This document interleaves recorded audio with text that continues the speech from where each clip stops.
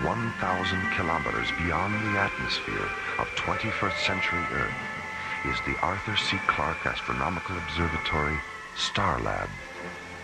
Here, Starlab Research Director Dr. Mora and scientists and technicians of the International Space Authority, ISA, watch over the countless stars and planets that fill the silent distances beyond the giant space station. This week, the men and women of Starlab become entangled in the adventure of the Egyptian necklace, an intergalactic detective story in the Sherlock Holmes tradition on Alien Worlds.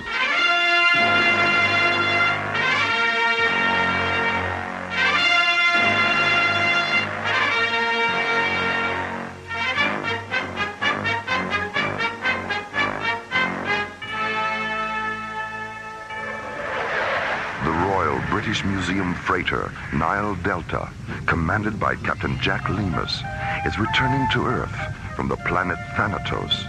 Aboard the freighter, the priceless King Tut exhibit, sent to Thanatos 2 weeks earlier as part of an interplanetary cultural exchange program. Nile Delta to Starlab Control. This is Starlab. Go ahead, Nile Delta. Is that you, Jerry? Affirmative, Captain. Are you planning to dock at Starlab on your way home? No, not this time. An ISA tanker came up from Cannabis 12 and refueled us on the other side of Saturn. No, I just wanted to say hello and invite you around for a visit if you're ever in London. My wife's got quite a lovely sister she's trying to marry off. And I've got some 40-year-old brandy that'll lift you right out of your boots. Thanks for the invitation, Captain. I'll take you up on it the first chance I get. I'll be looking for you. Nile Delta, clear.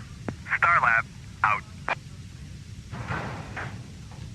That alien ship's back again, Captain. 3,500 meters off the port bow. Have you tried to contact her? We tried, but she still doesn't respond. All right, let's have another look at her. Full magnification this time. Hey, she's a beauty, isn't she? All white and slim like that. Do you recognize any of the markings, Tony? Wait a minute. What's that on the tail fin? The sun symbol? No, just below it. The blue and gold bird with its wings spread out. Isn't that the same? Hold on. She's dropping down a bit. Tony, she's been damaged. Top of the hull, amidships. There go the SOS flares. Let's get up alongside of her and see if we can help.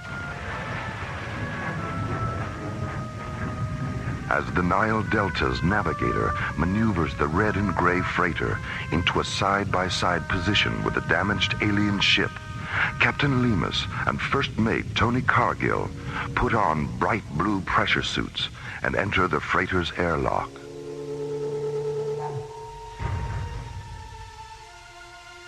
A moment later, an enclosed metal flex walkway slowly telescopes from the Nile Delta's airlock to an access hatch which has irised open in the hull of the fluorescent white alien spacecraft. You're very generous to give us your time and kindness. Well, hello. Who are you? My name is Puritep. I'm glad you didn't abandon us. Yours is the only vessel we've seen since the accident. When did it happen? 3 days ago. And some of our mariners have been injured. Is there a healer aboard your vessel? Yes, there is. And we have a complete medical facility as well. Then if you'll please follow me, we can begin transferring our injured to your ship.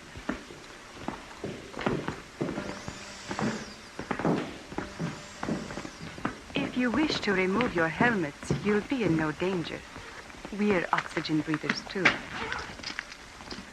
Whew, well, that's better, isn't it? Aye, it was getting a bit stuffy in there. This is Amontef. Which of you is Captain Lemus? Well, I am. How do you know my name?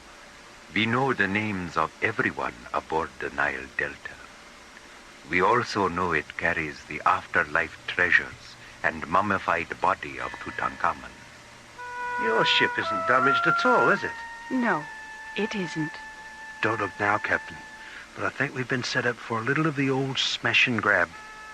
What the bloody hell do you want with the King Tut treasure? It only has value on Earth. It's worthless out here. We don't want the entire treasure, Captain. Only the beaded floral necklace. It's not mine to give you. And even if it were, I wouldn't.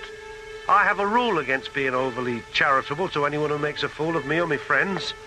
Come on, Tony, let's get back to the ship. Please, Captain, don't force me to use this weapon. A weapon? A tiny little thing? Let's get out of here, Captain. Amante?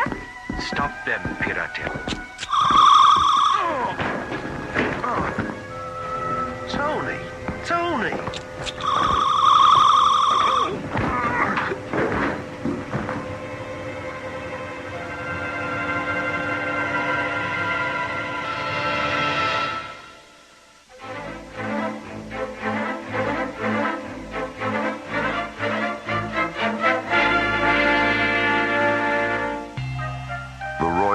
Museum freighter Nile Delta is returning to Earth from the planet Thanatos. Aboard the freighter, the treasure of the Egyptian boy king Tutankhamun. Midway between Earth and Saturn, a damaged alien spacecraft appears and fires SOS flares. Nile Delta Captain Jack Lemus and First Mate Tony Cargill board the alien ship to offer assistance. But inside, they discover they have fallen into a trap set by the aliens who want a beaded floral necklace from the King Tut treasure.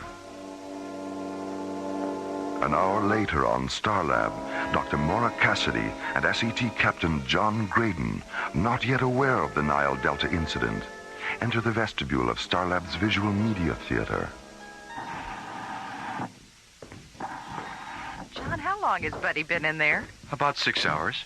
6 hours? What's he watching? The outtakes from Gravity's Rainbow? Oh, no, that was yesterday. Sunday, he sat through 5 old Stanley Kubrick films. And Monday, it was a Daffy Duck festival. What he's watching today is anybody's guess. Maybe he fell asleep. Well, I wish he'd sleep a little faster. We're going to be late. Hi, Mora. Hi, John. Buddy. Buddy, didn't your mother ever tell you that if you watched too many movies, your face would break out and you'd go blind? Very funny. I think you've got that mixed up with something else, Mora. I do? What? I'll tell you later. Well, buddy, what'd you see today? The Guiding Light, All My Children, and Search for Tomorrow. They're television soap operas from the 60s and 70s. Soap operas? Why do they call them that? Were they musicals about people getting clean? Not exactly, Mora. They were mostly about people getting dirty. Dr. Cassidy, please contact the control bridge. Oh, we'll never make the lecture at this rate. Have they repaired the intercom terminal in the theater, Buddy? Well, it was working this morning. Be back in a minute. What did you think of those music tapes Ingrid brought back from Calabria? I was listening to one when I turned in last night. You know, the one with all the voices?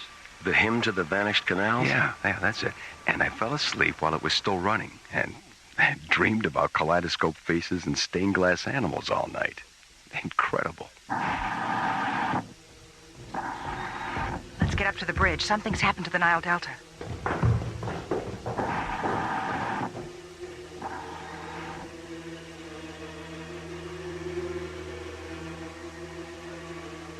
When we woke up, we were back aboard the Nile Delta.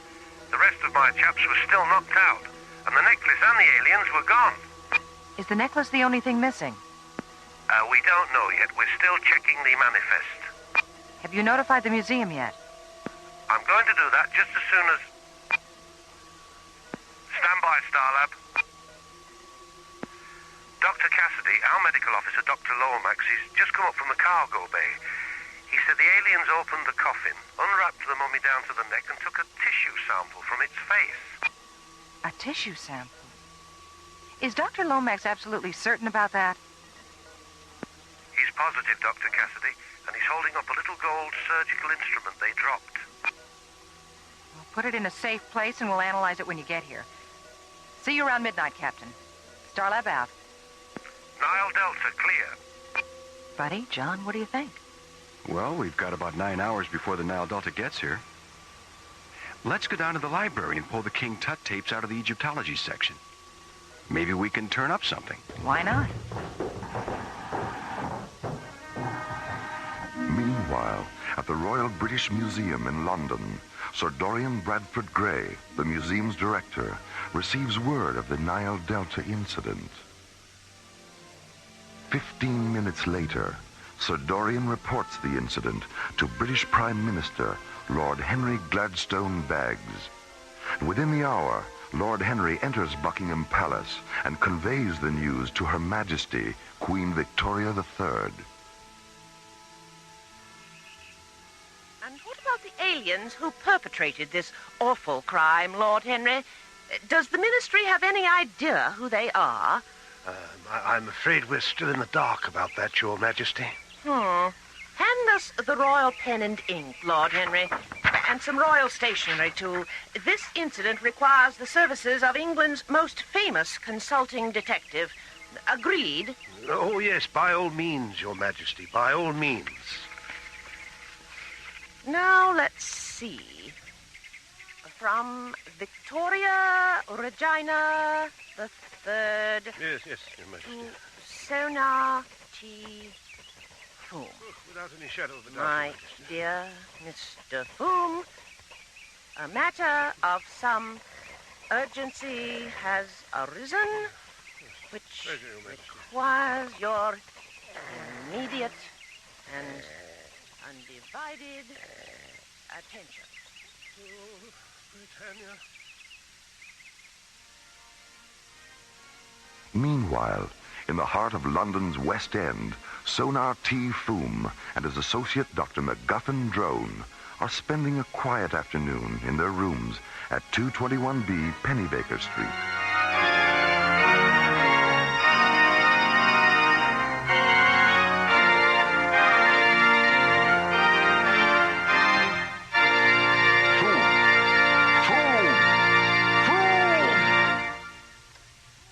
Did you say something, Drone? I really must protest, Foom. That instrument of yours had my London Gazette vibrating so rapidly, I could scarcely read today's news. Please forgive me, Drone, but you know how restless I am when there's nothing afoot to test my keen powers of observation and deduction. And music does, after all, soothe the savage beast. Well, if it's savage beasts you're interested in soothing, perhaps you should consider taking up residence at the zoo. Careful, Drone. I think you're skating on rather thin ice with that one. Just a moment. Do my ears deceive me, or is that Mrs. Hudson's cat-like tread upon the stair? Yes, that's Mrs. Hudson, all right. No question about it. Come in, Mrs. Hudson. Why, Mr. Foom, how on earth did you know it was me? Elementary, my dear Mrs. Hudson. There are just the three of us in the entire house. The doors and windows are latched from the inside. Dr. Drone and myself are, as you can plainly see, here in this room, which left only you, Mrs. Hudson, unaccounted for. Oh, Mr. Foom, you never cease to amaze me. I also perceive an envelope between the thumb and forefinger of your right hand, Mrs. Hudson. White, 6 inches square, addressed to me in violet ink. Oh, my, yes, I nearly forgot. It just arrived. May I have the envelope, please? Thank you. A message from none other than Her Royal Majesty. You don't say. Her Royal Majesty. How did you know that, Foom? The return address, my dear Drone. I recognize the royal zip code. Your powers of observation are absolutely uncanny, Foom. Yes. And now...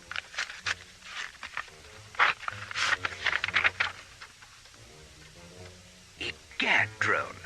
The Nile Delta's been set upon by alien beings, and King Tutankhamun's floral necklace has been purloined. Her Majesty requests that we go to Starlab at once and assist in the investigation of this beastly crime. Mrs. Hudson, call the airfield and tell Smattering to prepare the Bellerophon. Right away, Mr. Foom. Now, let's get our equipment sorted out, Drone. The game is afoot, and a new adventure is at hand.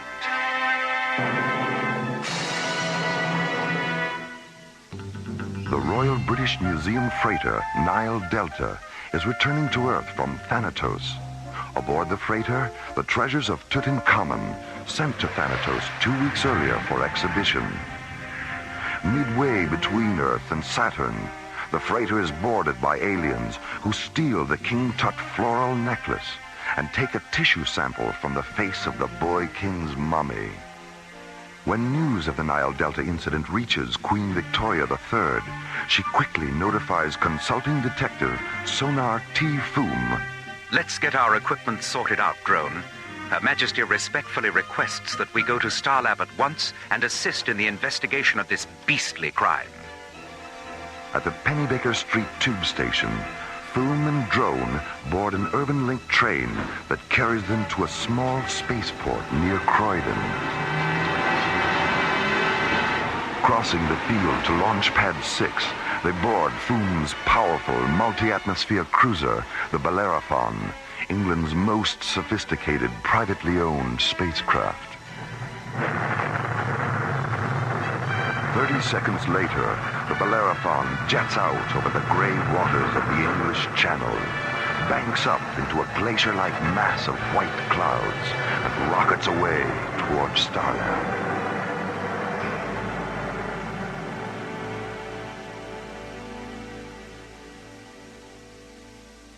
Erica finishes replacing the AE-35 module, huh? Will do, Dr. Cassidy. See you later. Let's see. 9 o'clock. Well, time to feed my fish.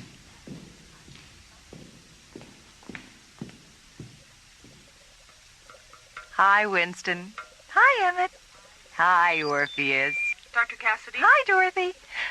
Yes, Dorothy, what is it? I have a transmission coming through from ISA headquarters. It's Commissioner White. I'll take it here. Patch him through. Mora, I just received a transmission from the British Prime Minister. Sonar T. Foom is on his way up to help with the Nile Delta investigation. Good. I've always wanted to meet that man. When did he leave? Oh, about an hour ago. He should be docking in a few minutes. He and his partner officially represent the British government in this case, Mora, so give them all the help you can. All right, Commissioner. I'll keep you posted. Starlab out.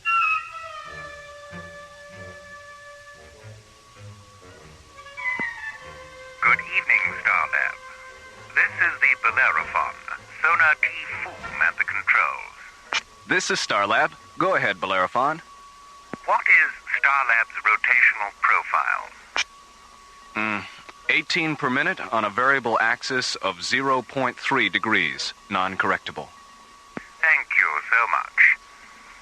At our present rate of speed and your present rate of rotation, I calculate our docking orbit insertion coordinates will be 208 degrees at subvector 671. Hold on a minute. That's right. Did you calculate that in your head? Of course. That's amazing. Nothing to it, really. Now, what do you have in the way of empty docking bays? Number 14. Thank you so much. And will you please inform Dr. Cassidy that we'll be there in 1 minute, 13 seconds? Will do. Starlab out.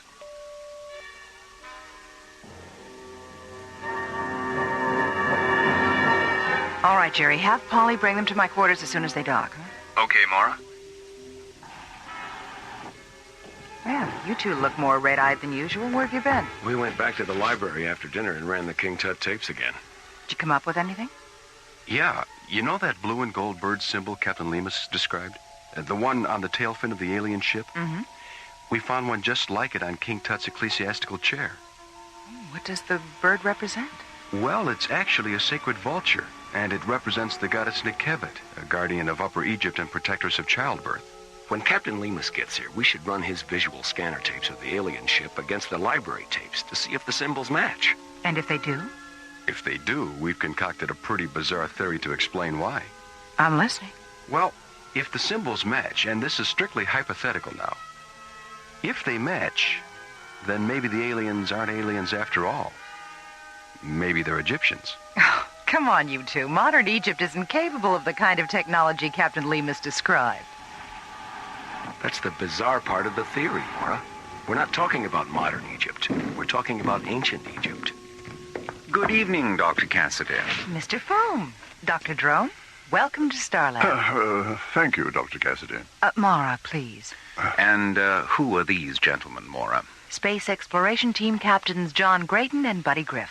Oh, how you Hello, doing? Hello. Nice to meet you. I believe you were discussing the possibility that the aliens who boarded the Nile Delta might in fact be ancient Egyptians. Something like that, Doctor. It's a theory Buddy and John dreamed up. I think we're going to get on very well indeed, gentlemen. Dr. Drone and myself were discussing a similar hypothesis not more than 15 minutes ago. You were? Congratulations, Captain Grayton. Thank you, Captain Griff. Mr. Foom, with all due respect to you and Dr. Drone, I find it hard to believe that we're dealing with 3,300-year-old Egyptians. Not 3,300-year-old Egyptians, Mora, but rather the descendants of the high priests and priestesses who departed the earth following Tutankhamun's death. Departed the earth? How?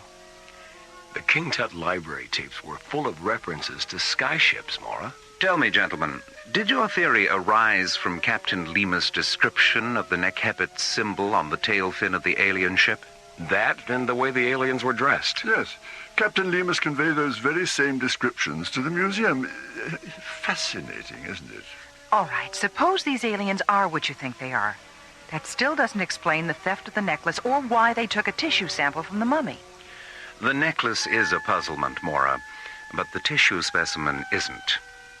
It has long been our contention that the Egyptian kings were preserved for only one reason, so that in future their tissue could be rejuvenated for the purpose of monocellular replication. Cloning. You mean you actually believe these aliens intend to duplicate Tutankhamun? Ancient Egyptian religion was completely devoted to the concept of life after death, Mora. Most scholars and historians still maintain that the Egyptian afterlife was simply an abstract journey through an equally abstract underworld.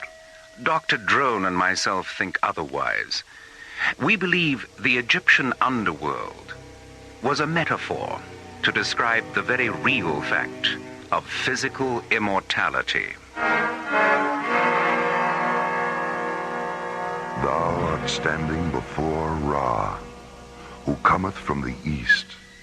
His duration of life is infinite.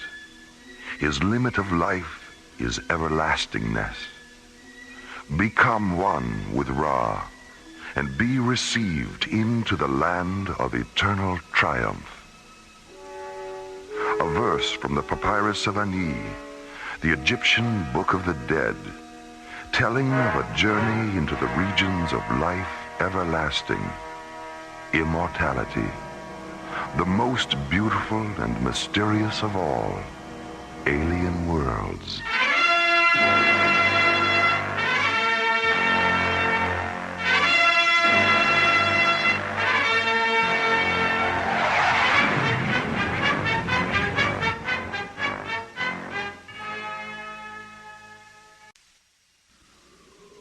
Slowly rotating at the edge of deep space, 1,000 kilometers beyond the atmosphere of 21st century Earth, is the Arthur C. Clarke Astronomical Observatory, Starlab. Here, Starlab Research Director Mora Cassidy and scientists and technicians of the International Space Authority watch over the countless stars and planets that fill the silent distances beyond the giant space station. Last week's episode began when Captain Jack Lemus, commanding the Royal British Museum freighter Nile Delta, notified Starlab that he was returning to Earth from the planet Thanatos. Aboard the freighter, the treasures of Tutankhamun, sent to Thanatos 2 weeks earlier as part of a cultural exchange program. Midway between Earth and Saturn, the freighter is boarded by aliens who steal the King Tut floral necklace and take a tissue sample from the face of the boy king's mummy. A tissue sample? Is Dr. Lomax absolutely certain about that? He's positive, Dr. Cassidy, and he's holding up a little gold surgical instrument they dropped. When news of the Nile Delta incident reaches Queen Victoria III, she notifies England's most famous consulting detective, Sonar T. Foom. Her Majesty requests that we go to Starlab at once and assist in the investigation of this beastly crime. Meanwhile, on Starlab, SET captains John Graydon and Buddy Griff research the Egyptology section of Starlab's library. Did you come up with anything? Yeah. You know that blue and gold bird symbol Captain Lemus described? The one on the tail fin of the alien ship? Mm-hmm. We found one just like it on King Tut's ecclesiastical chair. When Captain Lemus gets here, we should run his visual scanner tapes of the alien ship against the library tapes to see if the symbols match. And if they do? If they match, then maybe the aliens aren't aliens after all. Maybe they're Egyptians. A few minutes later, Sonar T. Foom and his associate Dr. MacGuffin Drone arrive at Starlab, and when Mora tells them about John and Buddy's theory... I think we're going to get on very well indeed, gentlemen. Dr. Drone and myself were discussing a similar hypothesis not more than 15 minutes ago. All right, suppose these aliens are what you think they are. That still doesn't explain the theft of the necklace or why they took a tissue sample from the mummy. The necklace is a puzzlement, Mora, but the tissue specimen isn't. It has long been our contention that the Egyptian kings were preserved for only one reason, so that in future their tissue could be rejuvenated for the purpose of monocellular replication. Cloning. And now, the conclusion of The Adventure of the Egyptian Necklace, an interplanetary detective story in the Sherlock Holmes tradition on Alien Worlds.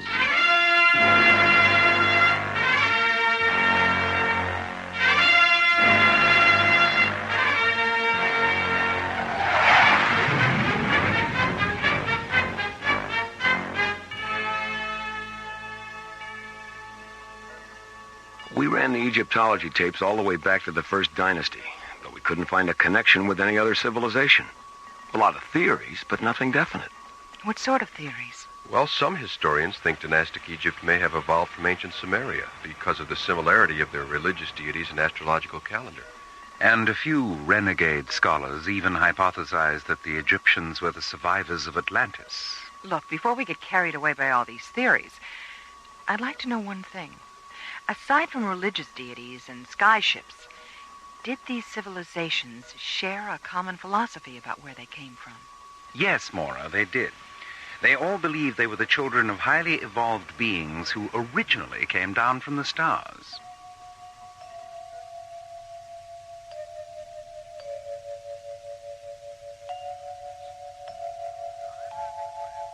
Limehouse Express to Starlab Control. The Limehouse Express? Where do people come up with these names? Who knows? This is Starlab. Go ahead, Limehouse Express. Good evening. It's Jerry, isn't it? That's right. Who are you? What's your position? My position is that I never state my position. What's the problem, Limehouse Express? No problem, Dr. Cassidy. Now, if you don't mind, I wish to speak to Mr. Foom. Does he know you? Oh, my, yes. He knows me very well indeed. I'm Professor Moriarty.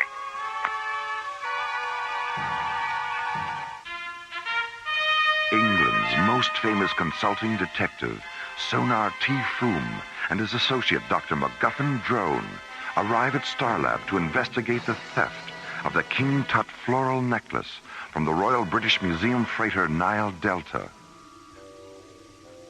Half an hour later, Starlab Control receives a transmission from the Limehouse Express, a mysterious spacecraft that refuses to give its position. Have you tried to locate him with a tracer beacon? He's neutralizing our tracer beacon with a scrambler beam that he's transmitting along with his radio signal. He's too far away for the scanners to pick him up. Very clever, Moriarty. Very clever indeed. Nearly as clever as you, eh, Foom? Well, I wouldn't go quite that far, Drone. No, I suppose not. Open B channel, Jerry. Go ahead, Mr. Foom. So, Professor Moriarty, we meet again. Ah, my dear Foom, it's so good to hear your voice. Interplanetary crime is so boring without an adversary of your caliber. What exactly is on your criminal mind? I'm in the mood for a bit of cat and mouse with you, Foom. So I thought it might interest you to know that the Tutankhamun necklace is in my possession. And the aliens who took it are being held aboard my ship. You mean the Egyptians who took it, don't you, Moriarty? Very good, Foom, very good indeed. Well, I see by the old atomic clock on the wall that we've run out of time. I do, however, want to leave you with these inspiring words. Catch me, if you can. Limehouse Express, out. Limehouse Express, indeed. Why, does that name mean something? Moriarty's great-great-grandfather was the most cunning criminal genius of his time. His headquarters were somewhere in the Limehouse section of London. And like his great-great-grandson's spacecraft, the location of the old professor's headquarters was a constant source of mystery. If the Egyptians are working for Moriarty, why is he holding them prisoner? It just doesn't make sense. I think it's safe to assume that they were cooperating with Moriarty rather than working for him. It's obvious now that he was using them to get the necklace for himself. We're right back at the beginning, aren't we? The beginning?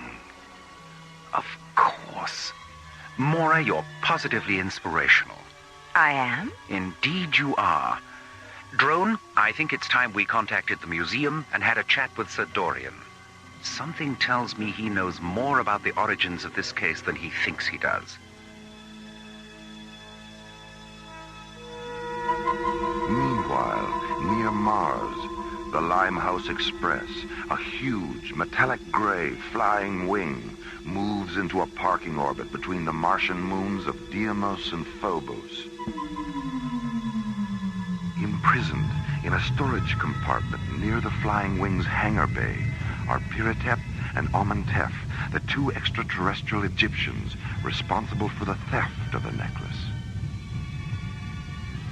It was foolish and undignified, Amenhotep. The two of us sitting in Sir Dorian's office, wearing those absurd Earth costumes, trying to deceive him the way the professor eventually deceived us. Perhaps we can still redeem ourselves.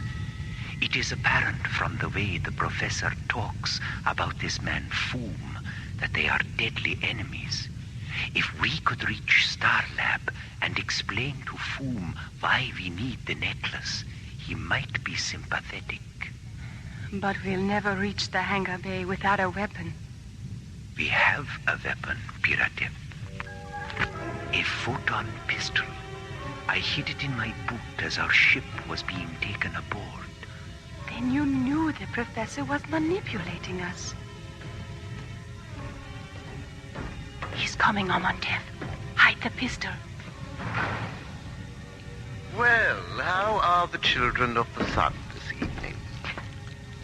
Why have you brought the necklace here? I'll be taking it to Anshar in a few hours, and I thought perhaps you'd like to have one last look at it. Be very careful with it, won't you, my dear?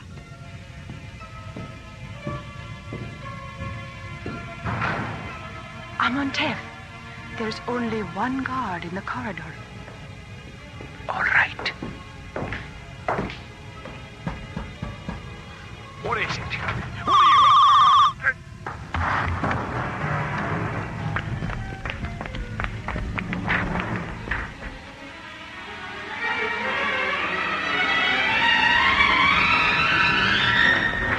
Take the necklace into the ship.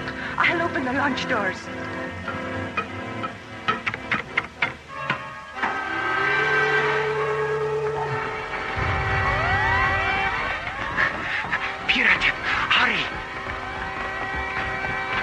Amenhotep, the guards are coming. Take the necklace to stop them. Piratep!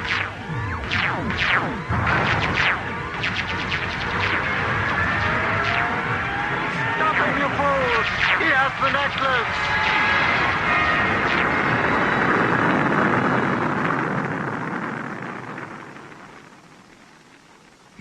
Meanwhile, on Starlab, Sonar T. Foom and Dr. MacGuffin Drone sit in a conference room on G-level, analyzing a video image Sir Dorian has transmitted from the museum's employee index terminal.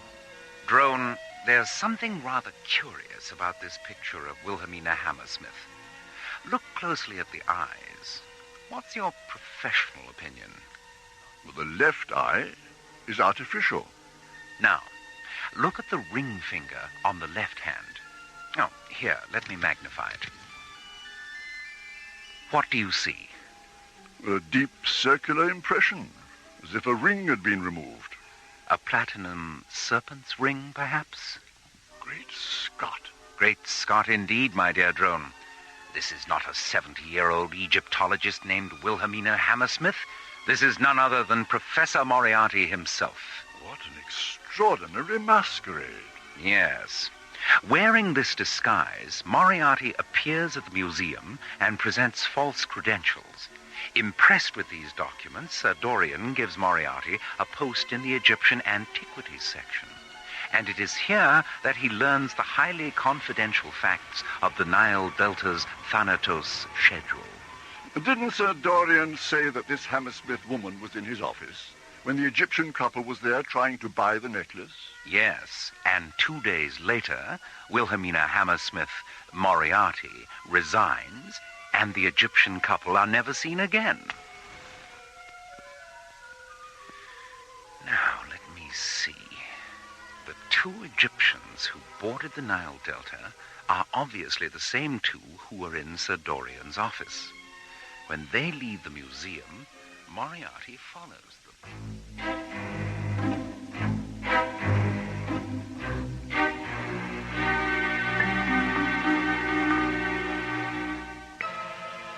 Escaping from a prison compartment aboard Professor Moriarty's Limehouse Express, the necklace safely in their possession, Piratep and Amantef dashed to their ship in the hangar bay of Moriarty's huge, metallic gray flying wing. Take the necklace into the ship. I'll open the launch doors. But as the thick metal doors slide open, they trigger a series of security alarms. And before Piratep can reach the ship, a squad of Moriarty's guards enter the hangar bay and open fire with laser rifles. Piratep!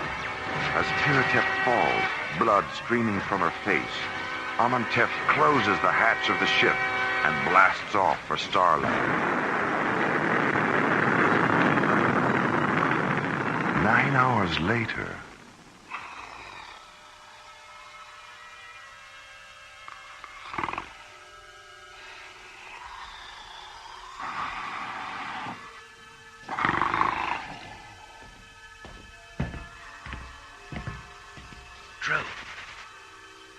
Drone, wake up. Fool.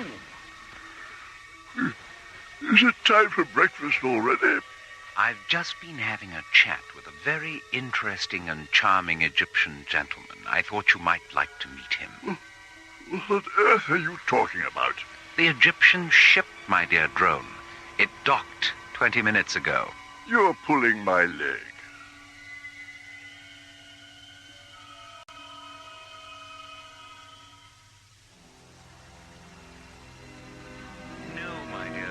I'm not pulling your leg. The white beads of the necklace are data storage terminals. Here, look through the lens. Good heavens. Microcircuits. The beads are emanation scanners, Doctor, that sensed and recorded the spiritual aura of the kings who wore the necklace. The necklace was brought to Earth by our ancestors and passed from dynasty to dynasty in the hope that it would one day be worn by a spiritually perfect king. A king who would then be replicated and given immortality. Tutankhamun is that king. Look, you said you didn't know King Tut's tomb had been discovered until just a few weeks ago. How did your people lose track of its location in the first place? The last Egyptian dynasty ended with the death of King Nechneb. When he died, the necklace was sealed in his sarcophagus. 1 year later, on the first day of the new solar equinox, our ancestors returned from Nahe Shem in a ceremonial funeral ship. As the ship orbited Earth, an inner circle high priestess went down in a small lander. She recovered the necklace, analyzed the white beads, and saw that of all the recorded spiritual auras, Tutankhamun's had been the most perfect and powerful. Placing the necklace in Tutankhamun's tomb, she returned to the lander, contacted the ship, and reported that it was Tutankhamun who would be given immortality. But before she could give the location of the tomb, her transmission was interrupted. She was never seen or heard from again. Limehouse Express to Starlab. I'll talk to him, Mora. Well, if it isn't the notorious Wilhelmina Hammersmith. Don't be tiresome, Foom. I know Amontef is there. We tracked his ship. Now, as you said earlier, let's get down to cases. Peratep is alive and sealed in an airlock. If you don't return the necklace, I'll decompress that airlock and kill her. I see. How do you want us to proceed? Dr. Cassidy and Amontef will deliver the necklace in an unarmed ship. Amontef knows my location. And Foom, don't try any of your tricks. Decompression is a singularly horrible way to die. What are you going to do, Foom? Elementary, my dear drone. I'm going to beat Moriarty at his own game. Amontef, come with me. I'd like to have a word with you in private.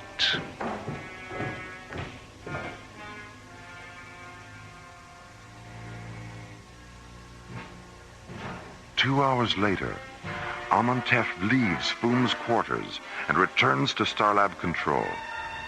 From there, he and Mora descend to Launch Bay 15, board the Deep Space Laboratory ship Octavia, and blast off for the Limehouse Express.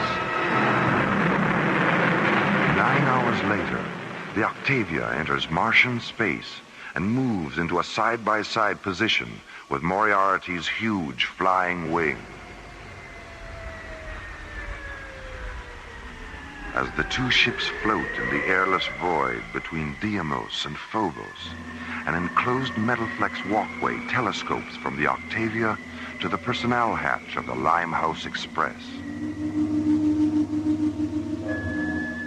After pressurizing the walkway interior, Mora stabilizes its atmosphere.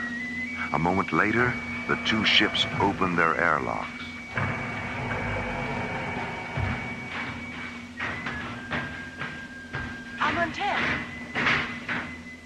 Peratep, your forehead.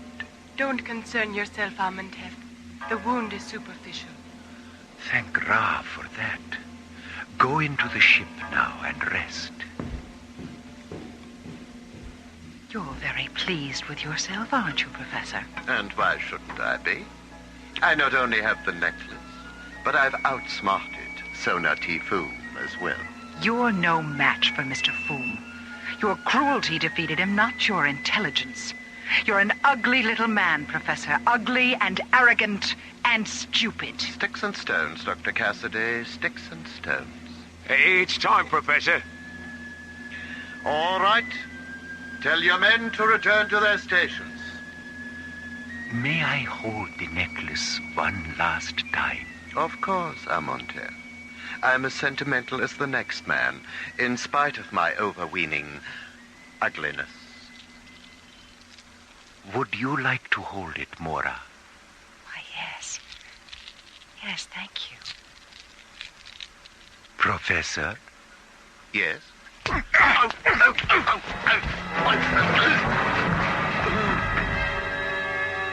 Amontef! Into the ship, Mora. I'll bring the professor. Professor! Guards! Guards!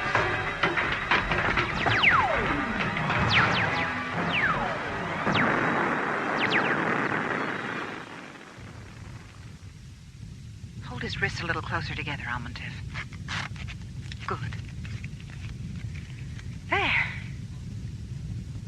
Watching you walk into Jastro prison is going to be a pleasure, Professor.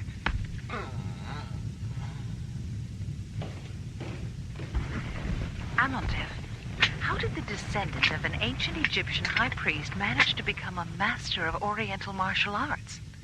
In much the same way that I became a master of disguise, Mora. Practice. Here, hold my nose. Mr. Foom! Shh! You'll wake Piratep. Why didn't you tell me? If you had known it was me disguised as Amontef, you might have behaved differently aboard Moriarty's ship. Here, help me peel off this beard. My fingernails are all sort of... Mora? Oh, I'm sorry, Mr. Foom. Oh, that's all right. I'm sure I'll be as good as new when they remove the bandages. What did Amontef say when you told him what you intended to do? He smiled his most seraphic smile and gave me his blessing. He's quite an extraordinary man, you know. While we were talking, I asked him why the Egyptian civilization was brought to Earth in the first place. And he said, to create a sense of wonder, Mr. Foom. A sense of wonder so compelling as to cause those generations still unborn to look at history with new insight and see the universe with new eyes. Eyes that will one day look back at ancient Egypt and understand what we tried to do there. And on that day, realize that they are looking back into the future.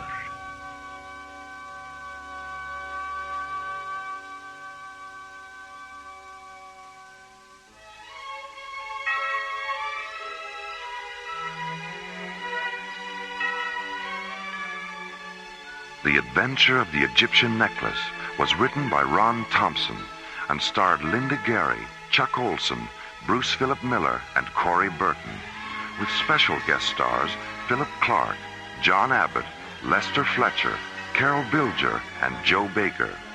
Associate producer Ron Thompson, music director Tom Rounds, engineer Stu Jacobs, assistant to the producer Jim Cook, technical consultant Peter Sky. Alien Worlds was created, produced, and directed by Lee Hansen. The Adventure of the Egyptian Necklace is dedicated to the memories of Sir Arthur Conan Doyle, creator of England's most famous consulting detective. And so, until next week, this is Roger Dressler, inviting you to join us for our next adventure, Time Clash, from the elsewhere and elsewhen of Alien Worlds.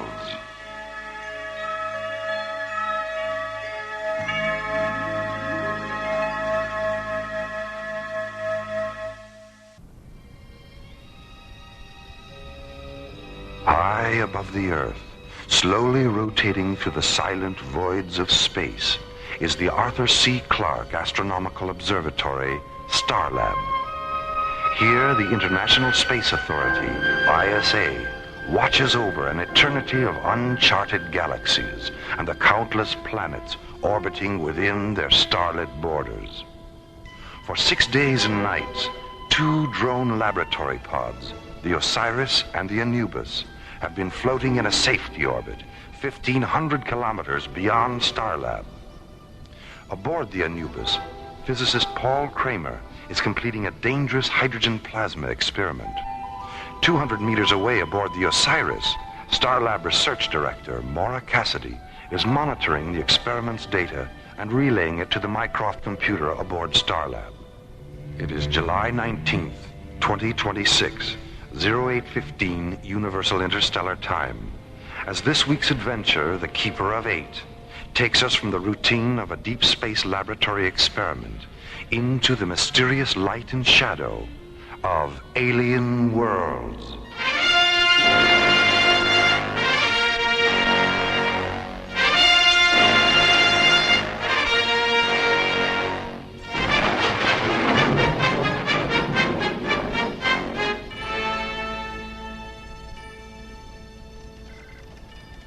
Paul, check the plasma chamber seals again. I'm still getting a red light on number 4. I read 000 across the board, Mora. There must be an indicator malfunction on your end. Let's cross-check it. Osiris to Starlab. You there, Valerie? Valerie? Oh, Dr. Reed, good morning. Oh, sorry, Mora. You caught me with a mouthful of toast. Anyway, Paul's right. My clock also reads 000. Oh, you mean I've got a short circuit? Oh, how embarrassing. Well, do you think you could stop blushing long enough to spacewalk on over here? Just as soon as I get my helmet on. Why, what's the problem? The valence analyzer I brought up from Terra was a gift from the Institute, and I sure don't want to leave it behind. Mora, I'm going to need your help taking it apart so we can get through the airlock. Okay, shoot the umbilical over and I'll show you why I almost ran away with the circus to be a tightrope walker. Here it comes. Umbilical secure. I'm on my way.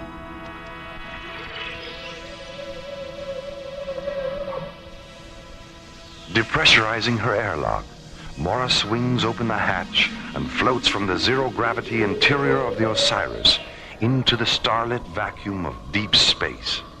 Her tinted glass helmet and metallic yellow pressure suit glittering in the clean, white light of the sun. Paul, can you see me? I sure can. Loud and clear. What's so funny? You're upside down. Wait a minute. Mora, I'm reading a ship in the area, 057 and closing. Do you see it? Hold on. Let me get turned around. Yeah. Yes, I see it. It's black. There aren't any markings. It's shaped like a bat. Tremendous wingspan. It's moving into a parking orbit directly above us. Something's coiling out of one of those nose vents. Looks like a metallic black snake. Oh, it's moving toward!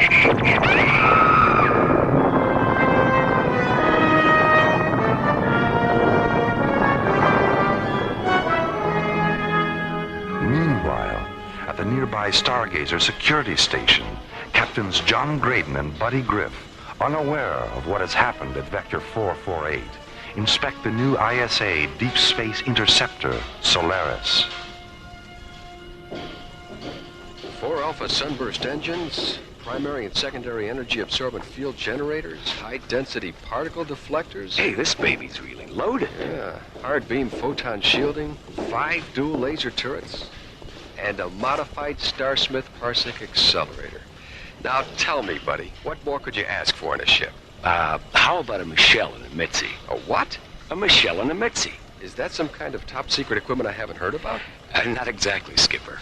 Michelle and Mitzi are those 2 terrific-looking inspectors standing over there. No. And from where I stand, their equipment is anything but secret. Buddy, just between you and me, have you ever been accused of having sexist leanings? Let me put it this way, Skipper. Attention all paramedic search vessels. This is an emergency rescue alert. Pilots and crews report to the information office in your sector. Captains Graydon and Griff, please contact the bridge. Come on, buddy. Let's use the radio aboard the Solaris. Right.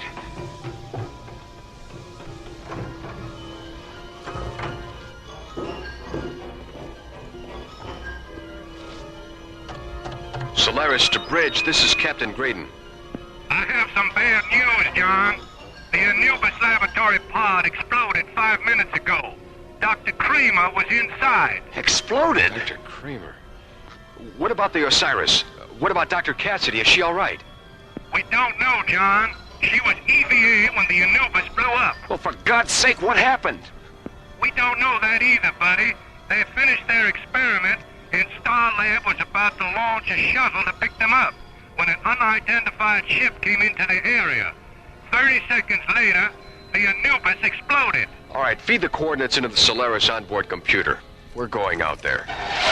John Graydon and Buddy Griff streak toward the area aboard the Solaris, followed by Stargazer rescue ships. Meanwhile, the mysterious Batwing alien vessel moves into a parking orbit behind the moon.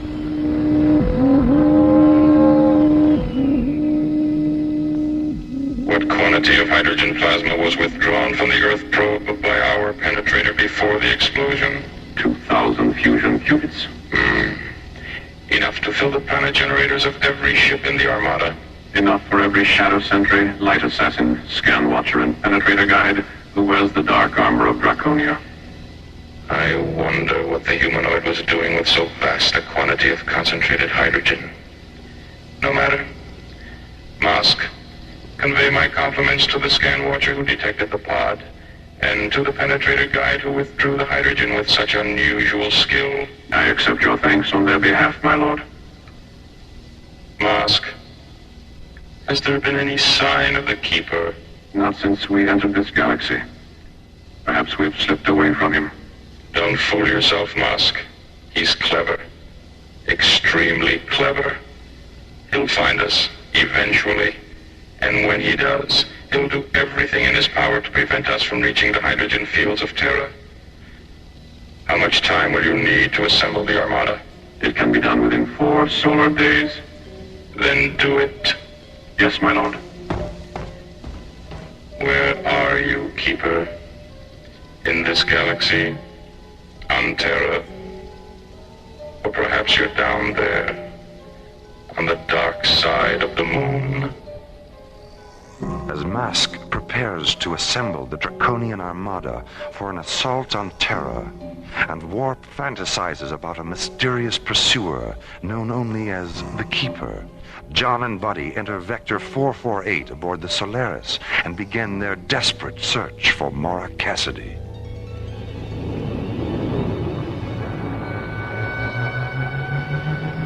Buddy, what's that on screen 6? Take it easy, Skipper. Let's magnify it and have a look. It's the plasma chamber from the Anubis. Damn it. Wait, something's not quite right here, Skipper. What do you mean? The chamber's still intact. If the hydrogen plasma didn't explode, what did? I'll tell you what. I'll stay here and watch the lifeform scanner screen. You get down to the recovery bay and take the chamber aboard with the grapplers. We'll turn it over to the spectrograph on Starlab. They can analyze it. Maybe they can tell us what happened. That's good. John, about Mora. She's alive until we prove otherwise, okay? Of course. I'll talk to you from recovery. Starlab to Solaris. Solaris, go ahead, Starlab. John, it's Valerie. Anything? We found the plasma chamber from the Anubis. It's completely intact, isn't it? Yes, it is. How did you know? I've been scanning the area on the elemental spectrum analyzers. There isn't a trace of hydrogen plasma residue. Then what caused the explosion? Skipper, get down here. What is it, buddy? The plasma chamber. There's a hole in it about the size of my fist. And so help me God, I can hear someone breathing.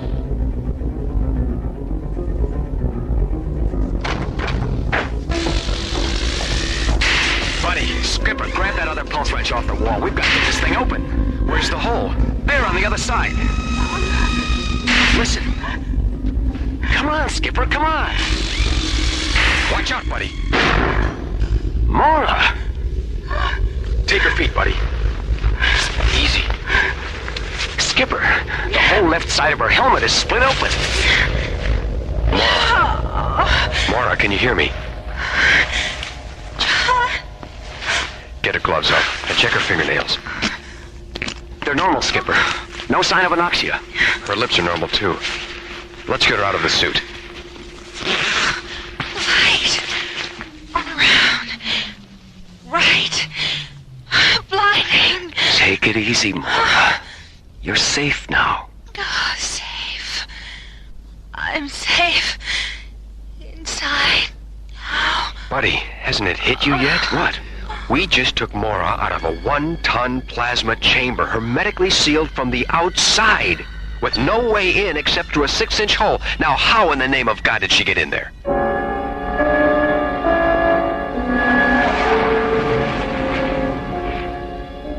I don't know. And Mora doesn't know either.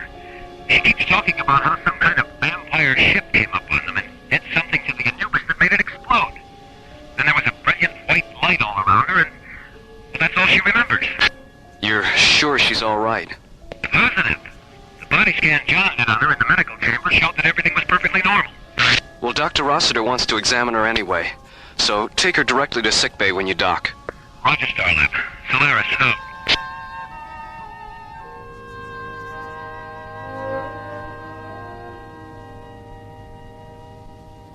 know what Dr. Rossiter said, Mora, but I think you should take it easy for a day or two. John, I feel fine. You better get some rope, Skip. Looks like we're going to have to tie her down. Hi, Mora. How you feeling? Oh, Valerie, am I ever glad to see you. What have you got there, Valerie? Your report. I'd like to go over it with you. Come on, buddy. We've got work to do. We'll be down in Docking Bay 4 if you need us, Mora. All right, see you later.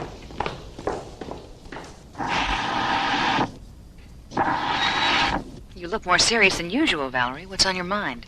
How you got inside the plasma chamber. I've worn every circuit in Mycroft to a frazzle trying to figure it out. Have you tried the Houdini file? The Houdini file? It's a joke, Valerie. Oh, sorry, Mora. My sense of humor escaped me there for a minute. Oh, yes. Well, maybe we can get a volunteer from the audience to help you find it. Dr. Cassidy, is Dr. Reed with you? Oh, yes, I'm here, somewhere. The Mycroft's printing out the results of your molecular transposition program. Oh, I'll be right there. Be back in a few minutes, Mora. Maybe Mycroft's finally come up with something. I hope so. What on earth? What on earth? No more and no less than on any other planet, Mora. I know your voice. Where are you? Sometimes I'm here, sometimes I'm there. I'm here, there, and everywhere. Who are you? My father was infinity. My mother was the light. I am Echo, the keeper of ages. Translucent fragments of cool white light materialize in Mora's quarters and slowly puzzle together to form a calm, shimmering pool of ethereal radiance, free-floating in the center of the room. Mora suddenly finds herself in the presence of Echo, the Keeper of Eight, a free energy being who has suddenly manifested in the form of a radiant pool of floating light. I am the last of an ancient race of Star Watchers, a refugee from a parallel universe, destroyed in the subvoid annihilations that created the star system. A parallel universe? You mean there used to be more than one? There still are, Mora. Hundreds of them, beyond the time-space continuum of this one. What are they like?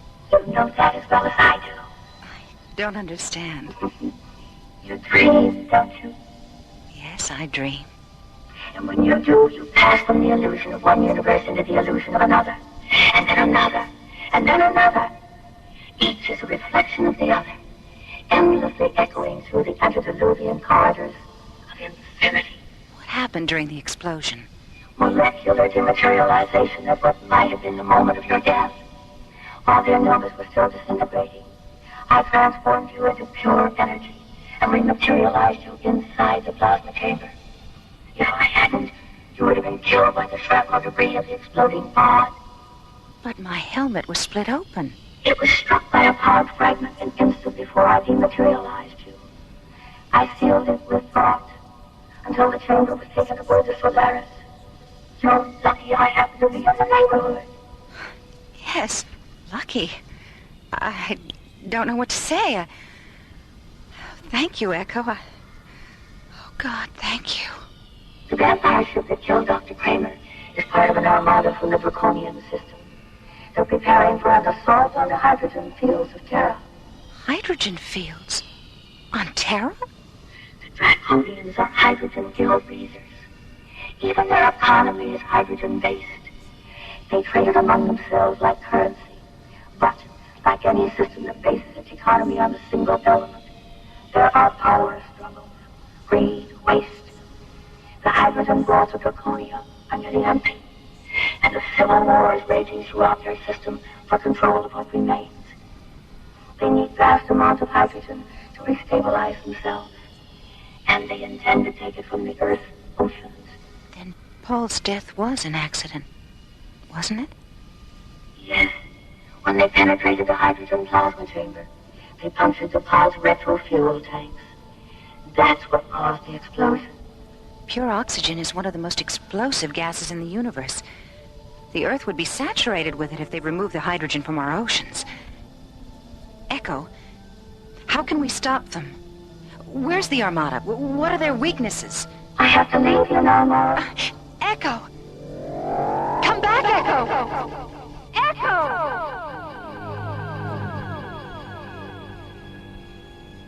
Echo? He called himself Echo? Are you absolutely certain you weren't having some kind of delayed stress reaction? John, you know me better than that, and I know me better than that. I believe you, Mora. I just wanted to be sure that you believed you. It all fits, Skipper. The problem now is how to deal with the Draconians. We don't even know where they are. I don't think that Draconian ship is very far away. Oh, Valerie, I forgot you were listening. Why? What makes you say that? The element scanners are reading a first magnitude concentration of hydrogen somewhere behind the moon. That might be it. Well, there's only one way to find out. Mora, do you feel up to a little ride in the Solaris? I certainly do. I'll meet you in the launch bay after I talk to Commissioner White. Hey, what about me? I don't know, Valerie. It could be dangerous. Danger is my middle name. Oh, I thought Daphne was your middle name. Oh, Mara. Okay, you can come along. Meet me in the communications center. Mora, is her middle name really Daphne? I was just kidding, buddy. Her middle name really is Danger.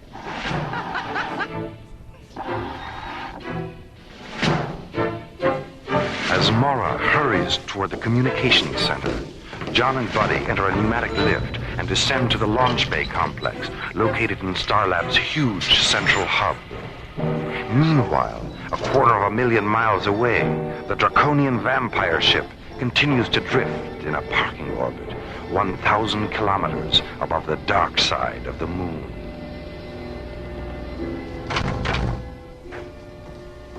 With your permission, my lord. Yes, of course, Musk. My time is yours. The Armada will enter this star system 2 solar days hence. It will consist of 200 multi-atmosphere assault cruisers, a flight of 1,800 siege raiders, 600 defense penetrators, and 1,000 armed tankers. 1,000 tankers. Excellent. That's twice the number I expected. How did you manage it, Musk? A bribe, my lord. 9,000 fusion qubits of hydrogen to the magistrate of the Opposition Alliance. Economic seduction. Still the broadest and most effective avenue to conquest, especially during a civil war. 9,000 fusion qubits. A small price to pay for 500 tankers the magistrate will never see again. My assumption is correct, isn't it, Musk? Yes, my lord. Our shadow sentries boarded the opposition tankers and neutralized the crews as the Armada was passing through the Twilight Meridian. Of course. The Twilight Meridian.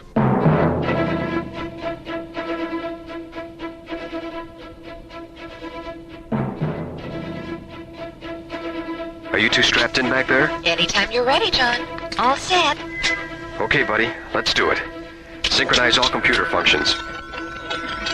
We have a positive decoder interlock on all data terminals. Manual launch functions are canceled. Real-time status is 20 seconds to ignition and counting. Buddy, you know we don't know what the Draconians are going to do when they see us.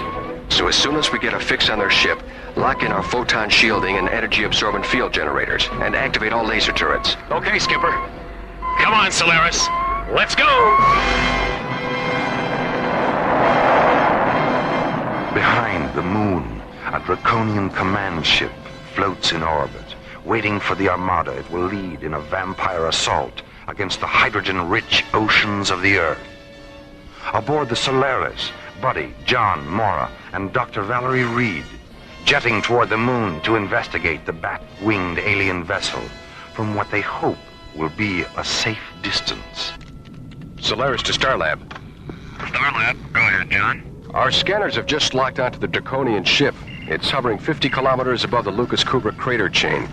THX coordinates 1138 at subvector 2001.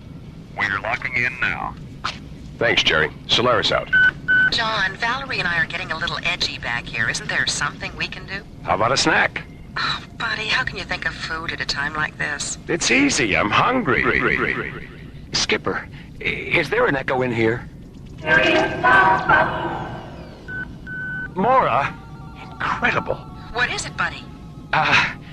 Would you believe a mysterious pool of talking light? Echo? Hello, Mora. Hello, Valerie. We'll be there in a flash. You certainly will. Mora,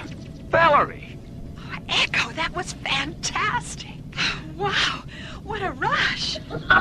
I'm glad you enjoyed it. Echo, how do you get people from one place to another so fast? Mora, darling. She's been through the process before. Echo, I'm beginning to feel a little strange. So am I. Me too. What's going on? You're all about to enter a metamorphic coma. And when you return to consciousness, you'll discover that in addition to being oxygen breathers, you'll be right at home in a hydrogen environment as well. But why? You'll see. Pleasant dreams.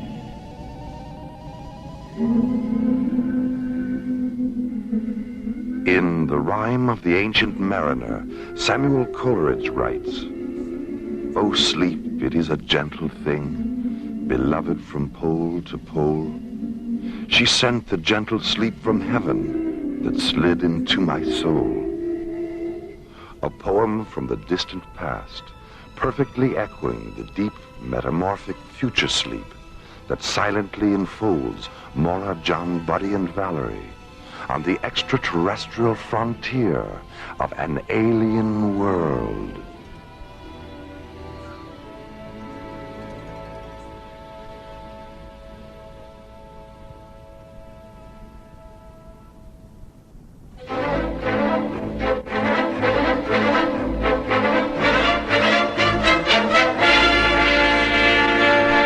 Alien Worlds continues. The Solaris rockets toward the dark side of the moon to investigate the draconian vampire ship. 8 minutes away from visual contact with the alien vessel, Echo, the Keeper of Eight, materializes and subjects Mora, John, Buddy, and Dr. Valerie Reed to molecular transmutation. A few moments later, they fall into a deep metamorphic coma that will radically alter their cellular pathology and body chemistry. A transcendental sleep from which they will awaken with the ability to breathe lethal hydrogen.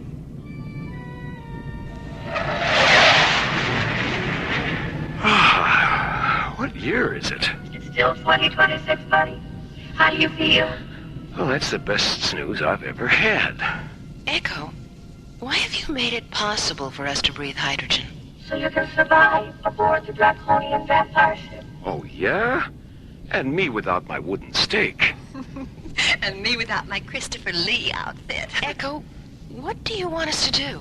The very thing you all want to do. Go aboard their vessel and meet them face to face. Well, that sounds very dangerous. The draconians had planned to withdraw all the hydrogen from the oceans of Earth.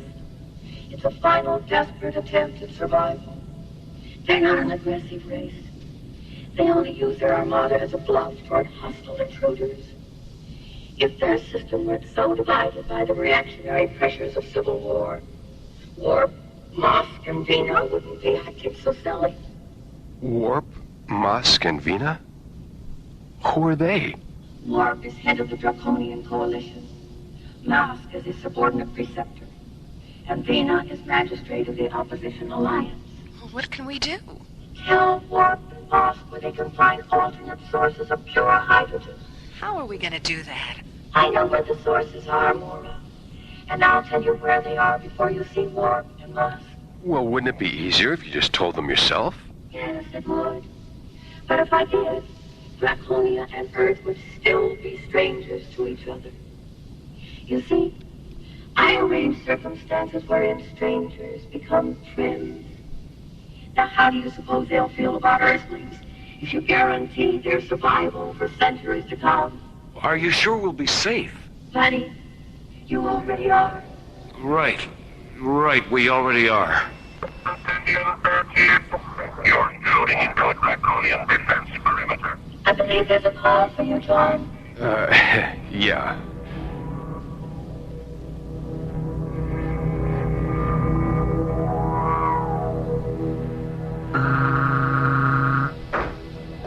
With your permission, my lord, my time is yours, Mask. The Earth vessel is holding its position. Is it a fighting ship? Yes, my lord. 5 binary laser turrets, and an ancillary system of particle beam injectors. Then our destruction is a certainty. The Earthlings don't wish to engage us, my lord. They've asked permission to come aboard. For what reason? They claim to have information that will ensure the survival of Draconia. Without going to war? Yes, my lord. Without going to war. What is your opinion, Musk? They know why we're here. They even know our names. Those two facts alone lead me to believe they've had a visitation from the Keeper. The Keeper wasn't always our enemy, Musk. Yes, my lord. Chaos. Desperation. Oh, this terrible civil war. We've gained more than we've lost, my lord. Yes, but our methods. Why were we so blind and arrogant, Musk? We should have begun our search for alternate sources of hydrogen half a century ago. Yes, we should have listened to the Keeper then. Perhaps the Earthlings are giving us one final chance to listen now. Have them come aboard, Musk. Yes, my lord.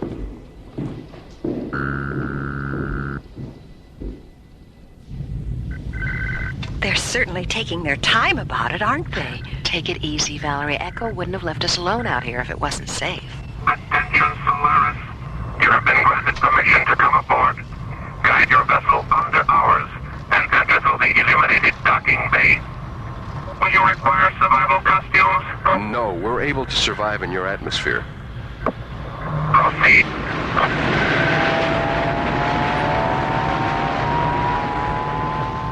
Firing the inertia rockets of the Solaris, John slowly guides the sleek white interceptor under the huge black draconian ship and enters a docking bay illuminated with diffused violet light.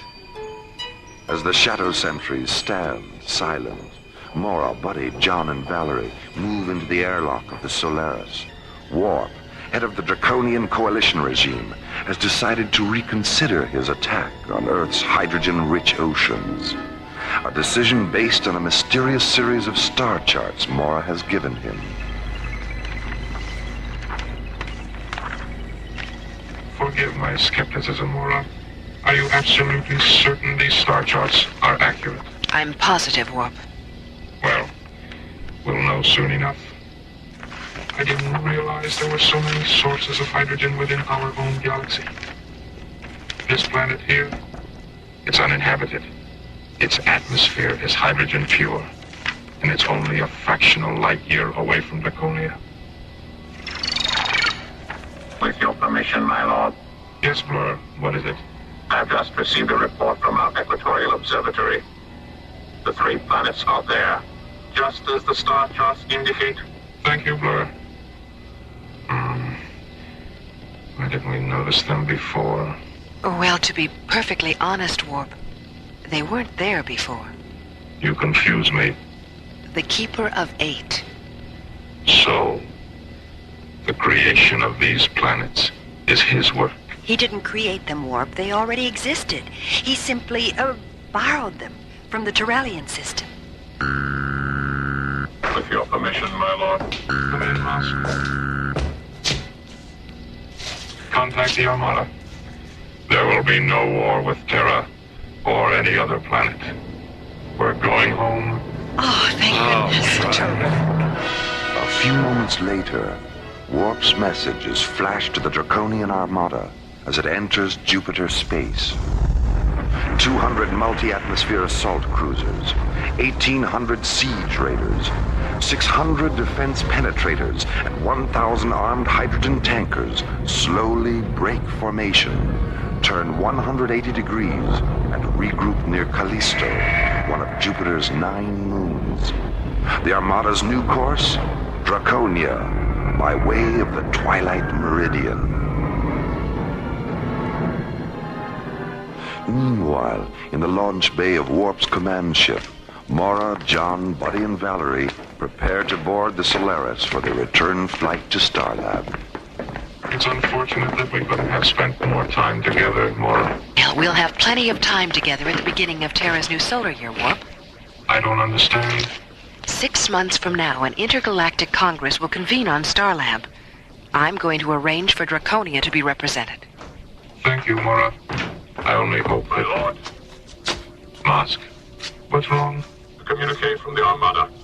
As it was leaving Jupiter space, it passed a flight of Opposition Alliance tankers and siege raiders. Vena is proceeding with the assault on Terra. Wasn't she told the Keeper has provided? She dismissed the information as a deceit tactic to prevent her from reaching Terra before we do. Then it looks like we're right back where we started. Buddy, where are you going? To use the radio in the Solaris. Somebody has to tell Stargazer to scramble those interceptors. That's my boy. Pilots and crews, attention. This is a priority combat alert. Launch factor, red. Rendezvous with Solaris at THX coordinates 1138, subvector 2001. As 3 squadrons of SET interceptors bank away from Stargazer and jet toward the dark side of the moon, John, Buddy, and Warp board the Solaris and blast out of the Draconian command ship's launch bay. The guidance thrusters on all our ships are located in outboard wing pods. By disabling any 2 pods on either wing, the ship will be unable to maneuver and will be forced to withdraw from combat. SET leader to Solaris, we have you inside, over. Max, is that you? In person, John, what's happening? There's a flight of Draconian ships between Jupiter and Mars. Subvector coordinates 047. Target grid Alpha 9 or 6. Attack pattern Omega Blue. Now this is a non-lethal engagement, Max. Direct your fire at their wing pods only. Roger, wing pods only. Okay, let's go.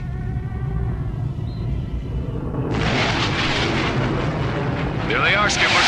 John, before you commence the attack, I'd like to try to reason with Vena. Open a close proximity channel, buddy. Okay, Warp. Go ahead. Vena, can you hear me? I hear you, Warp.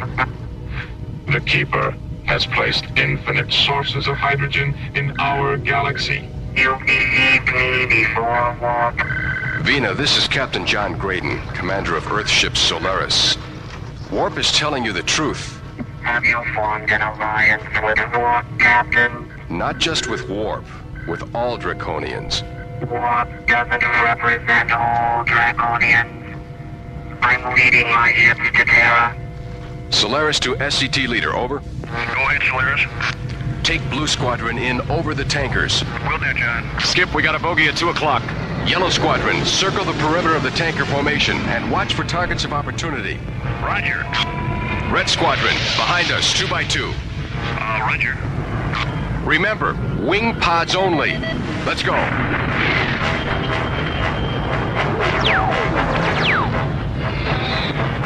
Dive out of there, Blue 4. I'll take the other pod. Break it off, Yellow Niner. They're opening another gun port in the tail. I'm right behind you, Red 5. Let's go around again. Yellow 3, head off those 2 stragglers at 6 o'clock. Red Leader, get out from under that lead tanker. The wing's starting to break off. Solaris to all squadrons. Regroup at 219 degrees and hold your positions. I got a scope on it, Skip. How's it look, buddy? Hard to tell. There's a lot of wing debris floating around out there. Well, Vena is now ready to listen to reason.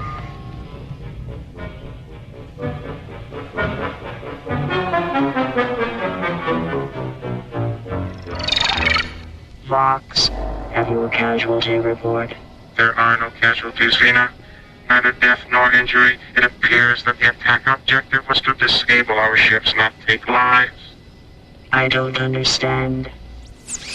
You haven't understood for a long time, Vena. Echo.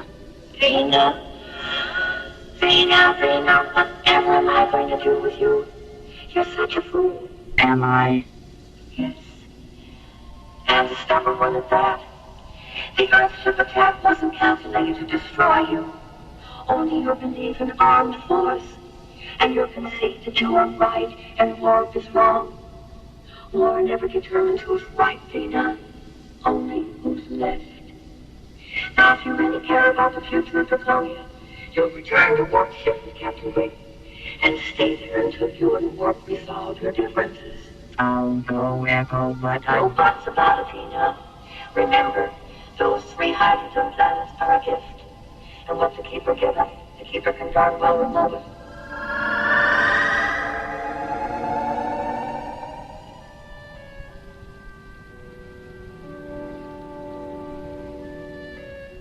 You mean you've been trying to get these two together for 50 years? That's right, Mora. Half a century ago, I proved to Warp that draconious hydrogen would be totally depleted within 35 solar years. He said that was more than enough time to find alternate hydrogen sources and went on about his business. Then I told Nina, who finally made it known to the entire planet. But she turned around and used it as a political issue to agitate against war. How many times over the past 50 years have you tried to bring them together? I lost count, John, which for me isn't easy. I finally left them alone to learn their lessons the hard way.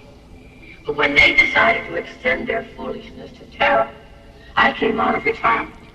I'm glad it's over, Echo. yes, thank you for returning us to ourselves. Echo, there's something I've been meaning to ask you. Why are you called the Keeper of 8?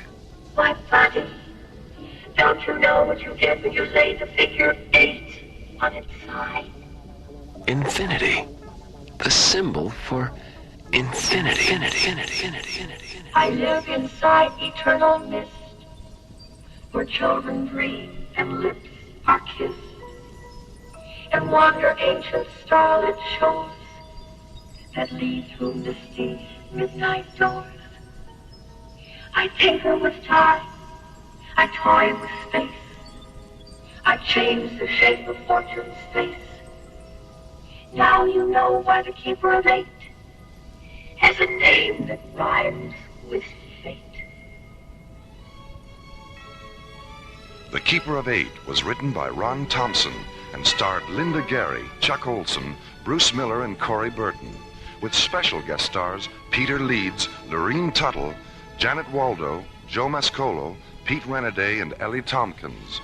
Alien Worlds was created, produced, and directed by Lee Hansen. This is Roger Dressler, inviting you to join us for another adventure on Alien Worlds.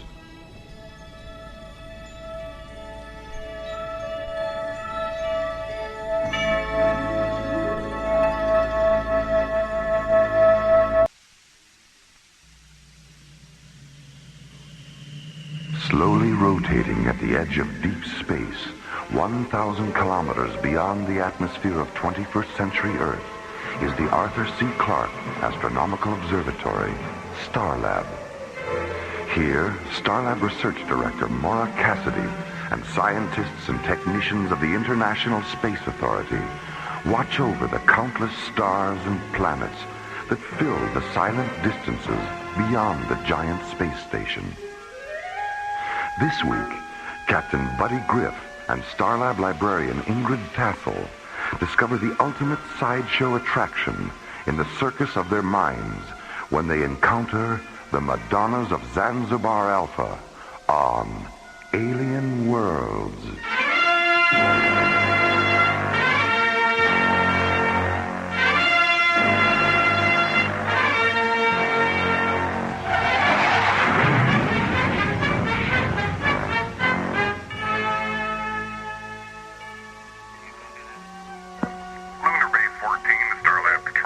This is Starlab. Go ahead, Lunar Base 14. Jerry, it's Frank Patterson. Is our shuttle still there? Yes, it is. When is it due to launch? In about 20 minutes. It's still being loaded. Okay, can you pass me through to the pilot? We need some hydroponic nutrient tubing, and I forgot to put it on his supply list. No problem, Frank. I'll switch you over. Good, thanks, Jerry. Serendipity 1, the Starlab control. This is Starlab. Go ahead, Serendipity 1.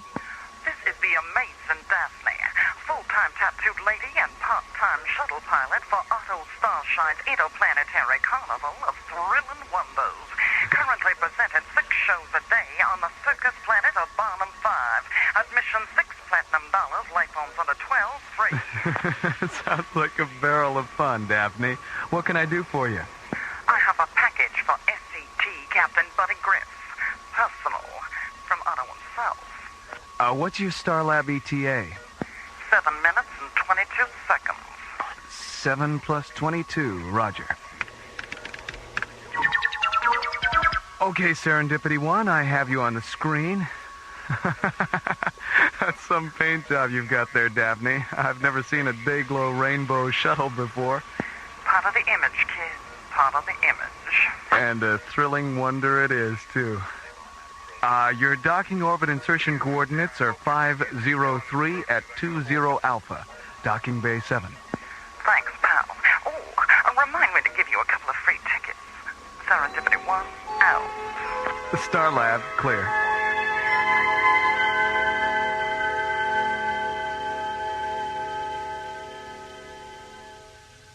Well, it seems to me that in order to project the astral body, the person first has to visualize being outside himself. He has to actually see his etheric body while he's still in his physical body. Oh, I don't know, John.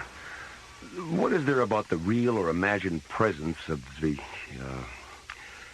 what's that German word for etheric double, Mora? Doppelganger. Yeah, doppelganger. Great word. Why is it necessary to visualize the doppelganger first? I mean, if that's essential, how do you explain the fact that people have out-of-body experiences while they're asleep? Maybe it's because when you sleep, you dream. And I'm oversimplifying this now, but aren't dreams unconscious visualizations of places you've been or places you want to be? I never thought of that. I guess that's a possibility. So maybe you're both right. Excuse me, Dr. Cassidy. What is it, Patrick? There's someone here from Barnum 5 to see Captain Griff. Daphne? Hello, buddy, you old roustabout. Hiya, Daph. My gosh. Mora. I'm sorry, I think nothing of it, dollface. Tattooed ladies are supposed to give you the shivers and make your eyes pop. That's what we get paid for. Daphne, this is Mora Cassidy, Starlab's research director. Glad to know you, Mora. Hello? And this is my good friend John Grayton. Put her there, Johnny. Any friend of Buddy's is a pal of mine. I've heard a lot about you, Daphne. Well, anything this beanpole told you about me, you gotta take with a grain of salt. Or maybe with a grain of pepper if you like your story spicy. Buddy, I didn't know that you knew any tattooed ladies. Why, hell's bells, Mora. Me and the kid have known each other for years. Well, when he was just a squirt, he used to spend half the summer following Otto's carnival around. How is Otto, anyway? Buddy, he couldn't be better. Going interplanetary was the smartest thing he ever did. Why, we got more attractions and menageries than you can shake a stick at. And Otto's got one whole shuttle stuffed with mattresses, just so he can store his money. Daphne, could I ask you a personal question? Far away, Johnny. Well, are you, tattooed all over? Oh, well, heck yes, sugar. I even got tattoos on the bottom of my feet. Want to see? Well, no. I mean, if you don't want to. Oh, no trouble at all, Johnny. Happy to oblige. Here, buddy. Help me off with these clodhoppers. Okay, here, give me your foot. Oh, there. What do you think of that? Fantastic. What's that there, Daphne? A white rabbit? A white rabbit, a Mad Hatter, a Queen of Hearts, twiddly-dee, twiddly-dum. Oh, heck, Mora, I got the whole story of Alice in Wonderland tattooed on the bottom of these babies. Daphne, did you have all these tattoos when you joined the circus? Nope. It was just my arms at first. Buddy here gave me the idea of getting tattooed from face to feet. He did? Yeah. The first summer he came around, he was reading this Ray Bradbury novel, The Illustrated Man. Well, I took a gander at the cover and decided then and there that anything an illustrated man had to say, an illustrated woman could say 10 times better. Oh.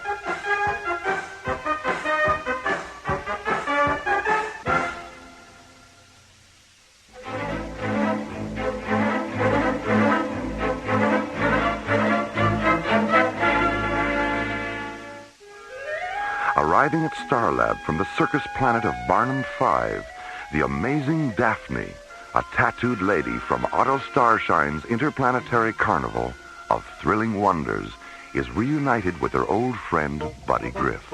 Buddy, I didn't know that you knew any tattooed ladies. Why, hell's bells, Mora. Me and the kid have known each other for years. Why, when he was just a squirt, he used to spend half the summer following Otto's carnival around. How is Otto, anyway? Buddy, he couldn't be better. Going interplanetary was the smartest thing he ever did. Why, we got more attractions and menageries than you can shake a stick at.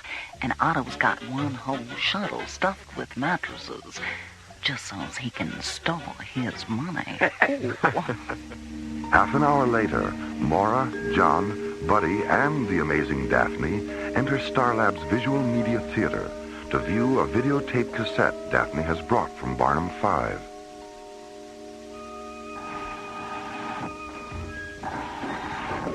Sorry, Mora. Didn't quite catch that. Left ear's going punky on me. I was wondering about the cassette. Oh, that.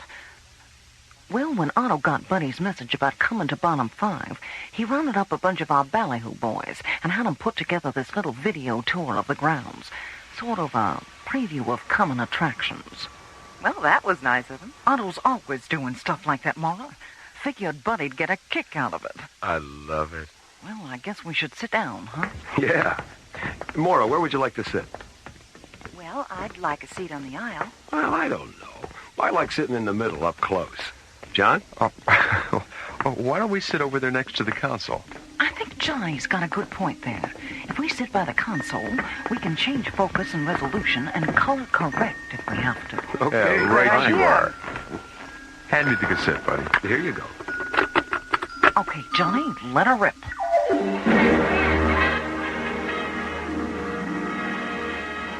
Ladies and gentlemen, presenting Otto Starshine Interplanetary Carnival of Thrilling Wonders.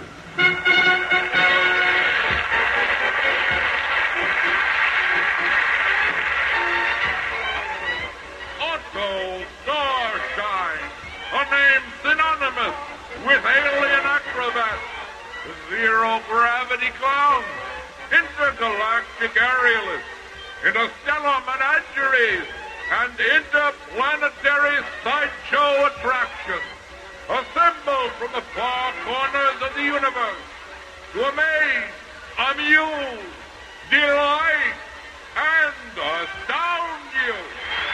I've never seen anything like that. Here from the planet Oz is glamorous Wanda, the Cossack woman. Watch her now as she puts her mammoth Cossack through their faces.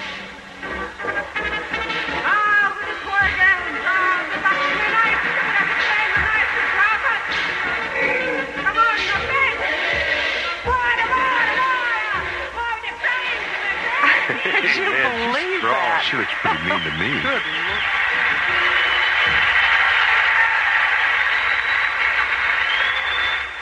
And now, from planet Earth, the fabulous flying balloonies, an aggregation of death-defying aerialists, so clever and accomplished, their safety net is 58 feet above them. He's got to be kidding. They fall up? And here from Otto Starshine's interstellar menagerie, a Lavinian confusion creature. Notice the tail at both ends, hence the name Confusion Creature.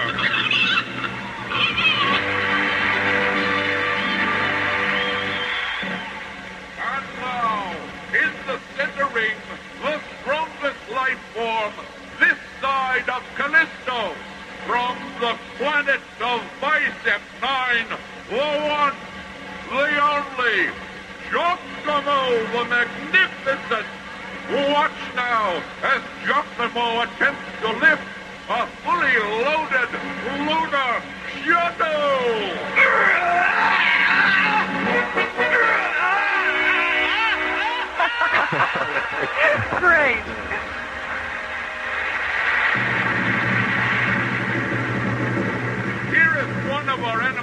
excursion from planet Earth. A quartet of tap-dancing kangaroos. Hit it, boys!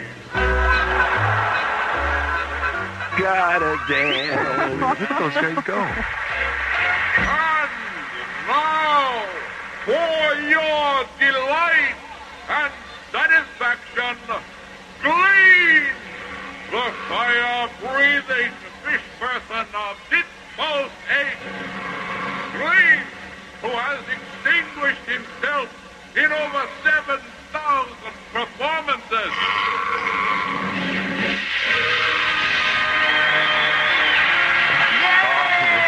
Hey, terrific. I've never seen anything like it, I'll admit that.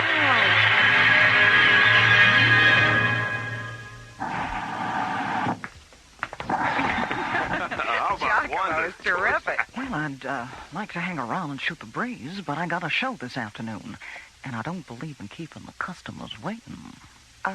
Daphne, before you go, would you mind coming down to the infirmary with me? The infirmary? How come? Well, you mentioned that your left ear was going a little punky.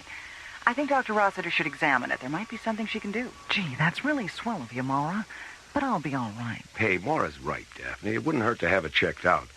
Besides, I think you and Dr. Rossiter would really hit it off. Well, okay. Good. I'll talk to you before you go. If anybody wants me, I'll be in the library. Checking out a book? Nope. Checking out a librarian. See you later. So long, buddy. Come on, I'll go down to the infirmary with you. Maybe I can get Daphne to tell me some of her spicier stories. Glad to oblige, Johnny. A man who listens is a good man indeed. And these days, a good man is hard to find.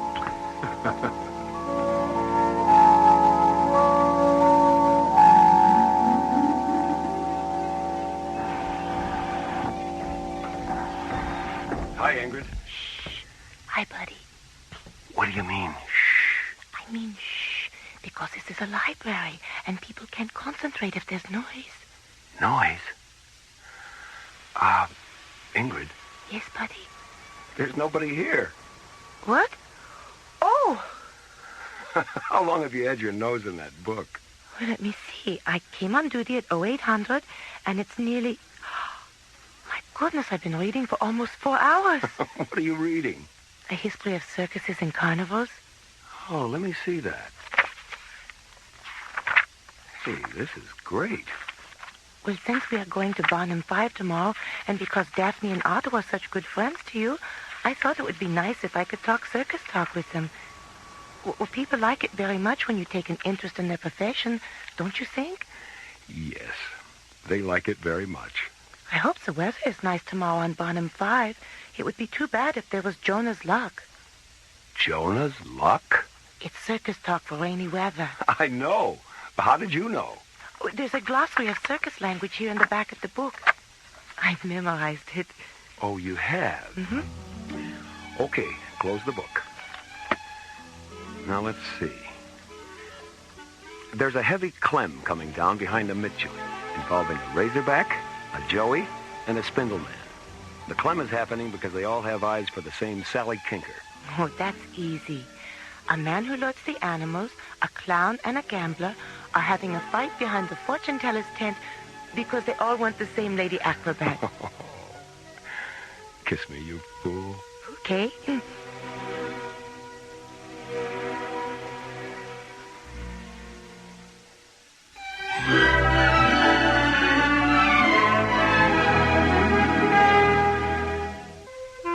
2 hours after her arrival at Starlab from the circus planet of Barnum 5, the amazing Daphne complains of a hearing loss in her left ear and is taken to the infirmary by Mora and John.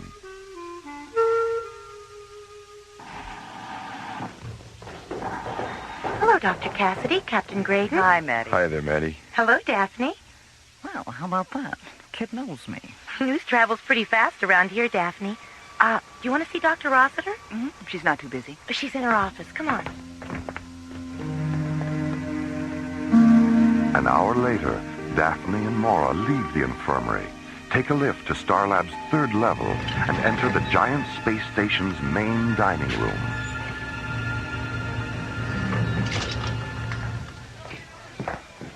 Hi, buddy. Hello, Dr. Hi, Mora. Daphne. Hi, honey. How'd it go? Well, it looks like I'm not going deaf after all. I got a cracked eardrum, but Diana gave me some medicine for it. Says if I use it twice a day for 2 weeks, the crack will heal up, and, hey, I'll be as good as new. Oh, good. Great. Oh, Daphne, this is Ingrid. She'll be coming to Barnum 5 with me tomorrow. Glad to know you, Ingrid. Hello, Daphne.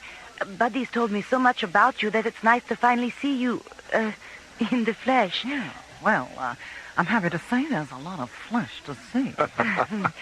Hey, where's John? He's still down in the infirmary. Is something wrong with him? Nothing a Sunday afternoon with Maddie won't cure. Yeah, well, I guess my spicy stories finally got to him.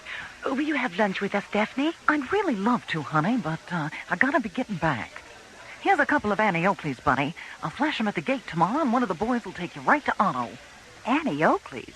That circus talk for free tickets. Oh, well, excuse me. Come on, Daphne. We'll walk you down to your docking bay.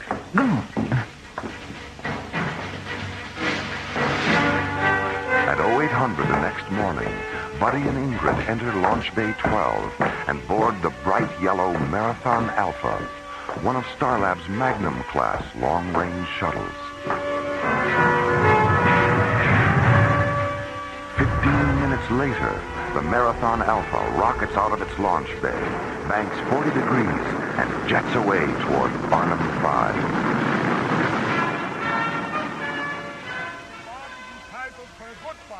Meanwhile, on the morning side of the small circus planet, Otto Starshine and the amazing Daphne stand on the midway of Otto's interplanetary carnival of thrilling wonders, watching the gaffers, roustabouts, kinkers, and razorbacks prepare for another day-long performance.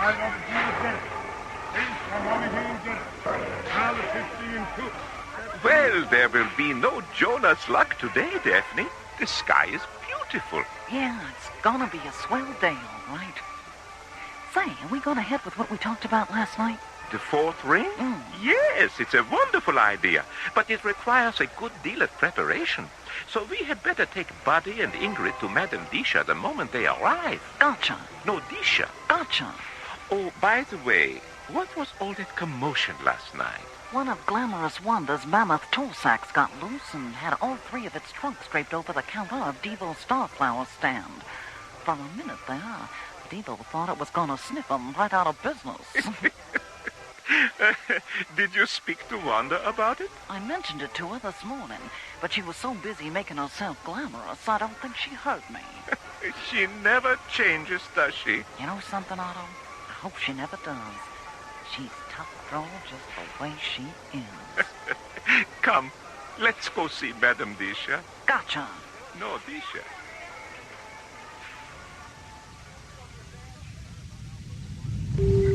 Marathon Alpha to Barnum 5 traffic control.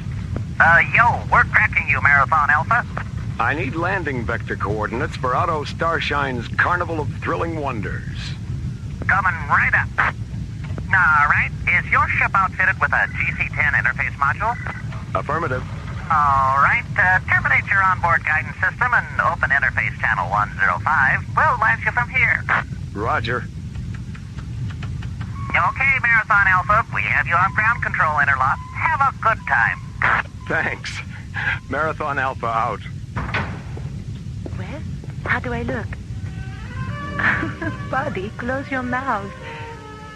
I didn't know you were changing your clothes back there. Oh, the way I look doesn't make you uncomfortable, does it? No. Little tiny skirts and little tiny tops don't make me uncomfortable. No. Yes, they do make me uncomfortable. Do you want me to change? No. I like being uncomfortable. Really, I do. I love it. Good. I think it's a perfect costume for a day at the circus. Circus? Oh, yeah, the circus. Oh, sure, it's perfect for a day at the circus. Or a night at the opera. Or a day at the races. 2 hours after leaving Starlab, the Marathon Alpha lands at the small spaceport near Otto Starshine's Carnival of Thrilling Wonders.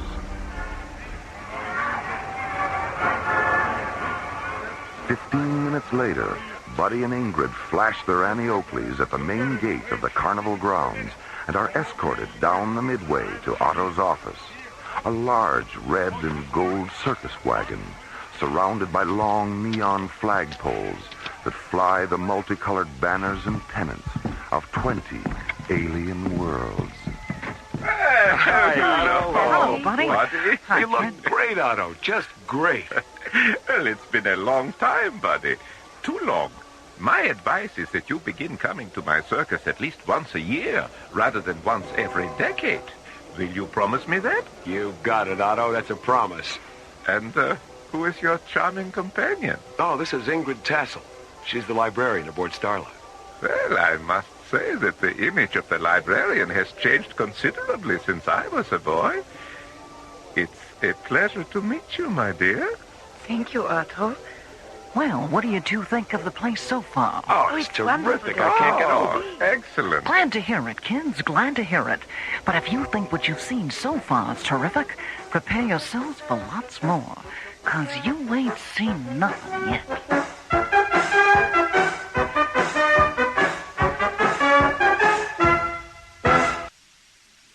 Last week's episode began when the Serendipity 1, an incoming shuttle from the circus planet of Barnum 5, radioed Starlab Control. This is Starlab. Go ahead, Serendipity 1. This is the amazing Daphne, full-time tattooed lady and part-time shuttle pilot for Otto Starshine's interplanetary carnival of thrilling wonders. I have a package for SCT Captain Buddy Griff, personal, from Otto himself. Okay, Serendipity 1, I have you on the screen. Your docking orbit insertion coordinates are 503 at 20 Alpha, docking bay 7. Half an hour later, the amazing Daphne is reunited with her old friend Buddy Griff, who introduces her to Mora and John Graydon. Glad to know you, Molly. Put her there, Johnny.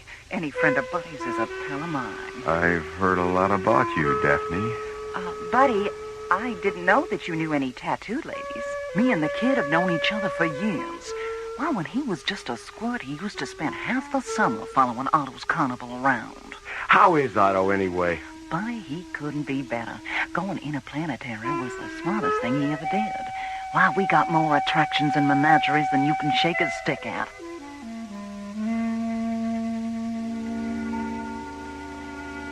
Three hours later, in the giant space station's main dining room, Buddy introduces the amazing Daphne to Starlab's librarian, Ingrid Tassel.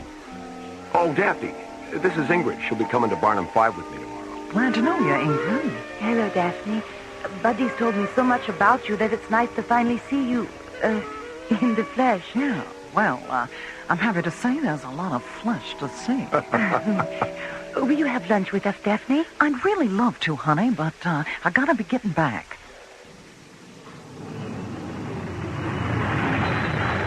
The next morning, as Buddy and Ingrid jet toward Barnum 5 aboard the Marathon Alpha, Otto Starshine and Daphne stand on the midway of Otto's interplanetary carnival, watching the gaffers, roustabouts, and kinkers prepare for another day-long performance. Say, are we going ahead with what we talked about last night?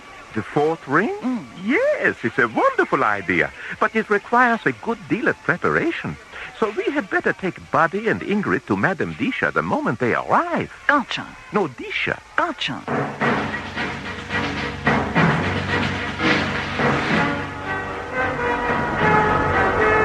2 hours after leaving Starlab, Buddy lands the Marathon Alpha at a small spaceport near Otto's carnival.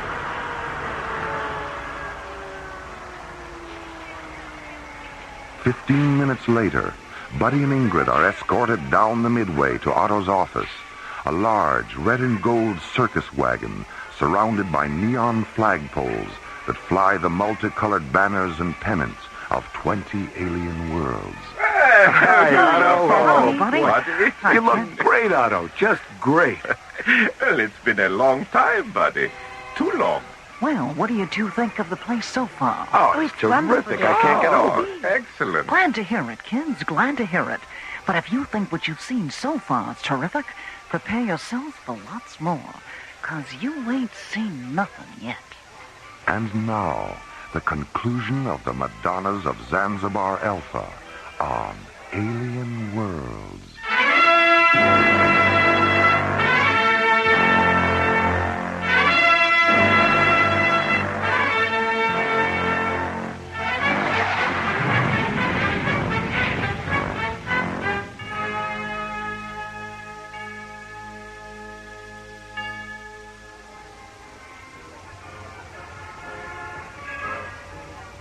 Well, listen, Dap, if we ain't seen nothing yet, what do you say we get out there on the old Midway and have at it? Oh, yes.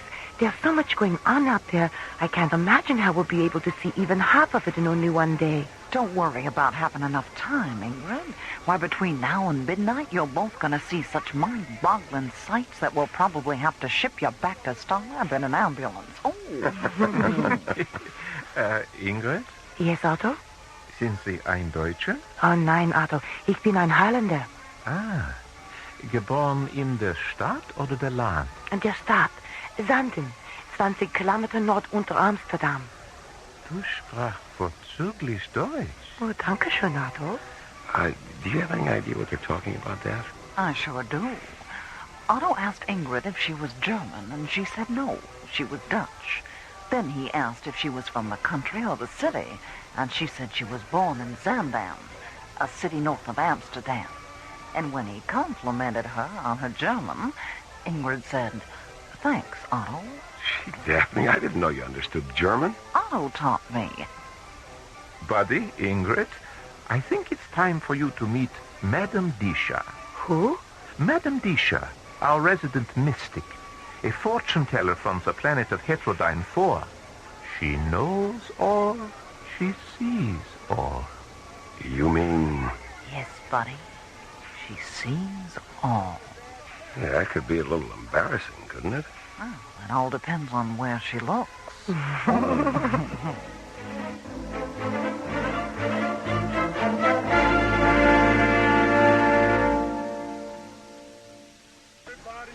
Arriving at the circus planet of Barnum 5, Buddy and Ingrid are escorted through the main gate of Otto Starshine's interplanetary carnival of thrilling wonders and taken to Otto's office, a large red and gold circus wagon.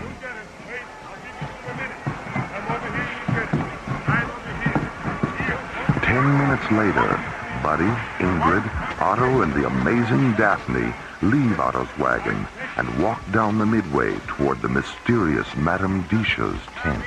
Meet the mysterious Madame Disha. Come, let us go inside. Heterodyne 4, educated in the mystic art. Good morning, Madame Disha. Hiya, madam. Good morning, Otto. Daphne. Madame Disha, I would like to present... Ingrid Tassel and Buddy Griff. Daphne told you we were coming? Did she? Have a good time, kids. Come on, Otto. Madame Disha will escort you back to my wagon when you are finished, Buddy. Enjoy yourself. Okay, Thank you, see you later. Please, sit here at the table. Buddy on this side, Ingrid on this side. Okay. Now, put your minds at ease. In a moment, the crystal ball will fill with light. When it does, join hands, look into the light, and concentrate.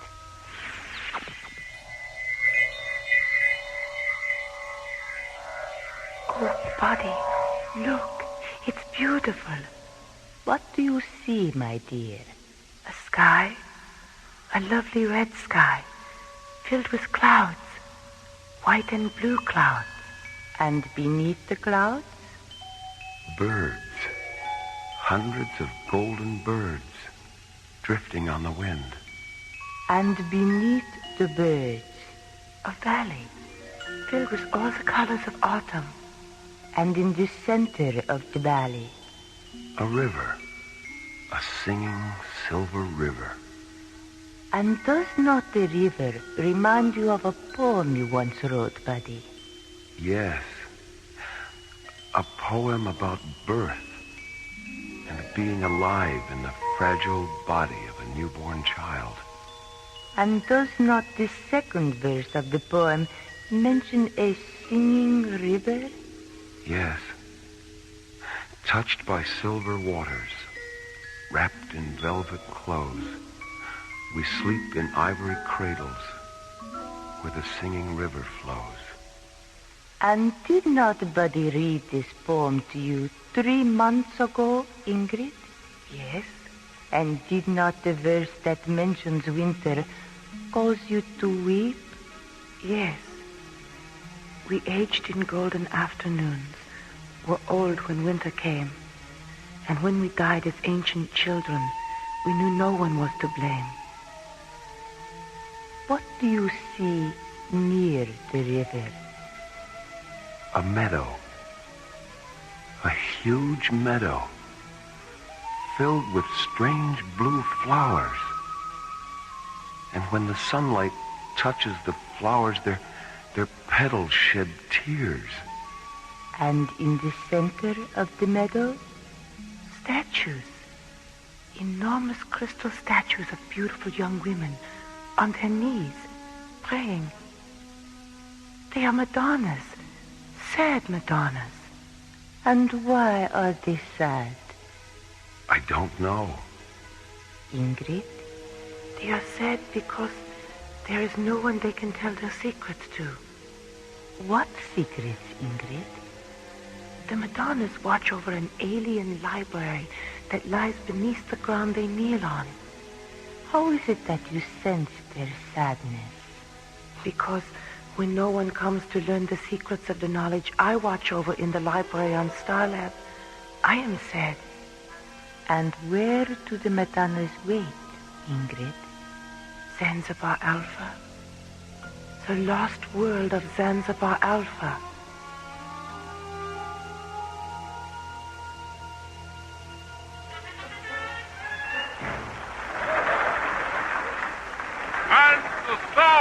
Another performance of Otto Starshine's Interplanetary Carnival comes to a close. And the next time your friends ask you where they can have the time of their lives, say this: from the sands of Mars to the distant stars, there's no greater show in the universe or anywhere else than Otto Starshine's Interplanetary Carnival of Thrilling Wonders. Thank you, and good night.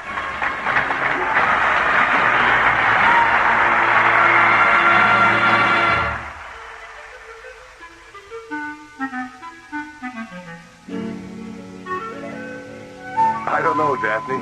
I think it's a toss-up between Madame Disha's hallucinatory crystal ball and glamorous Wanda's mammoth torsax. And what about you, Ingrid? What did you enjoy most? Oh, the artificial comet that went zooming around inside the big top. I thought it was wonderful when it exploded and all the clowns came floating down inside a fire hoop. Well, here's the good old Marathon Alpha. Hey, wait a minute. Who put that poster on the tail fin? It was probably one of our ballyhoo boys, Buddy. I don't know how they do it, but they always manage to get one of our posters on anything that'll stand still. It looks nice. Yeah, it does, doesn't it? Well, we'd better get aboard, Ingrid. Hey, thanks again, Otto. We had a terrific time. Oh, yes, it was just wonderful. Oh, good. Bye, Buddy. Good. Thank you so much. Goodbye. Bye, kid.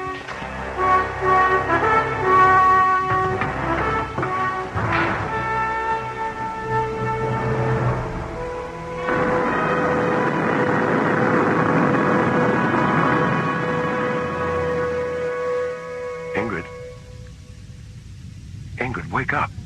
What? Oh, Buddy. Are we home? No, Ingrid, we're not home. I don't know where we are. What? Doesn't the onboard computer know where we are? It does, but I don't. The computer's feeding a star matrix to the navigational display, but I don't recognize any of the proximity coordinates. Buddy, there's a planet out there. I know. We drifted into its gravitational field just before you woke up. We're lost, Ingrid.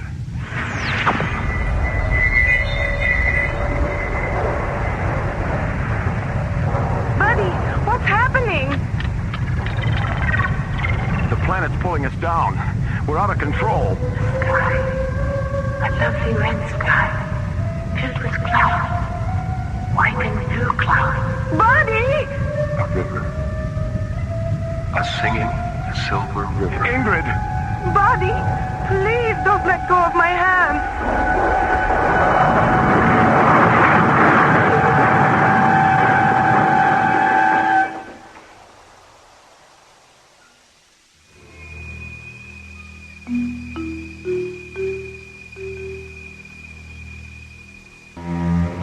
2 hours after leaving Barnum 5, the Marathon Alpha mysteriously drifts off course and becomes trapped in the gravitational field of an alien planet whose surface is obscured by white and blue clouds.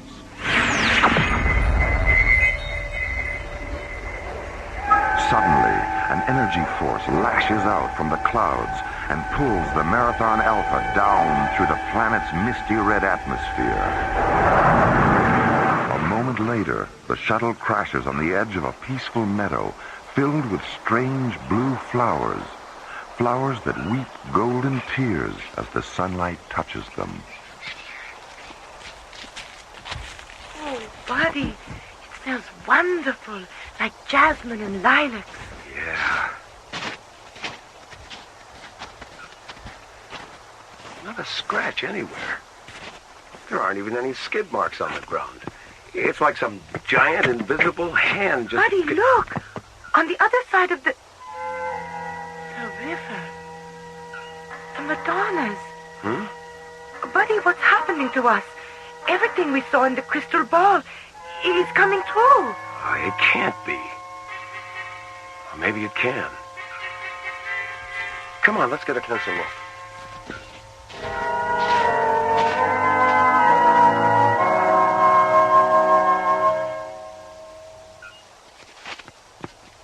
Hey, Ingrid, look at this outline on the knee of the statue. There's some kind of door here.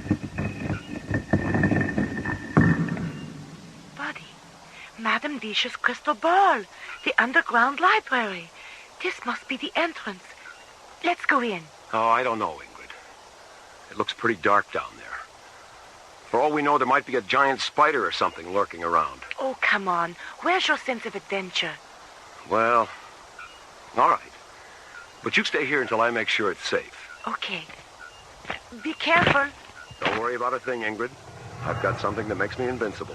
Your dauntless courage? No, my trusty blaster. I'll be right back.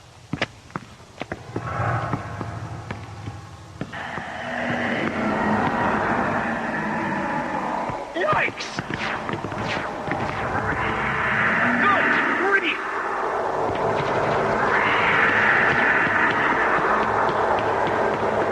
Buddy, what happened down there? A 10-foot spider. With hairy legs. I don't get it. You mention a big hairy spider and there it is. Is it dead? Yeah. I want to see it. Ingrid. I want to see it, buddy. All right.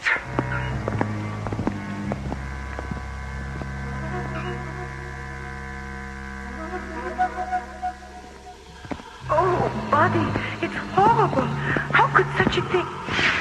What happened? Where did it go? The spider has returned to your imaginations. Who's there? Each Madonna represents a various aspect of knowledge. The one who kneels above us symbolizes knowledge through imagination. I am Yana, her soul. Why can't we see you? True knowledge has no form. Imagination has neither shape nor physical substance. But you know that, don't you? Yes, I suppose I do.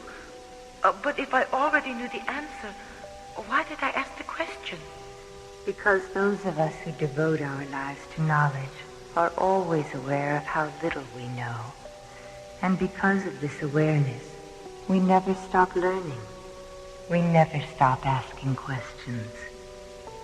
What did you mean when you said the spider returned to our imaginations? The most negative aspect of imagination is its ability to invent irrational fear. When you suggested that a great spider might be present, you formed its image in your mind and reacted with apprehension. When you descended the stairs into this corridor, the spider appeared, but only as a projection of your anxiety. But I saw the spider too. What you saw was based on the sounds you heard, Ingrid. You heard Buddy cry out. You heard him fire his weapon and describe what had happened. Sounds. Only sounds. But then, sound has always been imagination's greatest stimulant. Yana, how did we get here? You arrive at a place by sincerely wanting to be in that place.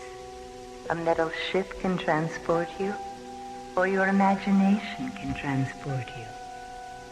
In transporting yourself with your mind, you discover that true knowledge is in the journey, not the destination.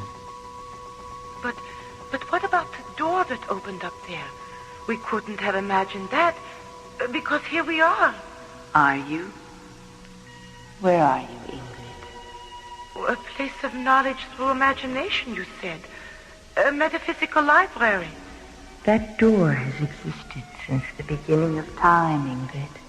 And it will always be there for anyone who wishes to pass through it. Oh, Buddy. Ingrid, what's wrong? Oh, they don't know. So many of them don't know. The door, it leads to eternal summer. Yana? I have to leave you now, because this part of the journey is ending. Love each other as much as you love me. Yana?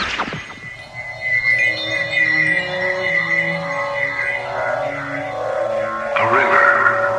A singing silver river. A valley filled with all the colors of autumn. Hundreds of golden birds drifting on the wind. A sky, a lovely red sky, filled with clouds, white and blue clouds. We sleep in ivory cradles where the singing river flows. Zanzibar Alpha. Yana? The lost world of Zanzibar Alpha. Yana? Buddy, please don't let go of my hand.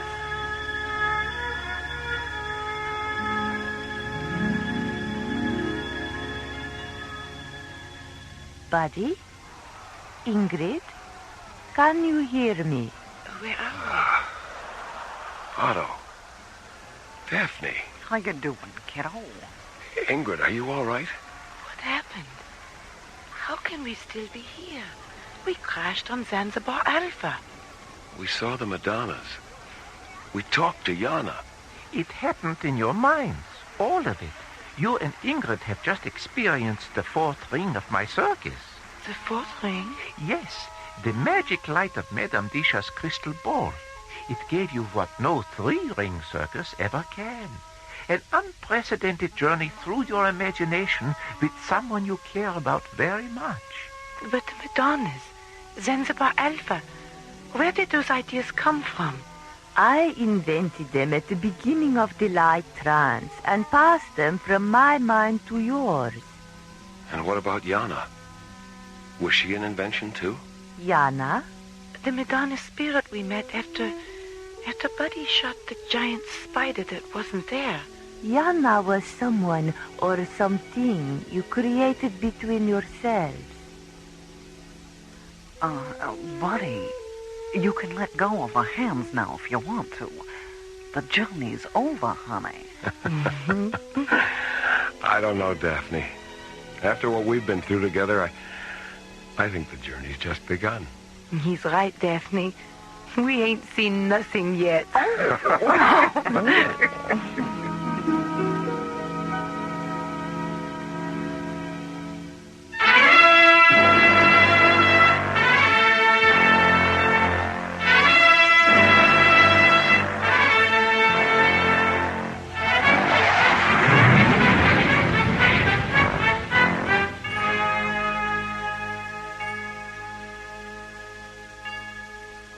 Madonnas of Zanzibar Alpha was written by Ron Thompson and starred Chuck Olson, Marilyn Schreffler, Linda Gary, Byron Kane, Christina Holland, and Ron Feinberg.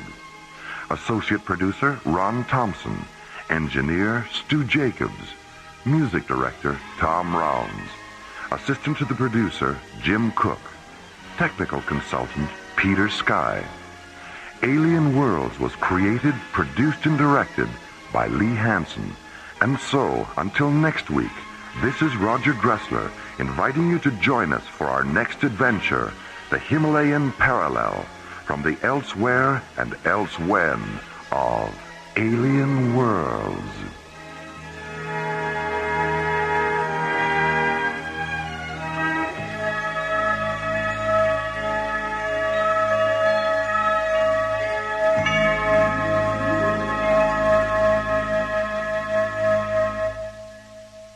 Written by Lee Hansen, Jim Cook, and Ron Thompson.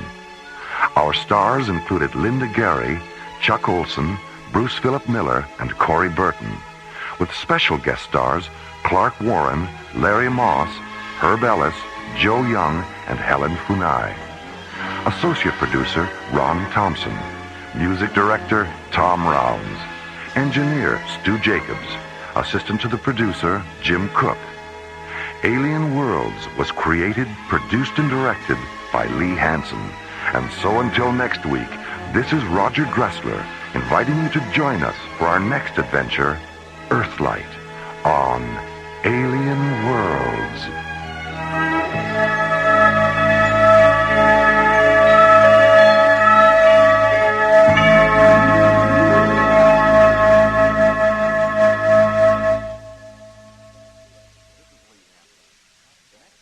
This is Lee Hansen. The next 2 episodes of Alien Worlds will not involve Starlab or our friends in the ISA.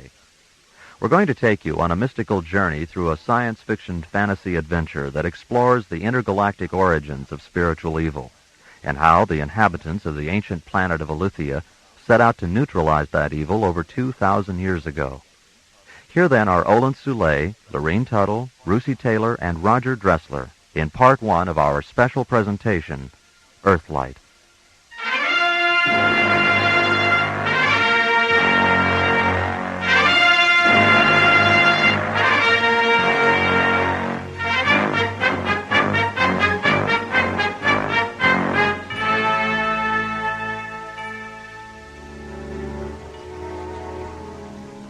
Something silent fractures the Elysian midnight clouds, and they slowly puzzle apart, releasing the ghostly radiances of 3 white moons.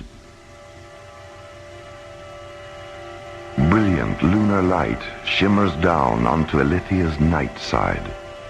Darkness dissolves as far north as the ion refineries at Lahilia, as far south as the Aviara Sun Tower complex, as far east as the Lusa Canal intersect, as far west as the domed wingship port at Darmus. Huge cloud fragments break away and drift past the moons. There is a sudden eclipse of light. Then the cloud fragments narrow to smoky splinters, curl up into the fluorescent winds of the aurora sphere, and vanish. The moonlight returns, intensifies, expands. It sweeps across the Starflight complex at Kalava, illuminates the celestial laboratories at Somari, seeps down into the Penumbrian shadow forest, and brightens the Pyramid of Deus, which rests at the forest's perimeter. A canal of dark water flows between the pyramid and the forest. Iridescent nova blossoms on the canal bottom sense the moonlight and rise to the surface, their translucent petals shimmering with color. Docked at the edge of the canal is a slender Elysian windship, its triangular sails folded, its 30-foot-long transparent metal hull low in the water. The The huge main chamber inside the pyramid is illuminated by the pale yellow flames of 100 thick white candles. Moonlight streams in through the stained glass sky windows at the chamber's peak. Delicately woven tapestries and intricate mosaics decorate the angled walls. Beneath the sky windows sits Deus, the Father, Ilithia's most highly evolved divine scientist. On the carved wooden table in front of him is an ancient voice book, its pages embossed with complex hieroglyphs.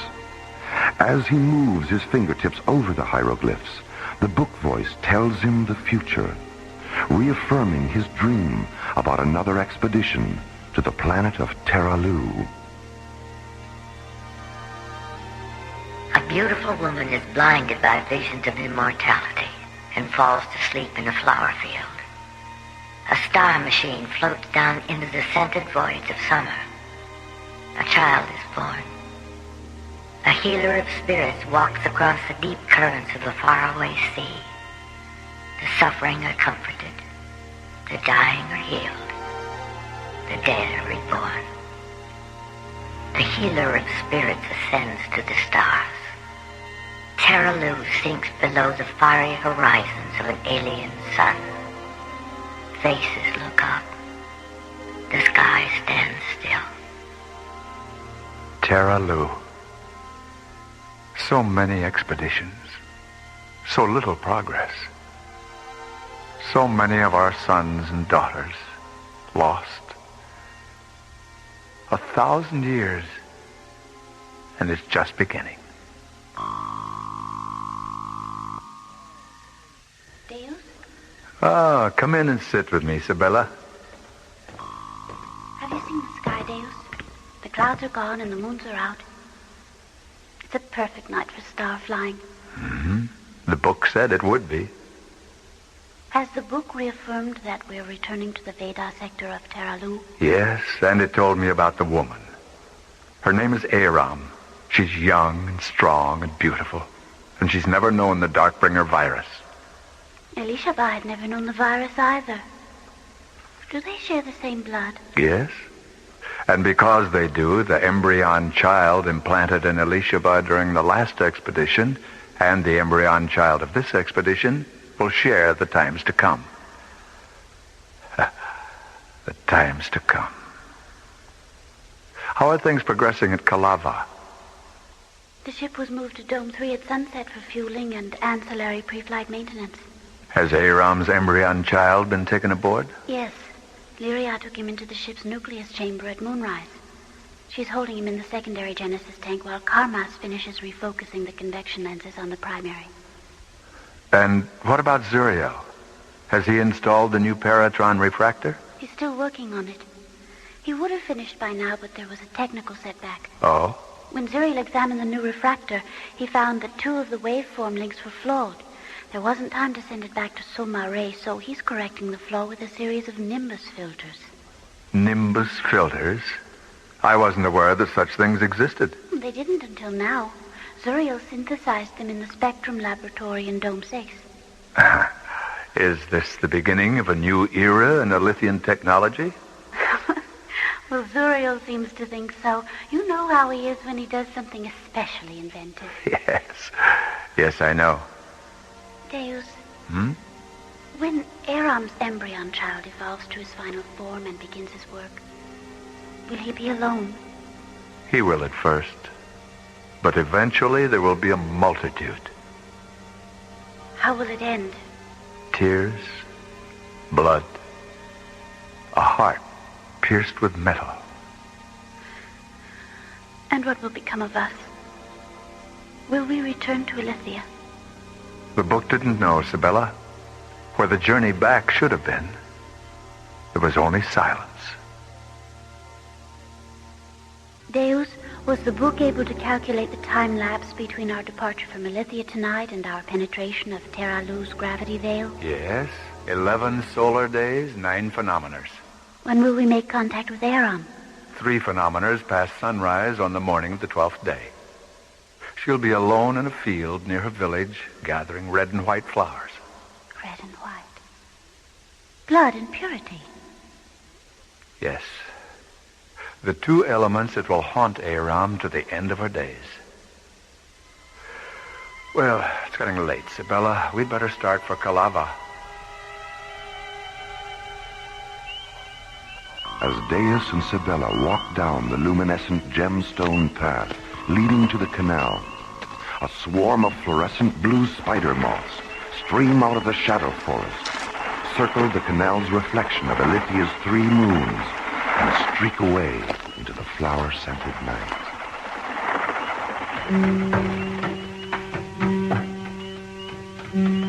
Sibella and Deus board Sibella's windship, move to the deep circular cockpit just behind the bow, and settle into thickly cushioned contour seats.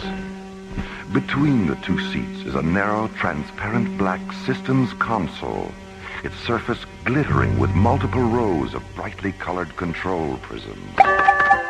Sibella touches 3 of them, interfacing the windship's guidance system with the central canal link encoder at Darmus, the huge domed windship port which lies 75 demivectors south of the pyramid. Your request for automatic guidance parameters has been received, Sibella. Your vessel will proceed from the Avatar Pyramid tributary through the Lusaw Canal intersect to the Nile Delta tributary arch. Automatic guidance will be terminated and manual control returned as you pass beneath the arch and approach the Calava subcanal. Tiny levers fold open in the windship's thin metal masts, releasing a quiet, magnetically generated wind which swells the translucent yellow sails. The small, graceful ship drifts out into the center of the canal, turns 45 degrees, and moves forward through the clean, clear water, nova blossom particles flaring in its wake.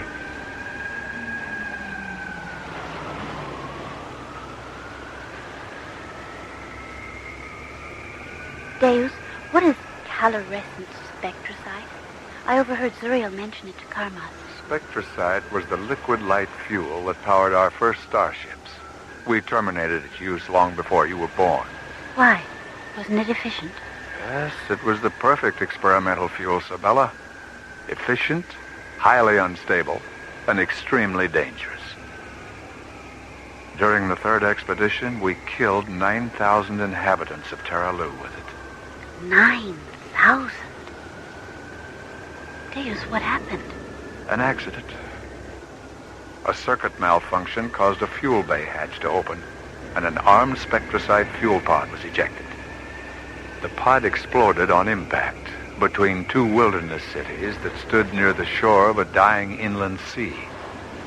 When Carmus and Lyria went down in a lander to look for survivors, all they found was a young female in the nearby hills. Was she alive? No. Spectrosite radiation had transformed her into a pillar of white ionic stone.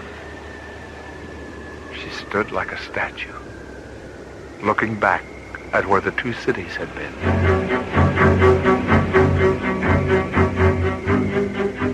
The perimeter of the shadow forest slowly fades into the night as the windship leaves the Avatar Pyramid tributary and sails out into the Lusaw Canal intersect, the vast artificial lagoon where all of Althia's equatorial waterways converge.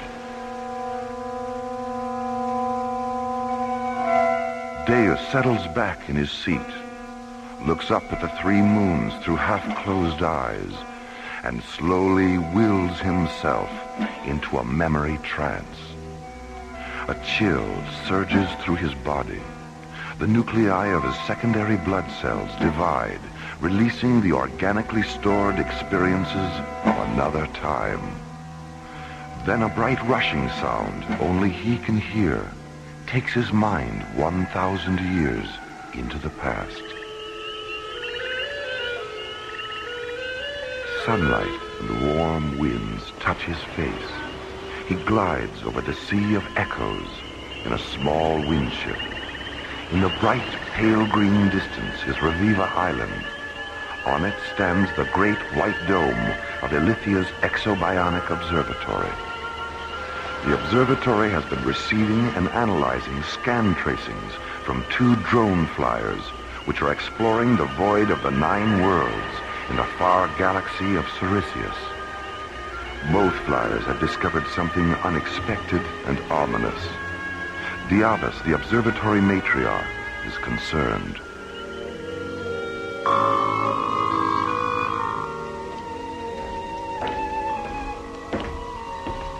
Have you confirmed it, Diavis? Yes. Sit here beside me, Deus. I'll transfer the visual data to the wall screen. An abstract 3-dimensional scan pattern fluoresces onto the large triangular wall monitor and slowly becomes a geological image of multi-layered earth and volcanic rock. Embedded in one of the layers are the mummified bodies of 3 nude humanoid women. Next to them are 5 black skeletons whose grotesque skulls resemble the heads of ebony gargoyles. Each skeleton lies against a secondary pattern of thin black bones, the bones of what were once large, bat-like wings. Another world contaminated by Darkbringers. Is it a planet in this star system? No. It's in the Sirius galaxy. Taloo, the only inhabited planet in the void of the 9 worlds. Drone flyer Septus began transmitting these substrata images 7 days ago. Was it a full-scale invasion?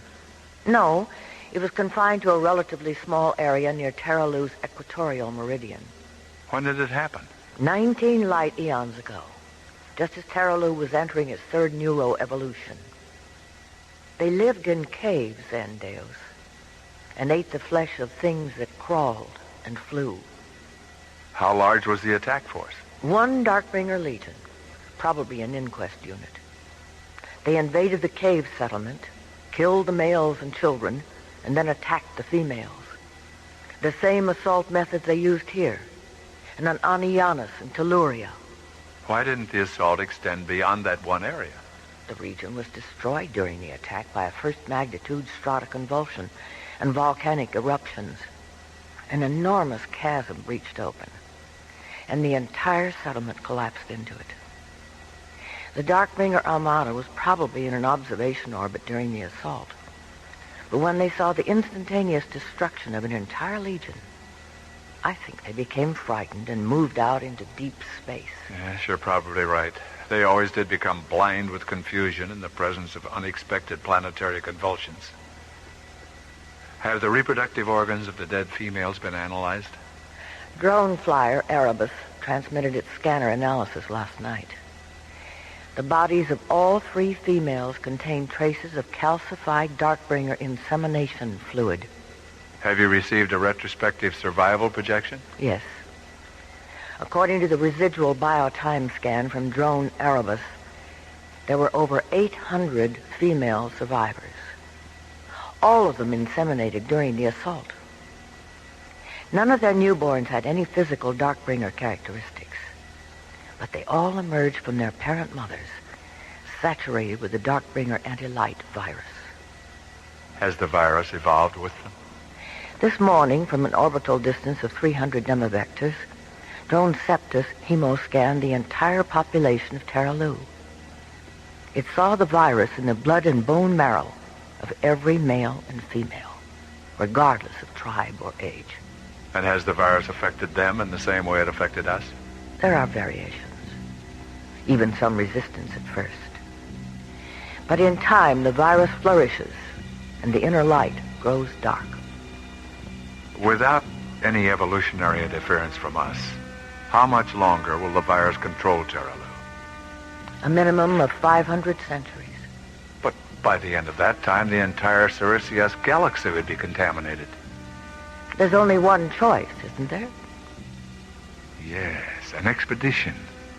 We know the inner light can be resurrected through induced evolution meditations. We proved that here.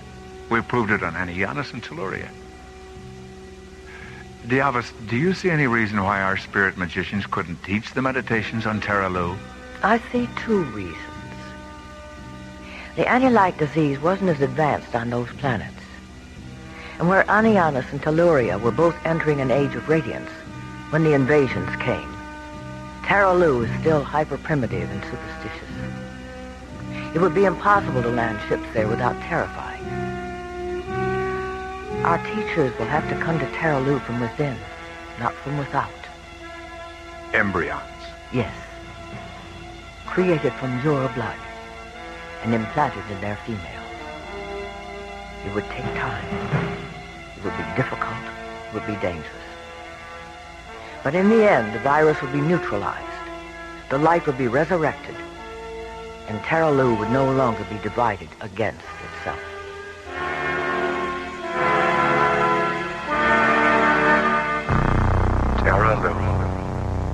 Taloo. So many expeditions. It would take time. So little progress. It would be difficult.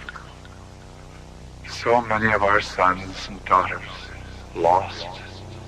It would be dangerous. 1,000 years.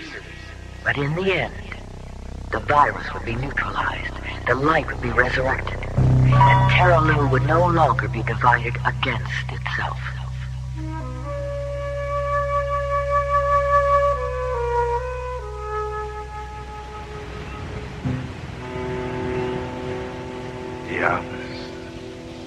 The office.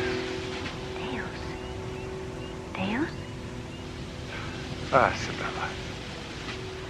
I was just remembering an old friend and 100 other nights like this and 100 other expeditions. So much time's passed. So many of Althia's sons and daughters have been lost. 1,000 years. And it's just beginning.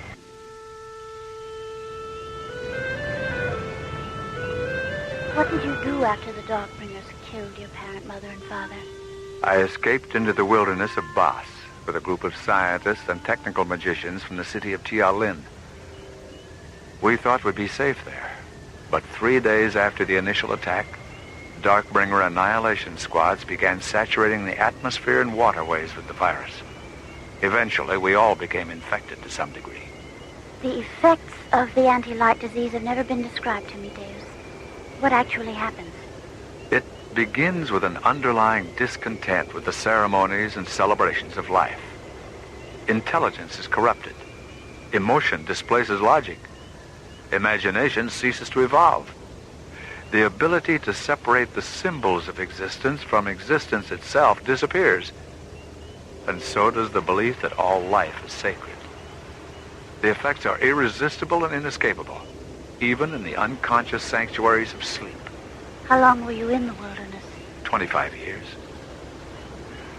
Do you know the story of Vershila?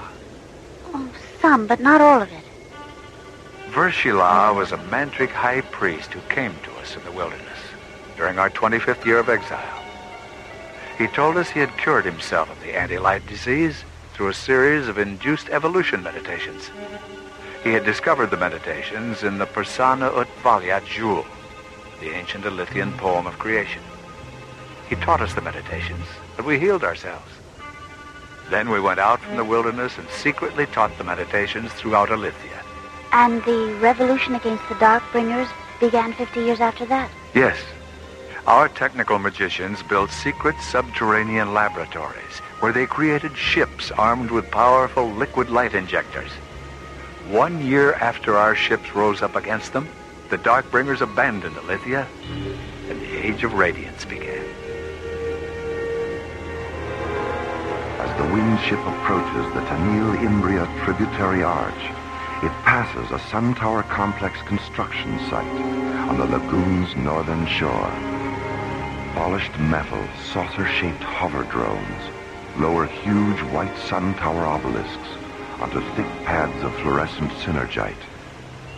Giant constructor tripods stand in front of the huge synergite blocks, their long, flexible arms coiled around the 400-foot-tall sun towers, guiding them into place. The complex is surrounded by multifaceted solar energy domes and power dispersion pyramids made of thick white crystal. Did you see Shiva today? Yes, we walked in the forest this morning. How does she feel about the new sun tower complex? It looks as though it's nearly finished. She's delighted with its progress. The iron refineries at Lahilia and the floral hatcheries at Vianatet are already drawing power from it. She estimates it'll be fully operational in another 6 days. We'll be halfway to Taloo in 6 days. Sibella, are you concerned that the book didn't know if we'd be coming back? What will become of us, Deus, if the ship should fall into a star? The prospect of death doesn't disturb you, does it? No. No, I thought not. Then, what does? Rebirth. Have you ever imagined what it would be like to be reborn on some other planet? One that wouldn't care about our secrets, or understand our ecstasies, or forgive our failures? There's no such planet, Sibella. Not in this universe.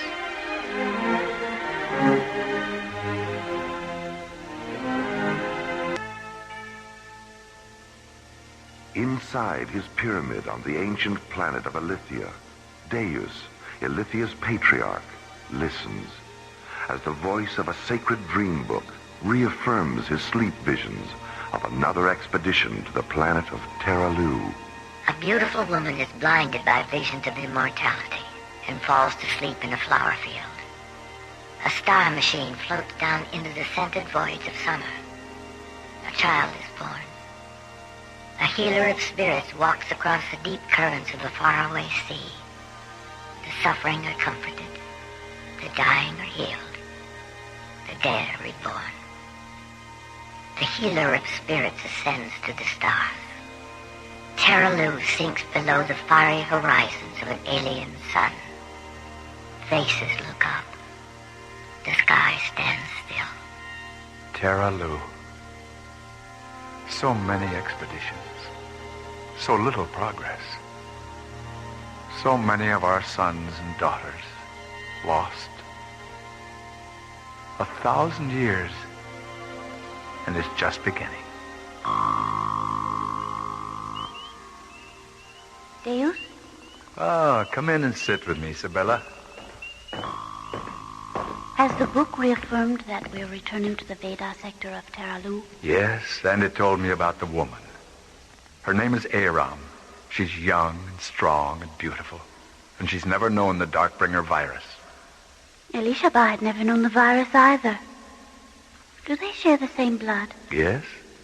And because they do, the embryon child implanted in Elishaba during the last expedition and the embryon child of this expedition will share the times to come. How are things progressing at Kalava?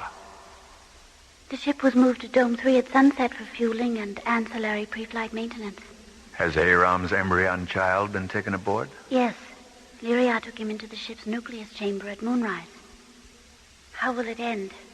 Tears, blood, a heart pierced with metal. And what will become of us? Will we return to Althia? The book didn't know, Sibella. Where the journey back should have been, there was only silence. Well, it's getting late, Sibella. We'd better start for Kalava.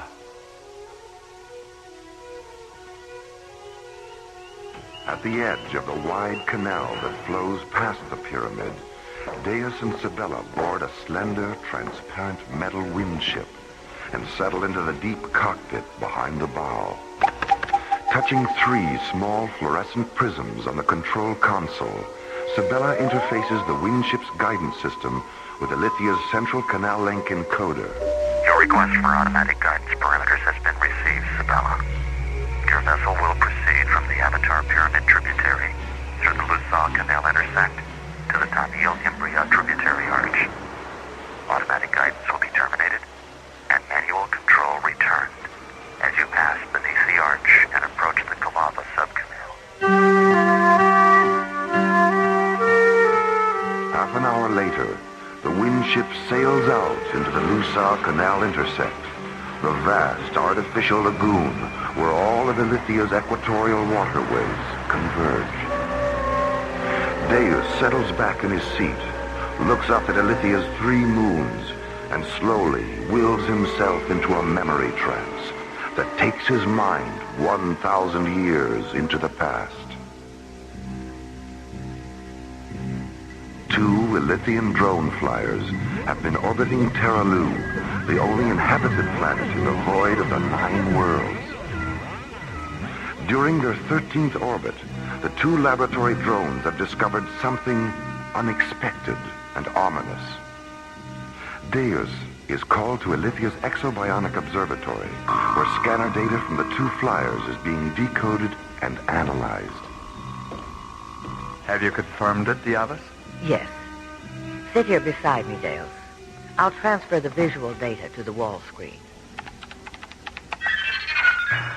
A geological image of multi-layered earth and volcanic rock fluoresces onto the large triangular wall monitor. Embedded in one of the layers are the mummified bodies of 3 nude humanoid women and the remains of 5 long black skeletons. Each skeleton lies against a secondary pattern of thin black bones, the bones of what were once large, bat-like wings. The skulls resembled the heads of ebony gargoyles. Another world contaminated by Darkbringers. When did it happen? 19 light eons ago, just as Taloo was entering its 3rd neuroevolution. They lived in caves then, Deus, and ate the flesh of things that crawled and flew. How large was the attack force? 1 Darkbringer legion, probably an inquest unit. They invaded the cave settlement, killed the males and children, and then attacked the females. Why didn't the assault extend beyond that one area? The region was destroyed during the attack by a first-magnitude stratoconvulsion and volcanic eruptions. Have the reproductive organs of the dead females been analyzed? Drone flyer Erebus transmitted its scanner analysis last night. The bodies of all 3 females contain traces of calcified Darkbringer insemination fluid. Have you received a retrospective survival projection? There were over 800 female survivors. All of them inseminated during the assault. None of their newborns had any physical Darkbringer characteristics, but they all emerged from their parent mothers, saturated with the Darkbringer anti-light virus. Has the virus evolved with them? This morning, from an orbital distance of 300 demivectors, drone Septus hemoscanned the entire population of Taloo. It saw the virus in the blood and bone marrow of every male and female, regardless of tribe or age. And has the virus affected them in the same way it affected us? There are variations, even some resistance at first. But in time, the virus flourishes, and the inner light grows dark. There's only one choice, isn't there? Yes, an expedition. We know the inner light can be resurrected through induced evolution meditations. We proved that here. We proved it on Anianus and Telluria.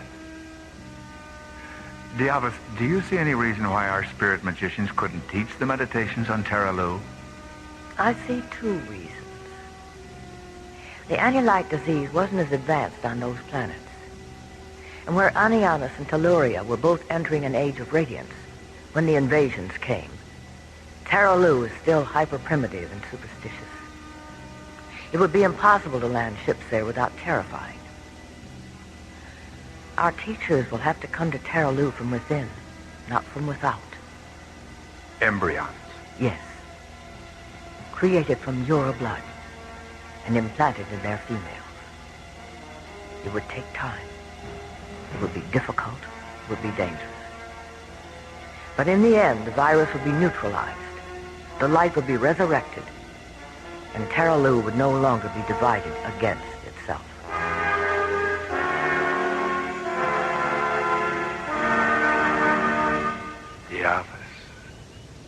Diavas. Deus? Ah, Sibella. I was just remembering an old friend, and 100 other nights like this, and 100 other expeditions. 1,000 years. And it's just beginning. Deus,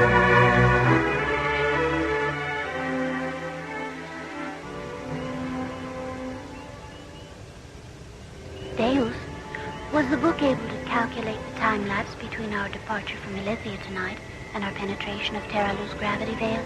Yes. 11 solar days, 9 phenomena.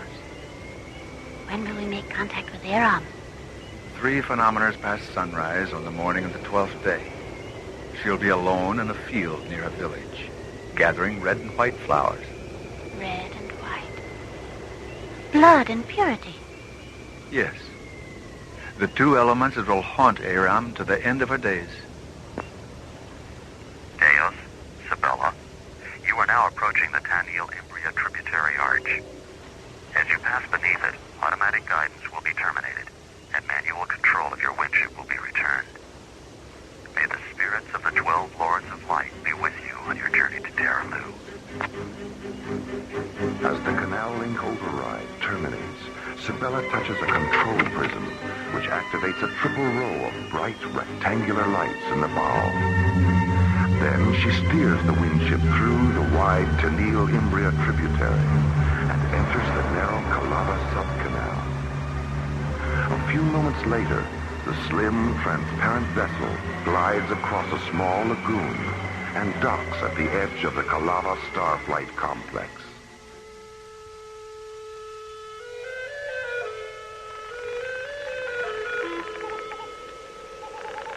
The complex is a vast, circular plain, flawlessly paved with interlocking triangles of white gemstone and red fire crystal.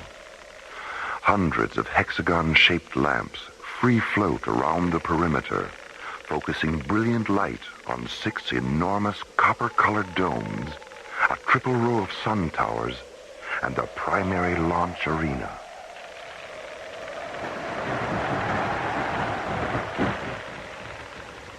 At the Calamar dock, Deus and Sabella secure their windship and board a small hover drone which takes them across the gemstone and fire crystal plain to Dome 3.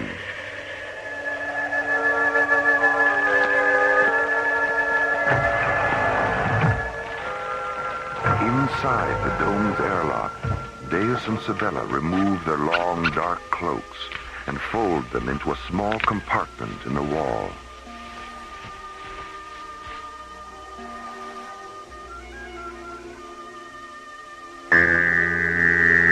Later, they enter the dome's asepsis chamber and close their eyes and stand motionless as antiseptic light and sound sterilize their hair, skin, and outer garments. Then, a large circular hatch irises open in front of them, and they step through into the dazzling light of the dome's interior. In the center of the dome is Althia's most powerful and complex starship, a huge ovaloid spacecraft created from organically grown metals. It rests heavily on 3 massive pneumatic parking spheres and dwarfs the 50 technicians who move over its seamless, polished metal surface. Parked in front of the starship are 3 teardrop-shaped tug crawlers, their transparent canopies slid open. 6 technicians string thin metal cables between the rear of the crawlers and towing rings on the ship. What do the inhabitants of Taloo think happens to them after death? They believe that if they live lives of kindness and affection, their dream selves transmigrate to the serenities of Empiria. And if they live negative lives? Then their dream selves transmigrate to the fires of Stygia. But those regions were destroyed during the subvoid annihilations. The Darkbringer archipelago had its genesis in the fires of Stygia long before the annihilations. But as life was evolving on its surface, the archipelago left its orbit and passed through Empiria. And in this passing, Empiria's light began to destroy the Darkbringer primitives. But they survived and continued to evolve under the delusion that physical and spiritual light were their deadliest enemies.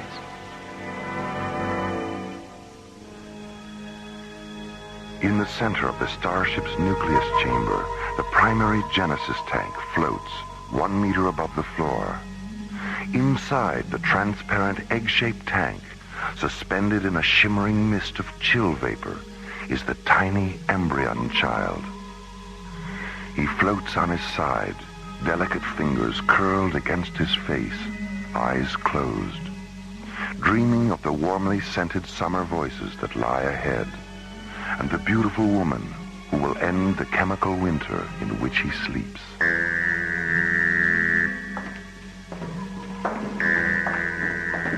Just look at him, Sibella. He's beautiful. He takes after his father, Deus. Lyria, is 12 solar days still the maximum span he'll be safe in cryosleep? I was able to extend it to 15 days by altering the inversion factor of the chill vapor crystal. But 15 is the zero-time maximum. Any longer, and the altered crystals will begin to neutralize his cellular divinity. Zuriel, have you calculated our time to Taloo's gravity veil? 11 solar days, 9 phenometers. Is that an absolute calculation? Absolutely. Why are you so amused, Deus? 11 solar days, 9 phenometers is precisely what the book said. It also said we're returning to the Vesta sector for an encounter with a beautiful young woman named Aram. Zuriel, have you synthesized a copy of the book? I don't synthesize books, Sibella. I only synthesize nimbus filters. So I've heard. Zuriel, how did you know about Aram in the Vesta sector? Aram's neuropulse is the only one in the bioindex terminal free of viral contamination. When I scanned the pulse, I found a first magnitude Vesta sector imprint. It seems you've finally become as wise as the book, Zuriel. Zuriel, are we coming back from this expedition? I don't know. You're right, Lyria. He has become as wise as the book. It didn't know either. Deus, may I see you for a moment? Yes, Carmus. Where are you? I'm in the systems index chamber. Zuriel, you and Sibella go into the guidance chamber and begin the pre-launch procedures. Lyria, we'll have our usual talk after void entry.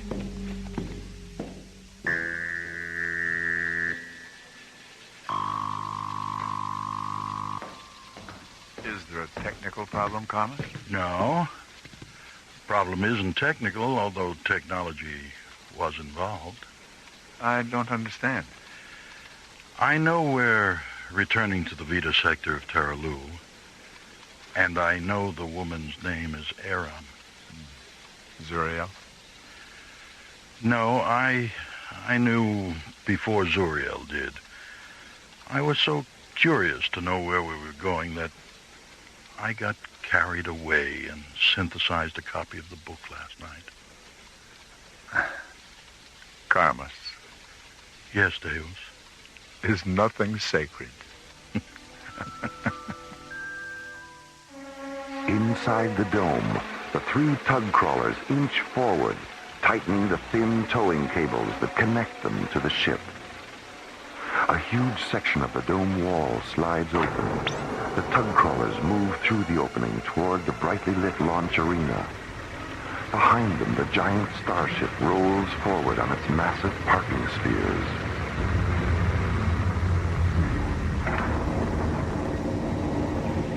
In the guidance chamber, Deus, Sibella, and Zuriel sit in cushioned pod chairs, facing a massive instrument console. Its dark metal surface alive with control prisms, regulator diodes, sequencer jewels, interface crystals, and iridescent decoder keys. Start the pre-emanation cycle on the artificial gravity radiators, Sibella. Interior gravity is stable at E.3. Grav factor links are sequenced to convert to E.9 during corridor penetration and E.12.1 at void entry. Deus, an ion storm is forming in the penetration corridor over Illyria. Carmus, we need a revised launch velocity. Just a moment. A launch velocity of KPS .660 will take us through the storm before its primary spectrum collision.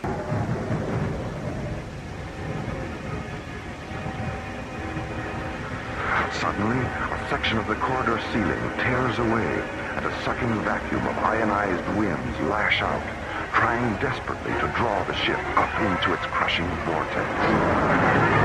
Then, as suddenly as it began, the crisis is over, and the ship accelerates out through Althia's shimmering aurora sphere into the starlit serenity of deep space.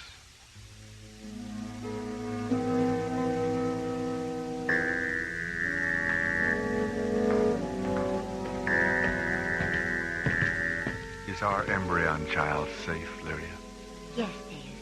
Safe and sleeping. Have you decided what his name will be? His name is the word the ancient thought magicians used to describe the power of the inner self.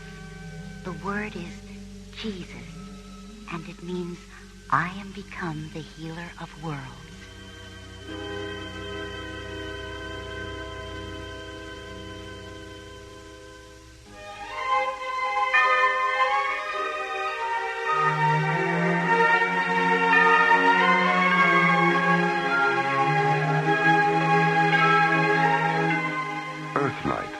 Written by Ron Thompson and starred Olin Soule as Deus, Russi Taylor as Sibella, Mel Wells as Karmas, Byron Kane as Zuriel, Susan Silo as Lyria, and Lorene Tuttle as Diabas.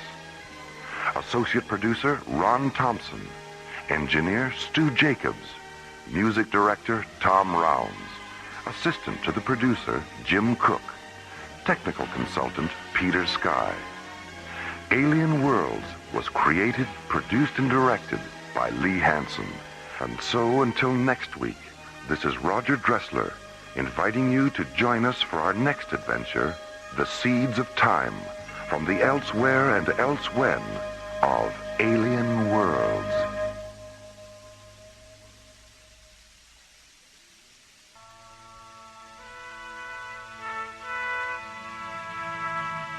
Slowly rotating at the edge of deep space, 1,000 kilometers beyond the atmosphere of 21st century Earth, is the Arthur C. Clarke Astronomical Observatory, Starlab. Here, Starlab Research Director Mora Cassidy, along with scientists and technicians of the International Space Authority, watch over the countless suns, planets, and star systems that fill the universe. This week, Space Exploration Team Captains John Graydon and Buddy Griff are hurled from the outer boundaries of space into the subatomic light and shadow of a world within a world, as the Infinity Factor Part 1 embraces the threshold of the unknown on Alien Worlds.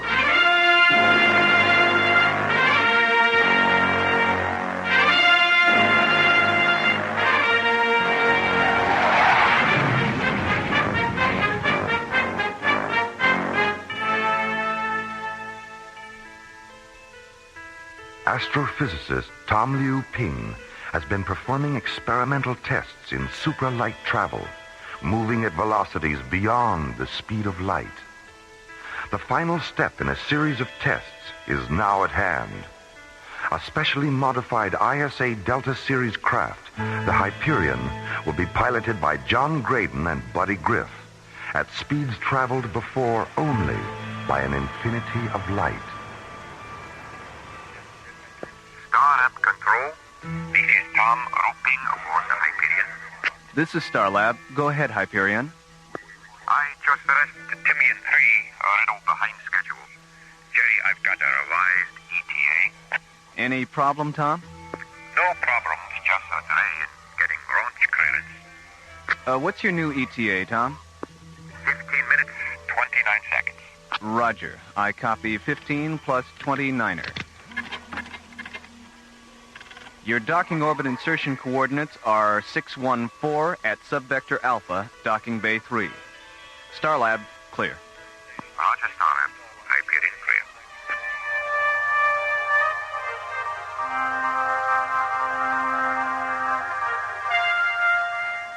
clear. When did Tom Leuping arrive, Mora? He got in at 0300, John. He was late leaving Timmy and 3. That's why we rescheduled the briefing. Here's his room. He should be ready by now. Oh, Tom, excuse us. I really didn't realize that you... It's okay. Come on in, Mora. I was just finishing my Tai Chi exercises. Oh. Ah, Captain Graydon. So good to meet you in person after all the visual communication. Yes, hello, Tom. Nice to see you. Tai Chi, huh? Mm-hmm. Sort of looks like slow-motion karate. Yes, actually, it's more meditation than martial art. Well, keeping in shape out here is a good idea. I do a little hatha yoga myself. Oh, very good, Mora. Very good. Well, what's our program? I understand the briefing was rescheduled? Yes, we're meeting at 1300 hours in room 2 on Level A Conference Center. All right. I'll meet you there in a few minutes.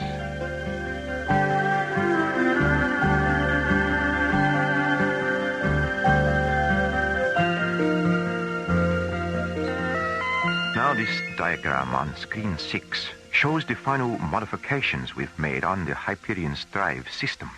Well, it looks like you've practically rebuilt the entire Delta Series propulsion system. Yes, that's right, buddy. But the key to super right veracity is the ion drive we've installed just behind the Starsmith Parsec accelerator. What effect will superlight warp-through have on our communication systems? In my preliminary tests, I experienced plasma sheath buildup that caused a temporary communications blackout. Is there any way we can avoid the blackout? No. But even though our telemetry signals will be delayed, when we reach super light speed, you'll be able to monitor our shadow image on the screen. But remember, the scanning brief will show where we were, not where we are. At warp speed, we'll actually surpass the frequency right. Any final questions? No, let's go. Okay. Buddy, John, let's get our gear and prepare to launch.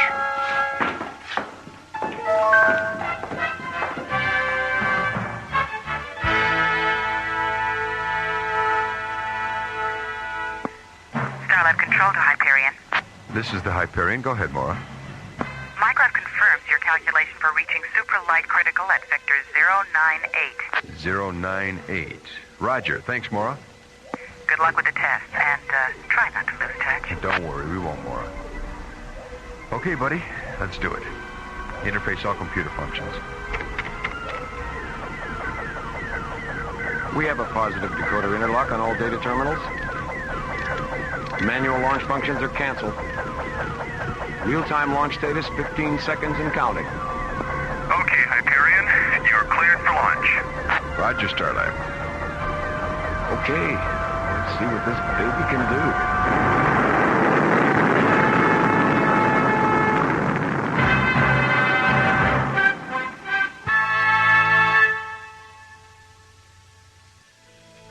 After months of planning and experimenting on Timian-3, astrophysicist Tom Leuping arrives at Starlab in preparation for the final phase of tests into supra-light-speed travel.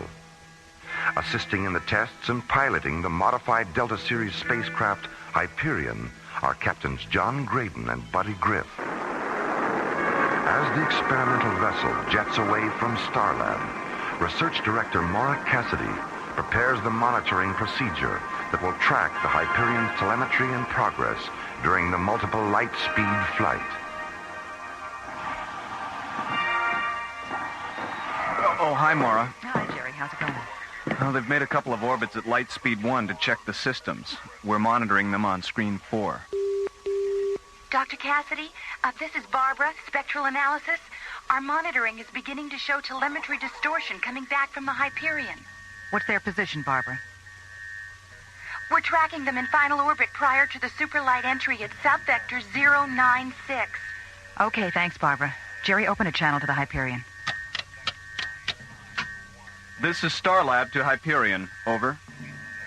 This is the Hyperion, Starlab. Jerry, I can barely reach you. Roger. Hold on a minute, John. How's the signal now, John? Any better? No, you're still breaking up, Jerry. Tom, how's the ion drive functioning? He's fine, boss. In fact, he's more effective than I thought it would be in 3 warp speed. We're going like 15 seconds hot directly, which should create everything notice. We'll recheck the monitors before we go super right. Jerry, can't you do anything about the transmission? I don't know where all the hash is coming from, but there's some kind of interference. But the best we can do is keep the shadow blip on the screen. All right. Well, that won't help us much communications-wise. Dr. Cassidy, Barbara again.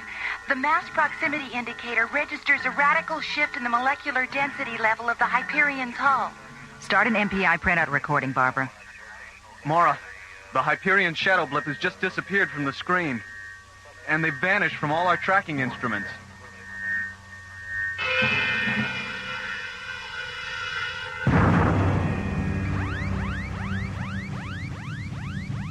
Geez, what kind of light show was that? Scanners indicate we've walked through some kind of photon barrier. Damage report, buddy. Well, the surge buffers between the ion drive and the parsec accelerator have shifted 110 degrees out of phase. And we've got heavy vibration and thermal overload on engine number 2. Reduce power, buddy. Correct to a pitch of 312. And fire yaw thruster with a 0.5 vertical correction. Let's see if we can stabilize. Right, Skip. She's coming around, Skip. Where the devil are we? Let me check the translocator beacon. That's pretty strange. What is it, buddy? The beacon draws a blank. And celestial guidance doesn't respond either. It's as if we were in completely uncharted space. Try a long-range scan. I don't think that would be necessary. You'll find an Earth atmosphere planet at vector 659 Mach 5. Where did you come up with those coordinates? I can't tell you more than that. Trust me. Program the coordinates and you'll see. Listen, Tom, if you know something we don't, you'd better come up with it right now. It wasn't supposed to happen like this. Tom, out with it. Yeah, come on, man. All right. About 6 months ago, I made breakthrough in my experiments. What kind of a breakthrough? I discovered a parallel universe during my first super-right walkthrough test in Delta 5. Oh, terrific. Is that where we are now? Yes. What about the planet you just mentioned? It's a water world called a Sakusa. The people of the planet live on 2 islands. I made contact with one of the islands called Adusa. What I found was a world out of balance. Out of balance? What do you mean? The Sakusans had an ion generator that kept the people of the planet in balance, physically and emotionally. They regarded this generator as some kind of holy shrine. It's a 2-piece interlocking cylinder called the altar of light and dark. So what caused the imbalance? The people from the other island, Kudor, broke into the shrine 2 years ago and stole half of the altar. As a result, the ion level of the atmosphere has shifted. This shift caused the people of Adusa to become weak and passive, while those of Kudor become strong and aggressive. How did you get involved? Why did you get involved? It was my intention to return to the planet after we had completed these tests and leave my ion generator with the people of Adusa so they could restore their physical and emotional balance. But now that the generator seems to have malfunctioned, I don't know what to do.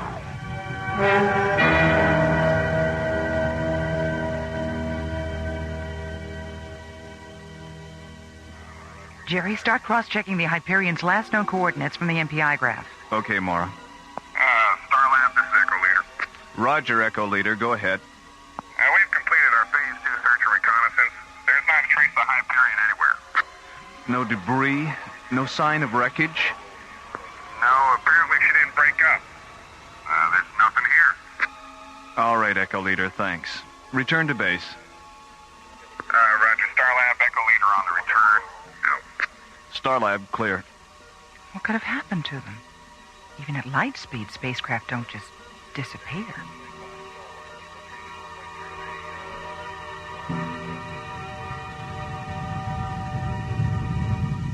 Buddy, how's number 2 engine holding up? Thermal overload is critical, Skip. Okay, shut it down. We're gonna have to put her in the water. Okay, Skip. We're on descent. 1,000 meters to impact. 500 meters. Okay, hold on. Here we go.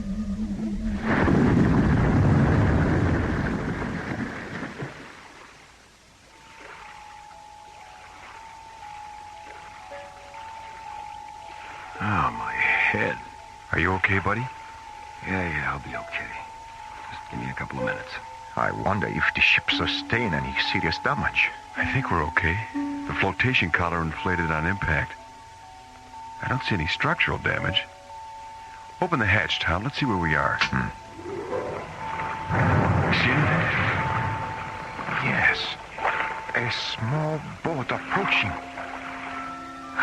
It's ready coming and rode gun show. Friendlies, I hope. Yes, they're the ones from Medusa I told you about.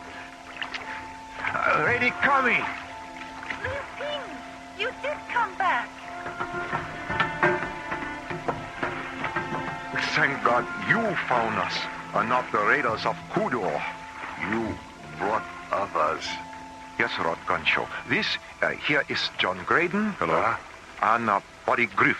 Pleased to meet you. You come with us. We take you to Adusta.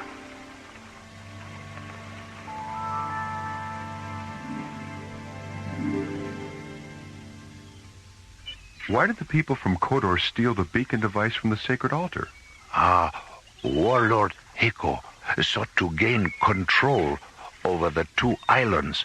To him, possession of the altar represented ultimate power, but he did not realize the far-reaching effect this would have. With each new tide, his people grew more hostile and aggressive. That is why the two halves of the shrine must be restored. If not, all the people on Sakusa will eventually die because of this imbalance. Will you help us with this task? Buddy, what do you think? Well, we're here. We might as well see what we can do. All right, then. Looks like we're going to Kodor. Where is Kodor? It is 26 miles across the sea. The Four Preps, 1958. What does he mean? Never mind. It's just Buddy's way of breaking the tension.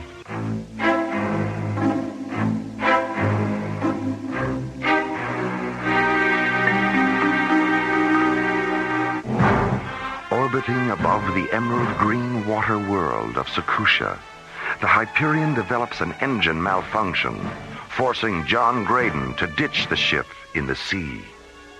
10 minutes later, John, Buddy, and Tom Leuping are rescued and taken to the nearby island of Adusa.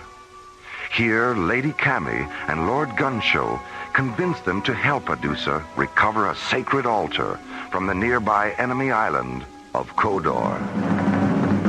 Meanwhile, on Kodor, Fleet Officer Sora enters the Imperial throne room with a message for Heko, Kodor's ruling warlord.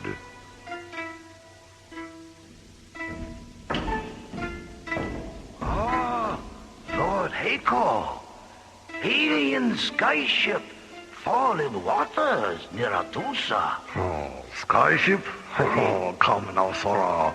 You know that such things exist only in legend. Perhaps you have had a vision. Then it is vision I not see alone. Every watchtower on windward side of Kodor see also. Shared visions are not uncommon, Sora. Have you consulted the Oracle for an explanation of this phenomenon? I need not consult Oracle, my lord. I need only consult telescope. Skyships still float in waters near Adusa. Not possible. Step to window, my lord. You see. Here, take telescope. How they do it, Sora? My lord? Gansho and the Lady Kami. How is it that they have the power to call the sky gods into their service? How I should know, Lord Heko. What do you mean, how I should know? You better find out. I want to contact our spies on Adusa. I want to know who those intruders are. And I want to know before night tide. Lord Heko.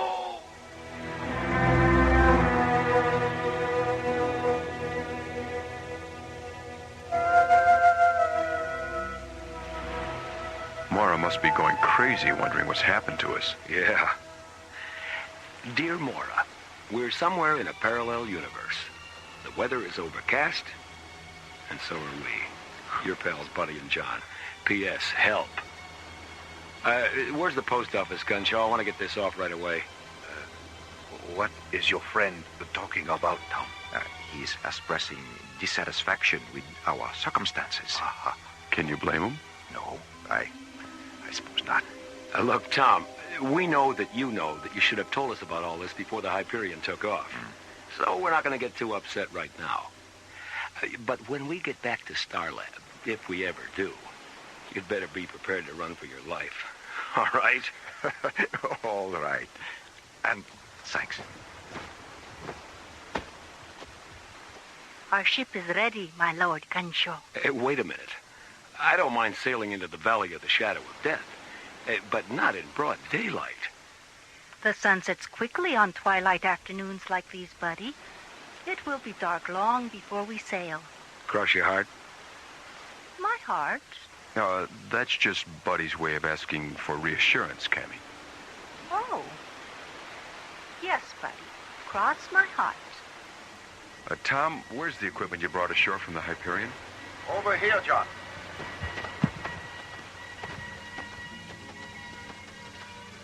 Let's see. 2 laser rifles, 2 hard beam photon pistols, 5 night vision helmets, a tool pack, and a hospital kit. Okay, pass out the helmets, Buddy. Right, Skip. Of what use are these helmets, John? The lens on top projects a type of light that can be seen only if you look through the helmet's faceplate. Then, when we get to Kodor, we will be able to see in the dark without those in the dark seeing us. Yes? Yes. That's right. Another miracle of rare device. You have so many. Are they endless? I hope not, Gunshow. We're going to need every miracle we can get our hands on before this is over. The night tide cycle is beginning, my lord Gunshaw. Yes. Yes, it is time we sailed. Have you told Kiatsu where we are going? Yes. He's been aboard the ship all afternoon charting our course. Who is Kiatsu? He is our helmsman and navigator, Tom. He knows these waters better than anyone on Adusa. Okay, let's get going.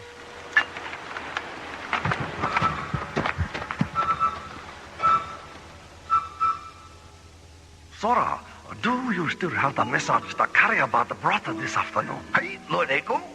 Read it to me again. But Lord Echo, I already read to you dozen times. Please, Sora, if you wish to remain in the good graces of your imperial warlord, you will indulge him, not question him. Excellent point, Lord Echo. My Lord Echo, Gonshu, Kami, and 3 sky gods depart for Kodar on night tide. Course I have charted will take ship within 100 leagues of Pagoda Tower, between islands.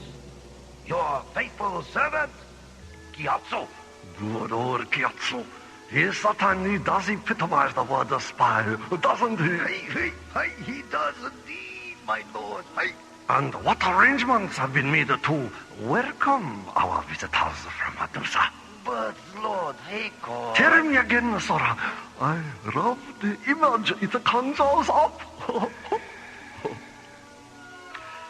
15th Kodorian siege galleys positioned in semicircle round Pagoda Tower. When Kiatsu sail past tower, circle will close, and Gonshu, Kami, and Sky Gods will be taken prisoner. Oh, you certainly have a way with the words, Sora. Aye, thank you, Lord Heiko. By the way, what you plan to do with them after their capture? We'll try to persuade the Sky Gods to give us the secrets of their power. Aye? And if they not easily persuaded? Then we will simply feed them to the carnival eels.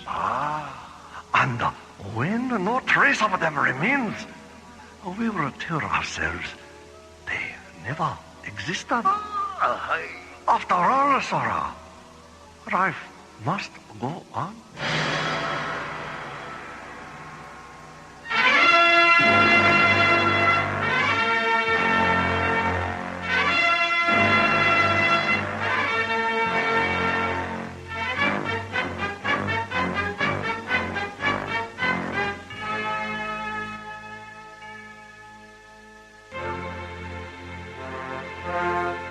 Last week's episode, astrophysicist Tom Leuping arrived at Starlab for a final phase of tests in the development of supralight travel. Piloting the modified Delta Series spacecraft Hyperion and assisting in the tests are space exploration team captains John Graydon and Buddy Griff. As the experimental vessel jets away from Starlab, Mora monitors the progress of the multiple light speed flight. Dr. Cassidy, the mass proximity indicator registers a radical shift in the molecular density level of the Hyperion's hull. Start an MPI printout recording, Barbara. Mora, the Hyperion shadow blip has just disappeared from the screen. And they've vanished from all our tracking instruments.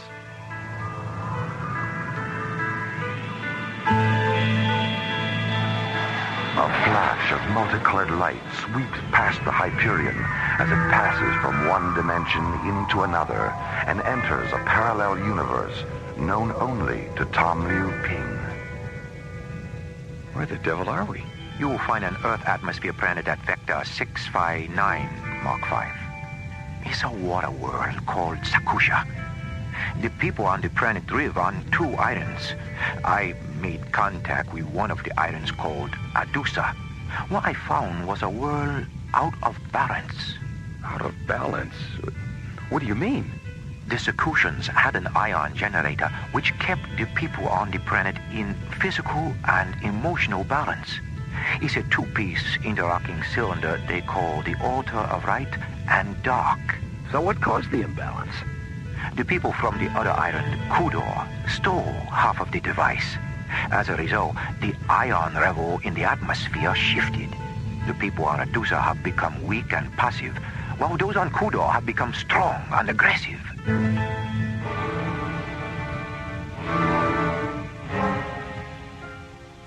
Orbiting above the emerald green water world of Sakusa, the Hyperion suddenly develops an engine malfunction and is forced to ditch in the sea.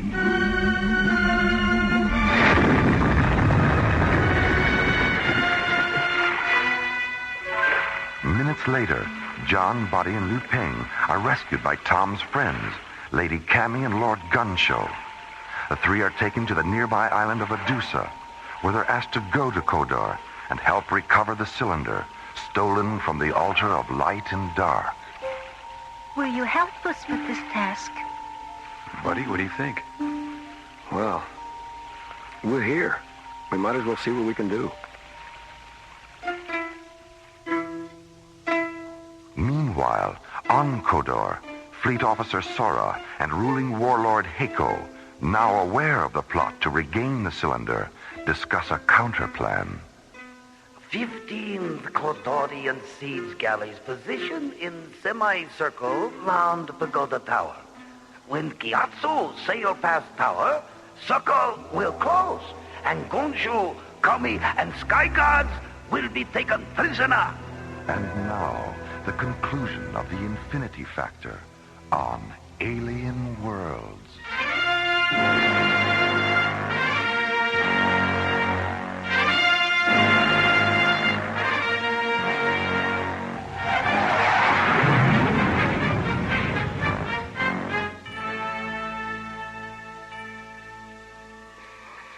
Jerry, let me see the last telemetry printout on Hyperion. There you go, Mora. Thanks. Jerry, has all this data been cross-checked? As far as I know. Why? Well, according to this, the Hyperion is still right where it was when it disappeared. What? And then why aren't the scanners picking it up? They can't, Jerry. The MPI data indicates the Hyperion has been reduced to the size of a subatomic particle.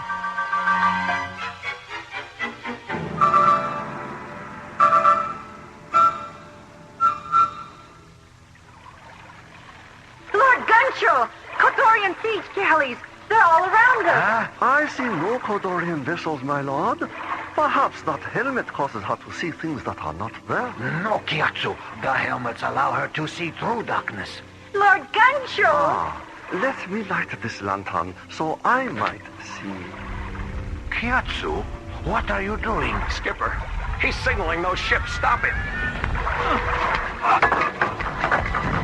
I can see many boats closing in on us. What are we going to do? We're going to take them out, that's what. Skip? Right, buddy. Fire! By the gods! A right-wing shooter. Good work. They break formation. Look! There's Kodor! I can see the island! Tom, take the helm. I know a cove just beyond those cliffs.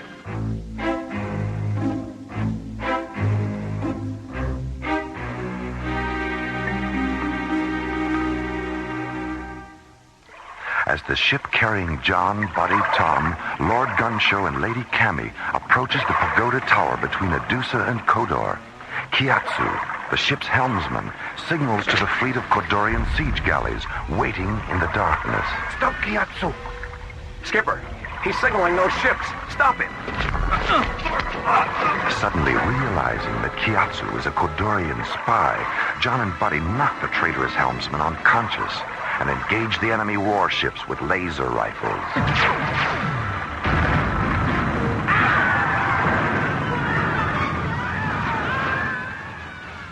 Half an hour later, Fleet Officer Sora reports the outcome of the battle to Warlord Heiko. 10 ships, my lord Heiko. The Sky Gods projected lightning bolts that destroy 10 of our ships. I nearly drowned. Where are the Adusans and the Sky Gods now, Sora? You have captured them, yes? No. No! What do you mean, no? I mean, no. We did not capture them. They escaped to the other side of the island. Escape? You had better find them, Sora. I'll drown you myself. Oh, Lord Heiko, you don't want to do that, do you? Kiatsu! Lord Heiko. Kiatsu! What happened? When I tried to signal our ships, Sky Gods knocked me out. Where are they now, Kiatsu? In a cove on other side of island. When they went ashore, I escaped. They're after the cylinder for the Order of Right.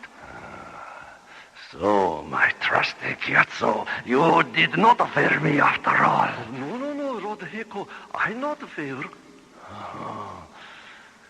Kiatsu, tell me about the Sky Gods lightning. How did they do it? Kiatsu? How I should know, my lord? I out cold during battle. You missed the whole thing! That will be all, Kiatsu. Yes, Lord Heiko. Sora, you were there. You tell me about the lightning. Was it wonderful? Oh, Lord Heiko, it was so terrible. And yet, it was beautiful, too. Everywhere there was lightning. Red, orange, and purple. There was fire and smoke and the clack of wooden masts splitting, rolling and burning. It was as if the night itself had turned to fire. Oh, Sora! Such a way with the words you have!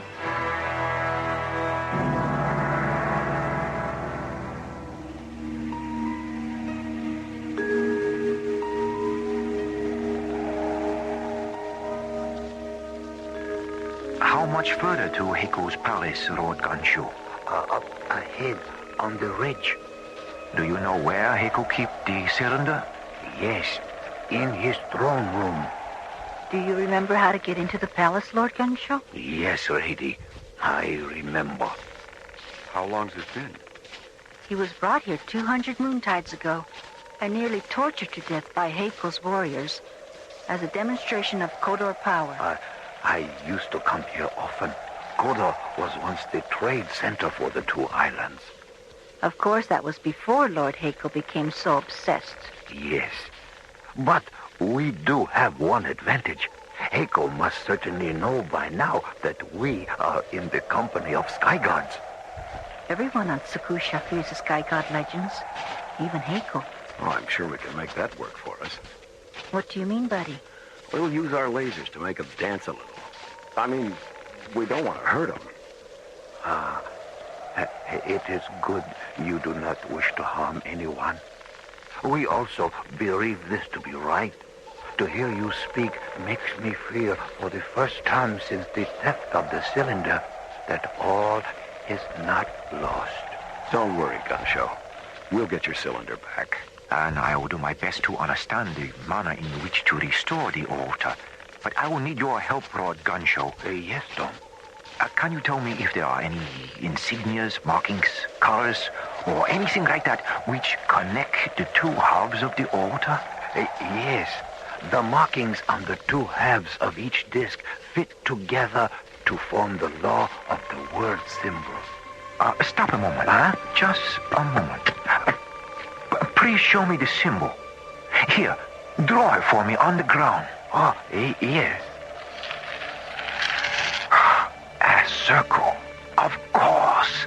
The infinity factor.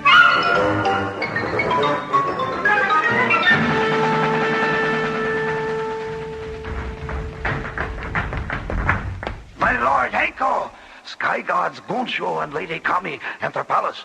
What shall we do? What shall we do? We should call the gods, you idiot!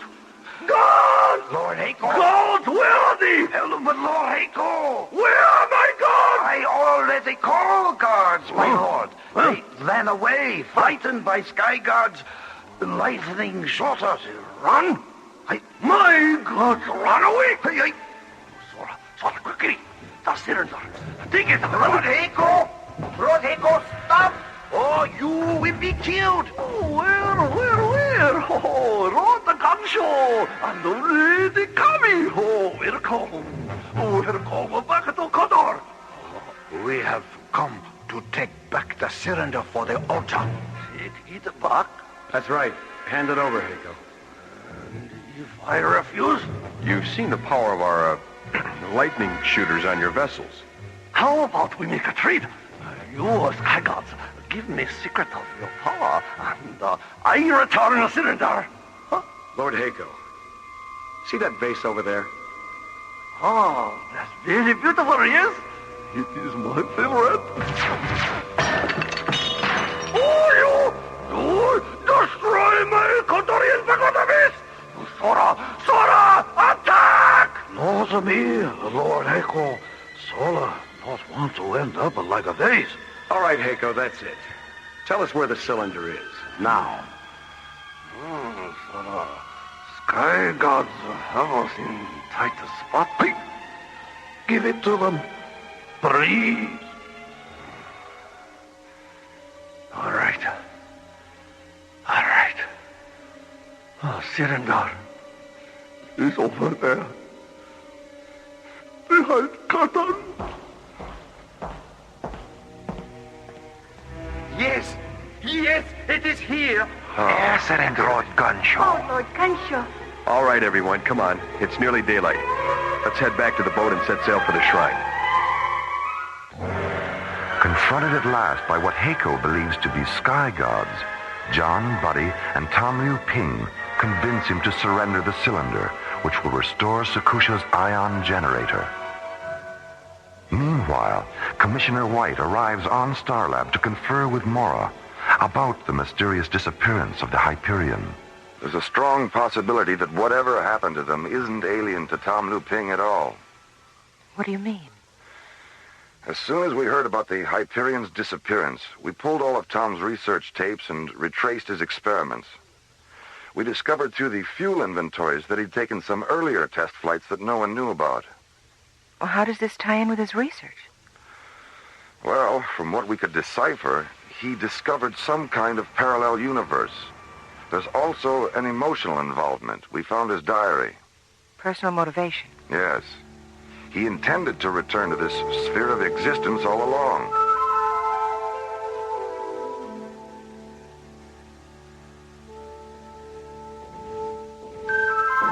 I can't get over it. The shrine, it's so beautiful. The hieroglyphics. These paintings. And these. They look like formulas. The markings represent the entire story of Sakusa's great plan. It tells of how our world was to become one of perfect balance and wisdom. The altar was placed here to ensure that future. Lady Kami, Tom has restored the altar. It is working. All right. Well done, Tom. Well, I'm glad it wasn't as difficult as you expected. It was actually quite simple. Once Lord Gunshoe gave me the description of the pattern the two cylinders formed. It's a very primitive ion generator by our standards, but quite effective. How soon will the effects become noticeable, Tom? I measure the output of the ion generator as soon as it began working. I would estimate that its effect on the Sakusians will be seen shortly. Look, a ship is approaching. It's Heiko's inferior warship. We've just enough time to reach our ship before the generator is up to full power. Okay, let's go. Remember, buddy, we don't really know what effect this generator will have on these people, or on us. As John, Buddy, Tom, Cammy, and Lord Gunshoe carefully make their way back to the ship, Sakusa's ancient altar of light and dark fills the air with an ionized aura, re-establishing the planet's balance.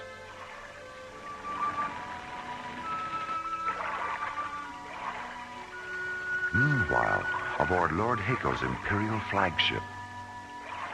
Ah, Sora, isn't it a wonderful day for a sailboat ride? Water smooth and the wind just right. Hey, my lord, sailboat, very relaxing. Lord Heiko, huh? Didn't we have something we were going to do today? Ah, yes, Sora. I believe you're right. Did it have anything to do with Lord Gunshoe? There's his vessel off the window at the side. Hi. It must be we were to sail with him. Shall we go alongside? By all means, Sora. By all means. Let us greet our old friend, the good and kindly Lord Medusa. Lord Gunshoe! Lady Kami! How are you? Excellent, Lord Heiko.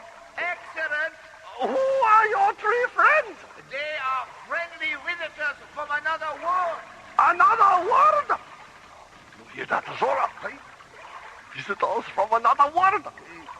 What other world, Lord Gunshoe? Earth. What a funny name for a world. You must bring your friends to Koda for a visit. Thank you, Lord Heiko. Glad to see that you're feeling better. Thank you. We will look forward to that. Be seeing you. Goodbye, Goodbye. Lord Heiko. Sora, what did the visitor from other world mean? Now that I'm feeling better, have I been ill? Perhaps he was just wondering about your health. Well, I never felt better. So good to be feeling so good. Sora? Hey?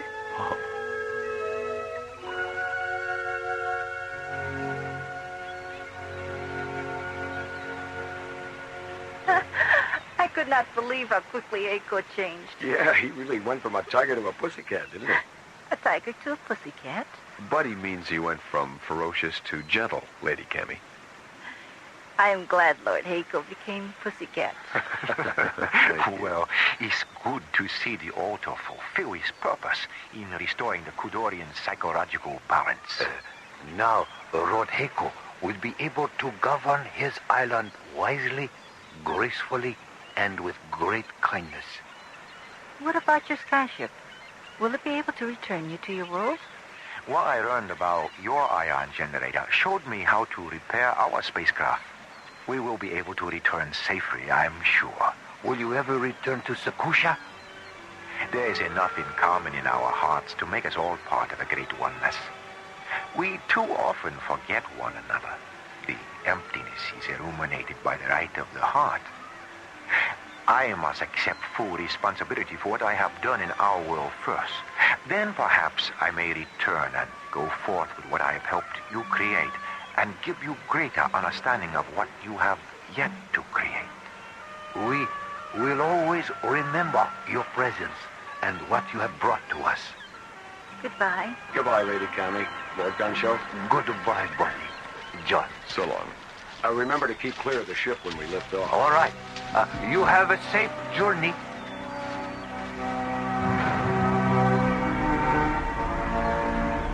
As Lady Cammy and Lord Gunshow watch the Hyperion rocket away from the emerald green water world of Sakusa, John, Buddy, and Tom Leuping make ready for the critical warp back through time and space into their own universe.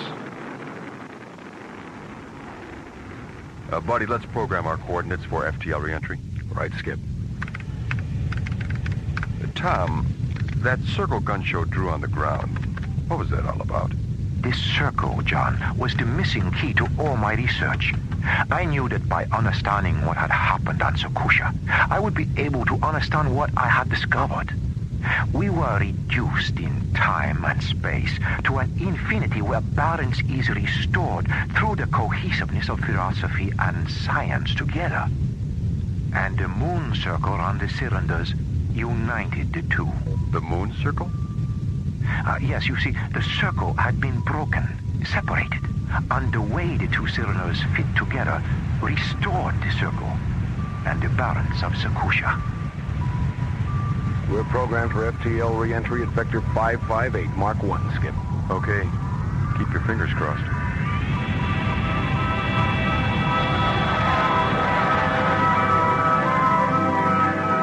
Mora, Commissioner White, look. The Hyperion's back on the screen. At least I think it's the Hyperion. Wow. Looks like your theory may have been well-founded, Commissioner. Yes, it looks that way, doesn't it? Hyperion to Starlab, over. All right. It is them. We read you, Hyperion. Welcome back. Thanks, Jerry. What's going on, a party? You might say that, yes. Are you all okay? Oh, we're fine, Mora. Where have you been? And do you know what happened? Yes, we know what happened. We're still not sure how we got there, but it was an incredible experience. We'll tell you all about it soon. Jerry, give us a docking orbit insertion. And break out the Beaujolais. We're on our way home.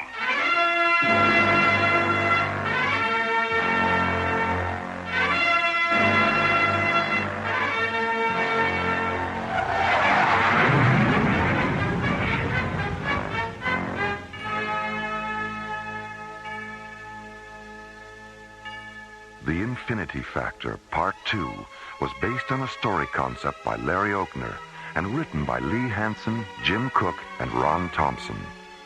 Our stars included Linda Gary, Chuck Olson, Bruce Philip Miller, and Corey Burton, with special guest stars Clark Warren, Larry Moss, Herb Ellis, Joe Young, and Helen Funai. Associate producer Ron Thompson. Music director Tom Rounds. Engineer Stu Jacobs. Assistant to the producer Jim Cook. Alien Worlds was created, produced, and directed by Lee Hansen. And so until next week, this is Roger Dressler inviting you to join us for our next adventure, Earthlight, on Alien Worlds.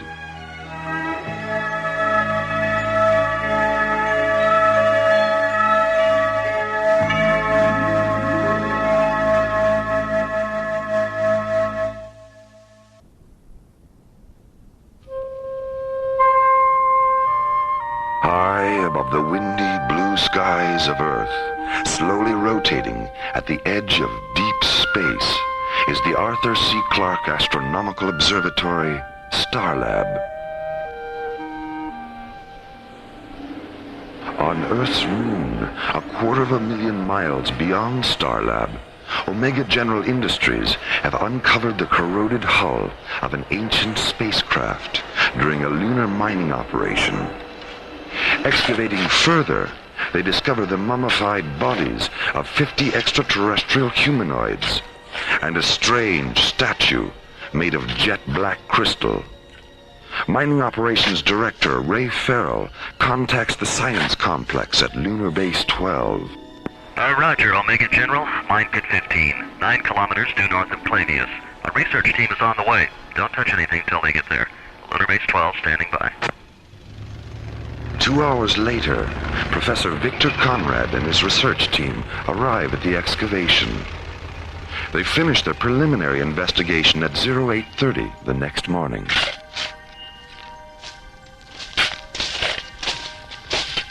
Hey, how's it going, Professor? Well, the spacecraft's been under the lunar surface for close to 1,000 years, and the aliens were killed by something that turned their eyes and nervous systems into black crystal. Black crystal? Like the statue? The body samples and the statue samples are identical. Well, what do you make of that damn statue anyway? The thing gives me the creeps. I've seen that image 100 times, Mr. Farrell, carved in stone on most of the Gothic cathedrals of Europe. It's a gargoyle, a supposedly mythical creature that symbolizes ultimate spiritual evil. 1,000-year-old alien spacecraft buried beneath the lunar surface, and with it, a 4-foot-tall gargoyle made of black crystal.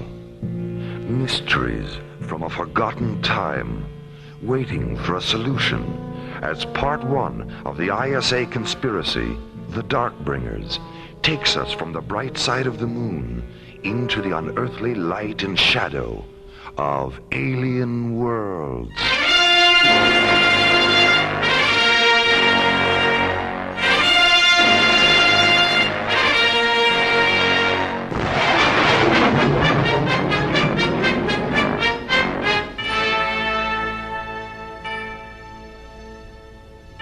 Lunar Base 12 to Starlab Control. This is Starlab. Go ahead. Professor Conrad is standing by for Dr. Cassidy. She's right here, Professor. Mora, has the statue arrived yet? It'll be here in about a half an hour. We heard from the shuttle a few minutes ago. How is it being transported to Earth? We've got an SET cruiser standing by. Well, tell them to be careful with it, Mora. When we ran the thermal tests, it started to emit an ultraviolet glow that had all of us hallucinating. Hallucinating? What do you mean? For a few minutes there, we thought the statue was coming to life. Scared the pants off of us. Coming to life? How did you get it to stop radiating? Well, Arthur had the presence of mind to shut down the thermal generators, but the statue was still about 10% active at room temperature. We finally sealed it in a small liquid oxygen pot. As long as it's kept cold, it's completely inert. We'll be careful with it, Victor. Anything else? Yes, we're going to continue experimenting with the statue samples we've kept here. I'm setting up a photon saturation test now, and I'd like to interface our data terminals with your Mycroft computer, so you can monitor the tests from there. Good, no problem, Victor. What will you need? A couple of standard mode multiplexer channels should do it. All right, I'll see to it right away. And Mora, would you mind setting up a visual link, just in case? Just in case of what? I am not sure, but this whole business with the statue has everyone on edge around here. Even though it is gone, something about it is still here. Something quiet and dark. Something invisible that waits in silent shadow, watching.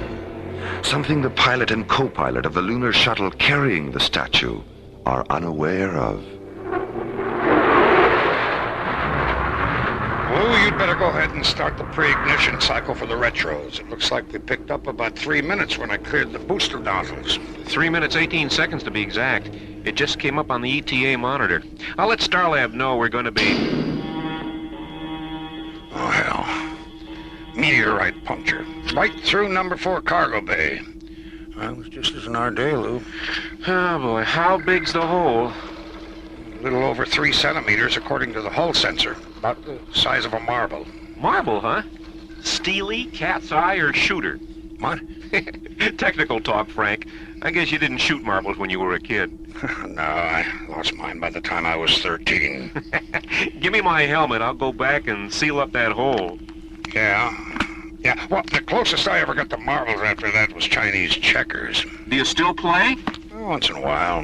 Well, let's have a game or two when we get to Starlab. Oh, all right. $5 a game. Make it 10 and you're on. Sold. Lunar Shuttle 19 to Starlab. Starlab, go ahead. We're making better time than I thought. Our revised ETA is 10 minutes, 10 seconds. Roger. Your new docking coordinates are 08 Alpha. Approach vector 2902. Thanks, Starlab. How's it going back there, Lou? The meteorite sheared the top off the pod with a statue in it. The liquid oxygen's leaking out. Well, I told you it wasn't our day. Have you sealed the hole? In the hull, yeah. There's not much I can do about the pod. Well, they said to keep the statue on ice. Tell you what, flood the hole with chill vapor from the fire control system. That should keep it cold enough until we dock. Frank, there's something moving around back here. What is it? I don't know. It's hard to see anything through the chill vapor. Frank! No!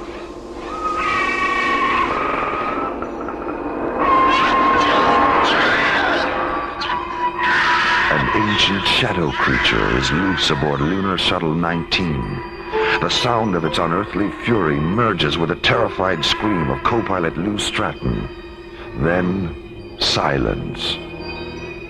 Pilot Frank Hollister activates the visual scanner in Cargo Bay 4. Oh, my God. Lou! Firing the shuttle's booster rockets, he accelerates toward the safety of Starlab, bringing with him the demon spirit of an alien world.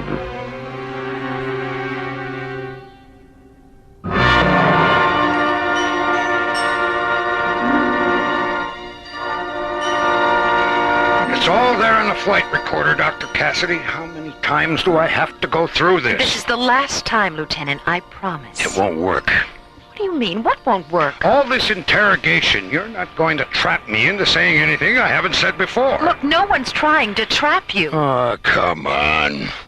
Who do you think you're kidding? Yesterday it was the security officer, Major Wheeler. Last night it was Dr. Rossiter. Today it's you. You're working up a psychological profile on me, right? You're wrong, Lieutenant. None of us had any intention of... Lee Stratton was my best friend, Dr. Cassidy. But there just wasn't anything I could do. When did you realize it was too late?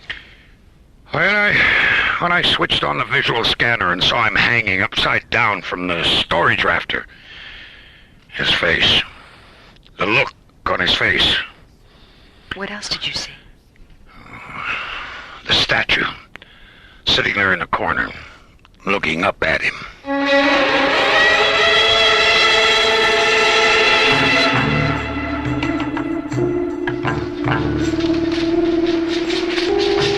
Professor Conrad? Yes, I am right here. I've got Starlab on Scrambler Channel F. It's Dr. Cassidy. Good, good. Patch her through. Victor, Lieutenant Stratton's autopsy report just came off the computer. I have the printout here in front of me. Anything definite on the cause of death? No, there were too many variables. But the projections range all the way from 6 kinds of heart failure to terminal neuroinduction. Terminal neuro... You don't mean deaths by psychic suggestion? That's what it says here. What about the black crystals in his eyes and nervous system? They're identical to those you took from the bodies of the extraterrestrials. But Mycroft couldn't compute either the source or the structure. What else? His brain. It was 364 grams lighter than the average for a man his age. What about the size? Well, that's what's so strange, Victor. The size wasn't changed at all, just the weight. What do you think?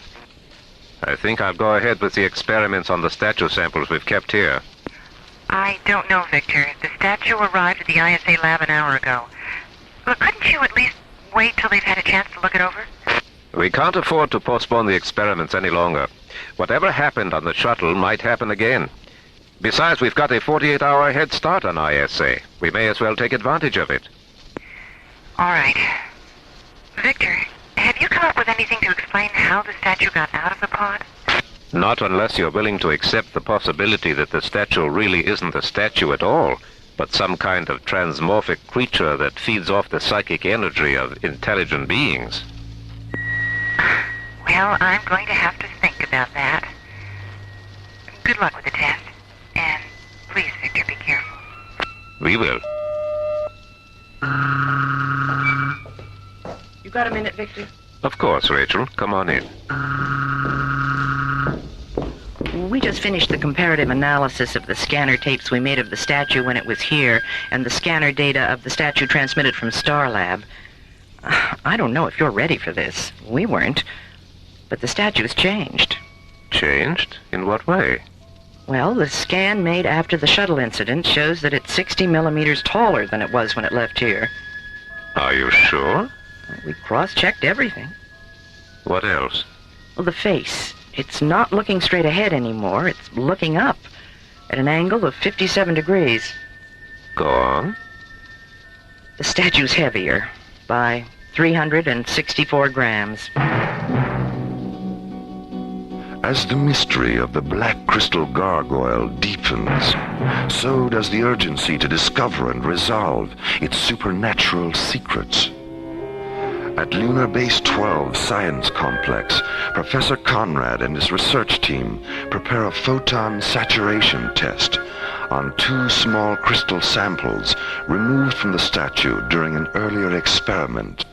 Rachel, will you please ask Arthur and Misha to meet me in conference room 4? I'd like to have a word with them before we start. And you had better join us, too. Right away, Victor. Back aboard Starlab, preparation of a visual link between Starlab control and the interior of Professor Conrad's moon laboratory is supervised by Mora Cassidy. Sally, I think the visual feed from Lunar Base should be cross-linked with Mycroft. That way, if something goes wrong with the VTR, we can always retrieve the pictures from the computer. Okay, I'll have it programmed in about 15 minutes. On Earth, the statue arrives at the ISA Research Center and is locked in a refrigerated laboratory vault where ISA technicians begin their own experiments. All right, let's shave off a couple of 2-micron specimens and get them under the electron microscope. Hideous damn creature, isn't it? Wonder what it's looking up at. Meanwhile, Captains John Graydon and Buddy Griff bank the SET interceptor Solaris away from the freighter convoy they've been escorting to the Timian 3 shipping lanes and jet toward Starlab. Did they ever figure out what it was? Not really. Scientific opinion was divided about 70-30. In favor of an alien spacecraft? No, in favor of a meteor. How many people saw the explosion? Well, there were quite a few villages about 500 miles away, and everyone living in them saw it. At that distance? Skipper, when that thing exploded, it lit up the sky as far away as London. And the sky stayed that way for 3 days and nights. Huh. When did all this happen? 1908. Amazing. Where do you get these books, anyway? Ingrid, the librarian on Starlab. Oh. She came across this one while she was looking for an Oscar Wilde novel that Mora wanted to read. And what made her think that you'd be interested? The title. It's called The Fire Came By. Starlab control to Solaris. This is Solaris. Go ahead, Jerry. Mora'd like to speak with you. Put her on. John, do you have enough fuel to take a side trip to the moon? Buddy? Yeah, we're okay. What do you want us to do, Mora? I've scheduled a conference with Professor Conrad. Pick him up at Lunar Base 12 and bring him here. He's starting an experiment now, but he should be finished by the time you get there. Okay, we'll take care of it, Mora. Hello, buddy. Goodbye, buddy. Cute, Mora. Cute.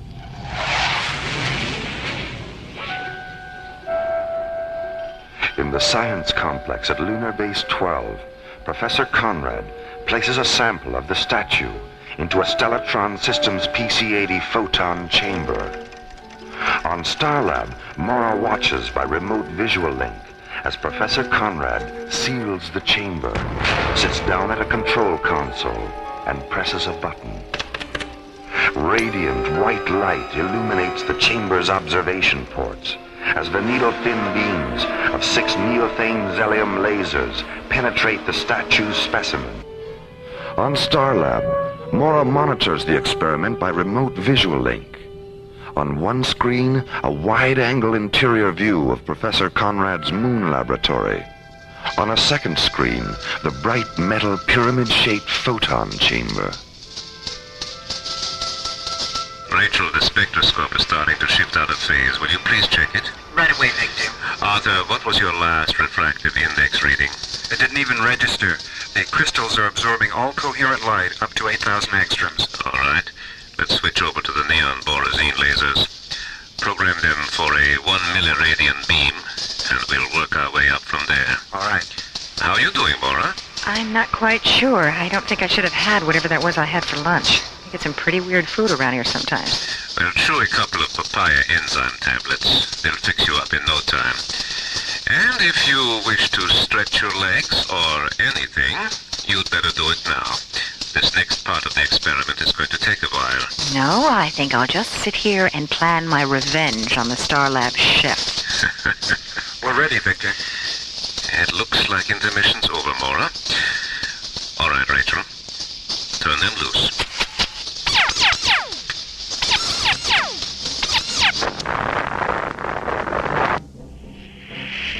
Oh, my God. Victor! Victor! Dr. Cassidy, what's going on? I just saw some telemetry from lunar base. Look, there's been an explosion. Jerry, contact the Solaris and tell them to get to lunar base 12 as fast as they can. Starlab control to Solaris. Starlab control to Solaris. Sally, get hold of the ISA lab and tell them to stop their experiments with the statue until they hear from me. This is Solaris. Go ahead, Jerry. I'm on my way. I've got the Solaris, Mora.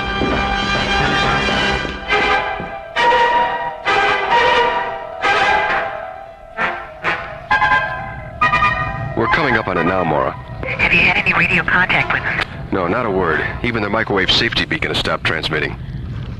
Skipper, screen 5. My God, what happened? John, buddy, what is it? What do you see? Mora, Lunar Base 12 no longer exists. What do you mean? It's been blown to pieces, completely leveled. The entire base. Skipper, screen 6. Buddy, what is it? What's happening? A ship, just above the horizon. It's moving away from us. Magnify it, buddy. Looks something like an old Tarantula-class gunship, except it's about 5 times bigger. Jerry, record this. We're rolling. It's black. Stacked wings angled down about 60 degrees. Yellow markings that look like Cyrillic script, only upside down. Geez, Skipper, what do you make of that? Keep talking, buddy. Short black spikes are starting to bristle out all over the hull. Uh-oh, Skipper, it's turning around. Mora, stand by. We're going in for a closer look at that ship. Open a close proximity channel, buddy. Let's see if they'll talk to us. You're on, Skipper. This is Earthship Solaris. Please identify yourself. Skipper, let's get some altitude before their aim improves. This is Earthship Solaris. Our intentions are not hostile. Please. All right. I'll try it one more time, but that is it. You better let me do it, Skipper. Every time you talk to them, they shoot at us. Solaris, there is still time. Time for what? Escape. From what? Ask your dead brothers and sisters on the wasteland below us. Damn you. You did that? You murdered all those people? But why? They were committing sacrilege. Just who are you? Disciples. Of what? Lightlessness. I've had about all of this I can take. Hold on, buddy.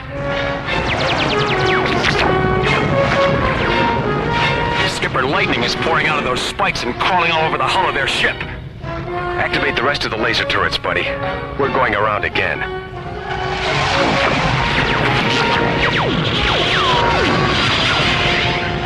Didn't even phase them, Skipper. That lightning soaked up our lasers like a sponge. We're hit. Flame out on number 4 thruster. There goes number 2. The starboard fuel pods are split open. Skipper, if we don't get out of here now, we'll have to set her down on the moon. I don't want to lead that ship to Starlab. Solaris, we are aware of the thing you name. Don't concern yourself with its safety. It is one of our destinations. Come on, Skipper. It's now or never.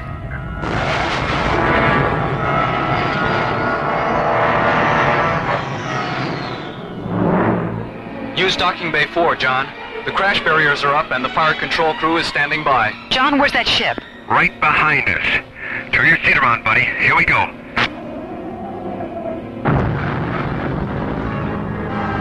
John! Buddy, are you all right? We're okay. Come on, buddy. Let's get out of here. Mora, the alien ship, screen 10. Listen to me, Starlab. Who are you? I am Stygos, High Priest of the Drow. You have stolen the symbol of our redemption. The symbol? The statue? Narl is his rightful name. We have traced him to your moon. We know his presence has graced the machine you live in. Where is he?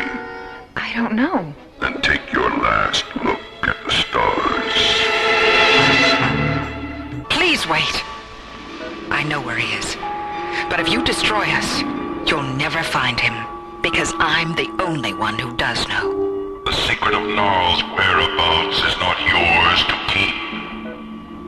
And the lives of the 200 men and women at Lunar Base 12 were not yours to take. They were violating the sanctity of Narl by subjecting the fragments of his being to the light.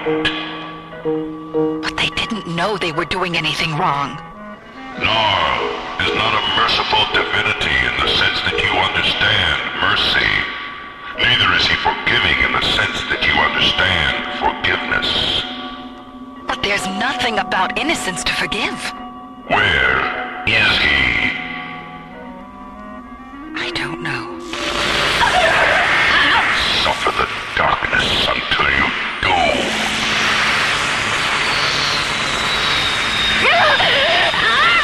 Mora! Mora! Mora, what the hell's happening to her? Don't touch her! Don't touch her!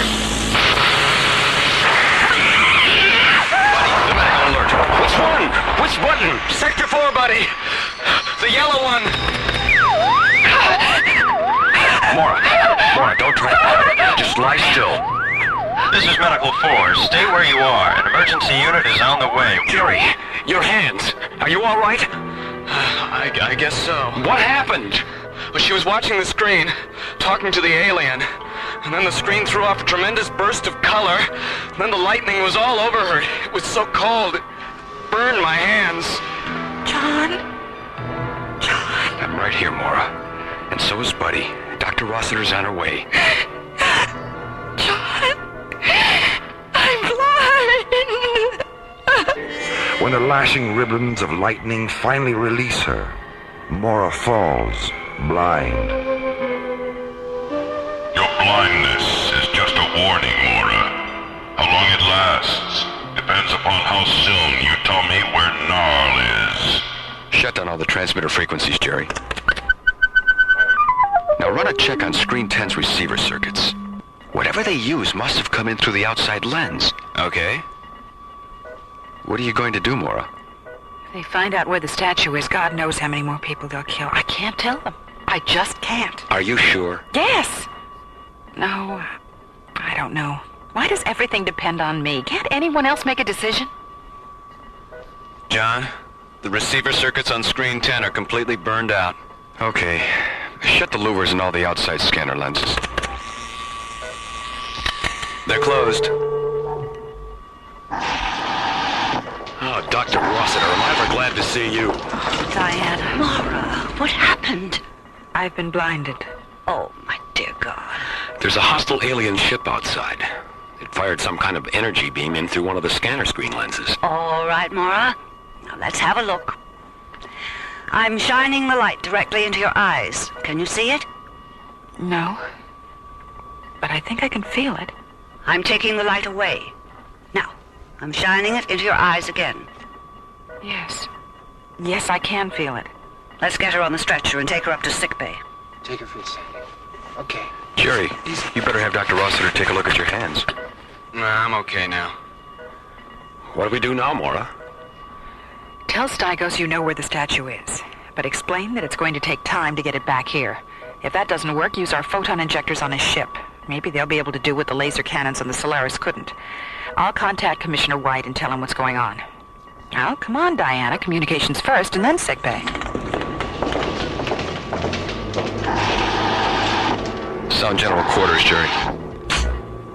Okay, open a close proximity frequency. Let's see how good we are at telling the big lie. Stygos, this is Captain Graydon. Have you made a decision?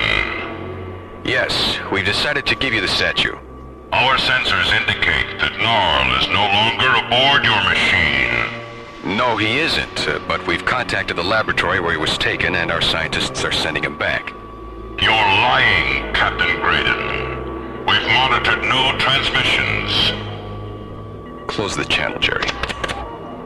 Now open number 8 scanner lens, and project a target grid onto the screen. All right, interface the coordinates of their ship with our photon injectors. We have a target interlock. Stand by. And for God's sakes, keep away from the screen. 4, 3, 2, 1. No good, Skipper, no good. Their force field is deflecting everything. The ship's coming around. Jerry, shut down screen 8. Too late. There. Buddy, hit the deck. Crawl away from the lightning. It stopped. What happened? Jerry, let's see what's going on. Skipper, the ship's moving away from us. Buddy! Look! What is it? Magnify it, Jerry. My God. It's a city. A floating city. As the black metal insect ship of the Trell stalks away into the dark distances of deep space, a huge floating platform appears and slowly moves towards Starlab. On the platform, a dazzling architectural phantasm, a dream city of white crystal towers, transparent steel minarets, gleaming arches, and pale metal domes. As John, Buddy, and Jerry stand silently in Starlab control, watching the approach of the shining mirage-like metropolis, Mora tries desperately to contact Commissioner White at the ISA Command Center on Earth. I'm sorry, Dr. Cassidy, but it's a top security conference. Commissioner White left strict orders that he wasn't to be disturbed. Listen, we've got an emergency situation up here. I'm only following orders. Yeah, right. That's what they all say. Now, Mora, if you don't change your tune, I'm going to be forced to stick a tranquilizer syringe in your backside. ISA, please have him contact me as soon as possible. I will, Dr. Cassidy. ISA out. If I could only see. Mora, we haven't even examined you yet, and already you're acting like a poor little orphan child who's got herself lost in the woods. I am? Yes, you am. Don't start feeling sorry for yourself now. We have too much to do. Attention all Starlab personnel. The emergency alert is terminated. Stand down from general quarters and return to your stations. Dr. Cassidy, please contact Captain Graydon and Starlab Control. John, it's Mora. What's happening? The troll ship has broken off its attack and left the area. What did you do to get him to back off? It wasn't anything we did. It was something else. What? A city. A what? A floating city. Are you serious? Mora, he's serious. It's holding a position 2 kilometers off Starlab. A huge space platform with a fantastic white city built on it. It looks like something out of a futuristic Arabian Nights. I'll be right there. Come on, Diana, take me back up to the bridge.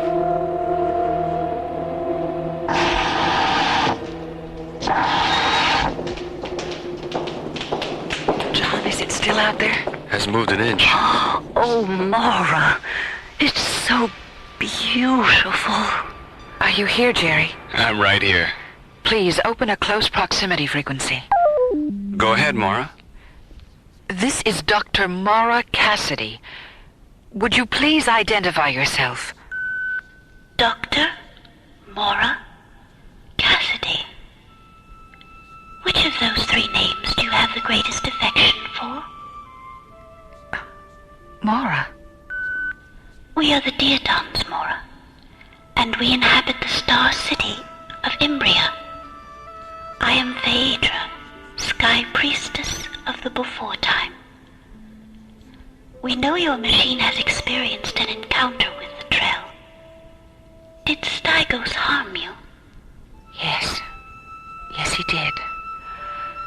I'm blind. Can you feel the light upon your eyes? Yes. Yes, I can. Then it will be my pleasure to restore your sight. It will? Of course. We have no vehicles of our own, so transport yourself here to Imbria. A projection of light will guide you. I'll be waiting. Oh, yes. Jerry, call the short-range vehicle hangar and tell them to get a shuttle ready. John, Buddy, Diana, let's go to Imbria. Imbria. A fantasy of gleaming crystal and bright transparent metal. A construct of light and serenity and magic.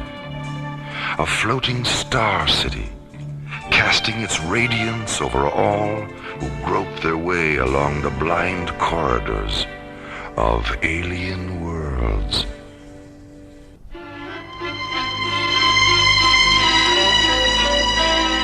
Alien Worlds continues.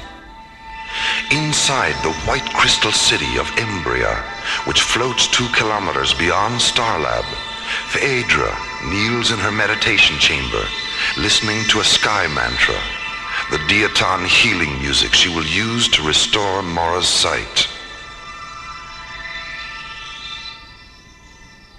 On Starlab, Mora, John, Buddy, and Dr. Diana Rossiter enter the short-range vehicle hangar and move toward the shuttle that will take them to Imbria.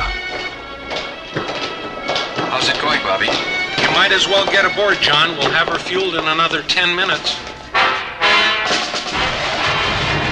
Aboard the Black Trail insect ship, Stygos, alone in his quarters, receives a message from his tracking systems officer. Stygos, what do you want? As our ship withdrew from Starlab, we monitored a transmission. It was the voice of the female. Who received the transmission? A laboratory.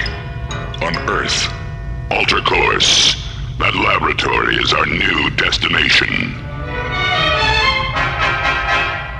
Meanwhile, at the ISA laboratory, Commissioner White and Julian Benedict, head of the World Council's Experimental Weapons Section, are debating over which of their 2 organizations should have possession of the Black Crystal statue, Gnarl. Matthew, if we can take the energy that statue puts out and incorporate it into some of our experimental thought weapon hardware, we'll be years ahead of everyone else in that area. Don't you see the advantage of that? No, Julian, I don't. This is a science complex and not an arsenal. Matthew, weapons development is as much a part of science as molecular biology or celestial mechanics. Is it? When was the last time you heard of someone being killed by a microscope or a mathematical equation? The bomb started out as a mathematical equation, didn't it? Yes, and so did triple-yield agriculture, and antibiotics, and spaceflight. The bomb was created within the reality of a global war, Julian. That reality no longer exists, and I see no reason to encourage its return. The last thing we need is a repetition of the arms race of the 60s, 70s, and 80s. Didn't the Petroleum War teach you anything? That had nothing to do with us. It had everything to do with us, Julian, and you know it. I want that statue. Julian, do you believe in the evolution of human consciousness? Of course I do. And what about immortality? Do you believe in that? Yes, I suppose so. Then would you mind telling me of what use weapons are to evolution and of what use war is to immortality? I didn't come here to discuss abstract philosophy. The statue stays here, Julian. Do you know what this is, Matthew? I haven't the slightest idea. It's a World Council directive signed by the Secretary, ordering you to release the statue to my section. Julian, we both know your section is being phased out. Why are you going through all this? It won't be phased out for another year. And if I can help it, it won't be phased out at all. After all, what if the statue should fall into the wrong hands? What would be our defense against it? Can I see that directive? Thanks. You'll have to excuse me now, Julian. I have things to do. And stay away from my people. I've already given them orders not to cooperate with you. As far as you're concerned, I'm the ISA, and this is between us. What is this, Matthew? Some kind of conspiracy? Yes, it is, Julian. A conspiracy of my values against yours.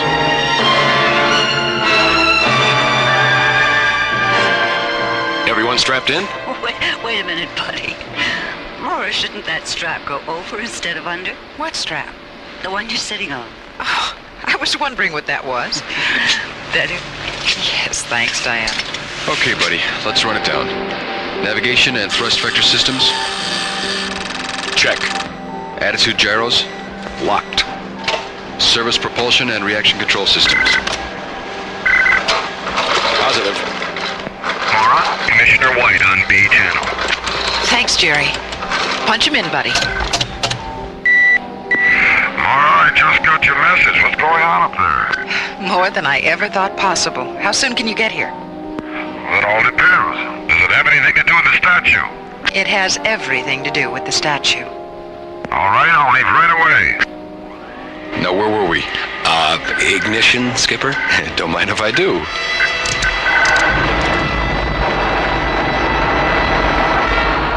As John, Buddy, Mora, and Dr. Rossiter jet toward the Diaton Star City, Imbria, Commissioner White enters the short-range vehicle dome near the ISA laboratory and boards a priority shuttle. 5 minutes later, the shuttle is towed from the dome to launch pad 6.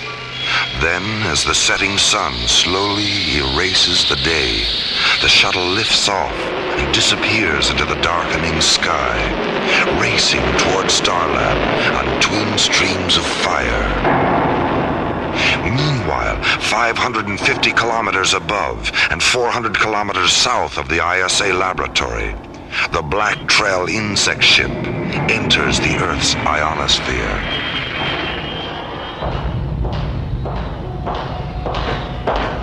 We are approaching the laboratory, Stygos. Have precautions been taken? Our impulse deflectors will confuse the echo patterns of any detection beam that touches us. We will appear to them only as a flaw mirage. Leave me now. I sense that you are restless now, but be patient. Your disciples are near. Your deliverance is at hand.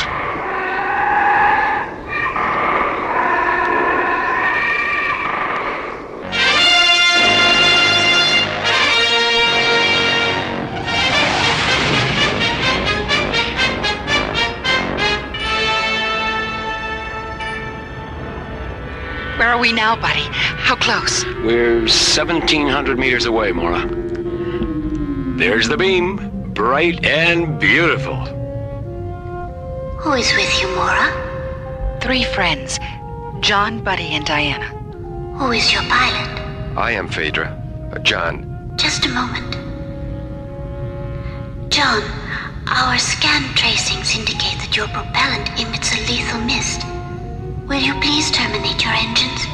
Our atmosphere is delicate. If I shut down the thrusters, we won't be able to maneuver.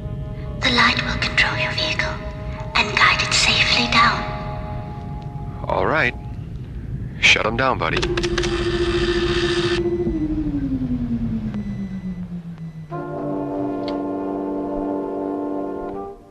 World Council Communications to ISA. This is the ISA. Go ahead. Is Mr. Julian Benedict still there? Secretary Stone is returning his call. Yes, he is. He's in the laboratory complex. Stand by, please.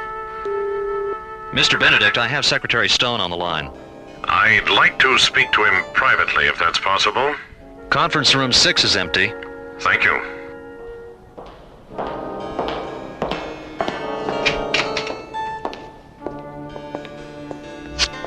Mr. Secretary, Commissioner White ignored your directive, tore it up as a matter of fact. Well, if I had his sense of ethics, I probably would have done the same.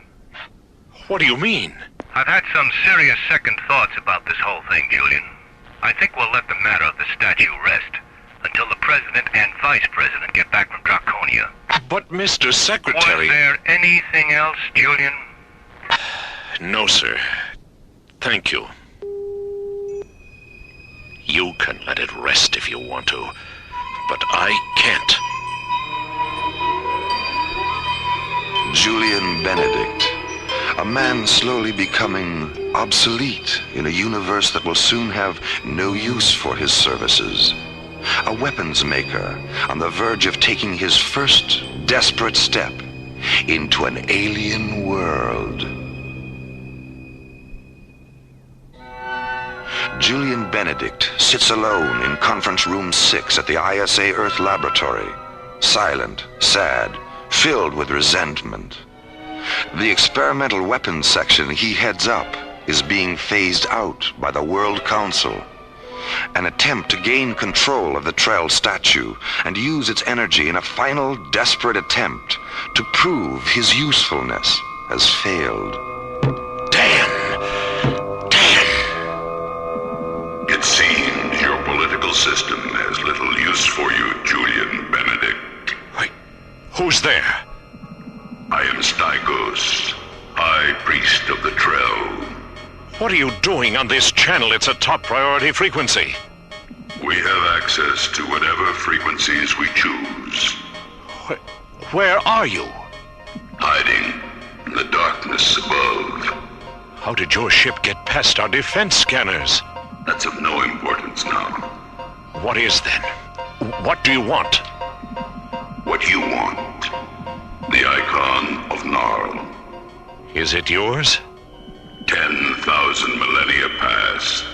Our planet was visited by a nameless race of darkling beings with magnificent wings and eyes of fire. We were without intellect then. Nothing more than restless shadows, hiding in the sea, crawling out at night to feed off the night mists. The Darkling Priests gave us the gift of Gnarl, and through him flowed the powers of redemption that transformed us. Then, a nomadic stealer ship came down from the air and took Gnarl away, thinking he was a construct of a precious gem called Nightstone. We know now that the stealer ship malfunctioned, causing it to impact on your moon. The violators built a dome as protection from the lunar cold, but they made the mistake of taking Gnarl into the shelter with them. How did you know he'd been found? Our parsec scanners have been probing the universe for centuries. Do you have access to Gnarl? Why don't you just take him? That was our intention. But now we know the chamber that imprisons him is small. If we destroy it, Gnarl may be harmed. Suppose I do have access to Gnarl. So what? Free him, and I'll give you the secret of his power. It'll take time. I understand. ISA Communications. Please put me through to the Security Bureau in my section. Right away, Mr. Benedict. Security. This is Julian Benedict. Find Major Ripley and tell him to meet me in my office in 15 minutes.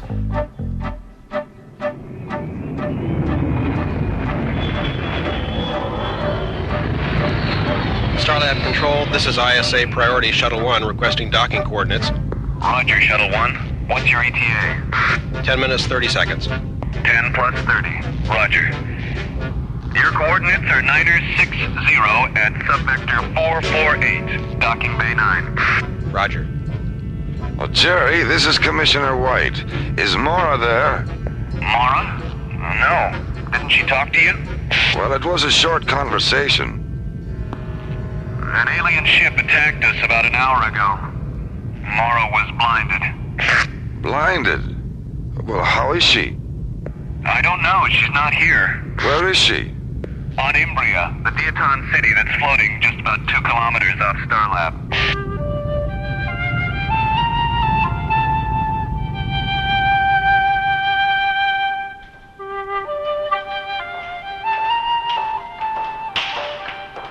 Welcome to Imbria, Mora. Phaedra, You don't know how glad I am to be here. I'm Diana, Phaedra. This is John. Phaedra? And this is Buddy. Wow. Are you ready, Mora? Yes, I am. You can't imagine what it's like being blind. Yes, I can, Mora. I'm blind. What? Oh, I'm sorry. All Diatons are blind. It's our legacy. But how can you see us? How did you manage to build this city? I sense you, as clearly as if I had sight, Diana. And as for Imbria, it was dreamed into existence. Dreamed? No. When? During the final century of the before time, an age of radiance unified the minds of all Diatons and transformed us into Shiva, the dreamer who never awakes. When did this age of radiance end? It ended with the coming of the Trell. They burned our fields and forests with terrible fire weapons. They suffocated our cities and canals with poison mist. 2,000 legions of Trell warriors. And before they went away, they blinded all of us. Oh, Phaedra. Why did they do that? The icon of their god had been stolen. They were angry. That damn statue again. Did they think you'd taken it? No. We were made to suffer their rage because we represented everything Nal had taught them to hate. Why didn't they destroy this city? It was orbiting behind one of our moons. Those of us who survived the Trell invasion came here when we realized we'd never be able to rebuild our planet. Not even by dreaming? A dream can't always change what is, Mora, but it can create what isn't.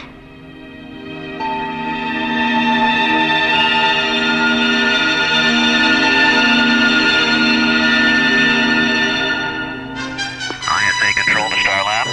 Starlab, go ahead. Has Commissioner White arrived yet? It's urgent. I'm right here. What's the problem? A security police unit from the experimental weapons section is in the laboratory. They say they have orders to take the statue. Damn it, Julian. Who's the officer in charge? Major Ripley. Call the lab. Tell Ripley if he doesn't want to spend the next 10 years in Jastrow prison, he'd better talk to me.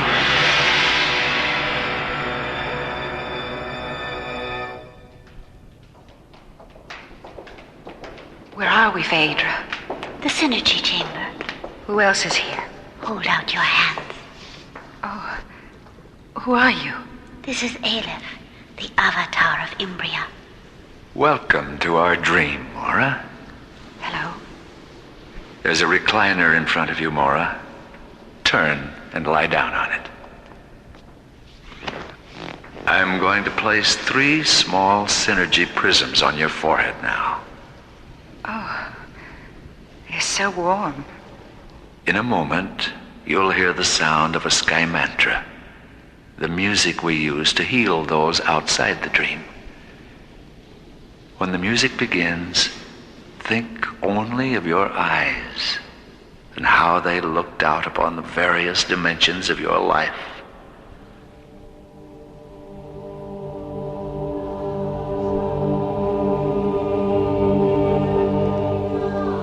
I see red, yellow, and sunsets, and we're surrounded by clouds. It's sensual.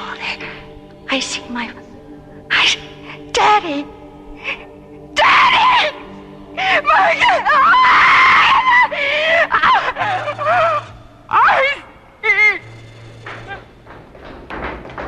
What's going on? Mora, what happened? I can see!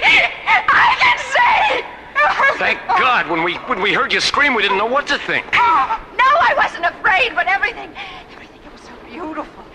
It was just so beautiful. I thought I died. Deep within the star city of Imbria, Mora lies sleeping, exhausted by the Diaton Sky Mantra ritual, which has not only restored her sight, but for one fantastic moment has opened her mind to eternity. Meanwhile, Aleph has led John and Buddy back to the Starlab shuttle, which sits on an illuminated white crystal platform in the center of Imbria. Inside the shuttle, John contacts Commissioner White on Starlab and learns what is taking place at the ISA laboratory on Earth. How did you find out about Stygos and Benedict, Commissioner? An ISA communications technician was filing the lab's hourly intercom recordings and came across their conversation. Well, where's Benedict now? An ISA security unit arrested him 15 minutes ago. Ripley, too. Well, what's the present situation? Well, Stygos will probably move against the laboratory when he doesn't hear from Benedict again. John.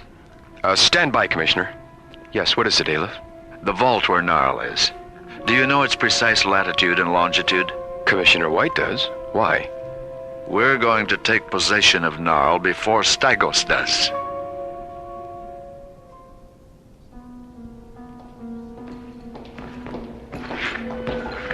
Mora. Hi, Mora. How you feeling? I feel wonderful.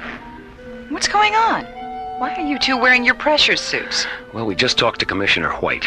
Stygos is about that far away from attacking the ISA lab. We're going down for the statue. You'll never make it in time. Earth's an hour away by shuttle. We're not going by shuttle. We're going by light. Teleportation.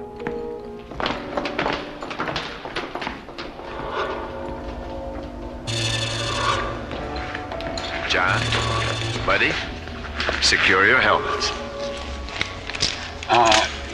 This isn't gonna hurt, is it? I think you'll find it a rather pleasant experience, Buddy. Phaedra, lower the cylinders. The dematerialization thresholds have integrated, Aleph. Purge the cylinders.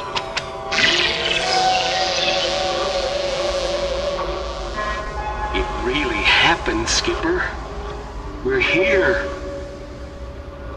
God, this thing is heavy. Come on, let's get a harness around it so we can pick it up. Okay, let's pick it up. Here we go.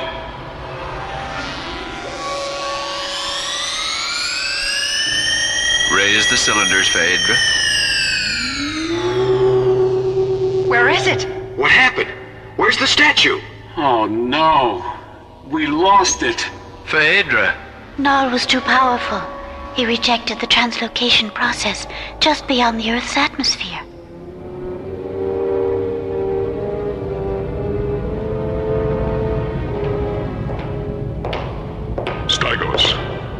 Stygos. Gnarl is free. A Deaton translocation beam tried to take him, but he escaped. Gnarl. Take him aboard and bring him to me. Then set a course for Imbria.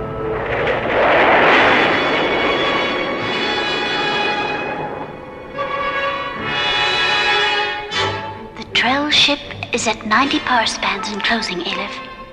The scan tracers acknowledge that Gnarl is aboard. What can we do, Aleph? Begin the light storm cycle, Phaedra. What's going on? Imbria is now being enclosed by an aurora sphere of ionized winds, invisible to the Trell sensors. As their ship penetrates this enclosure, their force field will be temporarily neutralized. At that moment, Phaedra will flood the aurora sphere with liquid light.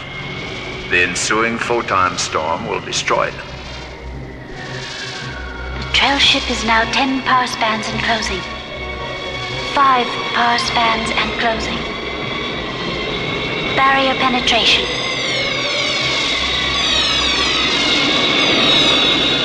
Gnarl is free! Gnarl is free! Phaedra, the liquid light injectors.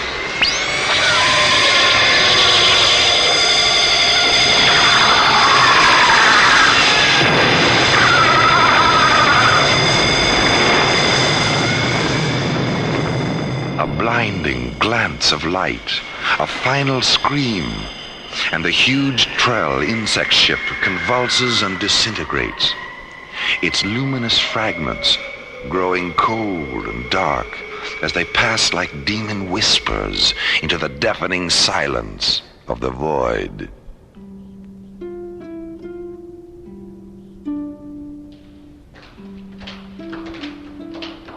Phaedra, are you going to guide us away from the city with another light projection? Yeah, I'm really into riding light beams. You may use your engines, John. We'll neutralize the exhaust vapors when we decontaminate the residue of the trail ship. Thank you, Phaedra. Thank you for everything you've done, Phaedra. Goodbye. Oh, well, Goodbye, Phaedra. Goodbye. Goodbye, Aleph. Goodbye. Aleph.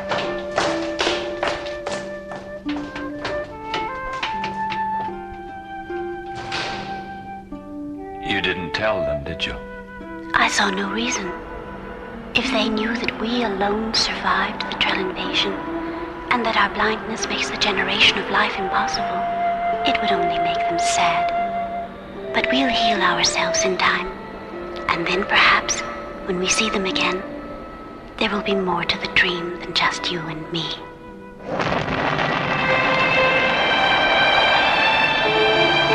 As the Starlab shuttle rockets away from Imbria, the radiant dream city slowly drifts away into a universe of stars and suns and secrets. Inside the city, a man and a woman in search of the miraculous, moving through the invisible dimensions of time and space. Lightstorm, the ISA Conspiracy, was written by Ron Thompson. Our cast included Linda Gary, Chuck Olson, Bruce Philip Miller, and Corey Burton, with special guests Ernie Anderson, Robert W. Morgan, Olin Soule, Michael Rye, Russi Taylor, Francis Bay, and Peter Leeds. Alien Worlds was created, produced, and directed by Lee Hansen. And so, until again we meet, this is Roger Dressler, inviting you to join us soon for further adventures into Alien Worlds.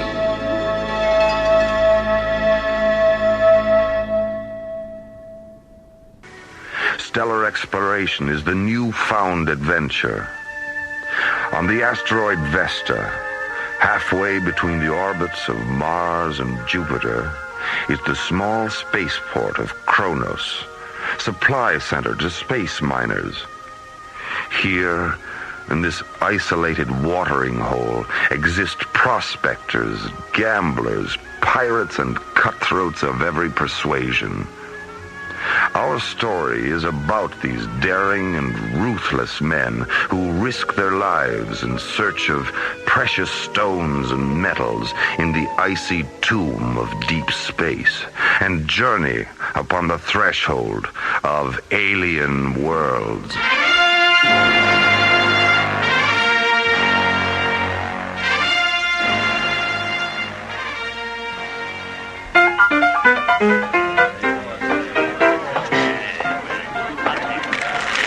Spaceport Kronos, the Rising Star Saloon, Saturday night.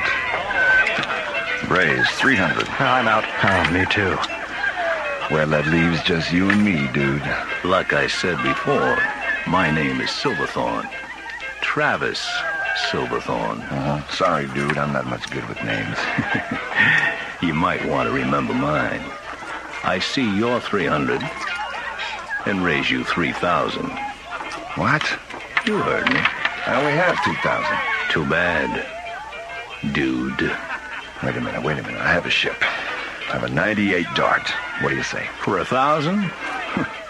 Where is it? It's out in the lot, number 4. That clunker? Hey, look, it needs a little paint. That's all. It's got an FTL overdrive. Faster than light? That's right. The FTL unit alone is worth 1,000. All right. You calling? You know it. 3 queens. Damn. Well, gentlemen, thanks. Not bad for the first part of the night. Whose deal is it? What the hell was that? That old scrounge over there. He just came running into this place and shot off his blaster. Shh. He's trying to say something. Glowstone. Glowstone? Did he say Glowstone? Well, there goes the game. Glowstone. Glowstone's been discovered on Calamar. Glowstone? Discovered on Calamar? Meanwhile, high above Earth, Starlab, the spinning observatory wheel, drifts silently, peacefully through space. Aboard Starlab, Research Director Mora Cassidy and her assistant Tim ready the giant telescopes for a close-hand look at the new frontier. Dr. Cassidy, you're early. I know, Tim, but I'm anxious to get a look at the planet. Besides, Commissioner White has ordered a 24-hour surveillance of Calamar. Mycroft is moving the 900-inch scope into position now. The 900? What's wrong with the big one? It's working on spectral analysis. 2 more hours. Oh, well, we can't wait. Delta 1 will be here any minute, and I want Calamar on the viewer when Graydon and Griff arrive. Why are they coming here to Starlab first? Calamar's in the opposite direction. I don't know, Tim. They didn't tell me. I can't believe it was just yesterday that news of the Glowstone strike got out. It seems like everybody's going to Calamar. Well, I wouldn't mind going there myself. What for, Dr. Cassidy? Well, for one thing, I've never even seen a grain of glowstone, much less the rocks rumored to exist on Calamar. Will you settle for a good look right now? The scope's ready. Well, then turn on the viewer, Tim. Let's see this new frontier. Right, Dr. Cassidy. Viewer on. Ooh.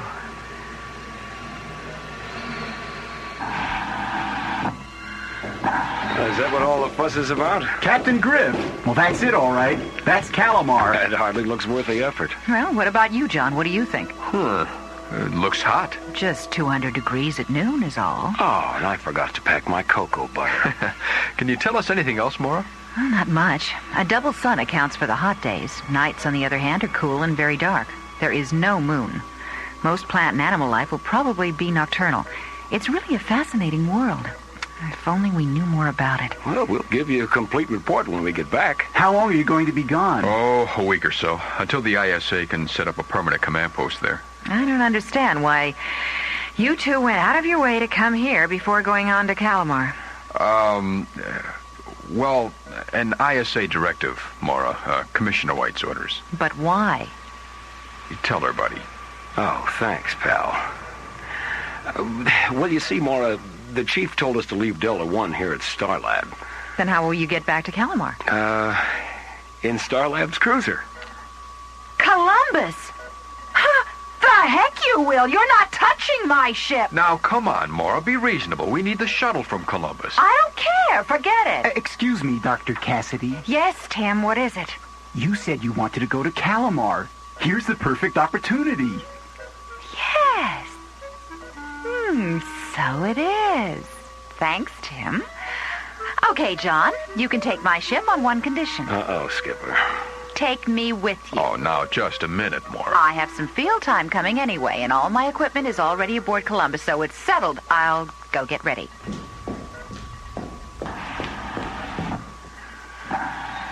Hey, Skipper. We sure handled that well. Yeah, well, maybe it's a good thing she's coming along, buddy. We can use the help. As Graydon and Griff prepare to disembark Starlab for Calamar, early prospector arrivals begin on the small planet. Mark Robbins and Lee Johnson are among the first.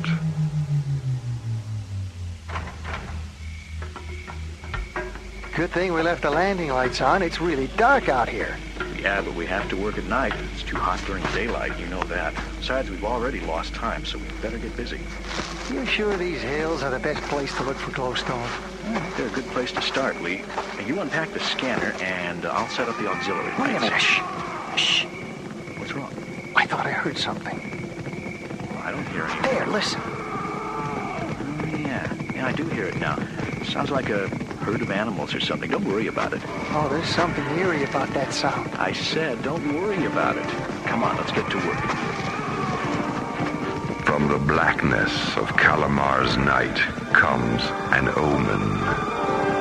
What lies ahead on this tiny distant planet remains an unknown, shrouded in mystery on alien worlds.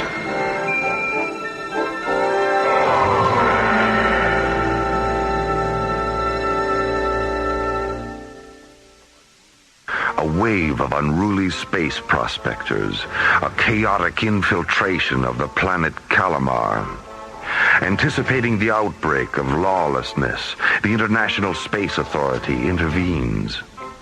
Acting on ISA orders, a space exploration team is sent to Calamar to begin preparations for the arrival of an ISA security fleet and the establishment of a permanent command post.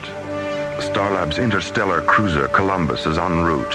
SET commanders John Graydon and Buddy Griff, along with Starlab research director Mora Cassidy, are on board. Skipper, we're getting a distress signal, heading 049er. Open channel 8, buddy. ISA cruiser Columbus calling vessel at 049er. We read your flag. Open communications on channel 8. Over. What's going on? Oh, some idiot probably ran out of photons. Oh, thank God you guys showed up. I'll bet 50 ships passed me by without even slowing down. I'm sorry, pal, but we'll be doing the same. What? Oh, come on, you can't leave me. Hey, Skipper, I think I know that guy. Do you mind? Okay, buddy, go ahead, but I'm not stopping. Hello, Travis. Travis Silverthorne, is that you? Yeah, who are you? It's me, Buddy. Buddy, you fool. Stop that ship right now and pick me up. Hey, Skipper, what do you say? I already said, buddy. But Travis is like a brother. I don't care, buddy. We don't have the time. Skipper, he saved my life when we were kids. Oh, damn it, buddy. Thanks, Skipper. Hello, Travis. Hold on, we're coming alongside. As Captain Griff aids a distressed friend, Dr. Cassidy receives an emergency call from Starlab. That's right, Dr. Cassidy. Spectral analysis indicates solar flare-up on Calamar's double sun. How intense, Tim? Strong enough to knock out any and all radio communication within 19 parsecs of Calamar. Okay, thanks for the report, Tim. I'll be in touch. Great, huh? You heard. Yeah. Without any radio communication on Calamar, things could get sticky. Any idea how long the solar flare-ups might last? I'd just be guessing. John, Mora, I'd like you to meet my old friend Travis Silverthorne. Travis? Appreciate the ride, Captain. It's all right, Travis. What happened to your ship, Travis? Oh, it was a piece of junk I won in the card game on Cronus. Not worth going back for. Say, you wouldn't be headed for Calamar by any chance, would you? We sure are. Fantastic. Back on Calamar's night side, prospectors Mark Robbins and Lee Johnson continue their search for Glowstone. Out of the black depths, a mysterious sound draws closer. I think they're getting closer, Mark. You stop worrying about that noise. It's probably a natural phenomenon. Well, natural or not, I got a bad feeling about it. Hey, what do you say we break camp and set up in another location? Oh, Lee, come on. You got prospector jitters. Listen, the sound, it stopped. You see there? Nothing to worry about. Like I said, it's a natural phenomenon. Natural phenomenon, yeah, sure.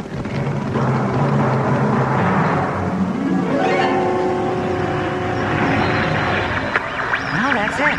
We've entered the area affected by Calamar's sun. We no longer have any radio communication with anyone. We'll need to keep a monitor on the radio at all times. Hey, Skip, me and Travis are throwing a party to celebrate our reunion. You want to join us? Oh, no thanks, buddy. But go ahead, just don't overdo it, huh? Right, Skip. How about you, Mora? Would you like to have a drink with us? Well, Oh, go ahead, Mora. We have time before we get to Calamar. Okay, why not? All right, we'll be in the galley, Skipper. Well, tell me, Mr. Silverthorne, Please, Mora. Call me Travis. Okay, Travis. What draws you to Calamar? Plan on doing any prospecting? Well, in a manner of speaking, I guess you could. If I know Travis, he'll be mining the miners. And that means? I will be playing cards. Ah. Okay, here we are. Martian fizzes okay? Sure, fine. Okay by me. You know, I've never seen Glowstone. No kidding? I just happen to have a piece with me. Really? Oh, I'd love to see it. It's just a speck, but it's enough to see the value. To get the full effect of Glowstone, you have to see it in the dark. Oh, buddy, will you please turn off the lights? Sure. Oh, it's beautiful. I've never seen such rich colors before, so bright, pure, and warm. Think she likes it, buddy? I don't know. It's hard to tell. The glowstone is supposedly an aphrodisiac, too, you know. No, I didn't, but I'm not surprised. Oh, wow. You two want to be left alone? Buddy. Of course, that's not the reason it's so valuable. That's right. That much I do know. Glowstone is a perfect energy source. Small, clean, safe.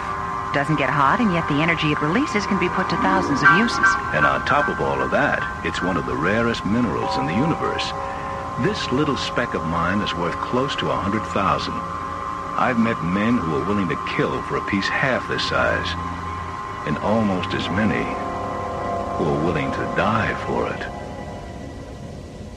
The value of glowstone cannot be denied, but neither can the dangers of mining it, as two young prospectors draw closer to a confrontation with the unknown on Calamar. It's been a half hour, Lee, and no more howls. If anything was there, it's gone now. No, I don't think so, Mark. They're out there, all around us. I can feel them. Maybe we should just get back to work, Are you kidding? That's just what they're waiting for. Well, we can't sit here all night. Besides, I've scanned the whole place. There is nothing here to fear. But, Mark... But nothing. Now, give me that blaster and wait here. Where are you going? I'm going to prove my point. I'll fire the blaster a couple of times over by that rock. If nothing happens, then maybe we can get back to work, okay? And if something does happen? Well, then you're going to have a front row seat. But nothing will happen. Now watch. Hey, what happened to the lights? Mark? Mark! What in the name of God is that? Mark, where are you? Lee? Lee! Help me!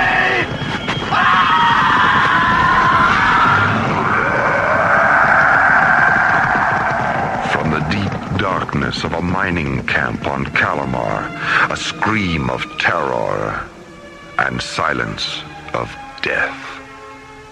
What strange creatures stalk the blackness and lure these helpless miners into horror? An excursion into the arcane on Alien Worlds.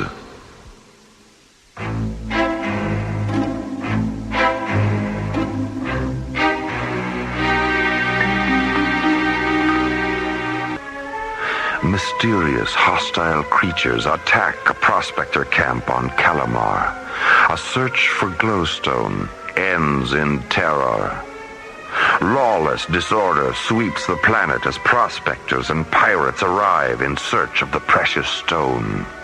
A space exploration team enters Calamar's orbit, sent by the International Space Authority to subdue the madness. How hot it looks down there, Mora. At least the nights are pleasant, John. I'm sure most of the miners do their work at night. What about solar screens during the day? Even under a solar screen, it would still be 120 degrees or so. A little hot to be doing hard labor. Yeah, I'll say. You know, I never liked the desert, even on Earth. I think I'll stay up here and let the rest of you take the first EVA. So now all I have to do is find Buddy and Travis. I think they went up to the launch deck. In just a minute, I'll go with you. Okay. You know, Travis, seeing you again reminds me of the first time we left Earth together, remember? Oh, how could I forget? I can't believe we ever got past the moon in that old government surplus. A wombat, wasn't it? It was a wombat, all right. That old fossil fueler.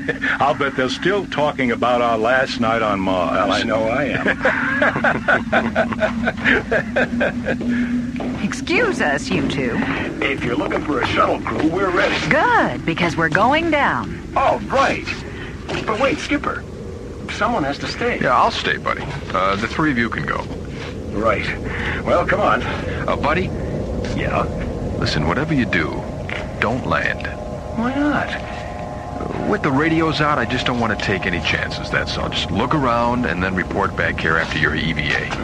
Okay, Skip. Boy, you sure know how to take the fun out of an EVA.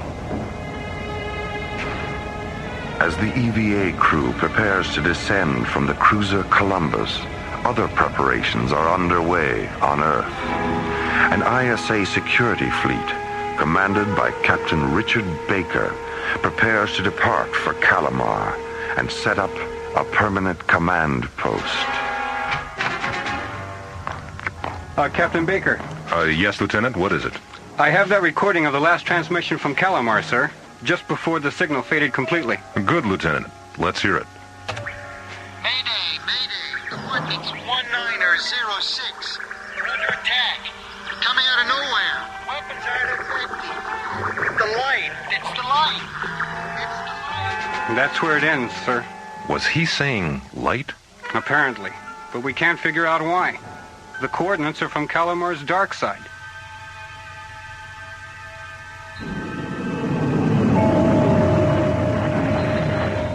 An EVA shuttle streaks across Calamar's ebony skies into the planet's night side. Aboard, Captain Buddy Griff, Travis Silverthorne, and Mora Cassidy observing the planet's surface through an infrared scanner. Altitude leveling off at 10,000. Speed 900 and dropping. I can't understand it, buddy. There's no lights down there. There's no sign of mining camps or laser drills.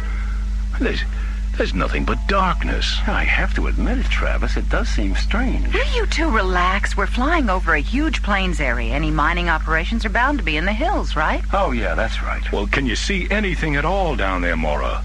Scattered plant life and what appears to be a giant herd of animals. I'm taking us down closer. This is strange. What's strange? I can see several mining camps, but... So? Well, they appear to have been totally destroyed, like they were hit by a tornado. I knew something was wrong. Is there any sign of survivors? No. Wait, slow down. Okay, give me a chance. What do you see, Mora? What do you see? A group of men. Some of them look injured. They're standing together near some caves. They're trying to get our attention. So why don't they turn on a light if they want us to see them? Only one way to answer that question, buddy. I think you're right, pal. We've got to land this bird. But, Buddy, John just said that we can... You said some of those men were hurt, Mora. We've got to help them. That's why we're here. I suppose you're right. I know I am. Hit the landing lights, will you, Travis? Right. There. Now, that's more like it. Now we can see, too. Yeah, they're the men that Mora was... Hey, wait a minute. Wait a minute. They're running away. They're running away like scared rabbits. Yeah. They're heading straight for the caves. They panicked as soon as you turned on the lights. Touchdown. Let's get out there and find out what's going on.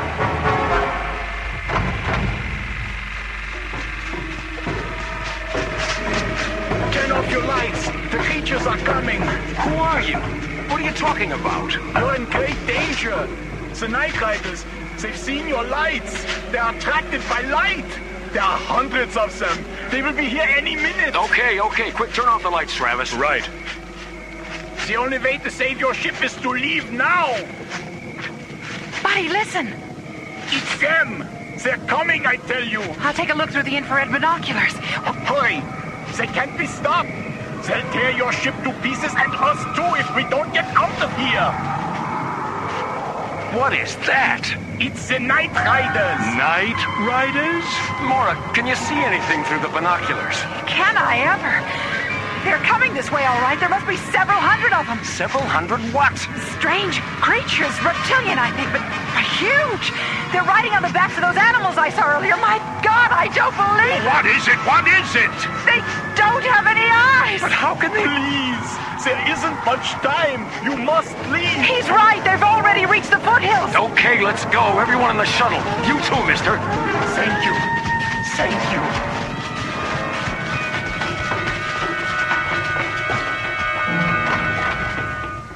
All systems on, buddy. All right. Preliminary ignition. Set. Uh-oh.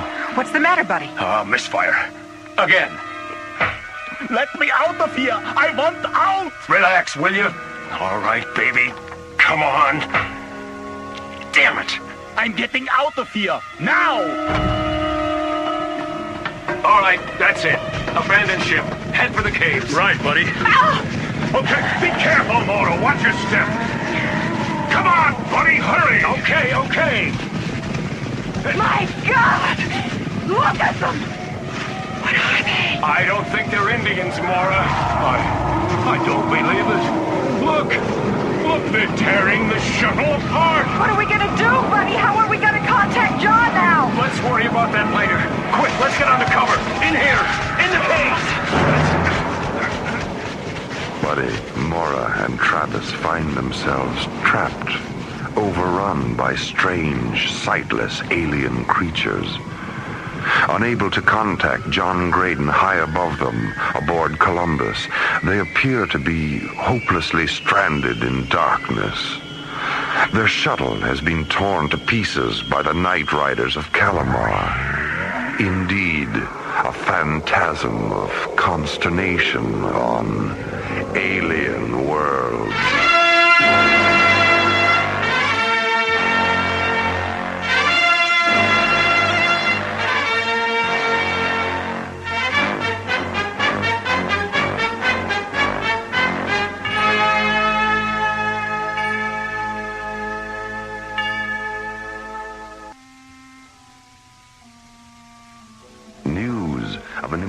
Discovery on distant Calamar elicits the reactions of space miners from every corner of the galaxy. Glowstone's been discovered on Calamar. In an effort to control the lawlessness, the International Space Authority sends an SET in to establish a permanent command post there.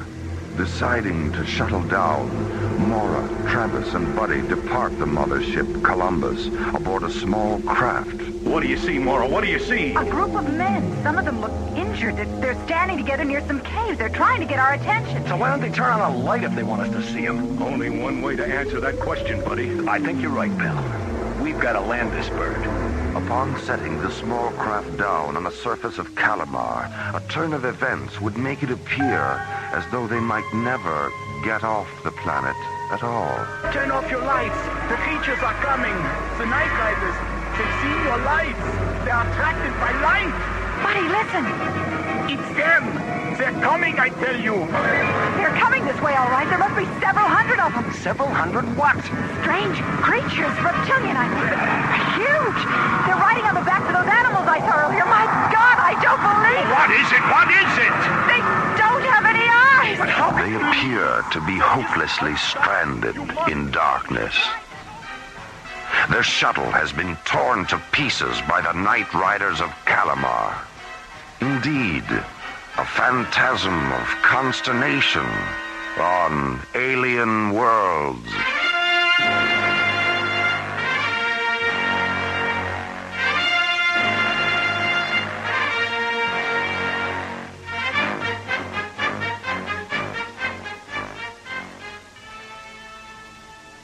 As the charging hoofbeats of the Night Riders fade into the depths, Buddy, Mora, Travis, and the miners seek refuge in a Calamar cave. A lot of these men are hurt, Buddy. They need medical attention. The ISA fleet will be arriving any time. They'll have a hospital ship with them and plenty of medics. I could sure use an aspirin. What's wrong, Travis? Oh, I just got a little headache. I'll be all right. Look, I'm going to go outside and get a breath of air. Could I use the infrared binoculars, Mora? Oh, sure. Here. Thanks. Hey, Travis. Yeah? Be careful. I'm always careful. Buddy, where are you? I'm right here. Buddy, don't do that. Do what, my dear? I'm just standing here. You bumped into me. Well, it's too dark in here to just stand around. Do something. Whoa. Who's that? It's okay. I'm a prospector. What's your name? Robertson. Don Robertson. Did you, find any glowstone? Sure did. Hit a strike about 2 weeks ago. You alone? Well, I am now. Had a partner till day before yesterday. He's dead now. What happened? Night Riders get him? Nope. He just fell over. Just like that. Well, what happened? I mean, what did he die from? I don't know. He was fine up till 3 or 4 days ago. Started complaining of headaches. Then he started getting dizzy and falling over things.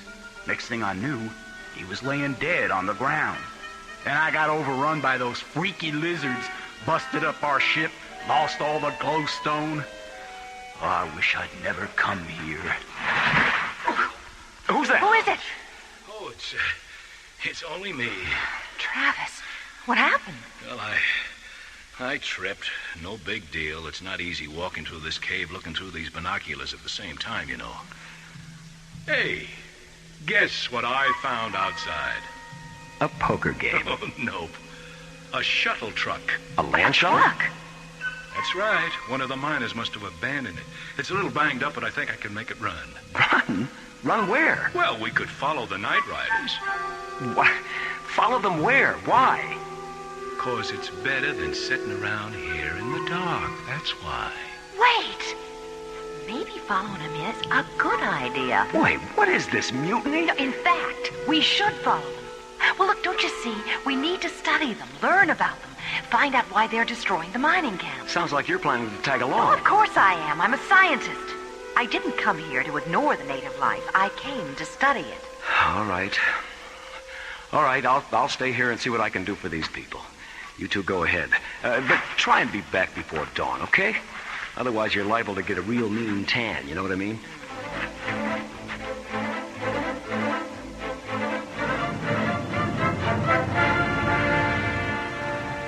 Meanwhile, back aboard Columbus, John Graydon sits quietly in solitude. It's been nearly 5 hours. Where could they be? Something's happened, and I sit here doing nothing. Well, no more. I'll land this monster by myself. Carefully. See anything yet, Mora? Nothing but the tracks. But we're on the right trail. How are you doing? Well, it's not the driving. It's not being able to see where I'm going. Don't worry about it. I'll direct you. Wait a minute. Slow down. What is it? Turn left 10 degrees. We're coming up on a cliff or a crevice or something.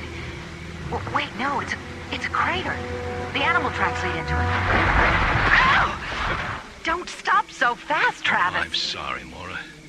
Let me take a look. Here. The sides of the crater are too steep for the truck. We'll have to go the rest of the way on foot. Well, that won't be easy in this darkness. And we only have one pair of infrared binoculars. Well, you walk alongside of me. My turn to guide us with the binoculars. Maybe we should hold hands? I thought you'd never ask. Now, careful now. Watch your step. You watch your step. How do you focus these things anyway? They're a little blurry. Are you nearsighted? Oh, yeah, why? Push the little button on the top right side.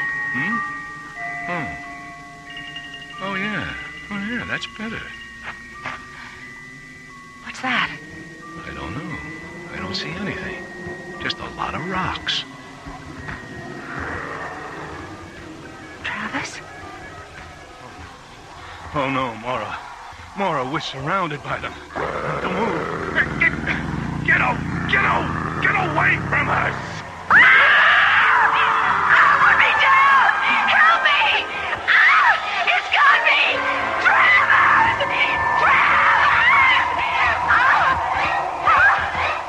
Large, two-legged, reptilian creatures drag them helplessly into the dark abyss, deep into the underground, and into the dominion of alien worlds. An SET crew of 4 arrives on Calamar. A 3-member group sets down on the planet's surface and are overrun by strange, sightless alien creatures. The 4th crew member, John Graydon, having not heard from the others for several hours, decides to solo fly the giant ship in for a landing. Infrared scanner's up. Good. Okay, between those hills, I'll try and land there. Big and flat. What? Instruments are picking up debris. Uh-oh, it's a shuttle wreckage. Coordinates 8903. Oh, no, I'm coming in too fast. I'll reverse thrusters.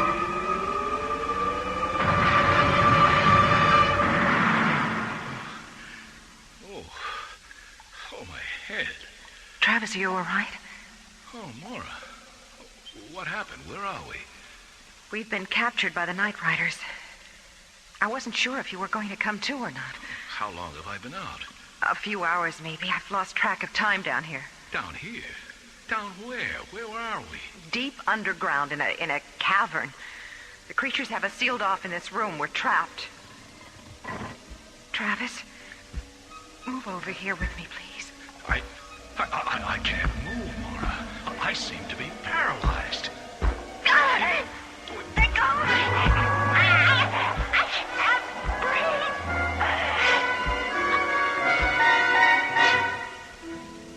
Skipper, up here! This way, John! Thank God there's Buddy. Thank you, Skip. I see you discovered the Calamar cool suit.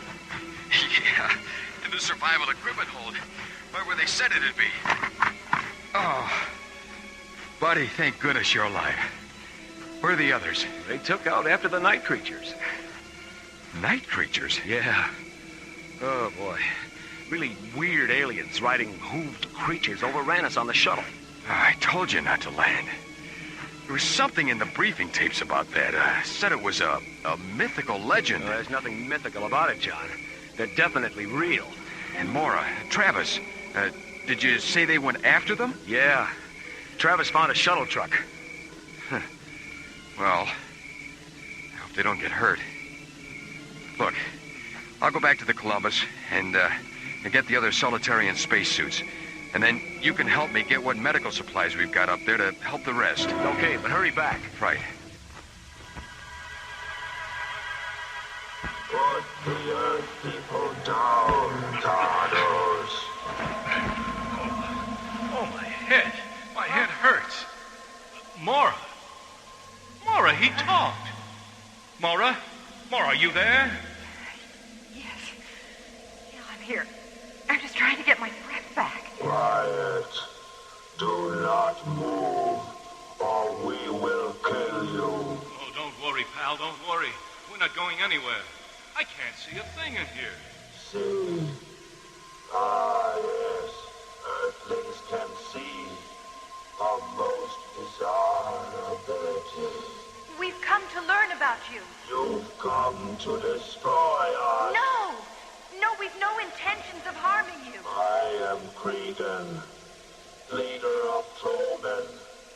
We are of this world, not you. You speak English. How? Our translatory linguistic ability is of your galaxy. You are not the first of your kind to enter our world. Why have you attacked our people? You bring the great pain. Whose pain you talking about, pal? What you call light, to us is pain. It is the poison of our wavelength. But how do you perceive light if you're blind? Blindness is relative only to your spectrum of perception. We are of telepathic senses. You are disrupting our wavelength, altering our sensibilities. You must leave Calamar. But what about sunlight, a glowstone? Enough talk. Wait, you don't understand. We represent the... You are an invasion to our universe. We are not compatible. Well, what do you plan on doing with us? We will display your death to your people without mercy. Then they will know our power, and they will leave. Oh, come on, pal. You don't want to do that. I've got too many poker games left. Besides, the miners won't leave. They could care less about us, believe me. Silence. It is done. We ride when nighttime is again full. A terminus planned by the leader of the Trollmen promises the doom of Mora and Travis at sundown. An exhibition in death by the Night Riders of Calamar as darkness slowly overcasts this alien world.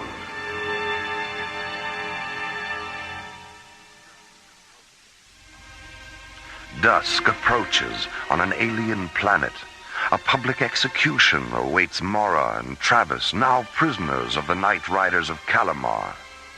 Meanwhile, an ISA fleet streaks across the heavens into Calamar orbit. The The radios are working again, Captain Baker, but there's no response from the planet's surface from anyone. What about the ISA cruiser Columbus? Have you located its orbit? She's sitting on the ground, abandoned. All right, Lieutenant. Get a landing party together. Let's get down there and find out what's going on. Yes, sir. Oh, I also have a priority mission report from ISA headquarters. Seems there's been a new development at Jerdel on the Glowstone tests. Let me see it. Very interesting.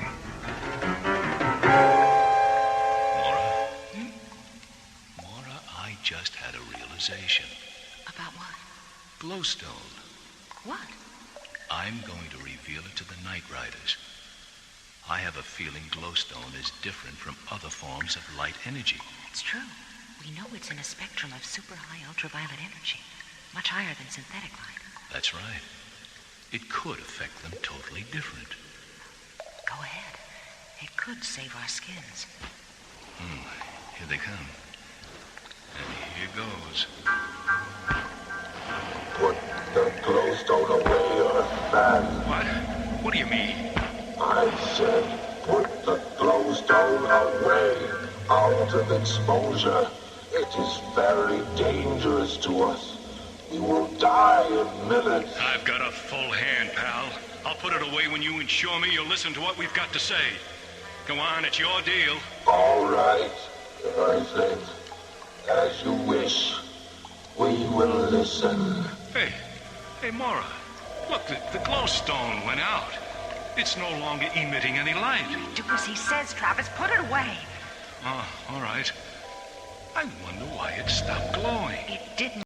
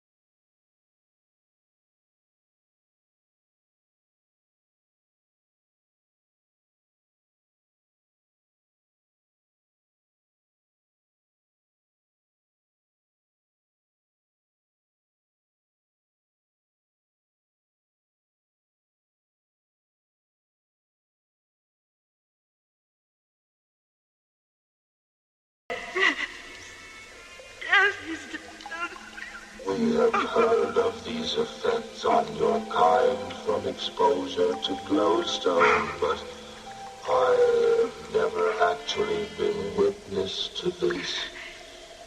What do you mean you've heard of this? How? It is the legend of the Light Plague. Our Glowstone is what the Troman use for guidance. The deposits of Glowstone on Calamar emit a wavelength that is perceived by our senses. That is why we attacked your people, for destroying our wavelength. But how do you know of this affecting humans? All we know is that certain ones in your world are victims of the Light Plague. It is a weakness in the eyes of humans that causes death. Cregan, please, you've got to help me get back to my people, so that I may warn them of this. I am with the ISA. I can put a stop to all this and help your Troman as well. I have observed you, Earthwoman. You show compassion. I am also quite fascinated by your reaction to your friend's death. Yes, I will take you to your people. Can you ensure us they will not attempt an attack? If we go in peace, there will be no attack. Then, so be it. Tardos, prepare to ride to the Earthling encampment.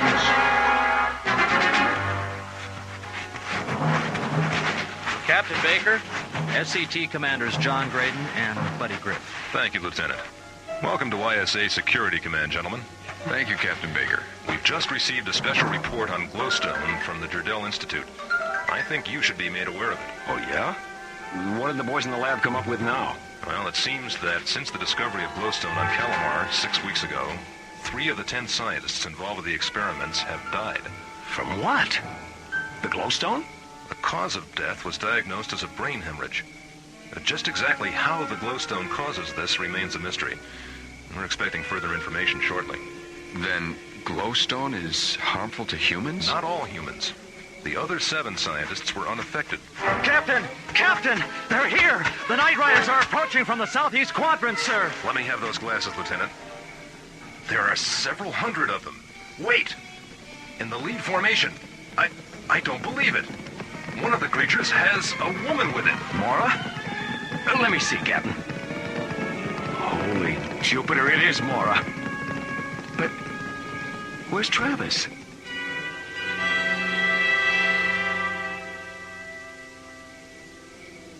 Mora, are you all right? Yes, buddy, I'm fine. Where's Travis? He's dead. Travis? Dead? Oh, come on, Doc. You're putting us on. That old buzzard will live to be 100. I'm afraid it's true. But how? What happened to him? I'm not sure. But he had all the symptoms of a brain hemorrhage. What? Captain, we've just gotten another report from Jardel. I think you should take a look at this, Dr. Cassidy. It may answer a few questions. Well, what's in it? What's it say? The scientists that died had a vision deficiency. They were nearsighted. Glowstone emits a kind of light wave that triggers a spasm of the optic nerves and then creates an aneurysm. What's that? A ballooning of the blood vessels. They actually explode, and that's a brain hemorrhage. God. The final poker game. On Calamar. It was through Travis's death that I was able to discover a great deal about the Night Riders. The Glowstone Underground is their planetary guidance system. It's how they see. And our mining it has disrupted that? That's right. We're initiating martial law here.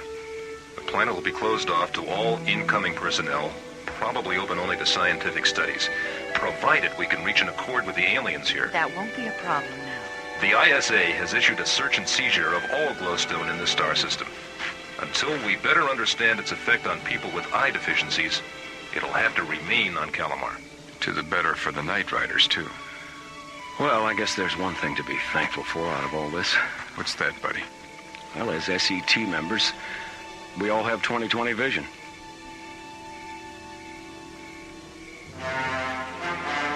As the SET prepares to disembark Calamar, a galaxy has been spared an outbreak of the Light Plague. The dangers of Glowstone have now become true and apparent. As the search continues for new energy sources in the universe, man will reflect on this time and place as an offering to understanding on the threshold of the unknown. Well, old boy, looks as though you're cleaned out. Not quite. I got a real rare gem here. It's worth 50,000. Oh, what's it called? Glowstone. Let me see that. Just let me put my glasses on, have a better look. Oh, lovely. Lovely. And it glows, too. Yes.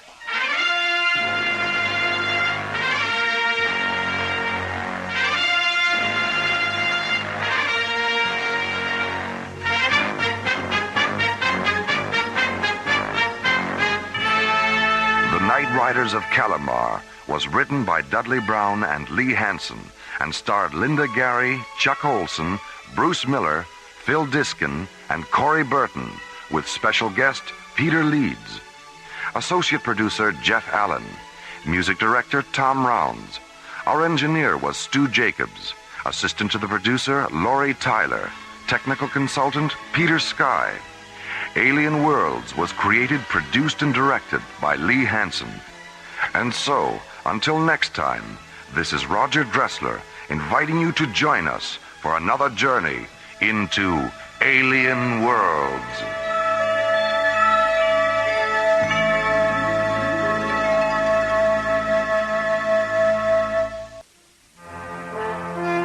High above the Earth, lazily rotating through the silent voids of space, is the Arthur C. Clarke Astronomical Observatory, Starlab. Here, Earth's International Space Authority, ISA, watches over countless uncharted galaxies and the planets that lie within their star-clustered borders. One of those planets is Tinian 3, site of the top-secret Starsmith project. Beyond the atmosphere of Tinian 3, a sudden, unexplainable incident whose momentum will soon carry Starlab Research Director Mora Cassidy, Captains John Graydon and Buddy Griff, and the Starsmith project itself into the unknown territory of alien worlds.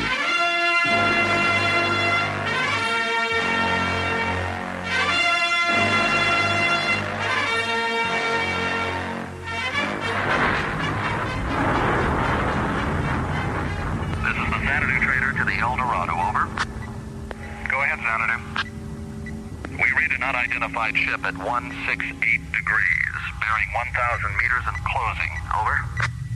Roger, Xanadu. I'm picking it up too. Switch to visual. Let's have a look at her. Over. Roger, we've got it on the visual. Oh my God, it's enormous. El Dorado, do you recognize the markings? Over. Negative, Xanadu. Wait a minute, Bill. I'm picking up a tractor beam generator impulse from the UFO. They've locked onto us, Xanadu. They're overriding our shielding circuits. Bill, I see another tractor beam nozzle. Get out of here. Dive. Xanadu, we're inside the UFO. They're closing the hatch on us. I can see. Starlab Control, this is the Xanadu trainer. We have a condition. Red alert. Repeat. Red alert. Coordinates 595. Do you read? Over. Starlab Control to Xanadu Trader. Starlab Control to Xanadu Trader. There's too much static on this frequency. Switch to subchannel 4. Roger, Starlab Control, subchannel 4. How do you read me now? Over. 4 by, loud and clear. Go ahead. We've just been attacked by an unidentified alien vessel. Huge. Twice the size of a Viking-class cruiser. What's your location, Xanadu? We're orbiting in a descent vector over Tinian 3. Triangulator coordinates 5, 9, or 5. Any damage? Negative, but the other freighter is gone. The El Dorado. She was orbiting with us. Destroyed? No, the alien didn't fire a shot. They locked onto the El Dorado with a tractor beam and took her aboard through some kind of recovery hatch. What was the El Dorado's cargo? Same as mine. Classified hardware for the Starsmith project.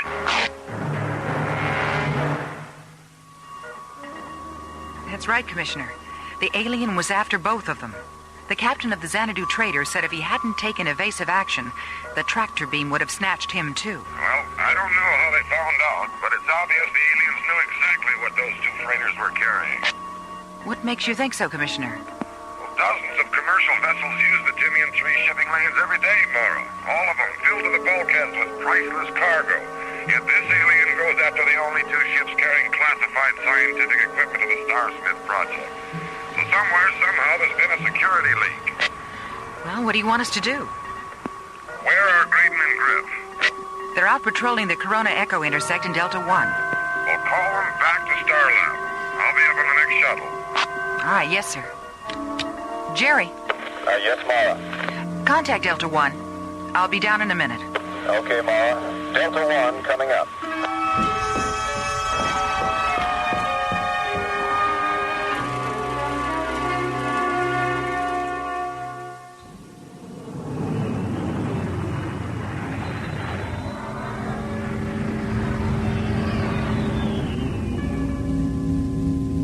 Hey, Skipper. Take a look at the echo pattern on G-monitor. The diameter of the Corona Major star cloud is nearly 3 parsecs bigger than it was a year ago. Huh. Well, that's what evolution is all about, buddy. Constant change. Limitless expansion. I wonder what Copernicus and Galileo would have done if they knew just exactly how... Starlab Control to Delta 1. Starlab Control to Delta 1. Delta 1 to Starlab Control. Go ahead, Jerry. Buddy, John, return to Starlab immediately. ISA orders. Wow, Skipper, talk about evolution. It sounds like Jerry's turned into the sweetheart of Sigma 5. I heard that. Very funny, buddy. But the joke will be on you if you're not here when Commissioner White arrives. Oh, the Commissioner White? Star of stage, screen, and telescan monitor? John, what's wrong with Buddy? Too much nitrous oxide in his oxygen? Too much stargazing, Mora. It finally got to him. A likely story. What's the problem, Mora? Why is the Commissioner coming up? ISA thinks there's been a security leak at the Starsmith project on Timian 3. That's all I know. The Starsmith project. All right, Mora. We're on our way. Delta 1 out. A huge alien spacecraft hijacks a freighter in the shipping lanes over Timian 3. A second freighter barely escapes. The cargo of both vessels? Classified scientific equipment for the Starsmith project. A secret ISA installation on Timian 3.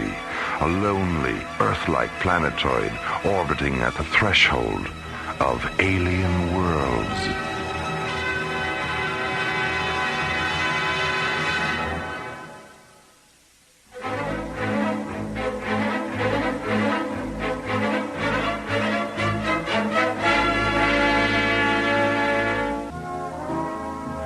Freighter hijacking over Timian 3 by a mysterious alien ship and the suspicion of a security leak at ISA's top-secret Starsmith project on Timian brings Captain John Graydon and Buddy Griff back to Starlab from a routine surveying mission.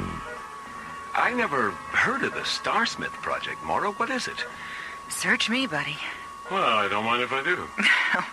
John, I think we'd better depressurize Buddy's libido before it's too late. Ah, saved from a fate worse than death. Hiya, Commish. Hello, Buddy. John, Mora. Hello, Commissioner.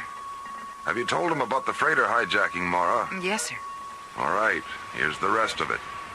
3 months ago, Professor Logan Starsmith came up with a workable blueprint for a new hyperdrive unit, the SPA-1, the Starsmith Parsec Accelerator.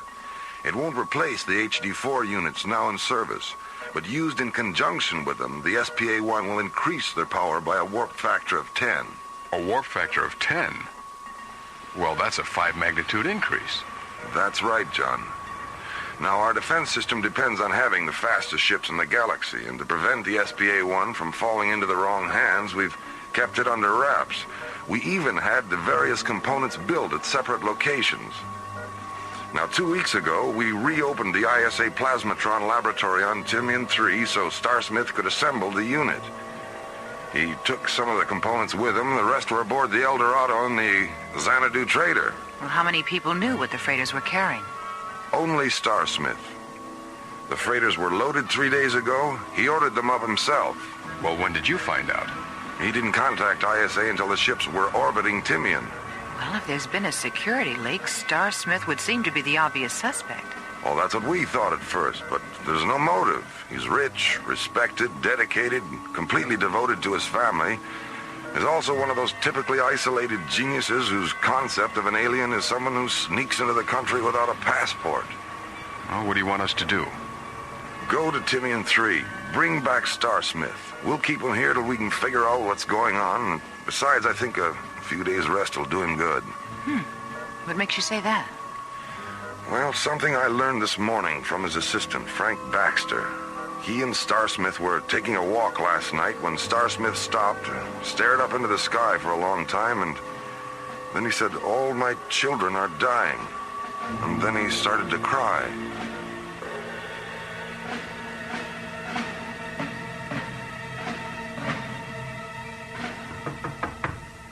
Professor Starsmith, it's Frank. I can't talk to you now, Frank. It's important, Professor. A message from Starlab. What does it say? What do they want? They're sending a ship for you. For me? Why? Professor, what's wrong? Haven't you slept? You look... Look? How do I look, Frank? Old? Tired? Professor, I was... You what, Frank? Care about how I look? Why? When did the young ever care about the old? Professor, You know, ever since last night... Why are they taking me to Starlab? Well, in view of what happened yesterday, the commissioner feels you'll be a lot safer there. Well, what about you? I'll be all right. ISA is sending a fighter squadron to patrol Timian in case the alien does come back, but they don't want to take any chances where you're concerned. Besides, someone has to stay here and keep an eye on things. All right. I'll go. I'm going to miss you, Frank.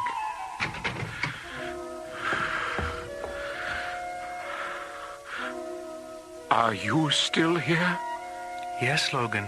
I'm still here. Then please finish with me, for God's sake. I can't stand the pain.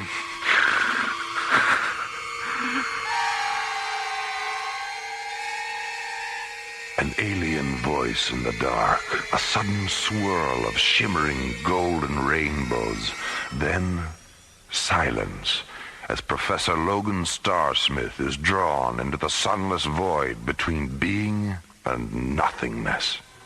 Meanwhile, aboard Delta One, John Graydon and Buddy Griff are crossing another void, the space between Starlab and Timian 3, a distance normally measured in days, about to be compressed into one measured in minutes.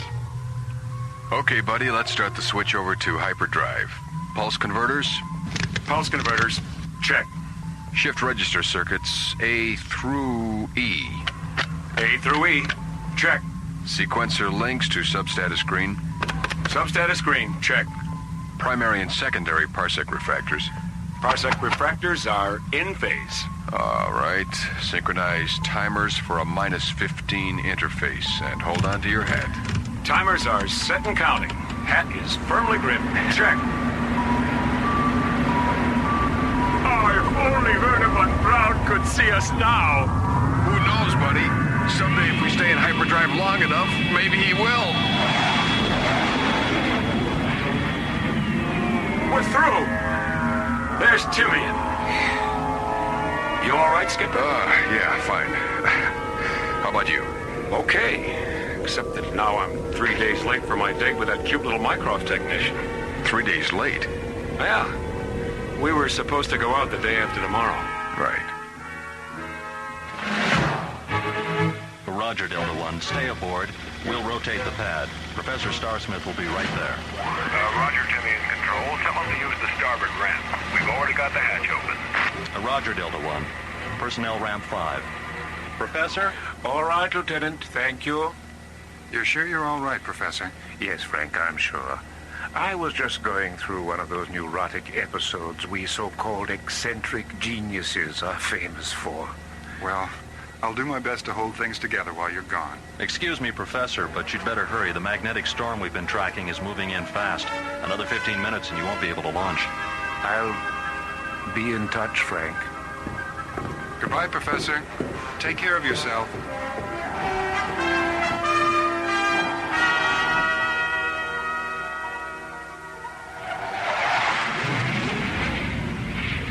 Buddy, go back and sit with the professor during warp through. I can handle the switch over. You know, I still can't believe that the guy who came up with the most fantastic parsec accelerator of all time has never been through parsec acceleration himself. Yeah. I think men like him hide out in their private mathematical worlds because they're afraid of what their discoveries might lead to. Look at Einstein. He presented his atomic chain reaction theories to the government and was kept in the dark about the bomb until it was finished. You know, it would be great if the professor had a really nifty daughter. Any reason in particular, aside from the obvious ones? Mm-hmm. We'd never get tired of each other. As long as the professor was there to keep shuffling time around, it would always be love at first sight. Buddy, please see about making the professor comfortable. Right, Skip.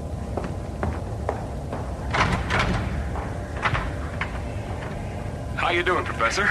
A little nervous, but other than that, I'm fine. Well, you'll experience a little blurred vision at light speed, but that'll clear up as soon as we warp through. Don't worry about a thing. I'll be right here beside you all the way. I appreciate that, Captain. Thank you. All right, gentlemen. Timers are synchronized for a -10 interface. See you on the other side.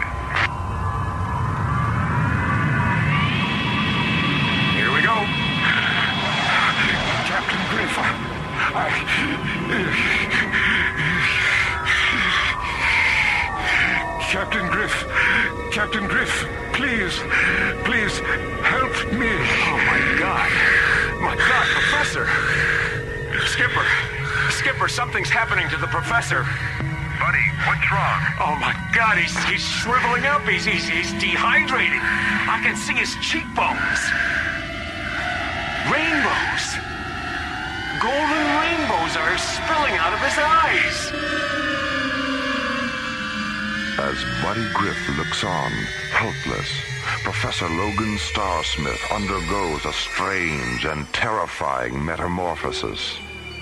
An unexplainable transformation that slowly reveals he is neither terrestrial nor humanoid, but is instead an inhabitant of alien worlds. Returning to Starlab from Timian 3, Delta 1 has warped through the time-space continuum, a routine hyperdrive procedure normally harmless to both terrestrials and extraterrestrials.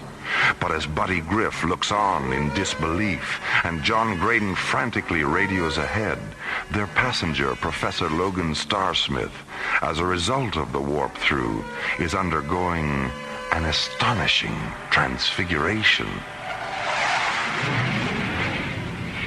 You heard me the first time, Jerry. The professor is changing into some kind of alien life form. Notify Mora and the commissioner, and tell Dr. Rossiter to get down to sickbay and open up the alienology unit. And get us aboard now. Whoever this creature is, he's dying. Starlab control to all incoming traffic. Hold your positions. We have an emergency. Dr. Rossiter, report to sickbay. Prepare the alienology unit. Starlab to Delta 1. Red Vector approach 589er. Bay 14, level C. I'm opening the doors now. As Delta 1 orbits into an emergency docking vector with Starlab, another drama unfolds on the distant planet of Nikona, an alien world on the verge of extinction beneath a dying sun. Emperor Mika sits alone in the Imperial Tower of the Nikonian Citadel, awaiting the return of the ship he sent on a desperate mission to another galaxy. Mika? What is it, Ariana? Our recovery ship has returned from Timian 3. Have the accelerator components been unloaded? Mika, our ship was able to take only one of the Earth transports. The other one flew out of tractor beam range before we had... I don't care to listen to any excuses today, Ariana. I ordered both ships to be taken. They weren't.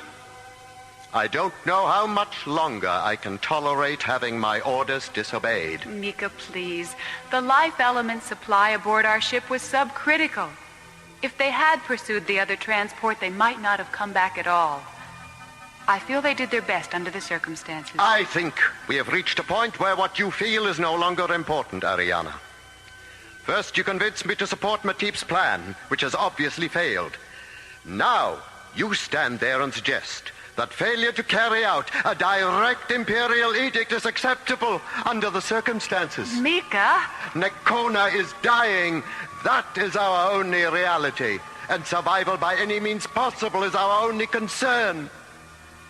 Disobedience and failure, regardless of the circumstances, are inexcusable, and they have no place in an unforgiving and uncompromising universe. There was a time when you understood failure. Was there? I doubt it. What's being done with the crew of the capture transport? They're being held in the Legionnaires' quarters. Have them taken to the cells. No, Mika, I won't. There's no reason to make them suffer your disappointment. I see. Andros. Yes, Mika? Take the crew of the Earth ship to the suffocation chambers. Yes, Mika. Stop it, Mika! Stop it. I'll have them taken to the cells. Ignore my order, Andros. Yes, Mika. Do you see how useless it is to oppose me, Ariana? I know you think I have become a sadistic tyrant. But I am the Emperor of Nikona, and our situation is desperate. Unlike you, I have no affection for Earthlings, and if I have to execute 10 or 20 or even 1,000 to maintain your obedience to me, I shall do it. I am sorry, Ariana. I never thought it would come to this. It came to this 2 solar years ago, Mika, when you ordered the construction of the first suffocation chamber. Meanwhile, on Starlab, Delta One has docked, and the mysterious being Professor Starsmith has become lies near death in Starlab's alienology unit. Collapse at 1723 UIT. Mark. Right and left lobes are 100%. What are his chances, Diana? We won't know until Mycrop finishes analyzing the pathological data.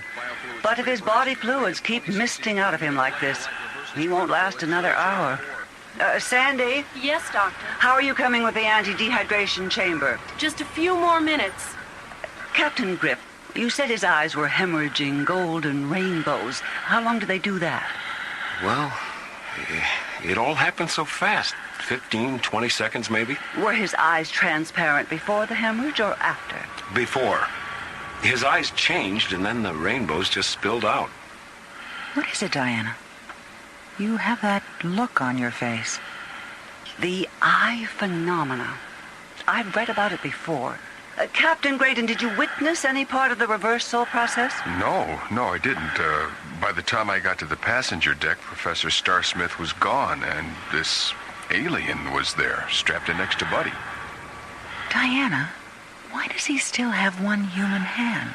His bioenergy discharged too fast during the reversal to neutralize all the exterior synthetic tissue. It'll disappear if we can get him stabilized. If? Diana, we've got to.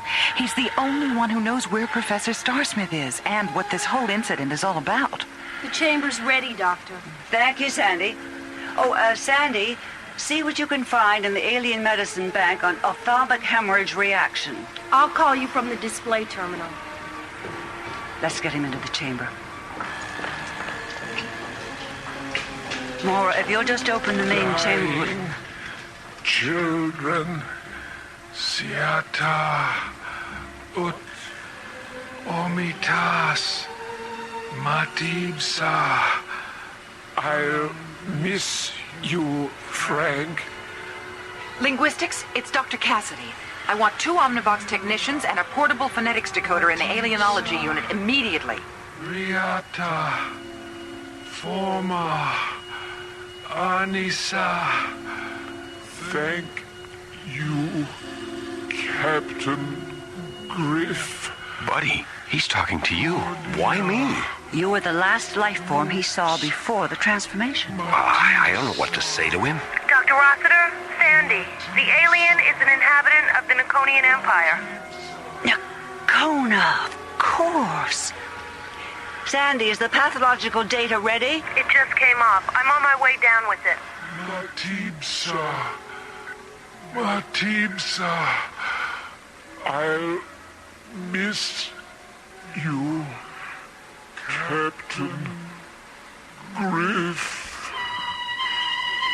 Diana, he's not breathing. Do something. Oh, I'm sorry, Mara. He's gone. I'm going to miss you, Frank.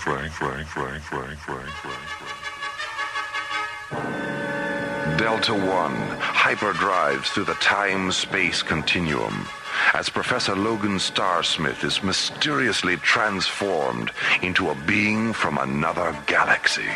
A creature so badly injured by the warp-through ordeal that Dr. Diana Rossiter, Starlab's executive physician, is unable to save him. And somewhere in the vast reaches of space beyond Starlab, the real Professor Starsmith waits, lost behind one of those countless secret doors that open onto alien worlds.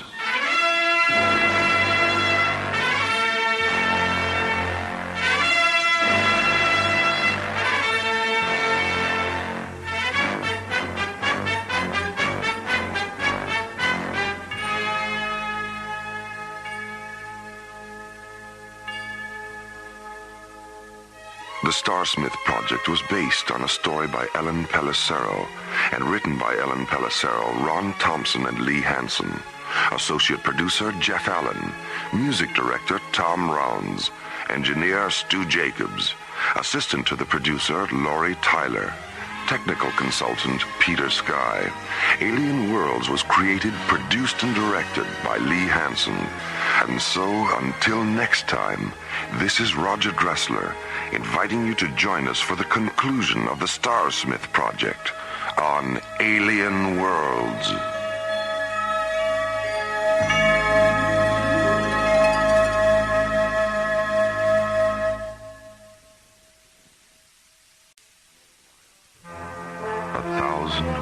Above the Earth, slowly rotating through the silent voids of space, is the Arthur C. Clarke Astronomical Laboratory, Starlab.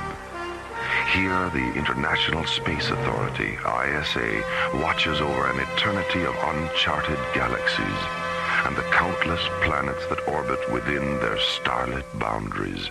On one of those planets, Timian 3, Professor Logan Starsmith and his staff await the arrival of the components for Starsmith's latest invention, a new hyperdrive unit known as the SPA-1. But as the two freighters carrying the SPA-1 components orbit into a descent vector over Timian, one of them, the Xanadu trader, radios an urgent message to Starlab Control. We've just been attacked by an unidentified alien vessel. Huge. Twice the size of a Viking-class cruiser. Any damage? Negative, but the other freighter is gone. The El Dorado. She was orbiting with us. Destroyed? No, the alien didn't fire a shot. They locked onto the El Dorado with a tractor beam and took her aboard through some kind of recovery hatch. As news of the hijacking reaches Commissioner White, he calls a hurried conference with SET commanders John Graydon and Buddy Griff, along with Starlab Research Director Mora Cassidy. Well, how many people knew what the freighters were carrying? Only Starsmith. The freighters were loaded 3 days ago. He ordered them up himself. Well, if there's been a security leak, Starsmith would seem to be the obvious suspect. Well, that's what we thought at first, but there's no motive. Well, what do you want us to do? Go to Timian 3. Bring back Starsmith. We'll keep him here till we can figure out what's going on. Besides, I think a few days' rest will do him good. John and Buddy leave Starlab aboard Delta 1 and warp through the time-space continuum, reducing the distance to Timian 3 from days to minutes. During the return warp-through, Professor Starsmith undergoes a strange and terrifying transformation. Oh my God, he's shriveling up. He's dehydrating. I can see his cheekbones. Rainbows. Golden rainbows are spilling out of his eyes. Docking at Starlab, John and Buddy rush the being Starsmith has become to the alienology unit in sickbay. But just as Dr. Diana Rossiter is about to put the alien into the anti-dehydration chamber... Matibsa, I'll miss you, Captain Griff. Diana, he's not breathing. Do something. I'm sorry, Mora. He's gone. Still retaining the synthetic human hand he was unable to neutralize during his morphogenetic reversal, the alien slowly closes his transparent eyes. As Part 2 of the Starsmith project unfolds within the interstellar spaces of Alien Worlds.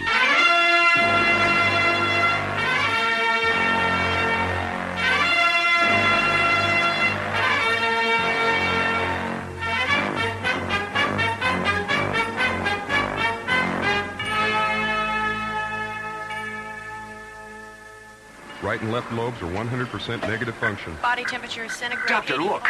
His hand is dissolving. Let's get him into the chamber. There still might be a chance. You mean he's not dead? If he were, the hand would calcify, not dissolve. I think he's lapsed into a pre-death coma. I hope we haven't run out of time. Here's his data, Dr. Rossiter. TOS profile, pathological readout, and neurotracings. Nitrogen, oxygen, neon theta, hydrogen, paragen violet. His cells are 92% paragen violet. Sandy, flood the chamber with an osmotic vapor of 80% paragen violet and 20% neon theta. All right, Doctor. Mora, turn on the chamber microphone. This one? The red switch, yes, that's it. Captain Griff, I'm right here. I was afraid. You don't have to be afraid anymore. We're all here to help you. Then you should know me. I am Matib, a thought magician from the Niconian Empire in the galaxy of Cerisias. Buddy, ask him where Professor Starsmith is. Whose voice is that, Captain Griff? My name is Mora, a friend of Captain Griff's. We're concerned about Professor Starsmith. His spirit is within me. His form is safe on Nicona. Is there a physician among you? Yes, Matib. My name is Diana. Are you monitoring my heart pulsations, Diana? Yes. I'm beginning to feel the symptoms of paragen violet saturation. When I finish speaking, reduce the osmotic infusion 10% every 25 pulses, then remove me from the chamber. An alien thought magician is saved from death by executive physician Rossiter. Although Professor Logan Starsmith's body is safe on Nicona, his spirit still resides within Matib. Exactly why and how Matib assumed Starsmith's body remains a mystery, one which moves them deeper into an alien world.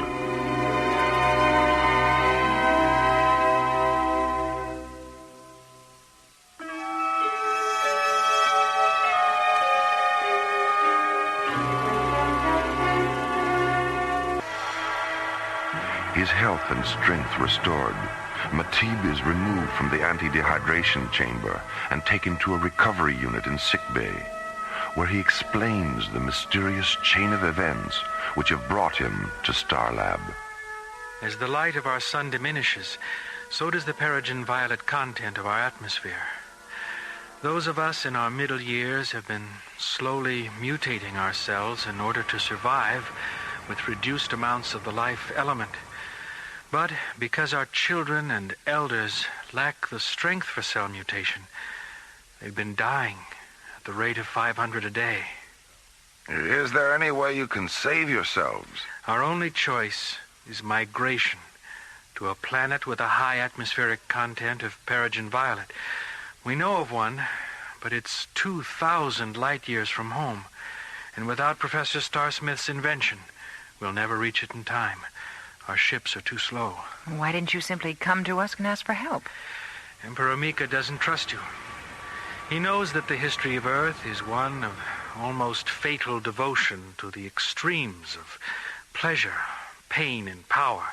And to Mika, all extremes have their basis in fear and deceit. Well, I think we'd all have to agree with that, Matib, but things have changed during the past century. I realize that, Commissioner, but Mika doesn't. He's old.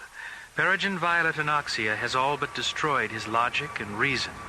He no longer understands the universal constant of change, and that it affects all sentient beings. There was a time when he would have come to you himself, but now... Well, how did you find out about the project? It was top secret. There are no secrets from someone who can become anyone. I was a parsec engineer at the component facility in New Chicago. I was the navigation officer aboard the Xanadu Trader. And finally, I was Professor Starsmith. We've always been aware of Earth's technological skills, and we knew it would only be a matter of time before one of your scientists devised a revolutionary hyperdrive unit. I spent 3 years at the New Chicago facility, waiting. Where are the men whose bodies you biosynthesized? They were held in cryosuspension on Nicona, then returned one by one as I cycled through their various identities. But what about the time missing from their lives? Nothing is missing, Captain Gray. All I experienced in their places was given to them when I returned their spirits. They're not even aware they've been gone. How did you manage to get Professor Starsmith to Nocona? A number of storage tunnels under the project complex opened several hundred meters beyond the laboratory. Last night, I left Professor Starsmith at the mouth of one of them. A Noconian lander picked him up at moonset. Matib, would you be willing to try and convince Mika that in exchange for Professor Starsmith and the crew of the El Dorado, ISA will give him all the parsec accelerators your planet needs? Yes. When will you be able to leave? As soon as Captain Griff is ready. You know something, Matib? I think this is the beginning of a beautiful friendship.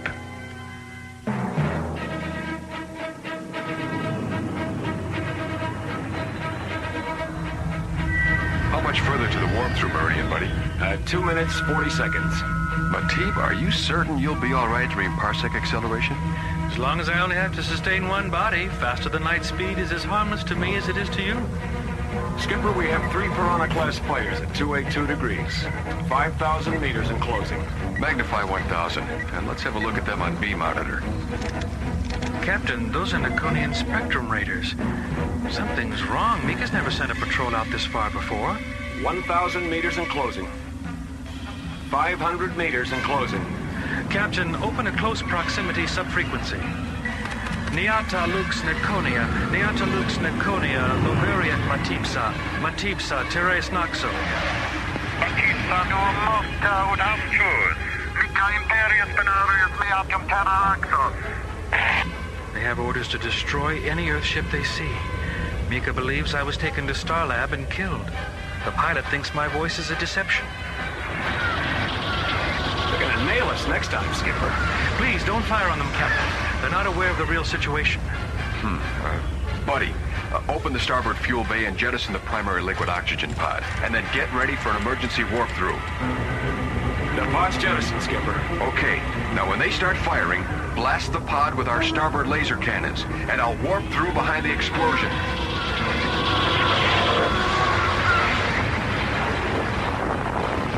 We're through. Is everyone all right? Nice going, Skipper. We're in one piece and they think we're scattered from here to the great beyond. An excellent maneuver, Captain Grayton. Nocona dead ahead, Skipper. You sure weren't kidding about your sun, Matib. The photosphere barely registers on the solar scanner. Matib, are we approaching from the dark side? All of Nocona is dark. It has been for over 2 solar years. Captain Griff, if you'll program for a descent vector of 068, we'll land at a deserted ice flower plantation near the Citadel.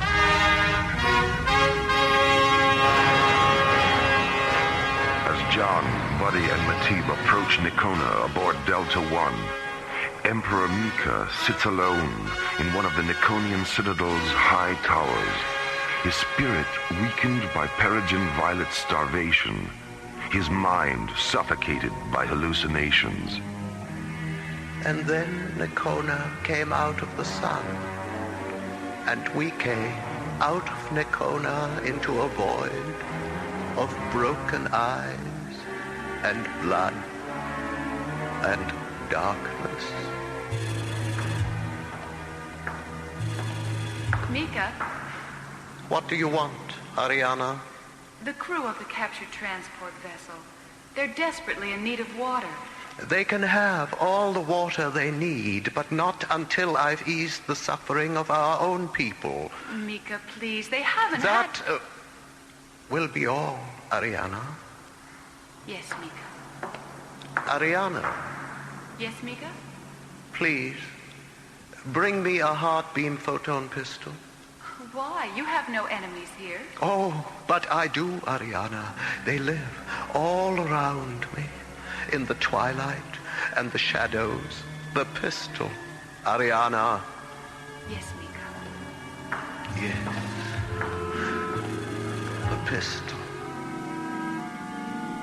As Emperor Mika sits, planning his revenge against a dark force of invisible enemies, John, Buddy, and Matib enter the subterranean corridors beneath the Noconian Citadel and make their way to one of Matib's cryo-laboratories. Professor Starsmith is in here. Matib, all these crystal pillars, what are they? Beautiful. These are the cryo chambers. Buddy, Professor Starsmith is standing inside this one. He looks all right, doesn't he? Captain Griff, if you touch that prism, the chamber will open. Captain Graydon, take these jewels and place the red one over the professor's left eye, the yellow one over his right eye, and the blue one in the center of his forehead. Like this? Yes. Now, please stand away or you may be harmed. Professor Starsmith. Professor Starsmith. Are you still here? Yes, Logan. I'm still here. As John and Buddy watch, two razor-thin beams of golden light erupt from the center of Matib's forehead and penetrate the iridescent jewels over Professor Starsmith's eyes. The gem on his forehead begins to oscillate, filling the white crystal chamber with a blinding ultra-blue radiance. Matib begins to tremble, his bioenergy temporarily weakened, as he returns Professor Starsmith's spirit, erasing the void between being and nothingness, where the professor has been suspended in the dark sanctuaries of cryo-sleep. How do you feel, Logan? I feel a little dizzy, but I'll be all right. Hello, Captain Graydon. Captain Griff? Hiya, Professor. Professor. I... Stand where you are, all of you. Mika. You were seen entering the Citadel, Matib. I've been monitoring you ever since. Legionnaires, take them to the cells. Skip, put your blaster away, buddy. They outnumber us 10 to 1. Surrounded by Imperial Legionnaires, John and Buddy are disarmed, and then, along with Matib and Professor Starsmith, are taken to a subterranean prison cell beneath the Niconian citadel. Meanwhile, Mika listens to the hallucinatory voices that continue to flood his broken mind.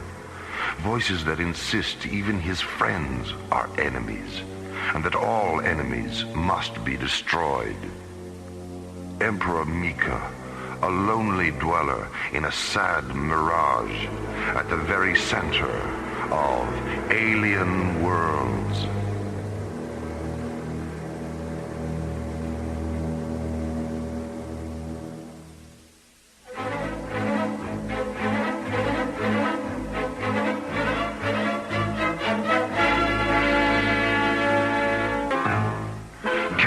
By Imperial Legionnaires, John, Buddy, Matib, and Professor Starsmith have been locked in a cell beneath the Niconian citadel.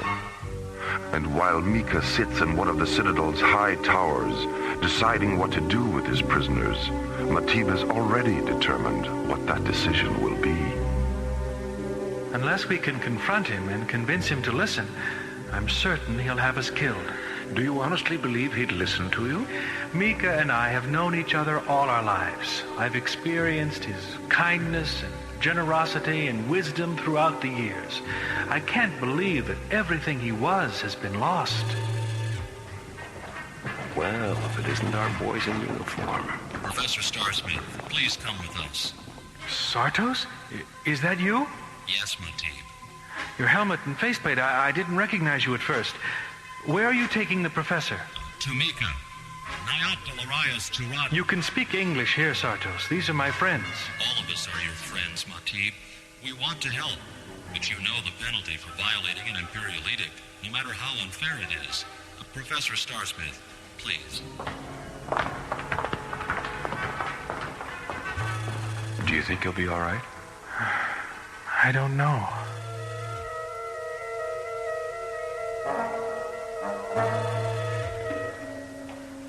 Mika, they've brought Professor Starsmith. Have him come in. Tell the guards to wait. Yes, Mika. Professor? Professor, I want you to contact your laboratory on Timian 3 and order the rest of the components to be transported here. If you refuse, I shall order the execution of the freighter crew. You don't have to threaten me, Mika. You can have all the parsec accelerators you need. That's what Matib wanted to take. Matib has failed me. He didn't fail you. Without him, we'd never have learned how desperately you need our help. I don't want your help, Professor. Only your invention. Our own technicians are quite capable of assembling it. That would take months. You don't have that much time. If you let me supervise the assembly, it would only be a matter of weeks. Mika, I'm willing to stay here and help in any way I can. Like you helped certain races on your own planet? I'm familiar with your history, Professor. I know how ruling system like yours forced their way into other lands on the pretext of helping. And I know how you destroyed their cultures when they resisted you. What was the dominant political philosophy of that age? Burn the infants of one land so the earth could be made safe for the children of another land? That was a long, long time ago, Mika. I live in whatever time I choose, Professor. Now, shall we begin again? He's been gone a long time, Matib. What do you think's going on up there? I don't know, Captain Graydon. I don't know. Ariana! There isn't much time. Mika's in a terribly violent state. Here are your weapons. Sartos gave them to me. Sartos. I knew he'd help us. He said he had no choice. Not after seeing you here. I'll leave the door open. Give me a few moments, then come to Mika's chamber through the tower passageway. And please, try not to hurt him. Well, things are certainly looking up. Who was that, Matib? Mika's daughter. I shall kill them, Professor. I'll kill them all. All right, Mika. But you've got to promise me that you'll... No promises, Professor. Now, please, follow me to the communications chamber. Mika, wait! Stand where you are, Matib. Mika, put that weapon aside. We don't want to harm you. Mika, please, listen to him. Ariana, Ariana, you set them free. Mika, we've come to help your planet, your people. No! Skipper, look out! Oh, Mika, stop it! Stop it! Ariana! Matib! I'm blind! I'm blind! Father, no! Oh, my God, Skipper, he shot himself.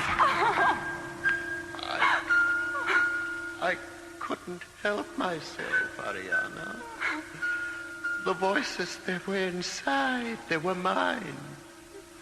All this time, I was only raging against myself. Oh, Father. Father. Realizing at last that his only enemies were the dark, distorted voices of his own sadly broken spirit, Emperor Mika becomes a victim of his own rage. Understanding in this final moment that only in the sanctity of death can the raging sound of one's own self be silenced, purified, and given back to that infinite, invisible place from which all things eventually return. There's good old Delta 1, Skipper. Right where we left her. Right.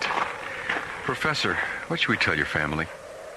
Tell them I've come to my senses and finally realize that science exists not to serve itself, but to sustain the balance of life everywhere in the universe. Tell them Nakona desperately needs my help.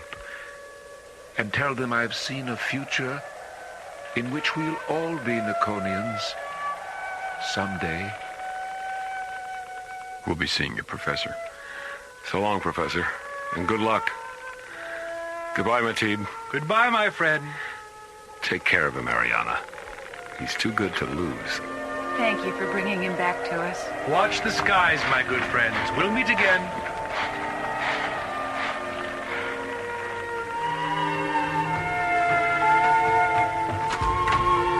Lironia. Amicus lux eterna. Polaris and Niamosomata Manitus. Illyria mantras eterna setum.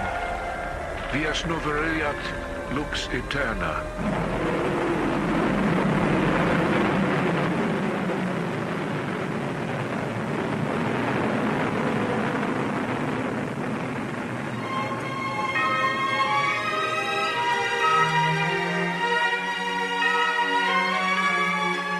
The Starsmith project was based on a story by Ellen Pellicero and written by Ron Thompson. Our cast included Linda Gary, Chuck Olson, Bruce Miller, and Corey Burton, with special guests Richard Paul, Byron Kane, Francis Bay, Lester Fletcher, Carol Bilger, and Gail Murphy. Associate producer Jeff Allen. Music director Tom Rounds. Our engineer was Stu Jacobs. Assistant to the producer, Lori Tyler. Technical consultant, Peter Sky. Alien Worlds was created, produced, and directed by Lee Hansen. And so, until next time, this is Roger Dressler inviting you to join us for another journey into Alien Worlds.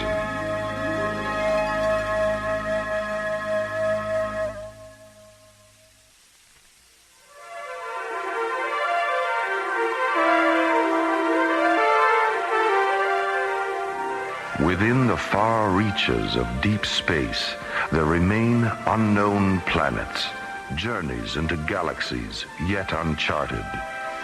Stellar exploration is the newfound adventure. High above Earth's windy skies, 1,000 miles in space, a large wheeling disk lazily drifts in orbit. A space station whose official designation is the Arthur C. Clarke Astronomical Observatory. To those living and working aboard, it is simply called Starlab. Their lives and adventures become our story on the threshold of Alien Worlds.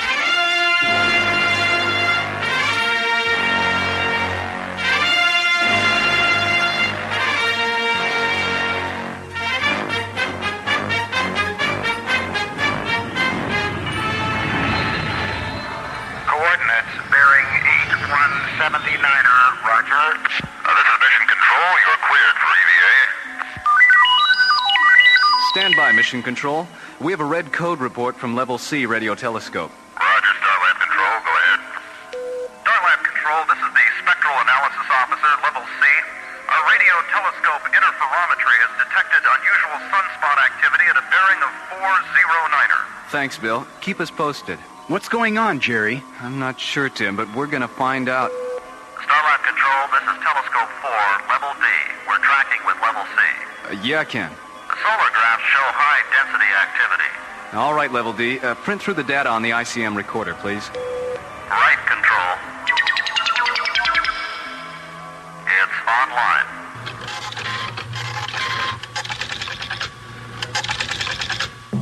Look at this. What? That's more solar activity in the last 2 minutes than we've seen in 2 years. I'd better call Dr. Cassidy. Meanwhile, on Earth, the effect of the sun's strange activity begins. Kansas City, Missouri, 8:05 p.m. Good evening, Mr. Jennings. Good to see you again. Thanks, Ron. Now, would the two of you care for a bottle of wine? Yes, all right. Yeah. I think that's a good idea. Great. The usual, Ron. All right. Well, I'm certain you'll love the food here, Sylvia. It's a very special place. It's been a favorite spot of mine for years. I've known the owner a long time, too. What's that? Huh, that's strange. Probably just a heavy truck going by on the street outside. My God, Roger! It's an earthquake!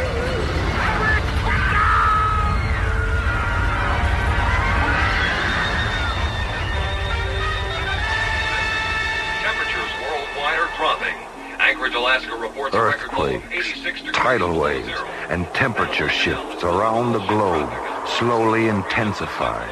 A solar mystery unfolds, And back on Starlab, the disorder becomes even more apparent. 21:30 hours. The Starlab Control, this is Scope 4, Level D. We've just tracked a third major flare-out on the sun's Earth side. Level D, begin all radio telescope recorders. Feed us an audio scan. Plug in the Mycroft computers. Roger. Mycroft on. Log on scanners.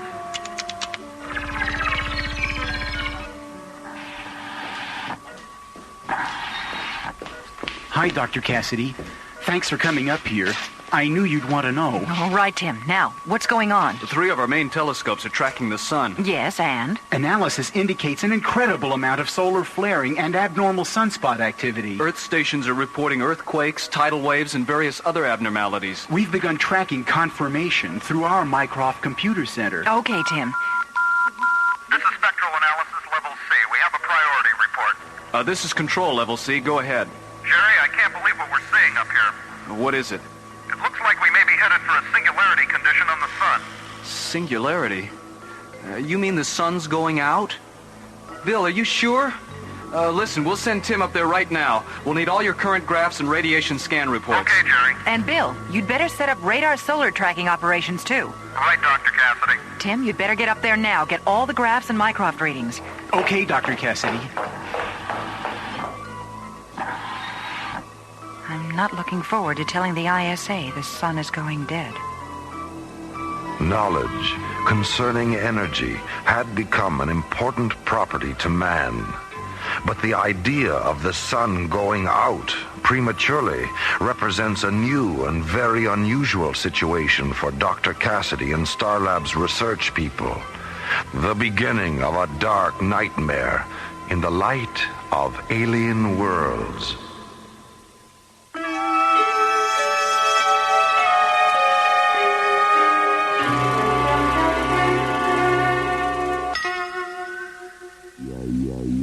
To those aboard Starlab, a shiny rotating observatory high above Earth, the sun seemed to be going dead. Radio telescopes reveal a once fiery sun darkening. Research Director Mora Cassidy contacts the International Space Authority. This is the ISA, Dr. Cassidy. Are you there? Yes, Commissioner. We've had a 20-degree temperature shift in the last hour on the Sahara, Ma. Satellite charts show glacier movement at the poles. It looks like an eclipse. What the hell's going on up there? We don't know exactly what's happening yet, but our Mycroft computer terminal shows readings that indicate the sun is losing electromagnetic energy at a rate greater than normal. We may be headed for a gravitational collapse. Pardon me, Dr. Cassidy. The mass proximity indicator is registering... Not now, Tim. I've got... Dr. Cassidy, are you setting up solar radiation scanning? What? Solar scanning? Yes, we're working on it, sir. Tim, have communications patch Mycroft through to the ISA computers. Right. Commissioner White, I'm having our computer tech supply your office with a duplicate of our current information tapes. You'll have everything we've got shortly. Yes, Doctor. My terminal is receiving it now. Hey, is this right? It can't be. I'm afraid so, Commissioner White. We've got about 60 hours before the sun reaches singularity and Earth freezes solid. What can we do to help? Well, first of all, we need you to send an SCT up here right away. We need to make a house call. Well, the only space exploration team I've got for immediate launch that can handle this is Delta 1. Delta 1? Oh, wait a minute. That's Graydon, right? Captain John Graydon? And Buddy Griff, that's right, Ma. Oh, no, Commissioner. Isn't there anyone else you could send us? I'm sorry, Doctor. That's the team. We'll launch immediately. The ETA is 3 hours, 10 minutes. Keep us informed, Ma. Out. Yes, sir. We'll keep you informed. Out. Dr. Cassidy, what's wrong? I can't believe they're sending Buddy Griff up here. They might as well let the damn sun go out. Delta 1, SCT command. Report to ISA pre-launch immediately. What? Oh, we just got in. Boy, you can't get a spare minute anywhere anymore. Oh, come on, Captain. Let's just finish this hand, huh? Oh, we better pass for now, buddy. We better get down there. Pass? The man's 18 in back of me. I got a hot 21, and he says pass. It's just a game. We can pick it up later. It's just a game. I'll say it's just a game. All right. ISA says jump, and Captain John Graydon jumps.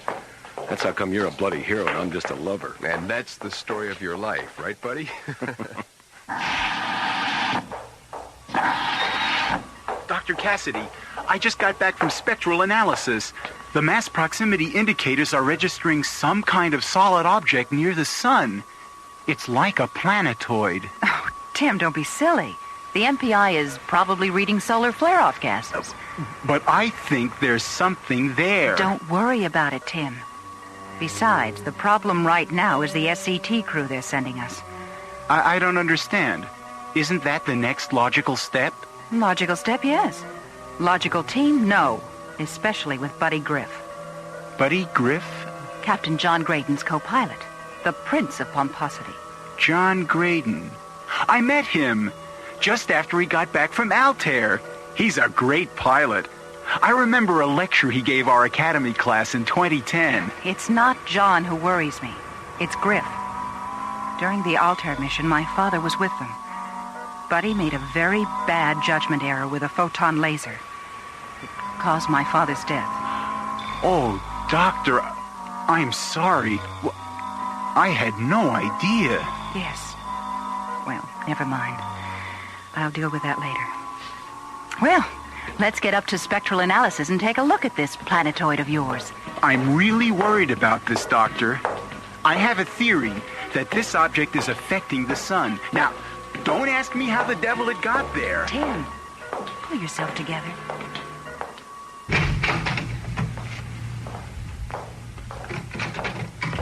Hi, fellas. Graydon. Commissioner White. Griff. Hey, ¿qué pasa, Chief? Listen, men, we've got problems with the sun. Heavy solar activity that needs some first-hand observation. You'll be briefed on Starlab by Dr. Cassidy. Starlab, huh? That's right. They're expecting you right away. You'd better get over to launch control now. Wait, have I got time to get some cigarettes? Come on, buddy. Let's go. Lock tanking secured. Box tanking secured. Delta 1, you are cleared for launch. 2030 Zulu. Your trajectory is 010 degrees. Market control, 010 degrees. Give my regards to Earth Control. 5, 4, 3, 2, 1. Roger, Delta 1, you have liftoff. All systems go. Oh, man, I just love a good rocket ride.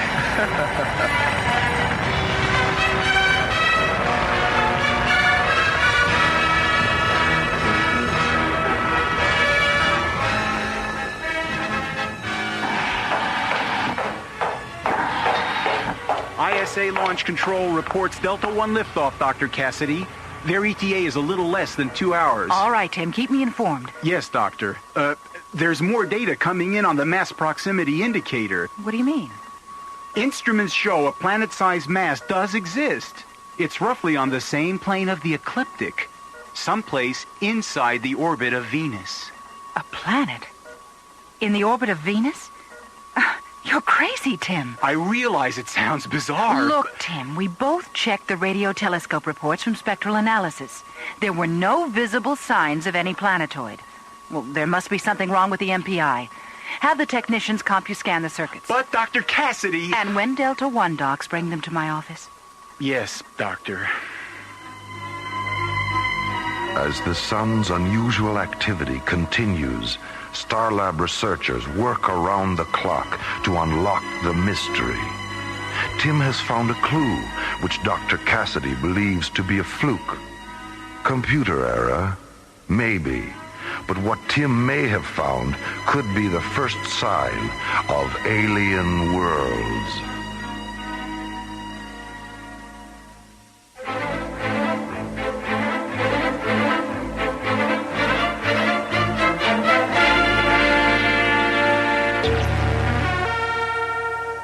Strange solar activity threatens the survival of Earth. A solar exploration team is sent to investigate under the direction of Dr. Mora Cassidy at Starlab, a space observatory. There is little time. Dr. Cassidy? Yes, Tim. Delta 1 reporting. Captains Graydon and Griff. Thank you, Tim. Come in, gentlemen. Hello, Dr. Cassidy. Good to see you again. Hello, Captain Graydon.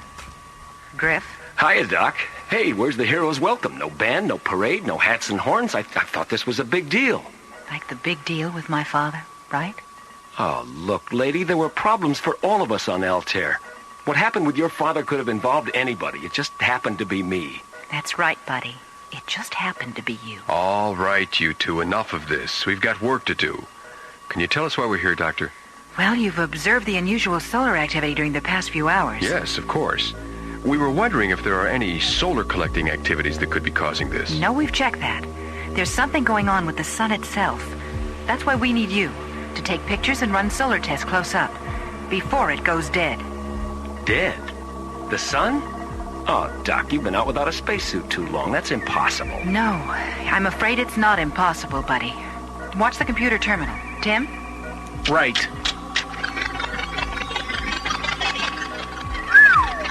That's frightening. Wow. What's our bottom line? I want you to get as close as you can. We'll have you patched into the Mycroft computer. We can then direct you from that point as to what to do next. Oh, just what I need to end up as barbecued spaceman. We better get rolling. Right. Tim, take Captains Graydon and Griff down to mission control. All right. Good luck, you two. We'll get the story for you, Mora. Yeah, and if you're real good, we'll sell you the rights. Bye. I didn't expect you two at Starlab so quick. Oh, we didn't either, Tim. But we had this tailwind. A tailwind? Right. By the way, Captain Graydon, I feel I should tell you there's something out there by the sun. Oh, really? What do you mean, Tim? I have a theory about all this. Theory? What theory? About what? Well, I'm certain there's a planetoid out there next to the sun, drawing off energy. A planetoid? You think it's alien? Well, let me put it this way. It's not ours.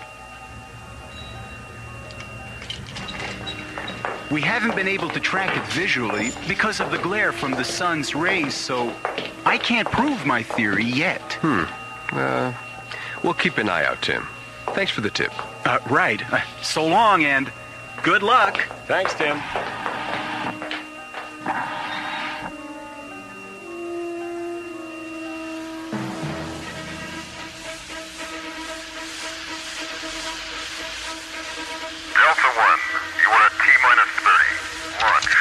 Roger, Starlab Control. T-minus 28 and counting. Delta 1, telecom computer lock. 775 megahertz. Our Mycroft data transfer is online. Channel 775 locked. Transfers online. Check. Starlab Control, we're on the grid. 5, 4, 3, 2, 1. Lift away.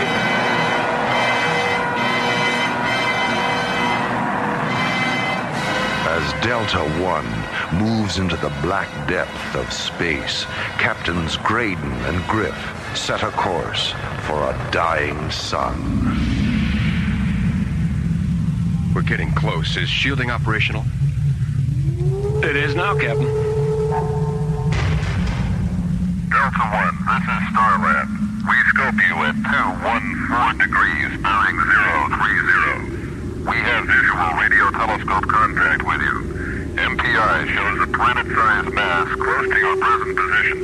You are off course by 02.5 degrees.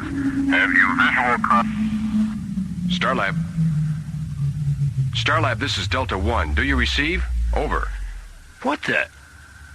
Skipper? What's happening, buddy? Where's our power? The main rockets just went brenchless. Flame out. We've lost our maneuvering power. The radio's gone, too. Fire retros. I am, Skipper. Nothing. They're like a plate of cold spaghetti. We're being pulled off course. The compass has gone berserk. What is happening? Buddy, what the devil is that? What? Where? Look. Over here, through the infrared viewing screen, off the port side. Where did that come from? It's huge. It's definitely not an asteroid. No, it's too spherical. Well, whatever it is, we're being pulled towards it. Look at the size of that thing. I wonder if that's what Tim was babbling about. You don't suppose... What, Captain? Never mind it. That's the strangest looking thing I've ever seen. It's gotta be some kind of a giant vehicle. Like a planetoid, Captain? I didn't really want to say it. Yeah, I know. Well, hang on, Captain. We're on a collision course with it. Dr. Cassidy, look! On the tracking screen, Delta 1. It's gone! What's happened to them? They vanished! Right off the screen, the scopes, the radios, everything. They're gone. I knew it! Keep trying to establish contact. We've got to locate them.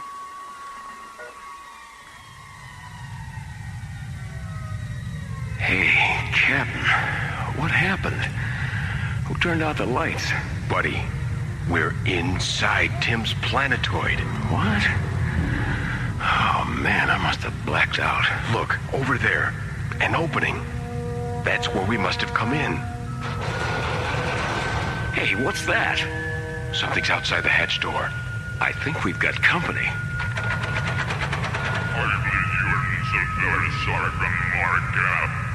I hope that's the name of the hotel.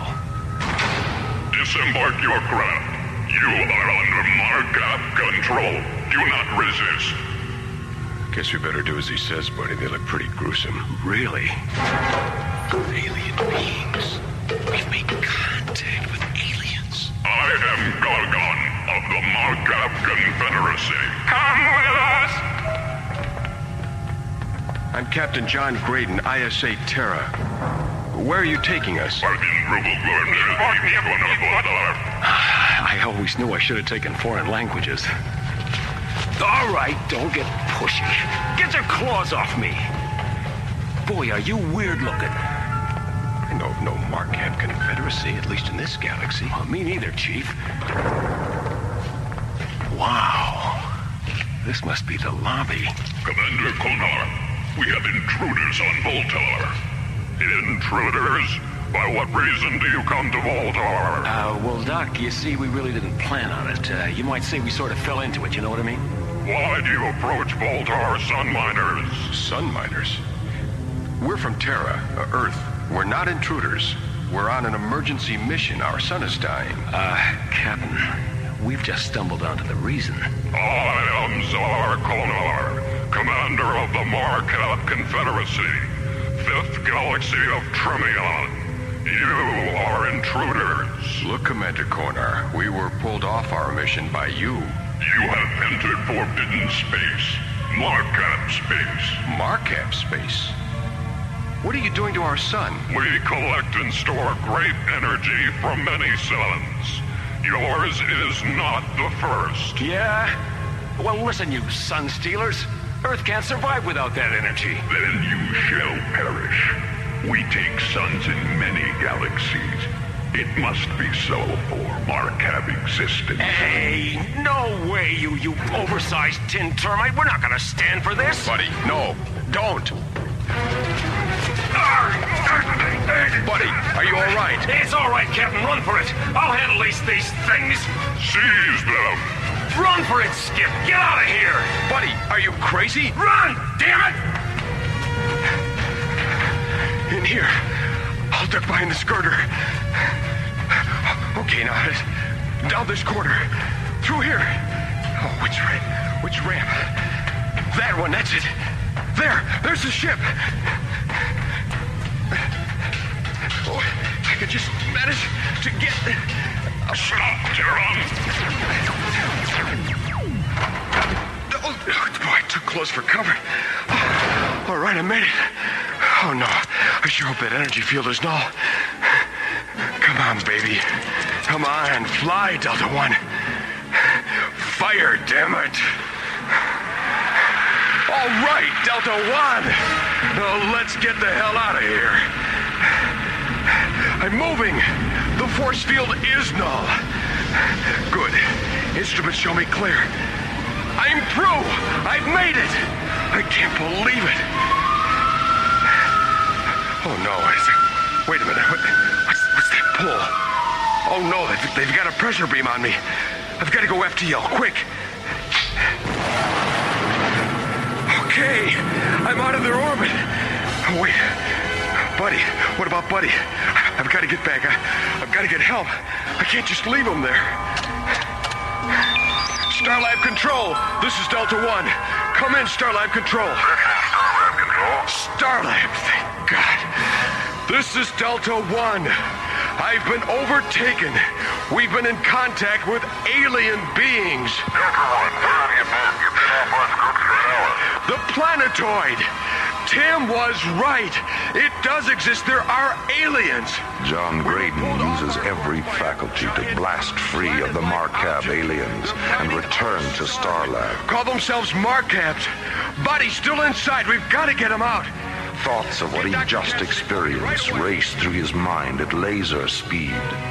It is imperative to warn Starlab and Earth. The threat is no longer theory. It is reality. Graydon and Griff have made contact with alien worlds.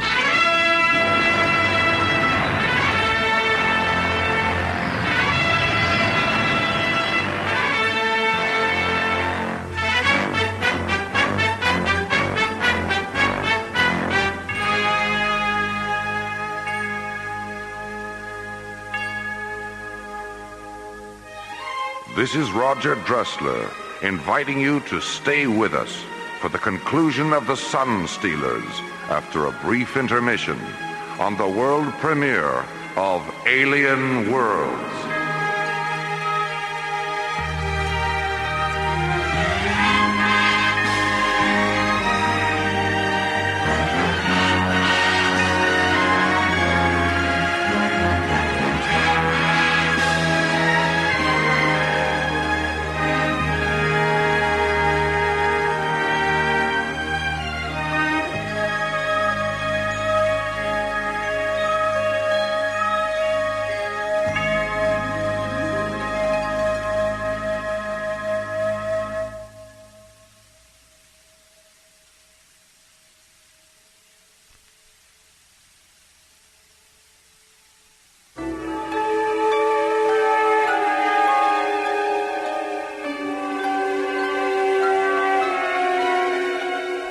Above Earth's windy skies, 1,000 miles in space, the astronomical space observatory Starlab lazily drifts in orbit.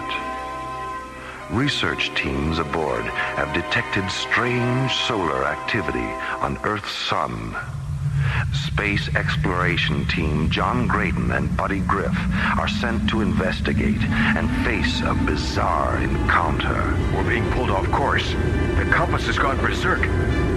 Buddy, what the devil is that? Where did that come from? It's huge. Whatever it is, we're being pulled towards it. Hang on, Skipper. We're on a collision course with it. Delta 1 is mysteriously pulled aboard an alien planetoid. I am Calamar, commander of the Marcab Confederacy, 5th Galaxy of Tremion. You are intruders. Buddy, are you all right? Run for it, Skip. I'll handle these things. Resisting, Buddy Griff creates a diversion, allowing John Graydon to escape from the alien planetoid aboard the Delta 1 spaceship. Starlab Control, this is Delta 1. Come in, Starlab Control.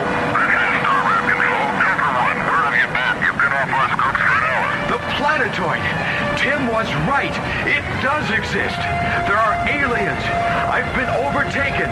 John Graydon, shaken by the alien encounter, returns to Starlab in Part 2 of the Sun Stealers on Alien Worlds.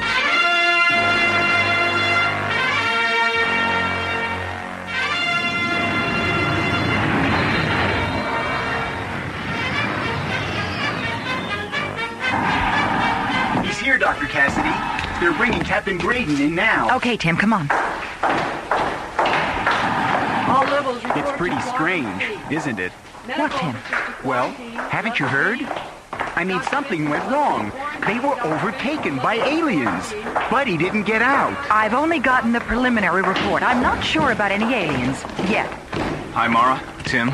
Jerry, where is he? He's in the isolation airlock chamber. How is he? Oh, Doc Benson says he'll be all right. Radiation levels are minor, but there's enough present to leave him in the capsule for at least an hour. We need to run a couple more tests. You can talk to him on the intercom. Good, Jerry. Tim, pull the Mycroft onboard computer tapes and begin decoding them. Better check over Delta One's flight recorders, too. Send all the information to the ISA. All right. John, thank God you're okay. Mora, we're not alone out here. Buddy didn't make it out. He's inside an alien planetoid. It's draining the sun's energy. Oh, take it easy, John. What's draining energy? The Marcabs. What? Oh, Mara, they're awful. Like insects, tall, very tall. I'd say maybe about 7 feet. Their bodies are black and shiny, claw-like hands, and large, radiating eyes. Good Lord. Buddy, what about him? Is he... But Buddy caused a diversion so I could escape. We've got to get back there and get him out. Well, of course, John. Dr. Cassidy, we have the ISA. We're feeding them to your televideo screen. All right. I hope they've got a lead on all this. Mara, we just got the reports. It's unbelievable. How's Graydon doing? He's here in quarantine, Commissioner White. Listen, I trust you've received the flight tapes by now? Yes, Ma. We haven't come up with anything solid yet, though. We're still trying to analyze all the information. But I'm afraid the computers at Jardel Institute have given us a new prediction. What are you talking about? Well, Doctor, according to them, we have less than 9 hours before the sun reaches a point of non-recovery. There's really not enough time for us physically to analyze and return you all that data. So what does that mean? Well, Ma, I'm afraid you're on your own. It's up to your people at Starlab to stop those aliens. Their eyes turn instinctively toward a dimming ball of fire hanging in space. The sun is fading, dying, and with it the future of Earth. The hopes of a planet ride upon their shoulders as they prepare an opposition against alien worlds. The life expectancy of Earth has been reduced to 9 hours as our sun fades into obscurity. Alien creatures, revealed as the Marcab Confederacy, continue to drain our solar energy. Starlab Research Director Mora Cassidy, along with her assistant Tim and Space Exploration Captain John Graydon, are the only ones who can stop the Marcabs, if indeed they can be stopped. Oh, John. Well, come on in. Glad to see you out of quarantine. That makes 2 of us, Mora. How are you feeling? Much better, thanks. Good. Can you recreate for me just exactly what happened to you and Griff aboard Delta One? Well, we were within the ecliptic range of the sun, about 5 minutes out, and we were getting ready for our first photoscan pass. Yes? All of a sudden, our radios went dead. Instruments, everything. We completely lost all power. Mm-hmm. Then we spotted this incredible object about 5 kilometers in diameter, metallic, black, with a large disc on top. And then?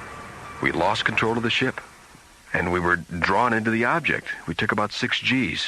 Buddy blacked out. Next thing I knew, we were taken off the ship by the aliens that I told you about. They told us they were mining the sun's energy. But how? I don't know. Oh, Tim. Good. You've got the Mycroft report? What's wrong? You're white as a sheet.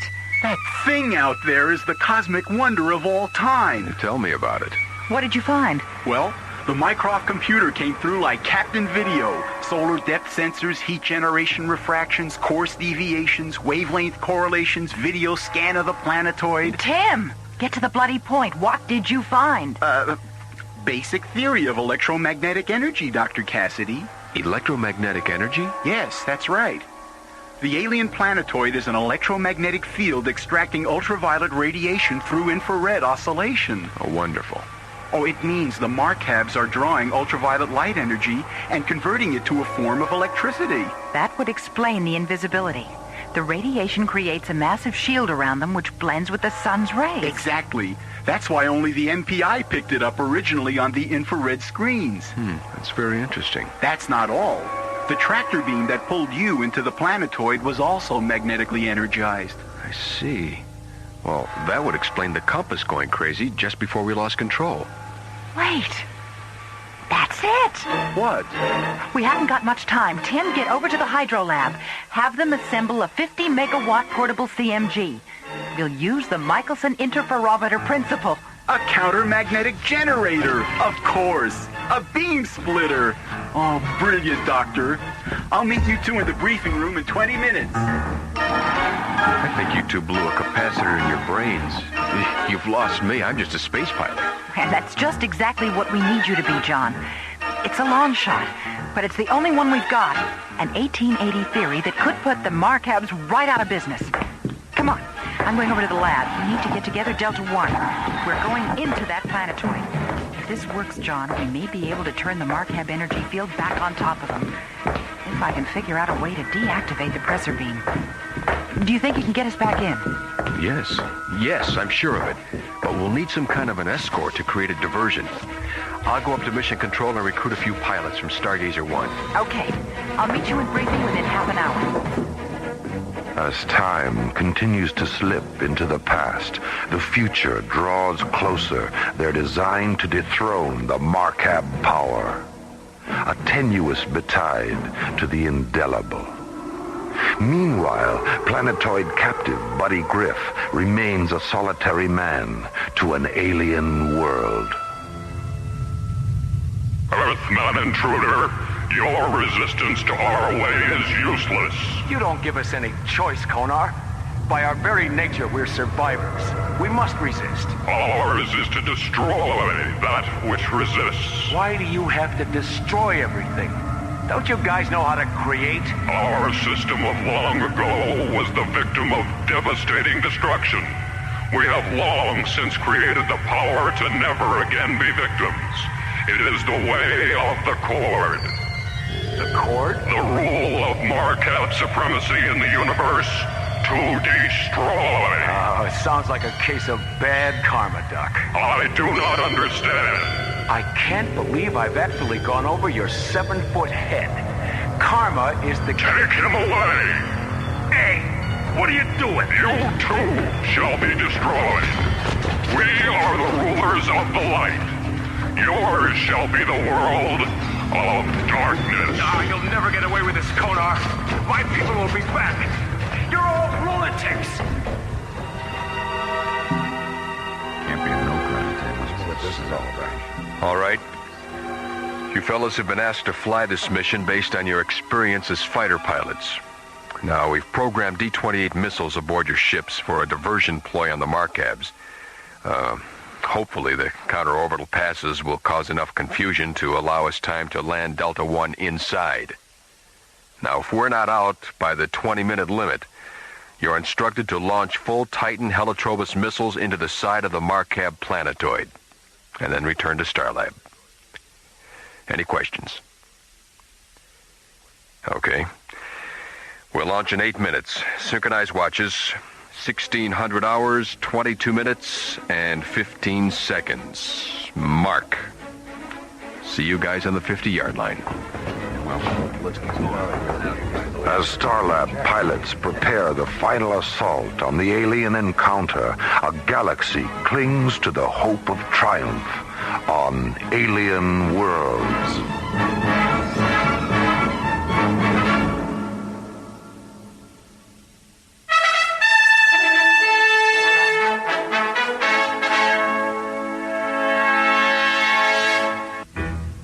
The Marcab aliens must be stopped.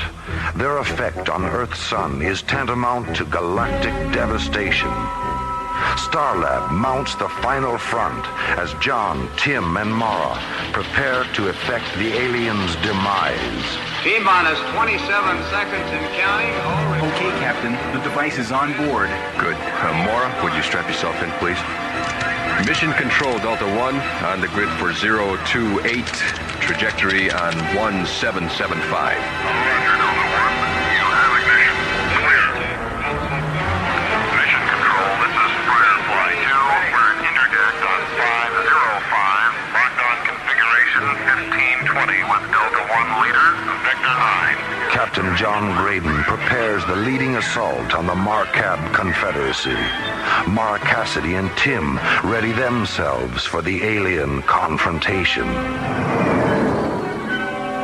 right, Tim, let's go over the mechanics of the CMG beam splitter. I have the timing device set for 18 minutes on the detonator. When it triggers, it'll pull every bit of energy within a radius of 5 kilometers into the magnet center.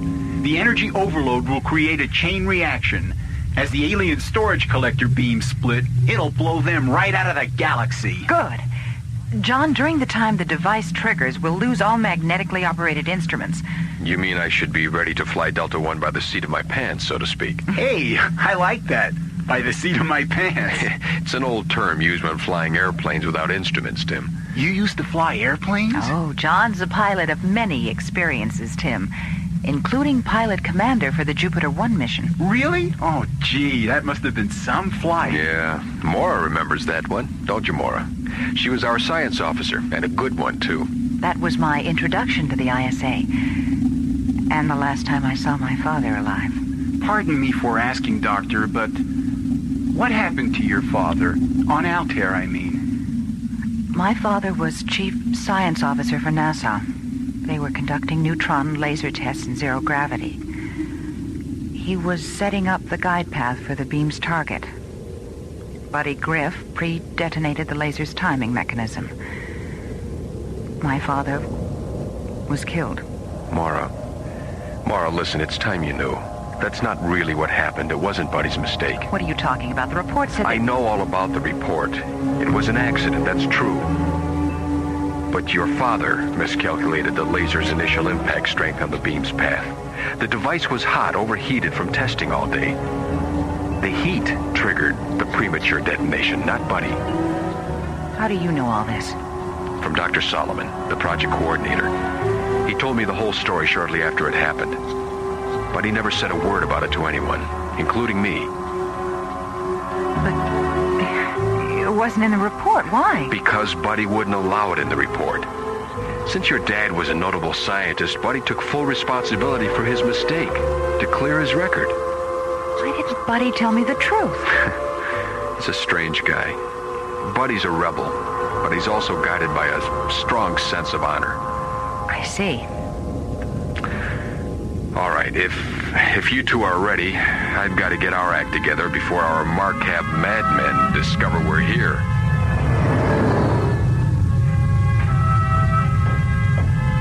Commander Konar, enemy ships are approaching Voltar. Enemy vessels? More intruders? Who are they? They are of undetermined origin, but they appear to have an Earthcraft configuration. Launch the Voltanians. Destroy them at once.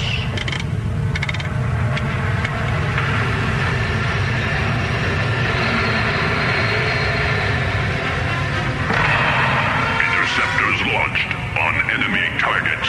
Closing. Captain, on the probe screen.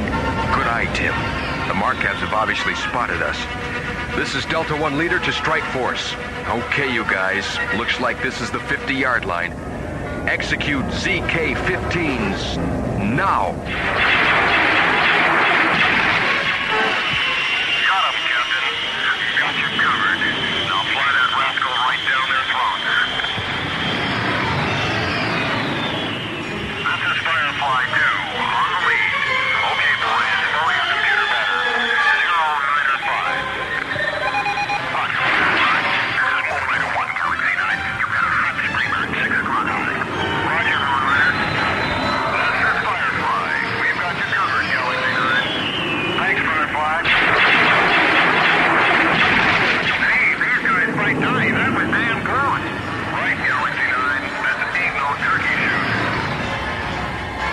Well, looks like you've got your diversion, Captain. Right.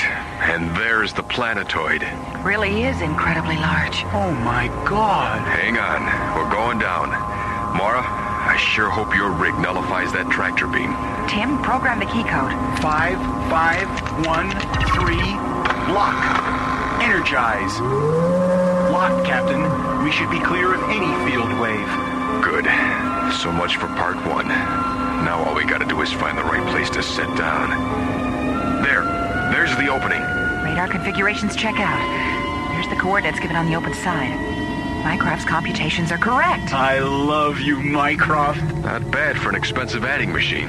Mycroft's a lot more than that, Captain. Just kidding, Tim. Hang on. We're setting Delta One right in that pigeonhole.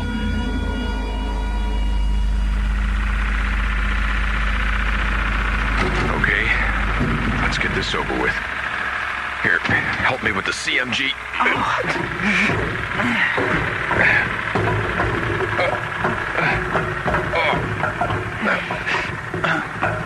Okay. All right, you both have your communicators? Yeah. All right, Tim, you'll bring the CMG with me. Mora, you guard Delta One. And if you run into any trouble, you call us. You've got your lasertron, right? Right. All right, don't be afraid to use it if you have to. I'm ready, Captain. We'll set up the jamming device. Then I'm going to try and find Buddy. Okay, Tim, let's go. Good luck. Good grief. Did they have to make this thing so heavy? Oh, God, it's cold in here. This place is amazing. I've got to get some pictures of this interior.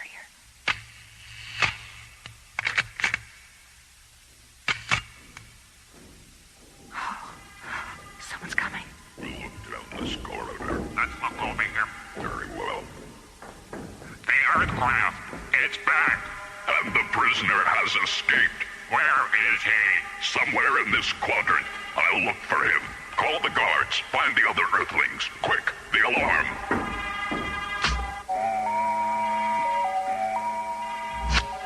Captain Graydon. Come in. John. Yes, Mora. They know we're here. I just saw two of them. They said something about an escaped prisoner. That can only be Buddy. What do you want me to do? Check your locator. Make sure you don't get lost, and then go for it, Mora. Follow them. Be careful. If you find Buddy, call me. Okay.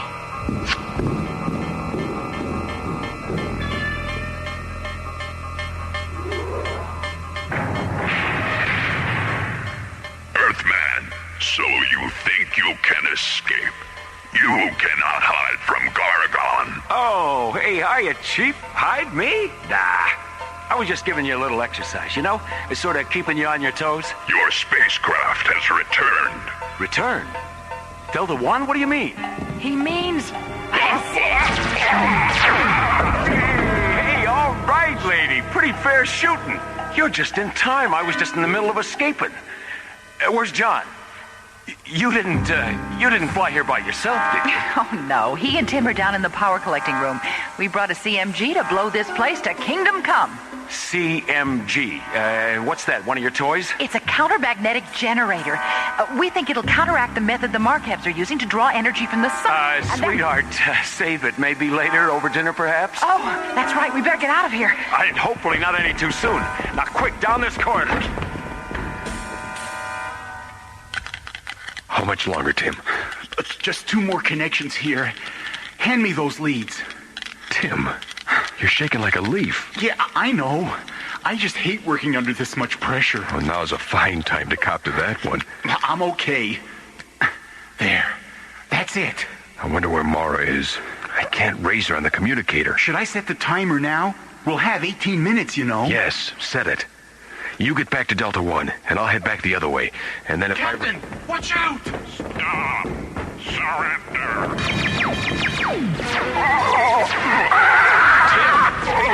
I never knew you had it in you. I can't believe I did that! All right, set the timer. Let's get out of here. Set! There they are! Stop them! Quick, Tim, this way!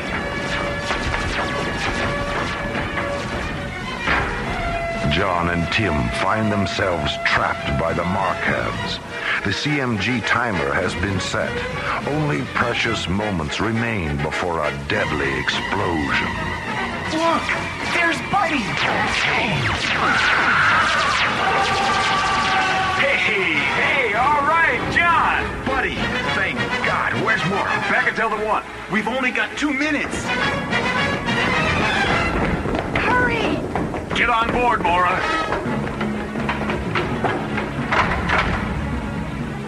Okay, everyone.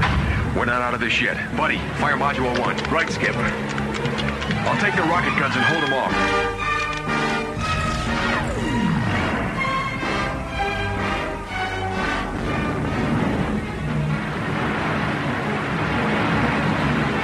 Lift. We have main ignition. Clearing the planetoid. Oh, yeah! CMG detonation, 15 seconds. Telemetry 4+4. Stand by to hit faster than light speed. Check. FTL, primary ignition. 10 seconds to detonation. FTL, main power. Now! We're clear! We've made it! Oh, thank God! CMG detonation, 5, 4, 3, 2, 1. There they go. It worked! Of course it worked! And so we bid farewell to the gruesome meanings as they and their planetoid sink slowly into the west, and the east, and the north. Together, a small group of people with tremendous courage and confidence have saved Earth from the threat of eternal darkness. The Marcab sun miners have been destroyed soon enough to allow the sun's own energy to regain its mighty power. The heroism of Delta One's mission has relieved a galaxy from the peril of alien worlds.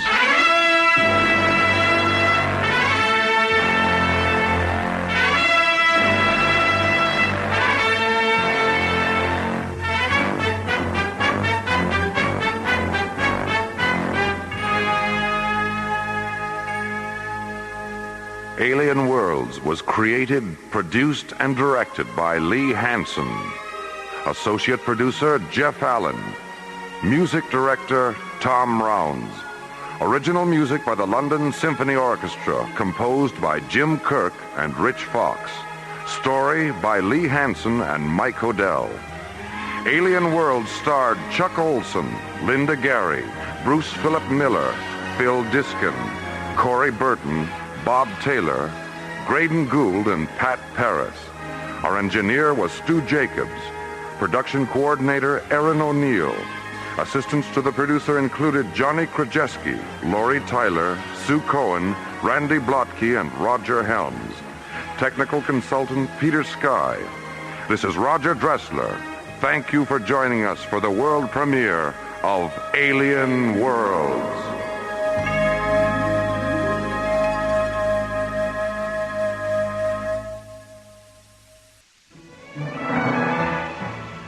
Slowly rotating at the edge of deep space, 1,000 kilometers beyond the atmosphere of 21st century Earth, is the Arthur C. Clarke Astronomical Observatory, Starlab. Here, Starlab Research Director Mora Cassidy, along with the scientists and technicians of the International Space Authority, watch over the countless stars and planets that fill the silent distances beyond the giant space station. This week, the men and women of Starlab encounter the terrifying dissonance of Death Song on Alien Worlds.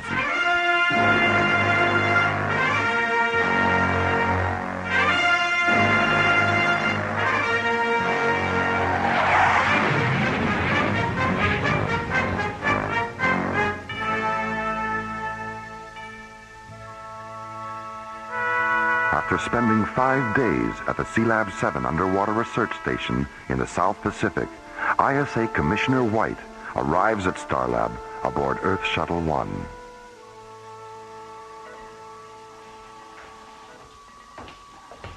Hello, Mora. Jerry. Hi, Commissioner. Hello, Commissioner. How are John and Buddy doing with their aquanaut training? They'll be in Sealab 7 until Friday.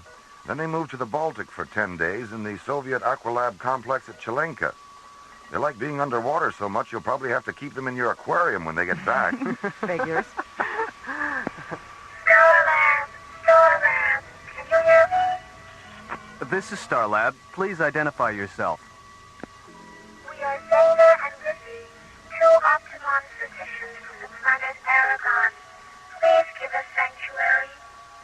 What's your situation? We are being pursued by a hostile renegade spacecraft, which has already damaged our ship. If you don't give us sanctuary, the renegade will destroy us. Get a visual scan on them, Jerry. Right. There it is. My God, it's enormous. Starlab, this is Whitney again. Did you understand our last transmission? Be careful, Jerry. That ship doesn't look damaged to me. Withy, we have your spacecraft on visual as a large corrugated black disk with red, yellow, and green markings. And we see no sign of damage. That's all, Starlab. That's the renegade. Our ship is bell-shaped and silver. There it is. Lower left-hand corner of the screen. It's so small. No wonder we didn't see it. Magnify it, Jerry. Jeez, look at that. The hull's full of cracks all the way down to the tail fins. Open the emergency docking bay, Jerry. Right. Withy, guide your ship toward the docking bay that's surrounded with flashing red lights, and we'll take you aboard. Thank you, Starlab. Thank you.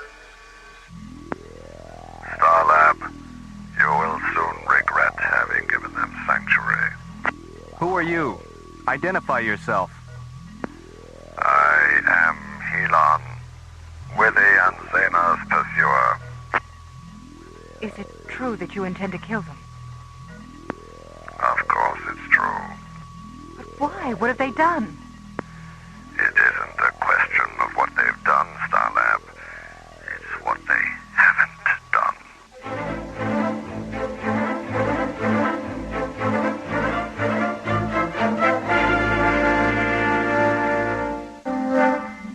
The routine of Starlab control is suddenly interrupted by an emergency transmission from an incoming alien starship.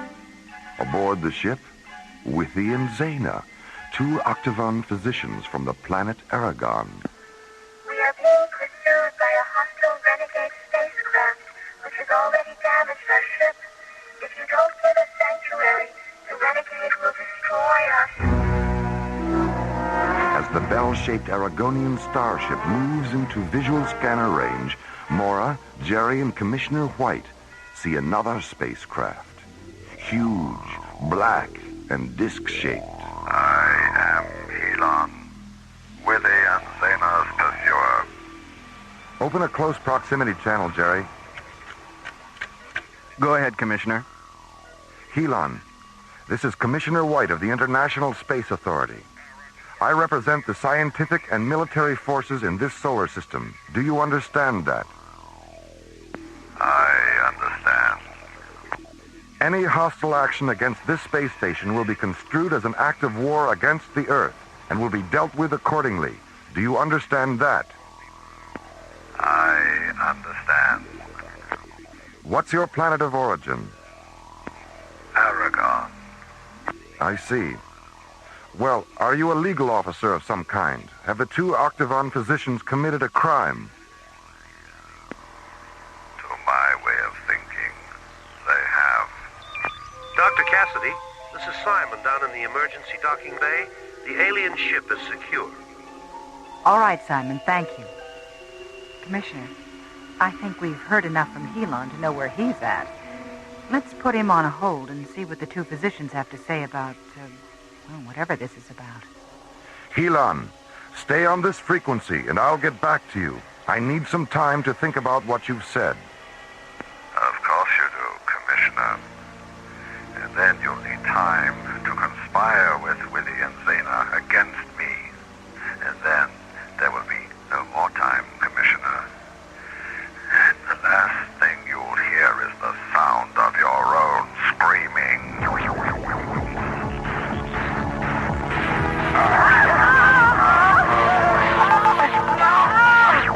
Surrender the two physicians within the hour, or I'll unleash a symphony of such terrible power that your Starlab will shatter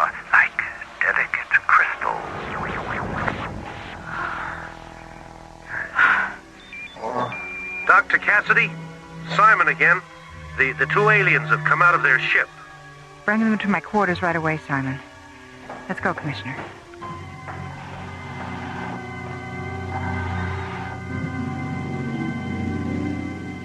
I don't know, Mora. Except for Stygos and the Trell, we've never had to deal with this kind of hostile alien power before.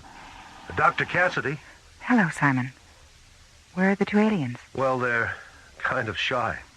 Have them come in, Simon. We won't bite. Witty? Zena? It's all right. You can go in. Gosh, they're elves. Little blue elves. It's obvious what a surprise we are. All in concept and size we are. But just because you're tall and pink and we are short and blue, the fact is you are as strange to us as the two of us are to you. The two of us are to you.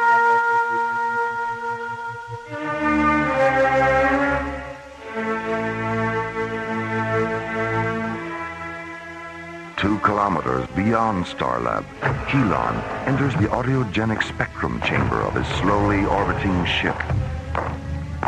He touches a bright red jewel near the entryway.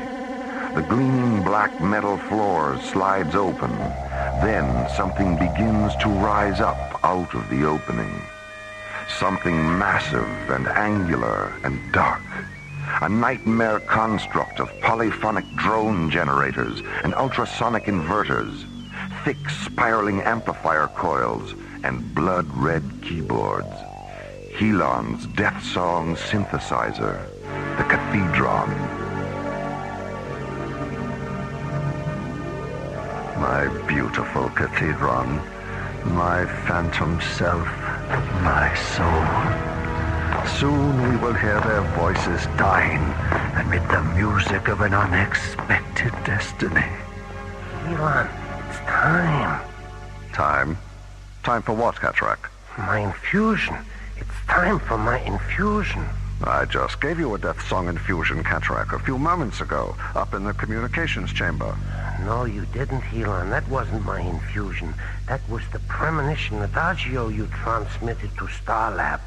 It was? Yes, of course it was. Forgive me, Cataract. Perhaps we should share an infusion. Memory distortion is one of the primal symptoms of death song withdrawal. Yeah, yes, of course. An infusion. Here, Cataract. Help me with the anthem injectors. With pleasure.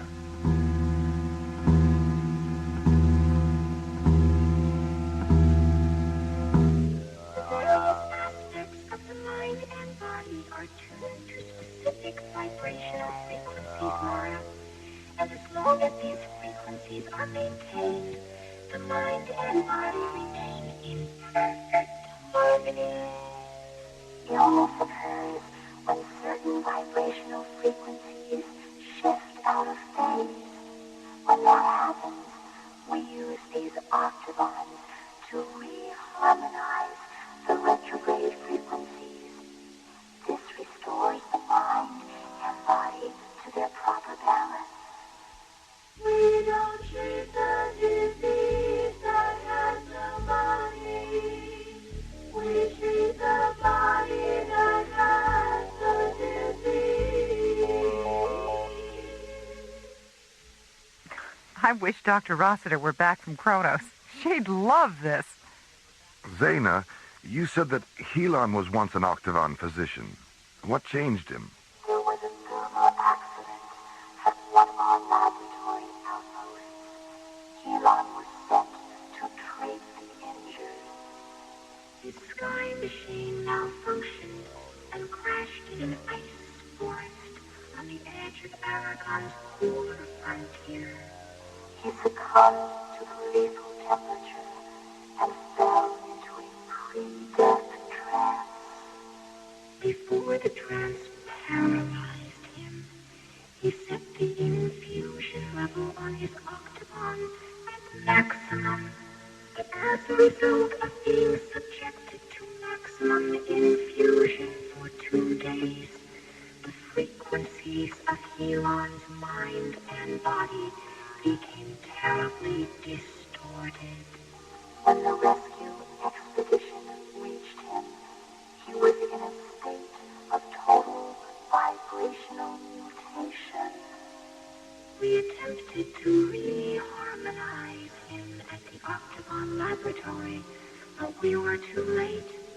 He was completely addicted to his hyper-vibrational condition.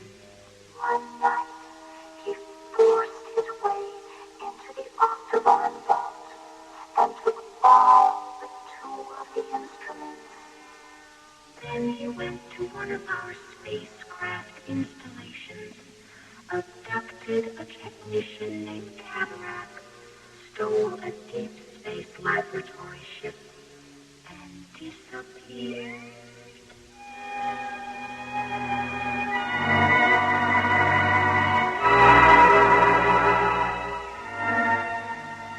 Helon, when Withy and Zena are dead and their octavons are interfaced with the cathedron, where will we go? What will we do? We will wander from galaxy to galaxy, exploding the stars with death song. I see crescendos of light and sound will sweep to the far corners of the universe. Death song. Bright comets will swirl and dance against the fiery coronas of eclipsing suns. Death song. Planets will vanish in screaming disintegration. Death songs raging through the silence, transforming into deafening articulations of infinite majesty. Death song. Death song. Death song.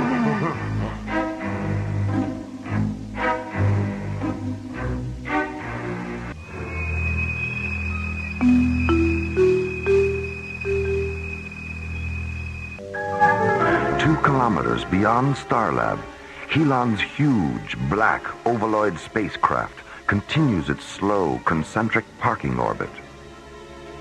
In the ship's autogenic spectrum chamber, Helon sits before the blood-red multiple keyboards of the Death Song Cathedron.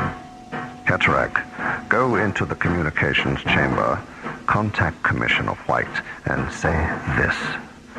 My ship will orbit 6 more times.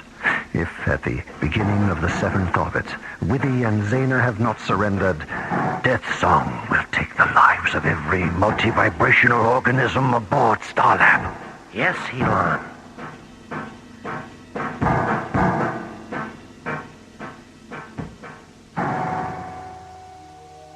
And because there have never been more than 12 octagons in existence at one time, there have never been more than 12 octagon physicians. 12 physicians for an entire planet? 12 are enough, Mora. Injuries are rare on Aragon, and illness is relatively non-existent. What was Aragon like before the octagons were created? We treated the diseases of the mind and body with narcotic chemicals. As a result, the people of Aragon were in a constant state of neurotic irresponsibility. Mora, are you there? What is it, Jerry? I have a transmission coming through from Helon's ship. We'll be right there.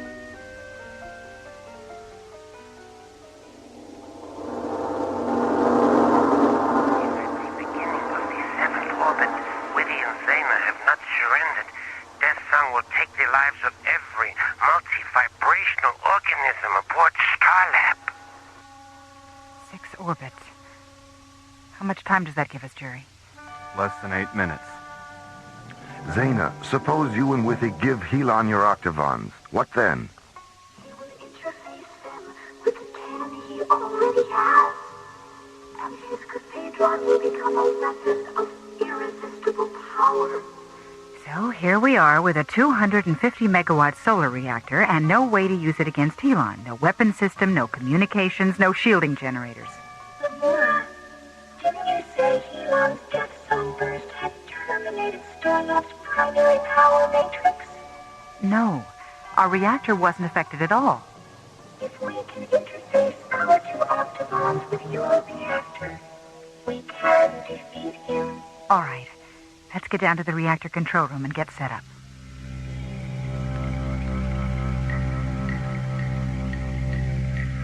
much time do we have, Jerry? 1 minute, 30 seconds. Helon just started his 5th orbit. Withy, what effect will this have on Helon? He will die. Die? But you said you wanted to help him. Taking his life is the only way that we can recall him to life, Mora. Our octobons will terminate him and then infuse him with the frequencies of his earlier life. How will you know if you've been successful? His voice, Commissioner. You will hear it in his voice. Harmonize the octobon, Zena, and tune for maximum pulse inflection. Harmony achieved.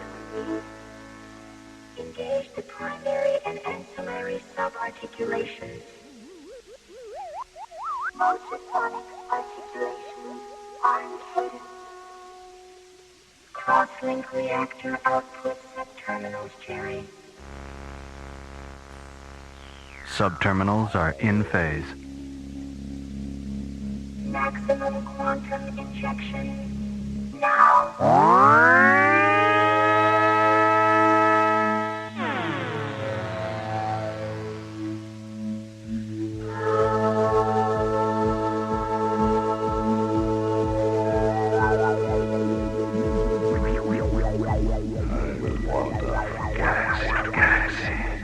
Exploding the stars with death song.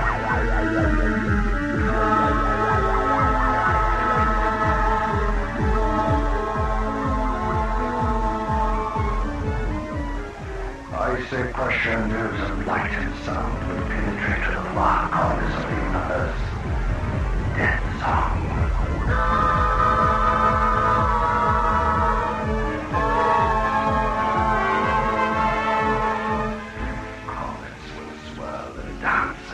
By the coronas of eclipsing suns.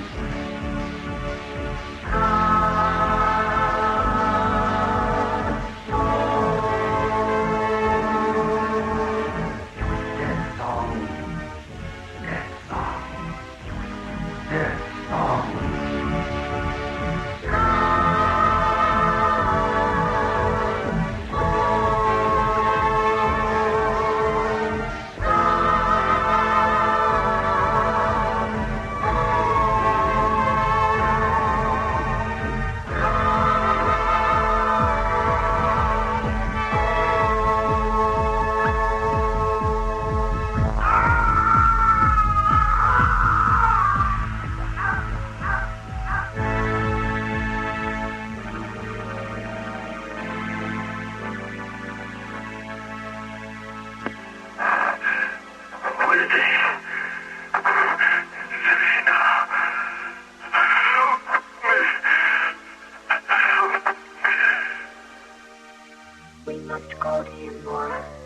Call the short-range vehicle hangar, Jerry. Tell them to get a shuttle ready. Helon. Helon. Cataract, my friend, forgive me. Please forgive me.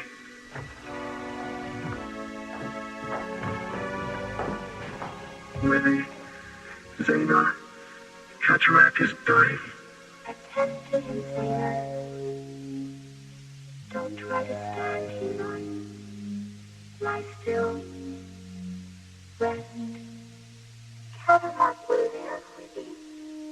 But we must reharmonize him quickly. Is there anything we can do, Zena? Go to the shuttle and get our octobons. Come on, Mora. I'll give you a hand. Withy, Zena, thank you for calling me from the darkness.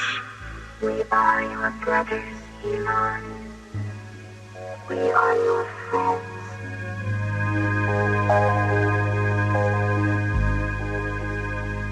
We are the spectrum travelers, enemies of darkness,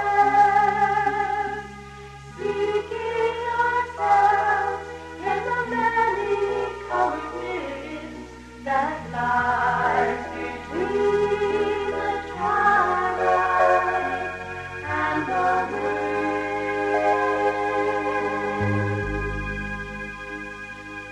are the rainbow riders, lost to light, finding ourselves in the water-driven spaces that hide between the storm clouds and the sun. We are chromatic dreamers asleep in the future, losing ourselves in the mythical freedom that lies between the candles and the sun.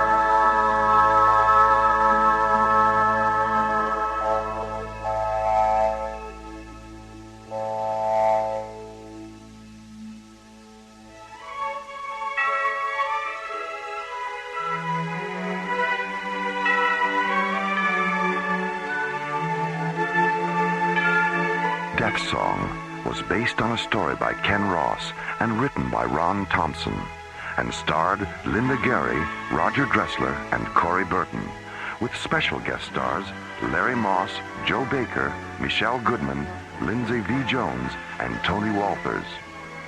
Music director Tom Rounds, with special music effects composed and performed by Rick Kellis. Associate producer and song lyrics by Ron Thompson. Engineer Stu Jacobs. Assistant to the producer Jim Cook. Technical consultant Peter Sky.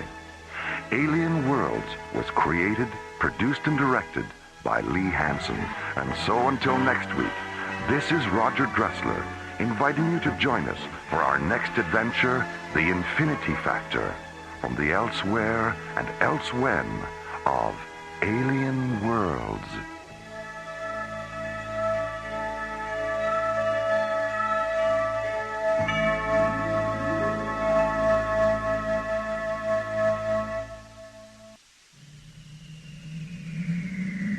Slowly orbiting at the edge of deep space, 1,000 kilometers beyond 21st century Earth, is the Arthur C. Clarke Astronomical Observatory, Starlab.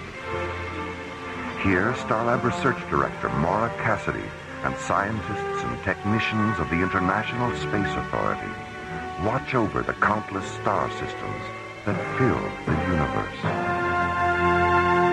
This week, Mora Cassidy and Space Exploration Team Captains John Graydon and Buddy Griff encounter the phantoms of Tamerlane and experience a dream within a dream on Alien Worlds.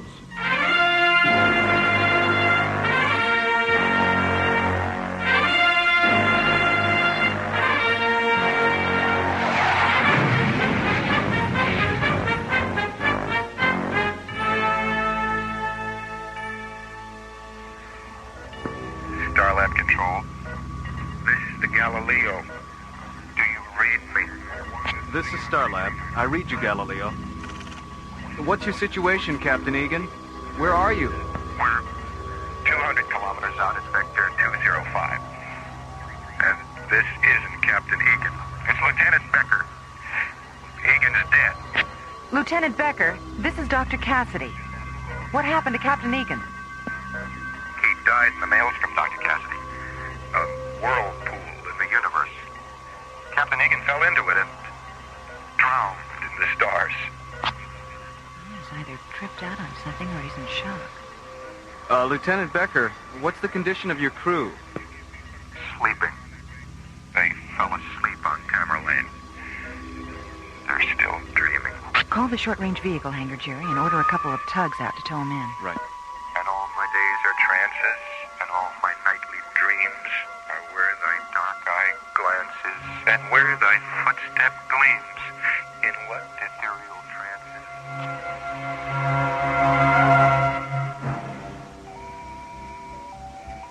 Attention all SRV personnel. This is a priority rescue alert. Prepare 3 Magnum-class tugs for immediate launch. Utility pilots Haskell, Shaw, and Henning, please report to the SRV operations officer. Leader, Vector 9. Roger, Firefly. Vector 9. Yeah. You have it next. Mission Control, Galaxy 9. Roger, Starlab. We have the Galileo inside and she is damaged. Looks like the starboard thruster housing's ripped open and she's leaking fuel. Tug 17. 17, go ahead, Lee. Yeah, Jimmy, see if you can check out that fuel leak, will you? Roger. Tug 9. Tug 9. Come on, Ron, I know you're there. I can hear you swearing at your receiver in my headphones. Sorry about that, Lee. I had to switch to another channel. Your transmission was breaking up. Okay. Get around to the Galileo's port side and see if you can get a grappler pad on her. Use the standard placement. Roger. I have grappler contact, Lee. Pad magnetism stable. Okay, Lee, I've closed off the leak. All right. Now let's get a grappler pad on her starboard side. I'll stick one on the nose. Roger.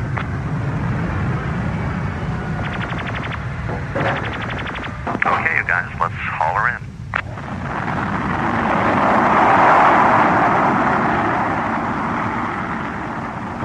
Minutes after launch, Space Tugs 2, 9, and 17 returned to Starlab with a damaged laboratory ship in tow and guided into Docking Bay 14.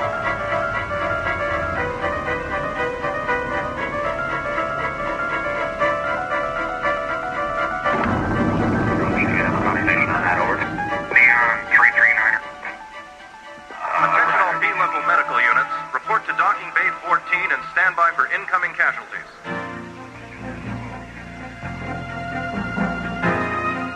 30 minutes after the Galileo's arrival, Starlab's executive physician, Dr. Diana Rossiter, begins a computer-assisted examination of the ship's unconscious crew.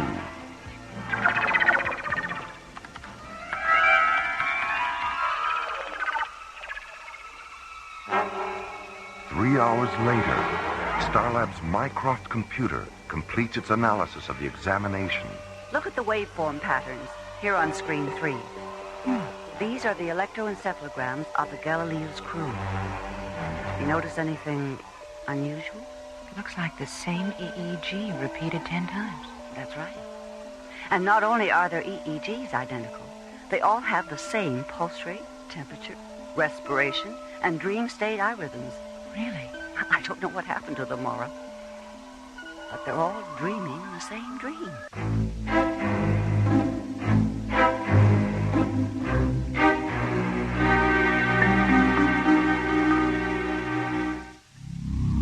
Six weeks after its disappearance during a routine mission, the Deep Space Laboratory ship Galileo returns to Starlab, its captain missing and presumed dead, its first officer in a state of second-degree mind shock, its crew asleep and dreaming identical dreams. What about Lieutenant Becker? He talked off and on during his examination, but he was getting so anxious I thought it best to sedate him for a while. Diana, did you record what he said during the examination? Maddie's making a copy of the tape now. You want to hear it? Mm-hmm. Have her send it up to my quarters. I'll listen to it when John and Buddy get here.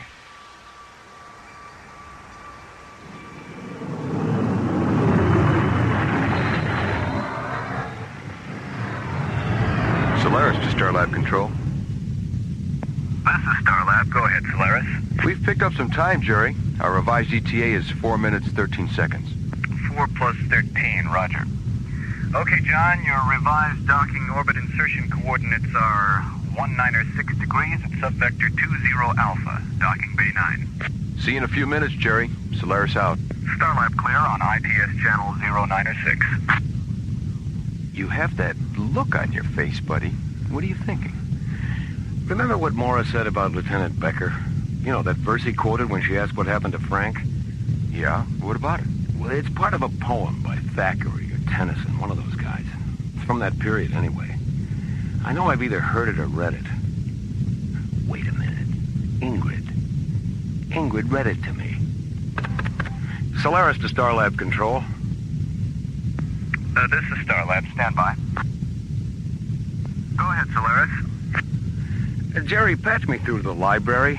I have to talk to Ingrid. Roger. Stand by.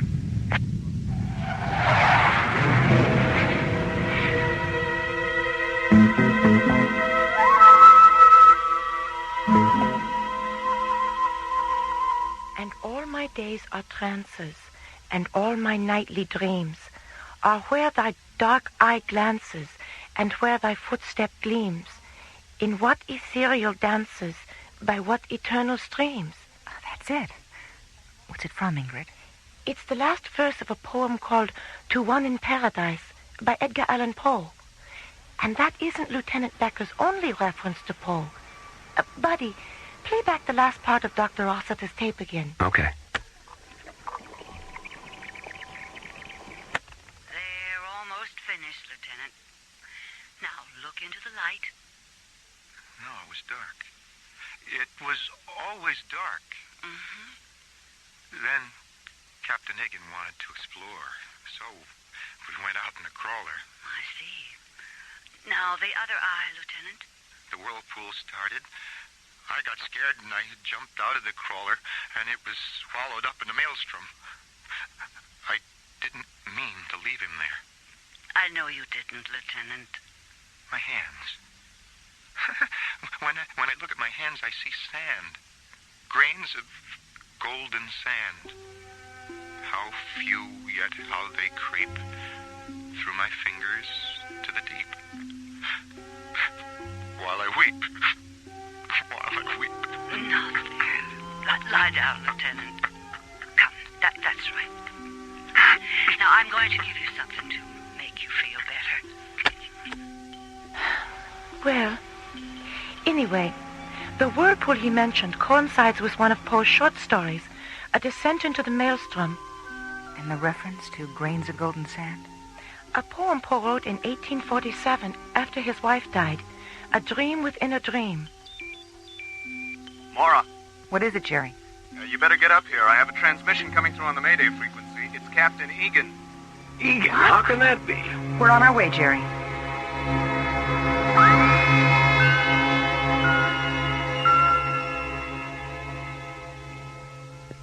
I'm on Tamerlane, somewhere in the Ursa Minor system.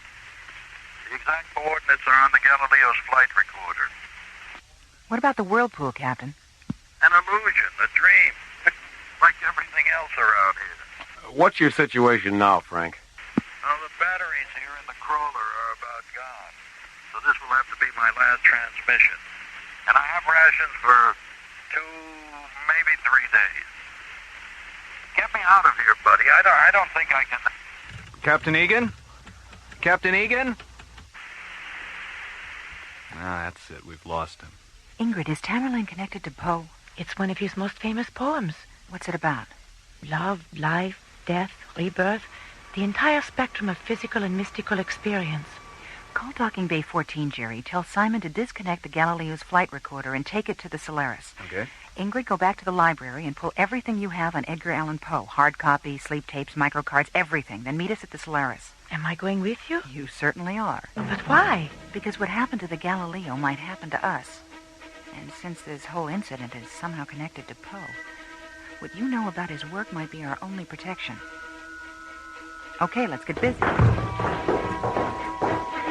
At 13:30 hours, 40 minutes after receiving Captain Egan's transmission, Mora and Ingrid entered Docking Bay 9 and joined John and Buddy aboard the Solaris.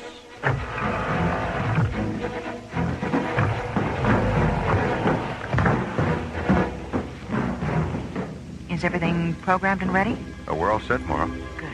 Better strap yourselves in. We're due to launch in 90 seconds. Ready? Let's go. Okay, buddy, let's run it down. Exterior hatches and fuel bay doors. Pressurized and locked. Environmental control systems. Green across the board. ECS backup terminals. In phase and programmed for zero-time emergency interlock. Microwave antenna function. Positive. Digital auto guidance and inertial gyro integration. Auto guidance in phase. Gyro integration at 0-3 seconds. Tank pressure. Maximum 1 through 6. Cancel the ignition safety terminal. Positive function on IST lockout.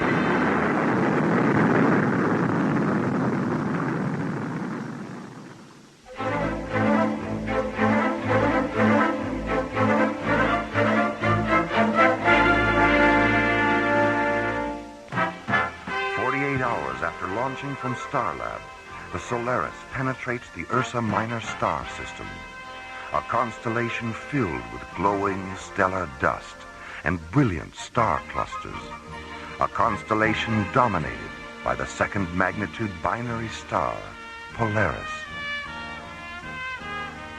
3 hours later, guided by the navigation coordinates from the Galileo's flight recorder, the sleek white SET interceptor lands on the dark, mist-shrouded planetoid of Tamerlane.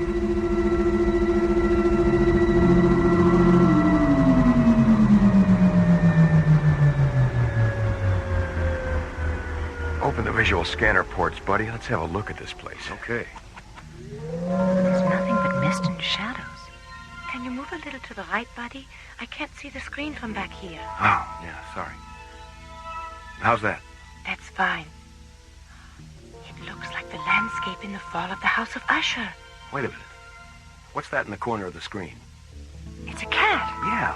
A black cat. It's... Wait a minute. What happened? Where'd it go? It's gone. Was it really there? It's gone. Maybe it wasn't really there. It had to be there. Oh, buddy, I'm so sleepy. We all saw it, didn't we? Where's Frank? Oh, we have to find Frank. Go to sleep. Don't go to sleep. We can't go to sleep.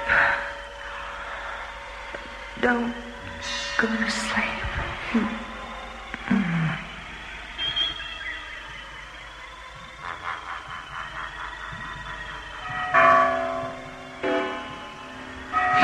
Tolling of the bells, iron bells. What a world of solemn thought their melody compels. Hear the loud alarm bells, brazen bells. What a tale of terror now their turbulency tells.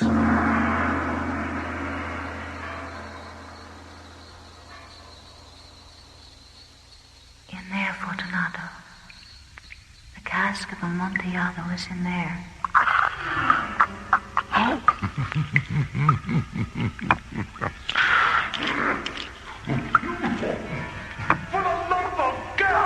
I forced the last stone into position and plastered it up. Against the new masonry, I re-erected the old rampart of bones. For half a century, no mortal has disturbed them. Rest in peace, Fortunato. Requiescat in pace.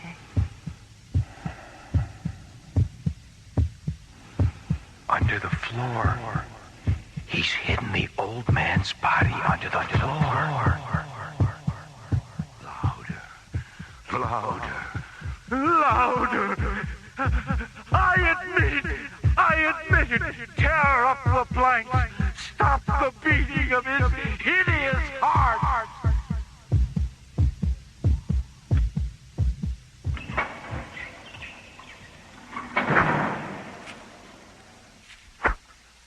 The vibration of the pendulum was at right angles to my length. It slowly descended, hissing back and forth, repeating its arc again and again. As the shades of evening drew on, within view of the melancholy House of Usher. And the raven, never flitting, still sitting, on the pallid bust of Pallas, just above my chamber door. And his eyes have all the seeing of the demons that is dreaming. How shall the burial rite be read? The solemn song be sung? The requiem for the loveliest dead that ever died so young. All that we see or seem is but a dream within a dream.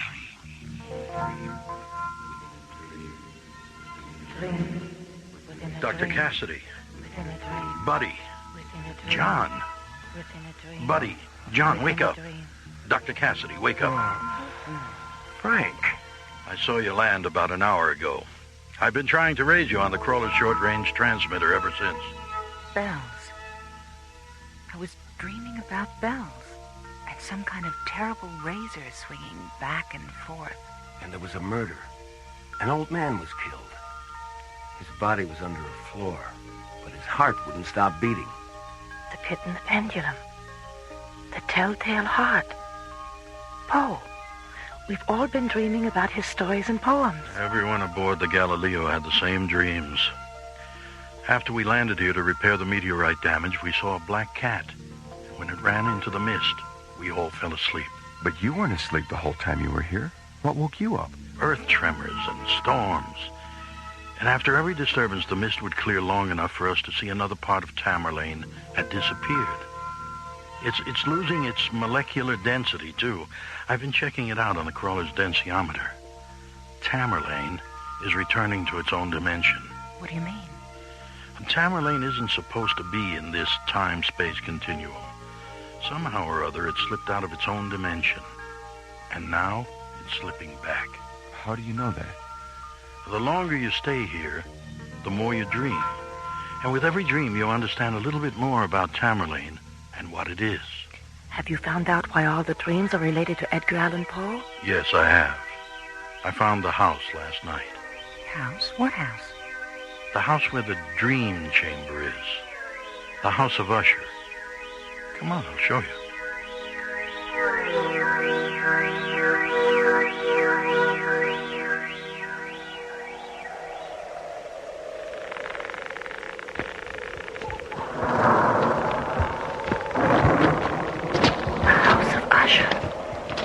Just the way I imagined it. Looks haunted to me. Come on, let's get this over with before Tamerlane drops out from under us. Take my hand, buddy.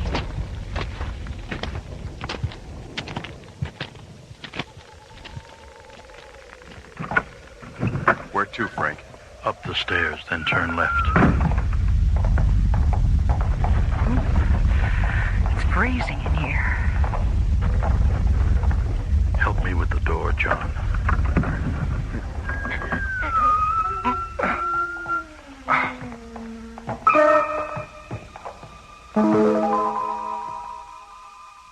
Impossible. It's impossible.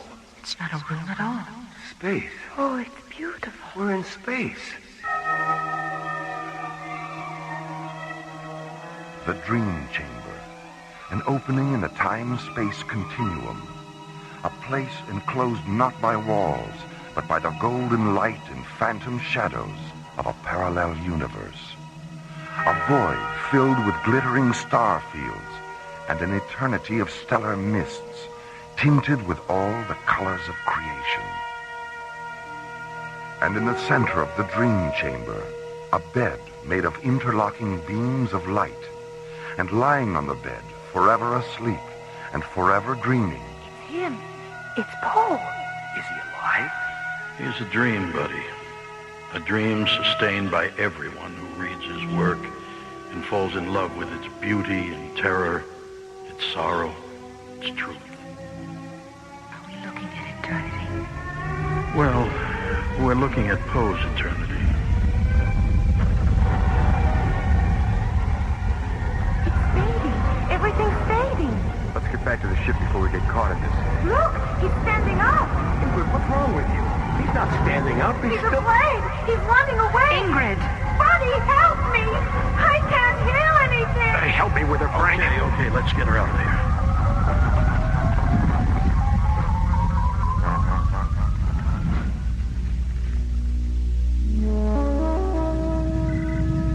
All right, Mora. Thanks for letting me know.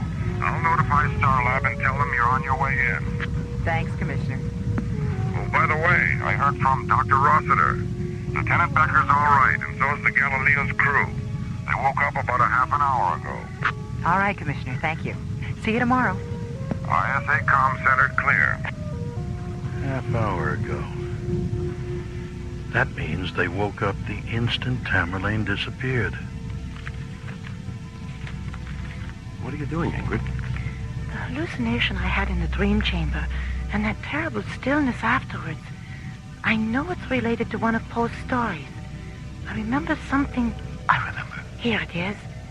Silence, a fable. And mine eyes fell upon the countenance of the man, and he was afraid. He raised his head and listened. But there was no voice throughout the vast, illimitable void. Only silence. And the man turned his face away and fled into the distance. And I beheld him no more.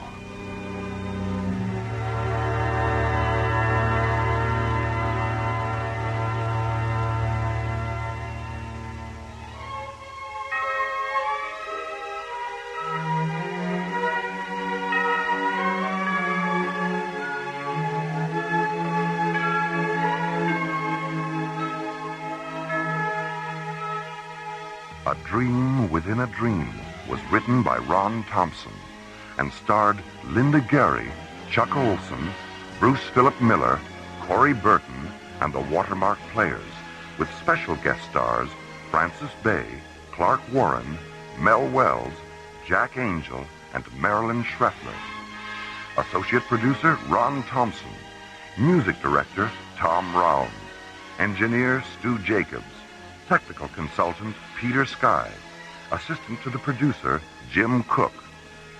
Alien Worlds was created, produced, and directed by Lee Hansen. And so, until next week, this is Roger Dressler inviting you to join us for the adventure of the Parallax Deception from the elsewhere and elsewhen of Alien Worlds.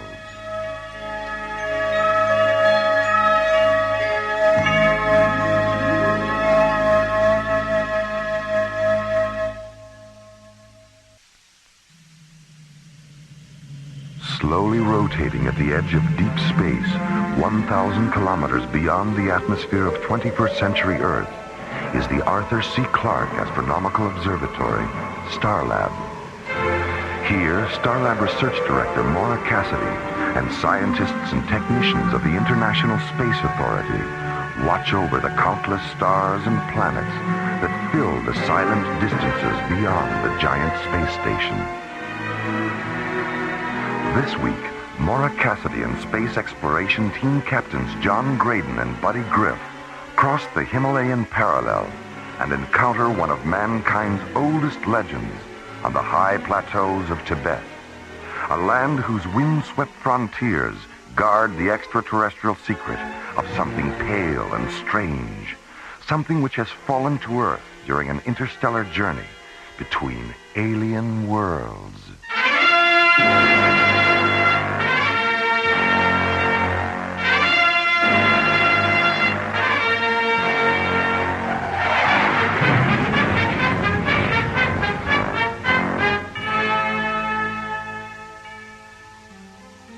At the International Space Authority Command Center on the north shore of New Chicago's Lake Michigan, ISA Commissioner White sits in his 21st story office discussing the construction of a new spaceport with ISA Project Director Brian Phillips.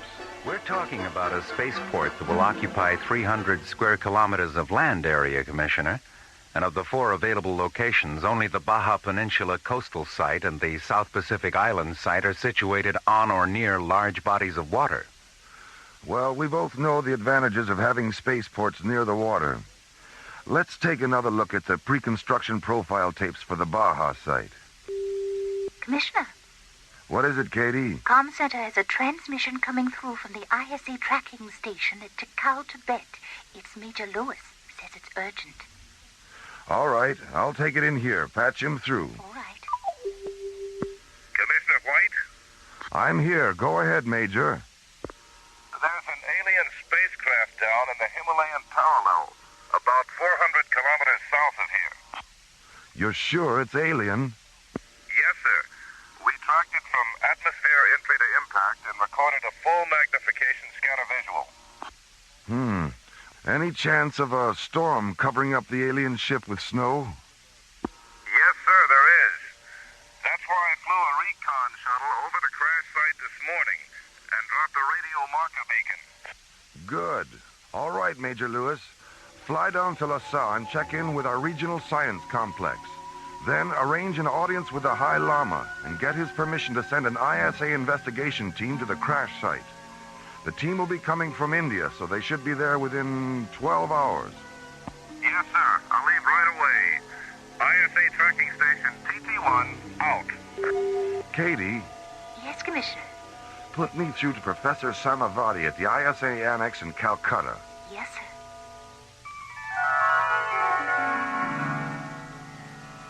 Half an hour after receiving Commissioner White's transmission, Professor Samavati sends an ISA security officer to Calcutta's Royal Hyperion Hotel with a message for Starlab Research Director Mora Cassidy.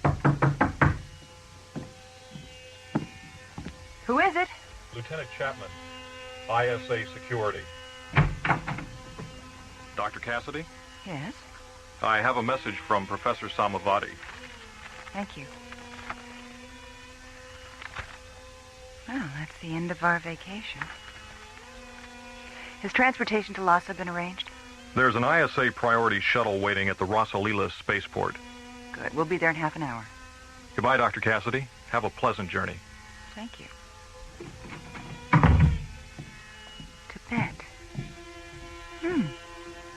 We're going to Tibet. Come in. Good morning, Mora. Hey, Mora. Morning, buddy. John. We just passed an ISA security officer in the hall. What's up? We're going to Tibet. ISA orders. Tibet? An unidentified alien spacecraft crashed in the Himalayan parallel last night. Commissioner White wants us to investigate. Oh, but we're on vacation. I know how you feel, buddy. I had the same reaction. But then I started thinking, this might be the only chance we'll ever have to meet the High Lama. Yeah. And maybe find out how he got so high. Oh, buddy.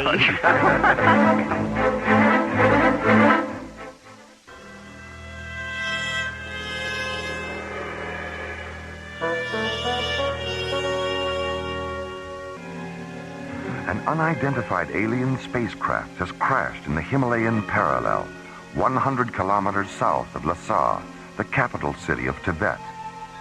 After being notified of the crash by an ISA tracking station, Commissioner White sends a message to Calcutta, ordering Mora Cassidy, John Graydon, and Buddy Griff to interrupt their vacation and investigate the incident. 20 minutes later, Mora, John, and Buddy board an ISA jetcopter on the roof of Calcutta's Royal Hyperion Hotel and take off for the Rasalila spaceport, located on the Bay of Bengal. I wish we could have spent more time traveling across India. It's really an amazing country. Yeah. So interesting. You know what I like most about it? What? Well, all the things that are holy. I mean, they've got holy cows, holy rivers, holy smoke. Buddy.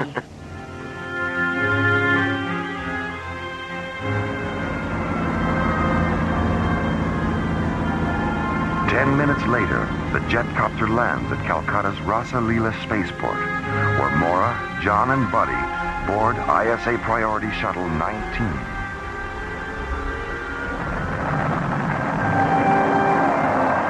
Then, as the new morning sun fills the blue waters of the Bay of Bengal with scatterings of brightness, the shuttle lifts off, banks 90 degrees, and rockets away toward the wind-swept high frontiers of Tibet.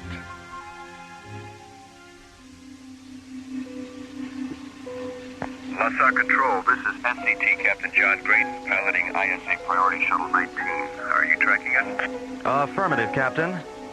Your landing coordinates are vector 031 at subvector 097. Roger. Come in on auto guidance and stay aboard after you set her down. Major Lewis will pick you up in a snow crawler. Roger. Shuttle 19 out.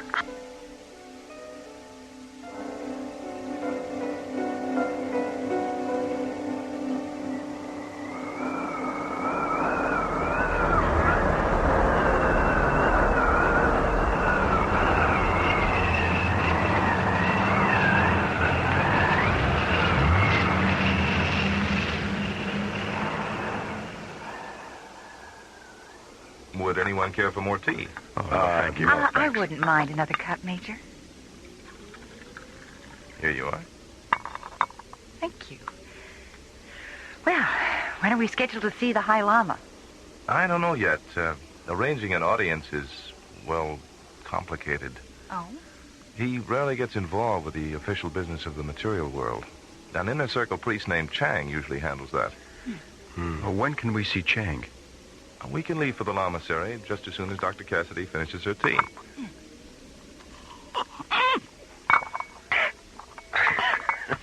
Are you all right, Mora? I think so. You'll have to excuse Dr. Cassidy, Major. Her table manners are usually beyond reproach. Funny.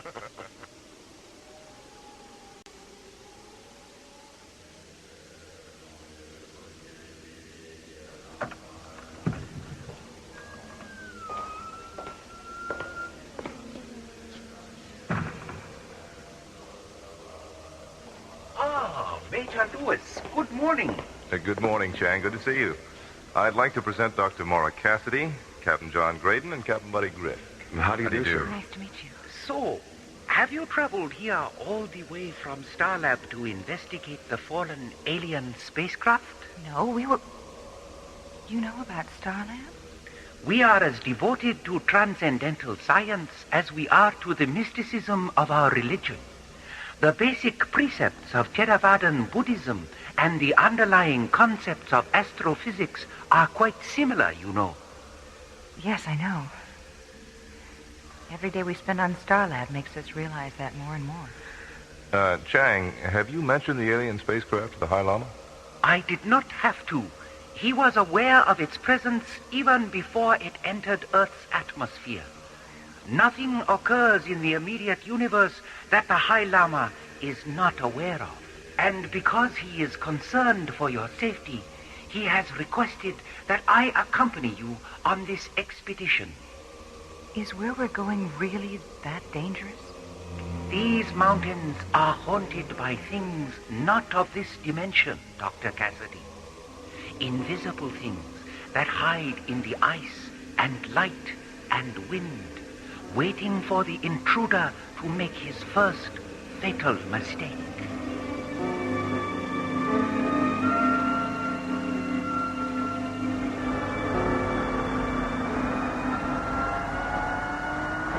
Two hours later, priority shuttle 19 lifts off from the ISA Science Complex near LaSalle. At an altitude of 30,000 feet, John turns the shuttle due south and jets toward the snow-swept Curacao Plateau, deep inside the Himalayan parallel.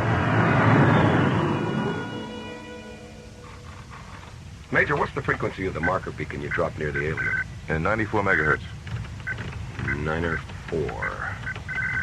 Well, there's the signal. Correct to 109er, Skip. 109er, right.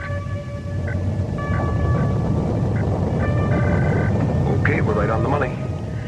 Check your sea harnesses, everybody. We'll be landing in 4 minutes.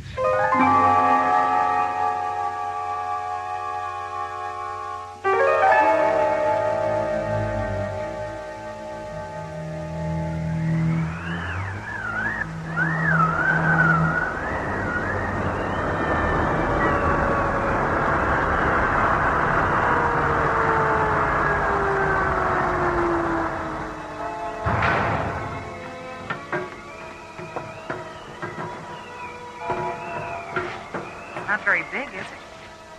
No. Buddy, are you thinking what I'm thinking? That it looks more like a multi-atmosphere drone than an interplanetary spacecraft? Yeah. What makes you think it's a drone? The size, for one thing. It's only about 12 meters long, so it couldn't have carried more than 10 or 15 minutes worth of fuel. Yeah. And look at the thruster nozzle. That kind of residue is a byproduct of short-range solid propellant, not long-range liquid. Well, the only way we can be certain is to take a residue sample into the shuttle and analyze it. Okay, I'll get the... What was that? Sound. Did you hear that? It is the voice of the Yeti. Abominable snowman? His cries have echoed through these mountains for centuries.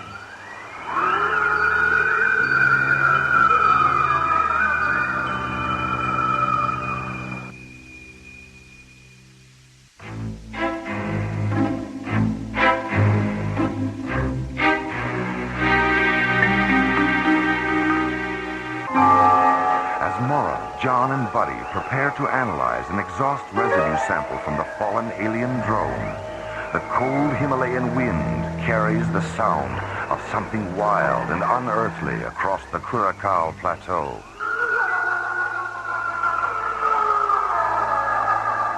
What was that? Sound. Did you hear that? It is the voice of the Yeti. The abominable snowman? His cries have echoed through these mountains for centuries.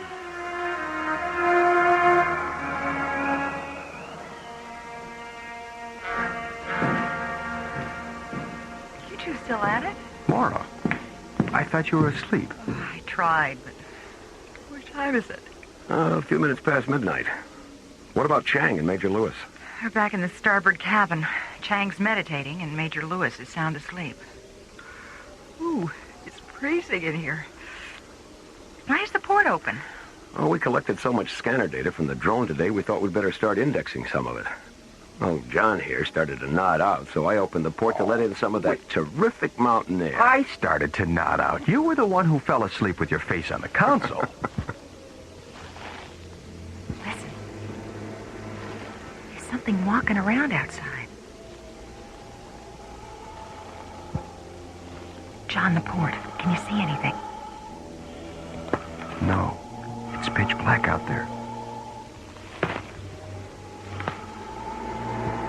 Maybe it's a snow leopard or something. What was that? Sounded like a... The drone. Buddy, the floodlights.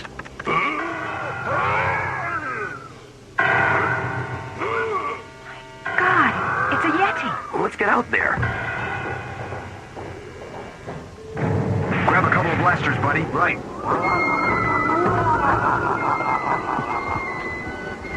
Forget it. We'll never catch him in the dark. Look at that. He opened a hatch in the drone. We couldn't even find a hatch.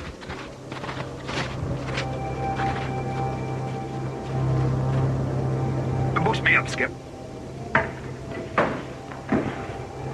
What's inside, buddy? Racks full of spare parts and tools. Looks like a maintenance depot in here.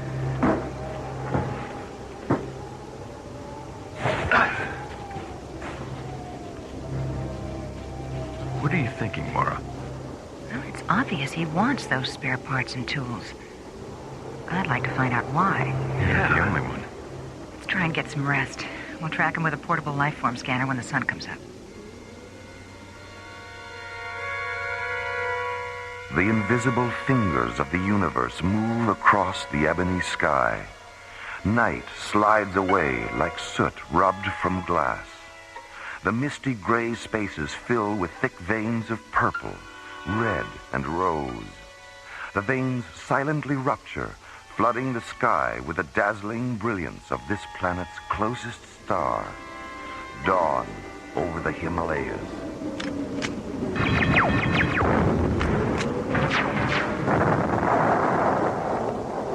Okay, the laser pistols check out. Let's test the life form scanner. Stand over there, Mora. Okay, come on back. Okay, is everyone ready? Right here. Chang? We are about to cross into an extremely dangerous area. Deep crevices and chasms are hidden beneath the snow. So follow in my path and walk only where I walk. All right, don't worry. Lead on.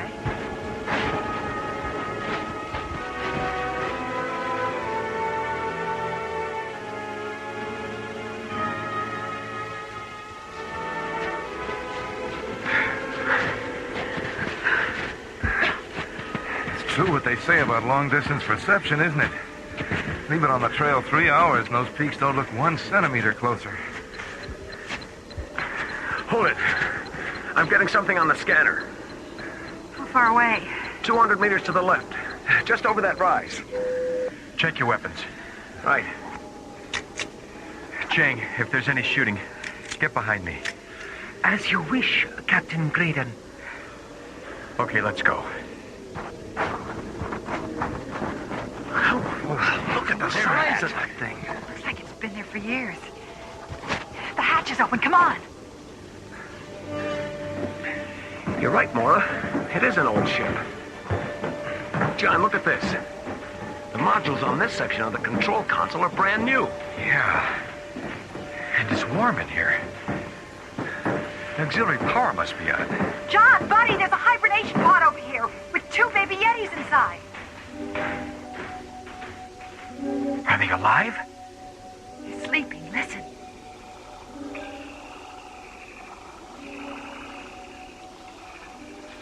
Hold on a minute. There's something outside.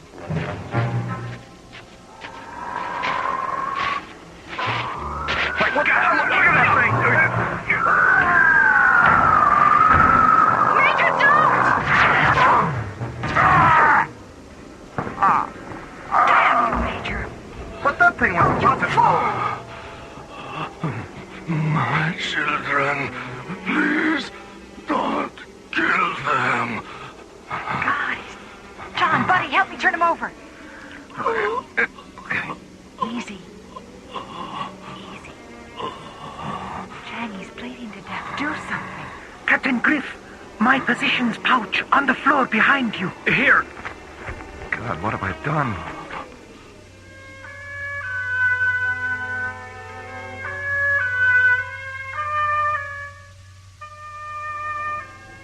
There were 50 of us on the journey to a new colony on the far side of your sun. There was an accident.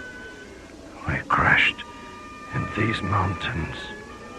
Mapadani and I were the only survivors. We lived in this ship for over 6 centuries. What became of Mapadani? She died last night after a drone landed. When she saw it, she said she was happy that our children could now return to Nomalaras, our own world. Then her eyes turned to ice. Sariga, why did it take so long for the drone to reach you? So many planets, so many stars, so many possibilities. Stay with him, Chang. I want to see how Buddy and John are coming with the repairs.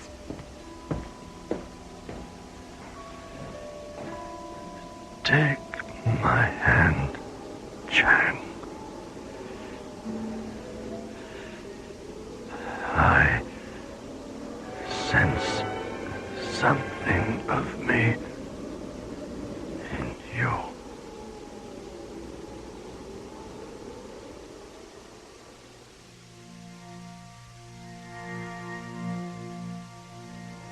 Everything checks out, Mora.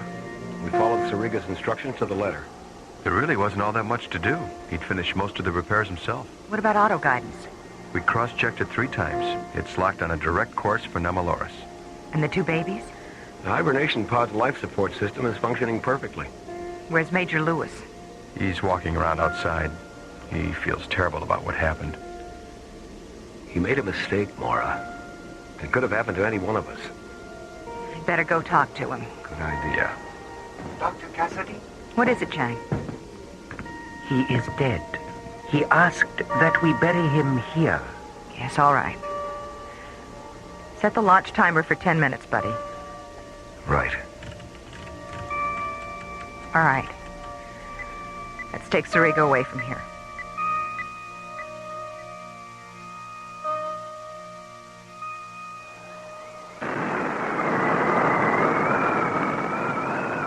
Goodbye, little guys. Good luck. I wish I could think of something to say. Your sorrow about taking Sariga's life is much greater than his was about losing it, Major. You were afraid. Sariga understood that. and his was a spirit that believed in forgiveness. That kind of spirit will rise up on this planet one day, but not until this world comes to terms with the next world and realizes, like Sariga did, that life isn't everything. Nothing is.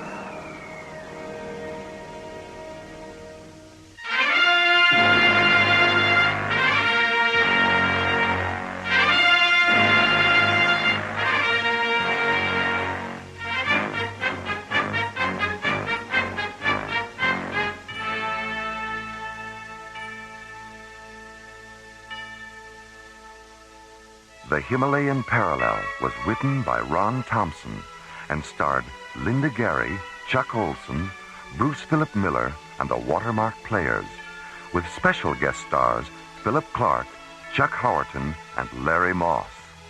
Associate producer Ron Thompson. Music director Tom Rounds. Engineer Stu Jacobs. Assistant to the producer Jim Cook. Technical consultant Peter Sky. Alien Worlds was created, produced, and directed by Lee Hansen. And so, until next week, this is Roger Dressler, inviting you to join us for our next adventure from the elsewhere and elsewhen of Alien Worlds.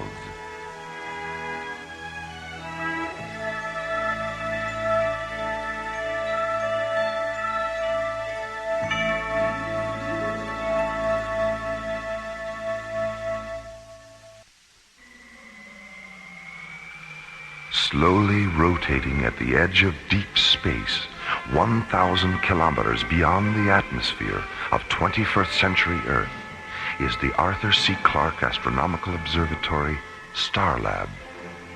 Here, Starlab Research Director Dr. Mora Cassidy and scientists and technicians of the International Space Authority, ISA, watch over the countless stars and planets that fill the silent distances beyond the giant space station. It is November 3rd, 2028, as this week's episode, The Kilohertz War, reminds us how suddenly and mysteriously one man's science fiction can become another man's science fact on the threshold of Alien Worlds.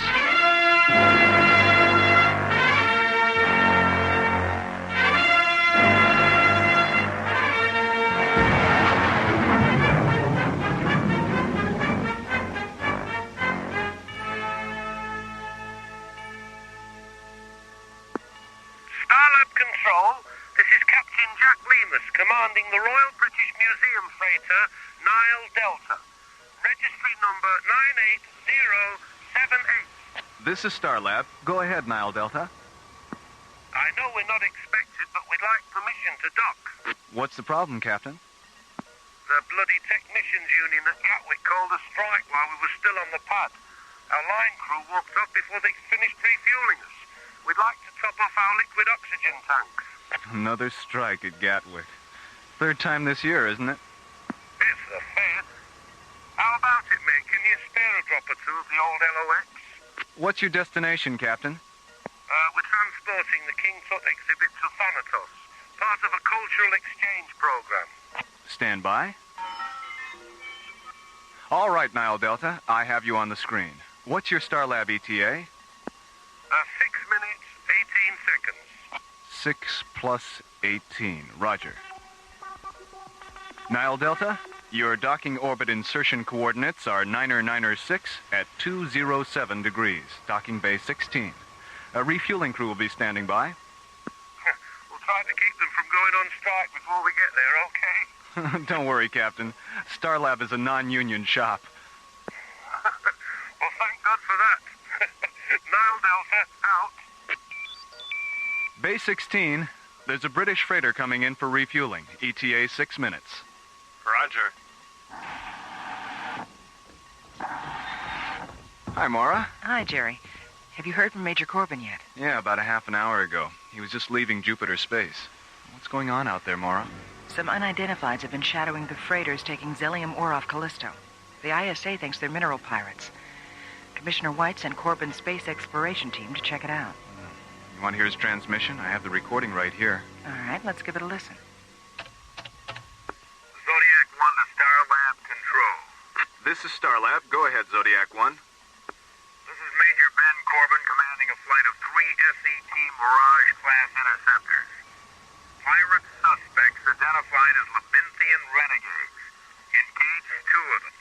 1 destroyed, 1 damaged. No casualties our side. Half of the squadron remaining on patrol in the vicinity of Callisto, other half now departing Jupiter space. ETA at Stargazer Security Station 2130 hours. This is Major Corbin, Zodiac 1 out. Well, he certainly comes right to the point, doesn't he? You know him? But I've heard John and Buddy mention him a couple of times. I can't remember why. But I do remember they weren't smiling. Here, let me have the cassette, Jerry. I'll be talking to Commissioner White in a few minutes. I may as well play it for him. There you go. Thanks, Jerry. See you later. So long, Mora. Stargazer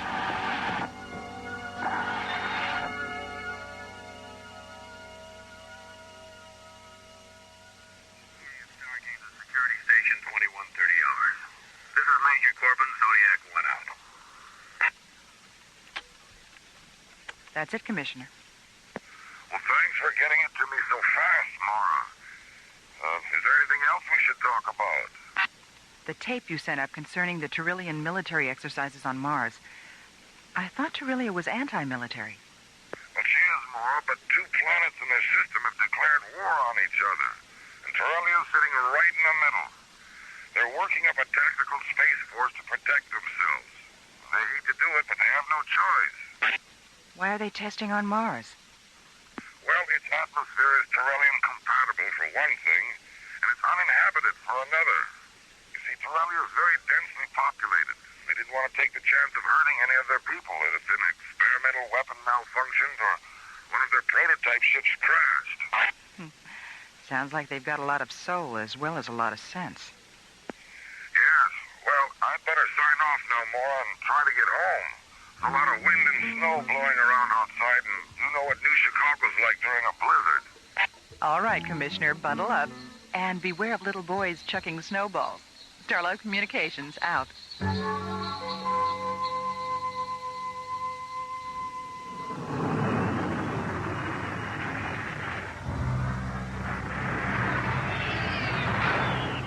Major Corbin.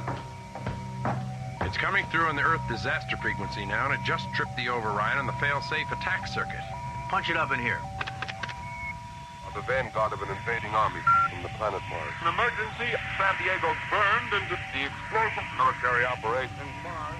2,000 feet. Engine to get before.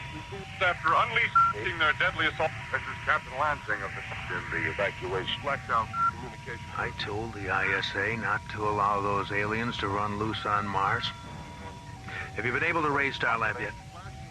No, sir, and we've been trying for over an hour now. The Tyrellians probably took out Starlab on their way to Earth.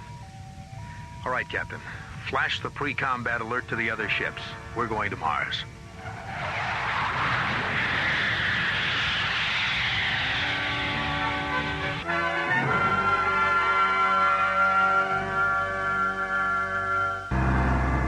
Given permission by the ISA to experiment with defensive spacecraft in the Martian atmosphere, Tyrellia sends 200 prototype gunships to the Red Planet for testing. 10 days later, 3 Mirage-class SET interceptors receive a powerful radio transmission as they leave Jupiter space. The transmission overrides their Earth disaster frequency and fail-safe attack circuits, and is filled with a confusion of voices describing an attack on Earth from Mars. Yes, the planet. On the planet Mars, between the hours of coloring white, destruction of cities and the 5 minutes after the transmission is received, Major Ben Corbin, who commands the interceptors, orders his executive officer to contact Starlab for confirmation of the attack. Have you been able to raise Starlab yet? No, sir, and we've been trying for over an hour now. The Tyrellians probably took out Starlab on their way to Earth. All right, Captain, flash the pre-combat alert to the other ships. We're going to Mars. Open a close proximity channel. I want to talk to the other ships. Yes, sir. Go ahead, Major. This is Major Corbin. You all know what the situation is, and what our choices are.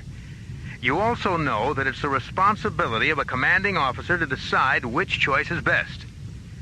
But these are extraordinary circumstances. So I believe the decision to either continue on to Mars or to return to base should be shared by all of us. So when I finish this transmission, take a vote. Flight crews and officers alike. It's up to you. Zodiac 1 out. You're looking unusually tense, Captain. What's the problem?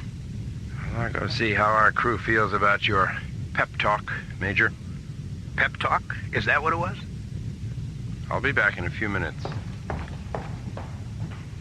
Captain O'Neill, Major. We're ready whenever you are. Thanks, Bill. This is Captain Dan Sager. We're with you all the way, Major. I knew I could count on you, Ray.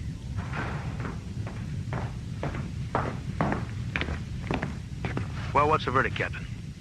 Pearson thinks we should return to base and wait for orders. Mm-hmm. What about the others? They're willing to go for it. Fine. What about you? I'm inclined to agree with Pearson. Why?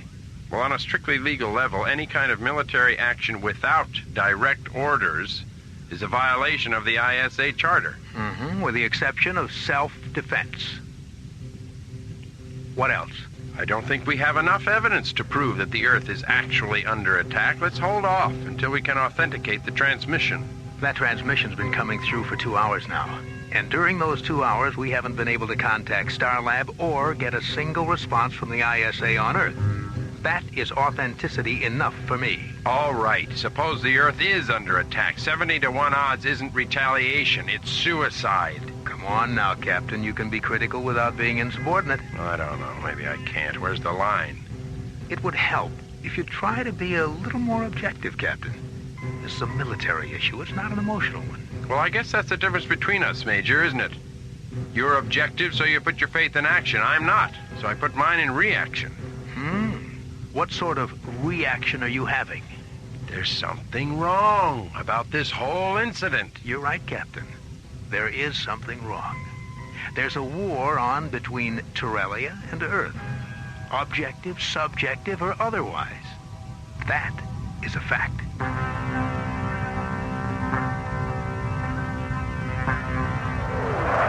Flying in a tight triangular formation, the tips of their delta-shaped wings merely touching, the 3 sleek white interceptors of Major Corbin's Zodiac flight execute a 360-degree roll and rocket away toward Mars.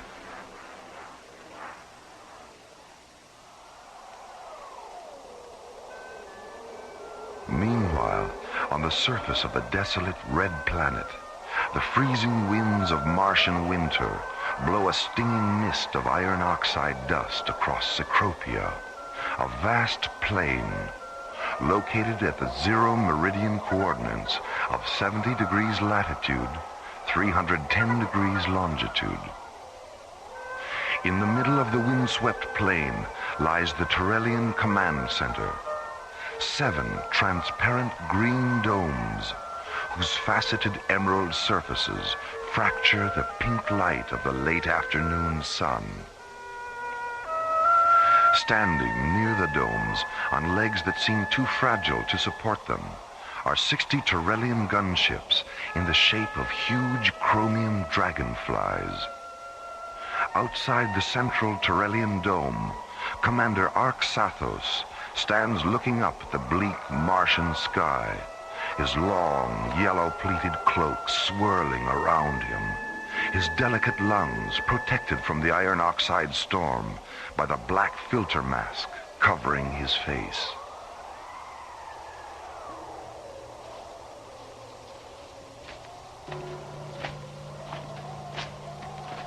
Arxathos, the purification elements in our masks are nearly saturated. It's time we return to the dome. The 2nd and 3rd air garrisons, where are they, Sinparva? They should have returned by now. The planet is larger than we thought, and the targets we selected are in a night region. Our ships have never flown in darkness before. Have you seen to the one that fell onto the ice cap?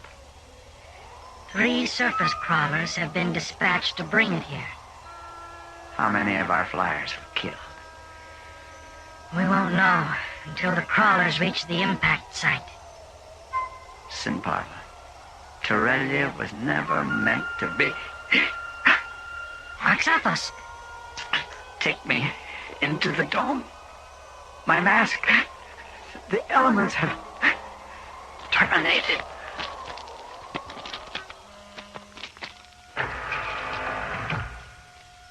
As Sin Parva rushes his commander into the protection of the central dome, Major Corbin's SET Zodiac flight enters the Martian atmosphere. Descending to 300 meters above the red planet's surface, the three interceptors jet toward the Torellian command center, 2,000 kilometers away. Zodiac 1 to Zodiac flight. Mid-range scanners confirm target interlock. Target description: 7 low-density, low-profile structures and 60 high-density spacecraft. Activate laser turrets and shielding generators on my mark. Mark. This is Zodiac 6. We have target interlock confirmed. Laser and generator functions positive. This is Zodiac 3. Okay on target interlock. Okay on laser turrets and shielding generators. Maintain present course and speed. We'll be over the target in 44 minutes. Zodiac 1, clear. How you feeling, Captain? Any better? You know how I feel. Don't worry, you'll get over it.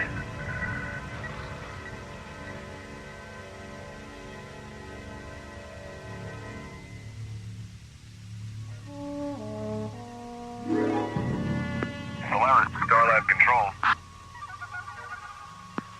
Solaris to Starlab Control. Oh, come on, Jerry, it's us. Your old pals through thick and thin. SET captains Buddy Griff and John Grayton. Jerry? Go ahead, Solaris. Yeah, Jerry, where you been? Down in engineering. All our communications were knocked out about 3 hours ago. We just got back on the air. What happened? According to Professor Crane, a pulsar somewhere flashed back all the radio signals that it collected in its gravitational field. You should have been here. It was really a buzz. Speaking of buzzes, is Mora there? We've got a present for her.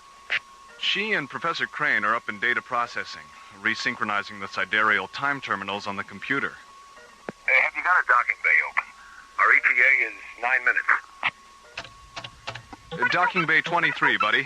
Docking orbit insertion coordinates 671 at 208 degrees. Thanks, Jerry. Solaris out.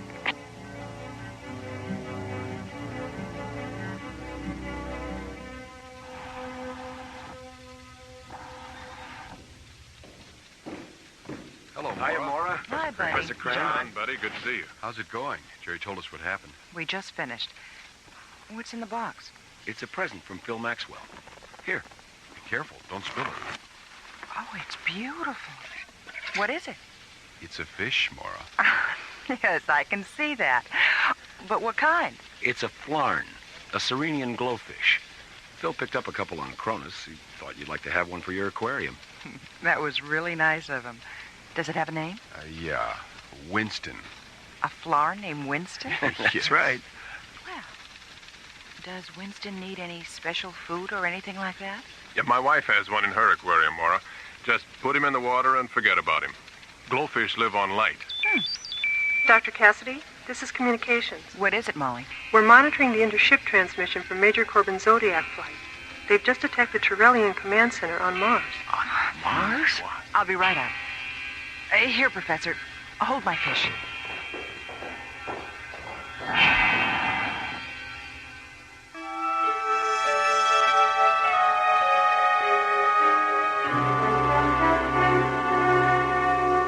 A powerful radio transmission has tripped the fail-safe attack systems of 3 SET interceptors. A transmission filled with distorted human voices describing an attack on the Earth from Mars. After unleashing their deadly assault. This is Captain Lansing of the ending evacuation. Blacked out communication due to the Pennsylvania-related difficulty with transmission. When Starlab and ISA headquarters on Earth failed to acknowledge his calls for confirmation of the attack, Major Ben Corbin reaches a tragic conclusion. The alien assault is real.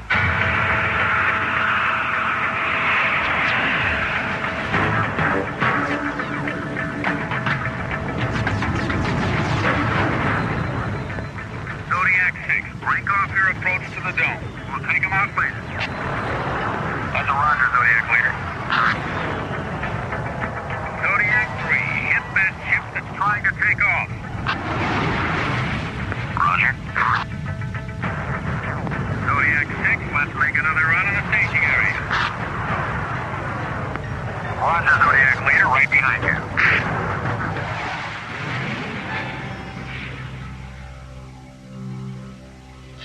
Sinparva, where did they come from? They were flying too fast for our senses.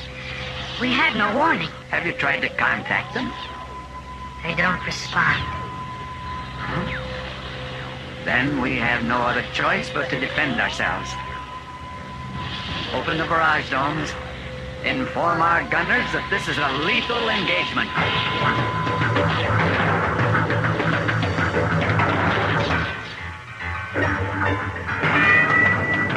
Zodiac leader to Zodiac flight. Regroup at 179er. Switch over to target grid yellow. And we'll go around again. Starlab to Zodiac 1. Starlab. I knew we should have waited. I knew it. Starlab, this is Zodiac 1. Go ahead. What are you doing, Major? Get out of there now! Captain, check the source of this transmission. Major Corbin, this is Commissioner White. Get your flight back to Stargazer and turn yourself over to security. You've got one hell of a lot of explaining to do. But the attack on Earth, there was a radio transmission. It tripped our fail-safe system. We heard it on the other... We picked up the same transmission here at ISA headquarters, and so did Starlab. Zodiac 6 to Zodiac leader. Pull up, Major. The Trellians have opened up a gun read dome, and they're tracking you. Major, how much convincing do you need? If you don't give the order to break off this attack, I will. Zodiac leader to Zodiac flight. Return to base. Repeat, return to...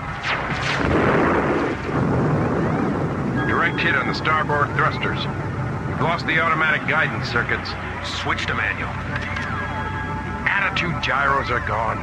Co-pilot to crew, get to your crash positions. We're going in.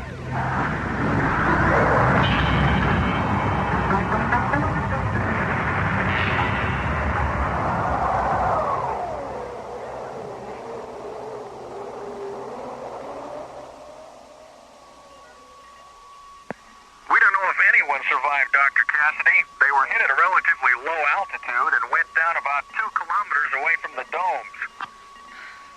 All right. Your orders are to come directly to Starlab. Commissioner White's on his way up. That's Roger, Starlab. Zodiac 6 out.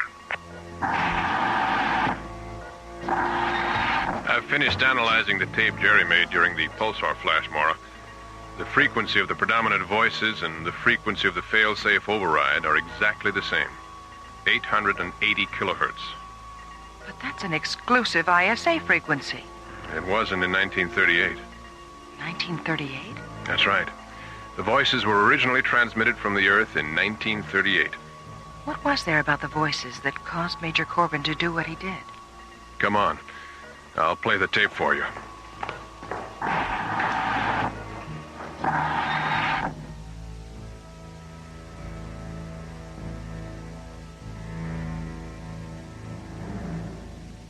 Whatever possessed you to do this thing, Major Corbin?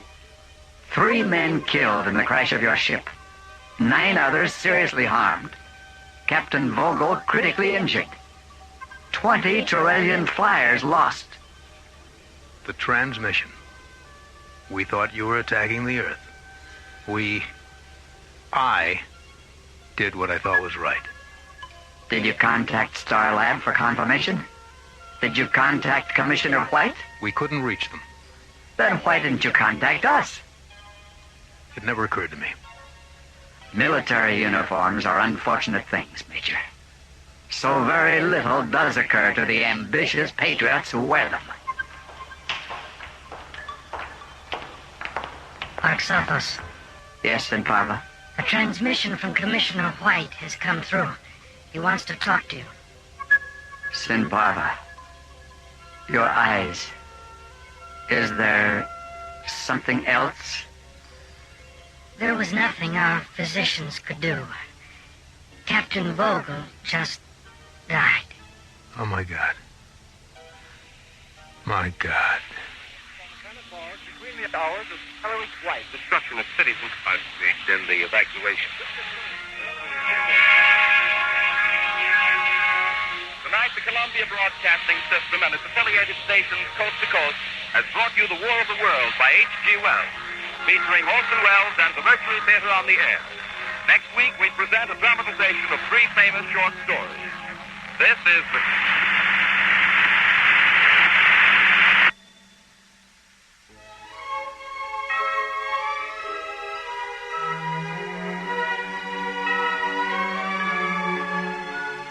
The Kilohertz War was written by Ron Thompson and starred Linda Gary, Chuck Olson, Bruce Philip Miller, Corey Burton, with special guest stars Casey Kasem, Jeffrey Lewis, Joe Baker, Olin Soule, Richard Paul, and Pete Renaday.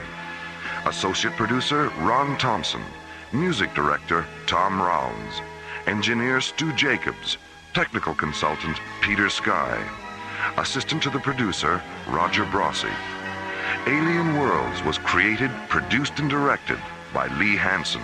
And so until next week, this is Roger Dressler, inviting you to join us for another journey into the elsewhere and elsewhen of Alien Worlds.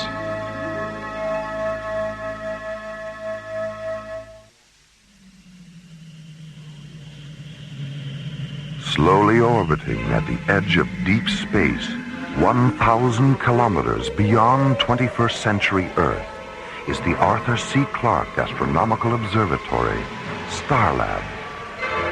Here, Starlab Research Director Mora Cassidy and scientists and technicians of the International Space Authority watch over the countless stars and planets that fill the universe. This week, Space Exploration Team Captains John Graydon and Buddy Griff encounter a massive, shapeless organism in the silent distances beyond Starlab. An organism whose power and pathology forced John and Buddy to instigate the leukocyte maneuver on Alien Worlds.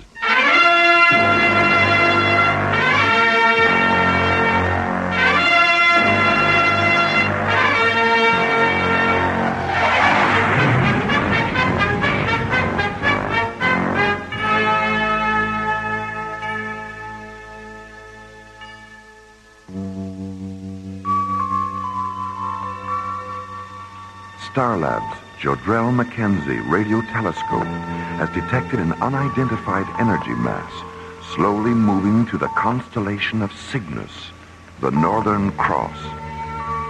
Entered in Starlab's Mycroft computer as Stellar Anomaly 505, the energy mass is being tracked in the radio telescope monitoring laboratory by Professor Arthur Royce and astronomer technicians Karen Stone and Carl Phillips. All right, let's try and get a visual on it. Karen, cross-link the 350 optical telescope and calibrate for maximum vector scan. What about polarization? We'll let that go for the time being. Okay. Carl, switch on screens 4 and 5 and interface the azimuth grid for Cygnus. Full resolution on both screens? Just on 5. There it is. Horizontal travel along submeridian 201. Beautiful, isn't it? Like a tiny star in silver mist. You think everything out there is beautiful? Yeah. Yeah, I do. Interface the DRS, Carl. Let's get a radial velocity on this thing. This can't be right. What's the problem, Carl? The radial velocity. I'm getting a synchronous redshift and blue shift. The anomaly is approaching and receding simultaneously. Yeah, not to mention that it's still moving sideways. Look at that. It's starting to cartwheel. Maybe we should... What? What happened? What is it? It's gone. Royce, look at this. I'm still picking up its radial velocity. Light wave readings when there's no light? What's going on here? It's on the screens again. Submeridian 068. What? How long was it off? The retro timer says 9 seconds. It just traveled 2 light years in 9 seconds. Karen, run a total spectrum analysis on that thing. Carl, get a kinetic temperature reading. I'd better let Dr. Cassidy know about this.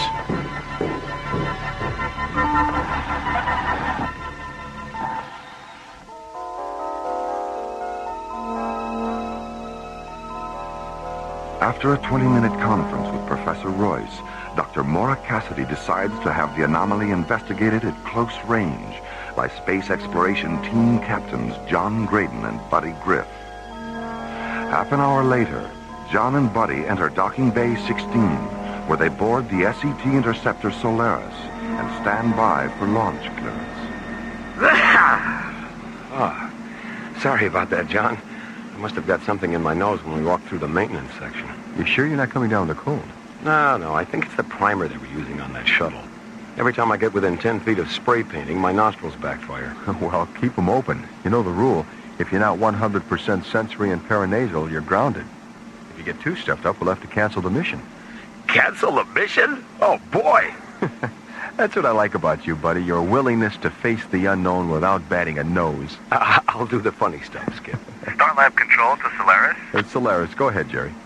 I've got an update on that energy mass from radio telescope monitoring. Ah, good. What's the story? The anomaly has moved to the top of the Cygnus constellation and becomes stationary 1 parsec away from the binary star Beta Cygni Alberio. Is it still generating second magnitude alpha waves? No. When it became stationary, its wave frequency changed. What's it generating now? They don't know. There's too much interference from the binary to get an exact reading. Hold on, John. Here's Mora. John, don't take any unnecessary chances out there. Just get as close to the anomaly as you have to in order to scan it. And transmit the data back here. We'll analyze the scan and let you know if there's anything else you have to do, okay? Okay.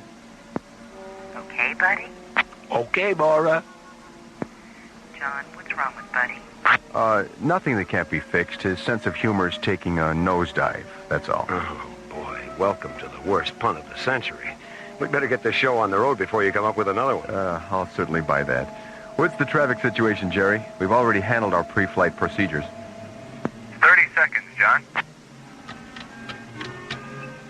30 seconds. Okay, Jerry, we're online.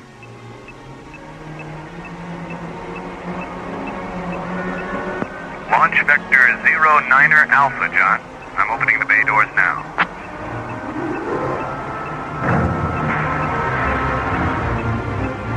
Remember what I said you to. No unnecessary chances. Scan it and transmit the data. That's all. Got that, buddy? I've created a monster.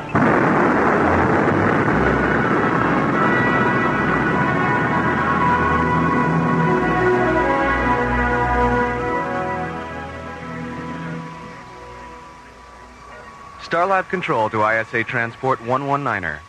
ISA 119er. Go ahead, Jerry. I have your revised docking orbit insertion coordinates, Rachel. Are you ready to program? Roger. DOIC meridian 203 at subvector 17 Alpha, docking bay 28. Thanks, Jerry. ISA 119er out. Starlab clear on ITS frequency 19.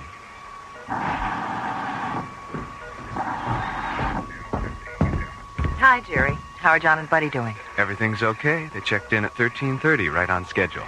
Good. Where are they? Between Pluto and Neptune. They should reach their warp-through coordinates in about 6 minutes. Well, keep me posted. I'll be up in radio telescope monitoring. Okay.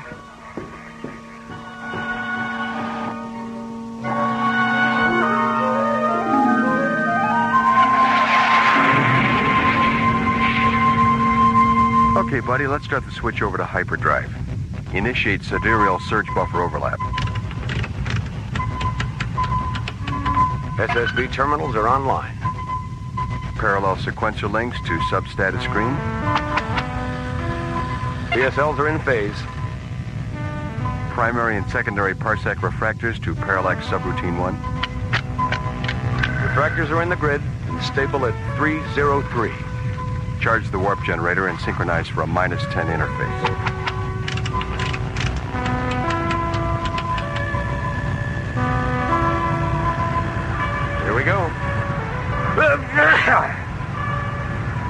sure you're not coming down with something? I'm all right. See you in Cygnus.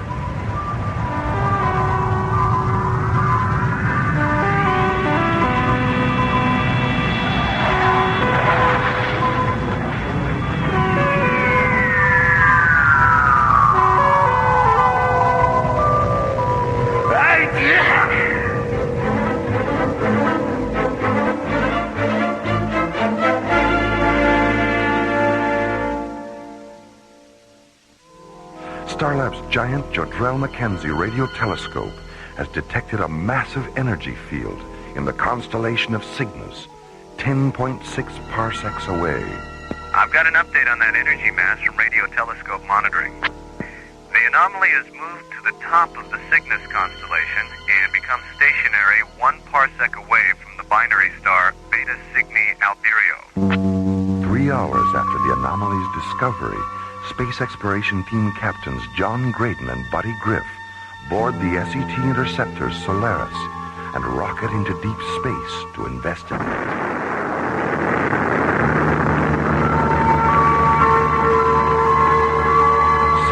Later, the Solaris warps through the time-space continuum and arrives in the constellation of Cygnus, near the anomaly's last known location. I don't get it, Skipper. Nothing on the spectrometer, nothing on the gas amplification sensors, and nothing on the radiation scanners. Maybe it moved up into the Veiled Nebula. Open the parsec frequency. Let's see if they're still tracking it on Starlab. Solaris to Starlab control. This is Starlab. Is it you, buddy? Yeah, it's you, all right. I'd recognize that sneeze anywhere.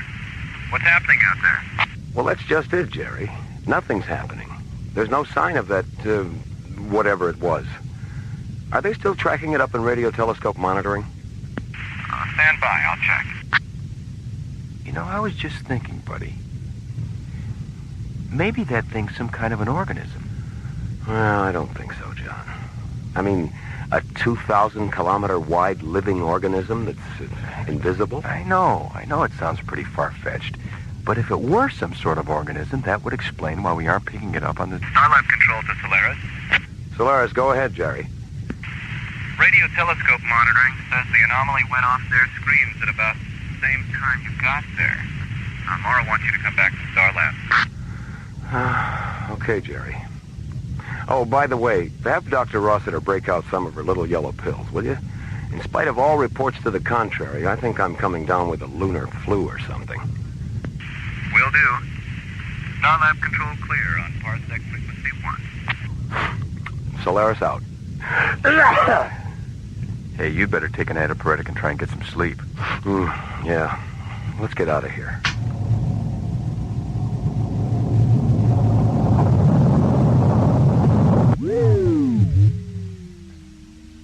What's wrong, Skipper? I don't know. Give me a status read on the ignition generator. The computer says it's okay. Try it again. Thruster malfunction. Shut down the system, buddy. Let's have a status readout on the thrusters. Physical obstruction. Something's blocking the nozzles. It's got us. Something's got us. Hull integrity subcritical. It's crushing us.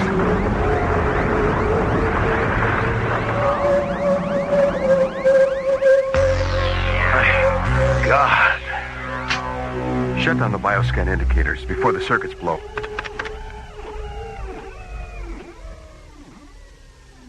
Don't be afraid. John, did you hear that? Or am I in shock? No, you're all right. I heard it too. What are you? Where are you? I am undifferentiated potential, a galactic wanderer. You are inside of me. What? Inside of you? I am the anomaly you were searching for. How do you know we were searching for an anomaly? The universe echoes with life, intelligence, voices. Yours, others, I sense it all. Our bioscanners. You're not an energy field anymore, are you? No. I am now a leukocyte, a white blood cell, a corpuscle, identical in many respects to those in your own bodies. Why a leukocyte? Why not an enzyme, or hemoglobin, or an amino acid molecule? I mean, is a white blood cell hipper than a red one? Hipper? And smarter. More fun to be around. You're very amusing, buddy. Well, what do you know about that? A corpuscle with a sense of humor. Yeah, well, don't get too carried away. Remember, he's 2,000 kilometers wide. If he laughs, we're finished. You are sick, buddy. Oh, you mean I'm not amusing? I mean you're ill. Physically ill. Yeah, I know. And because you are, the leukocytes in your immune system have energized to resist the illness. I sensed this when your vehicle penetrated my other form. And because I have great compassion for suffering, I effected a sympathetic metamorphosis. You're communicating with us through our immune systems, aren't you? Yes. But I'm the one who's sick. Why is John able to hear you? Does that answer your question? Yeah. Sorry, Skipper. Oh, that's okay. There's nothing like a cold in the heat of an emergency. Emergency? Look at the life support annunciators, buddy. Uh-oh. What's wrong? Well, the shaking we took when you materialized around the ship damaged the primary oxygen flow matrix. The backup system's on, but there's only enough oxygen in that for 7 hours. And after we warp back to our original parsec coordinates, it's going to take at least 6 hours to reach our home base. I think you'd better release us. I can't release you. Why not? Why don't you just reconvert yourself to energy? I was devitalized when you encountered me. And because I was born in this star region, I had come back to rest, perhaps to die. What's the problem? Maybe we can help. The leukocyte transformation process has depleted certain light wave frequencies necessary for my reconversion to energy. Well, then why did you transform yourself in the first place? I've never encountered beings like yourselves. I wanted to know you. Are you angry with me? No, I guess not. You may lose your lives because of me. Well, getting mad about it isn't going to help. Do you share Buddy's feelings, John? Yes, I do. What remarkable creatures you are. Open the parsec channel, Buddy. We'd better let them know it's Starlab. Yeah. Solaris to Starlab control. Starlab. Go ahead, John. Patch this transmission through to Mora, Jerry. Roger. Stand by.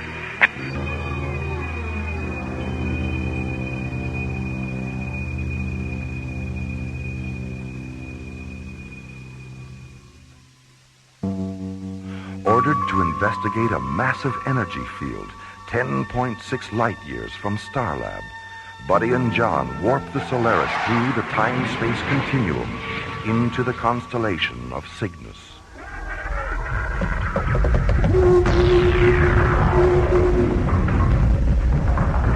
Suddenly, the energy field transforms itself into an enormous intelligent organism, a 2,000-kilometer-wide leukocyte that envelops the Solaris and damages its primary oxygen flow matrix. Meanwhile, on Starlab... That's right, Commissioner. The Solaris is impacted right in the middle of it. Well, if it was energy to begin with, why can't it transform itself back? Well, according to John, the light wave frequencies it needs for reconversion are exhausted.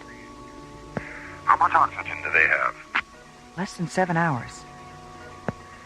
I just had a thought, Mora. The Solaris is outfitted with a whole arsenal of military and scientific lasers. Maybe they could use them to restore the light wave frequencies the organism needs to reconvert. You must have read their minds, Commissioner. That's exactly what they're going to try.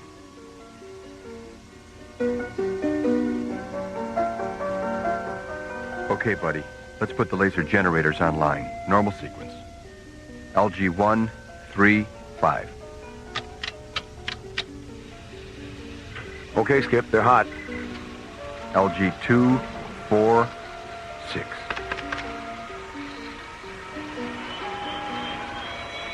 Malfunction on number 6.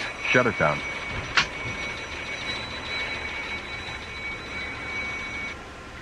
Okay, Put him in the grid.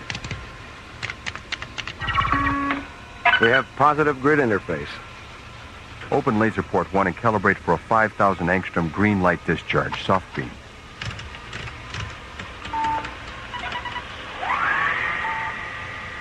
I'm sorry, I can't be more specific concerning the color or intensity of the light.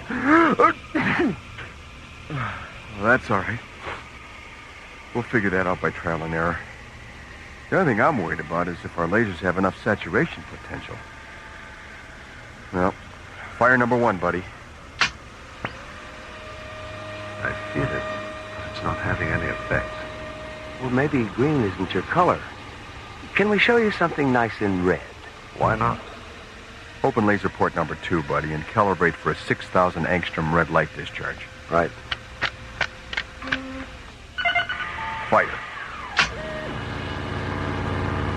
I'm sorry, but red isn't my color either.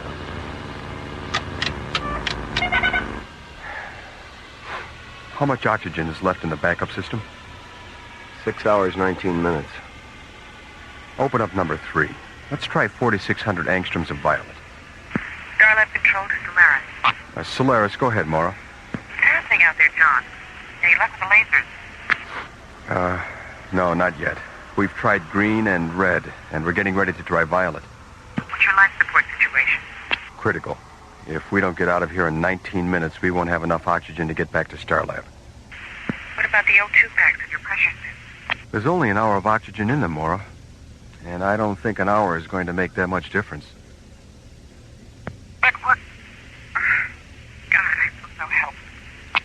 It's not over yet, Mora. We've been in worse situations than this. As long as we've got oxygen and lasers and our wits about us, there's still a chance. Way to go, buddy. Mora? I hear you, buddy. Mora, does Commissioner White know what's going on out here? Yes, I talked to him a few minutes ago.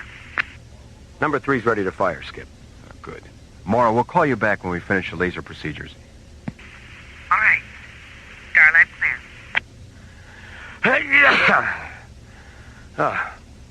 Now, let's see. Right. 4,600 angstroms of violet. Wait a minute, buddy. Come on, Skip. Minutes are at a premium. I was just thinking about Commissioner White. So? White, buddy. White. I still don't follow. What happens when you spin a color wheel? All the colors blend together, and the wheel turns white. And what do you see when you look at the stars? White light. What did the anomaly look like on the screens at Starlab? White light. Right. That's it, buddy. That's our leukocyte maneuver. If we run all the lasers through a spectrum filter, we'll get pure white light. And if we interface all the laser generators, we'll have 5 times the discharge and saturation power. Yeah. Okay. Cross-link all laser generators and open the rest of the laser ports. All right.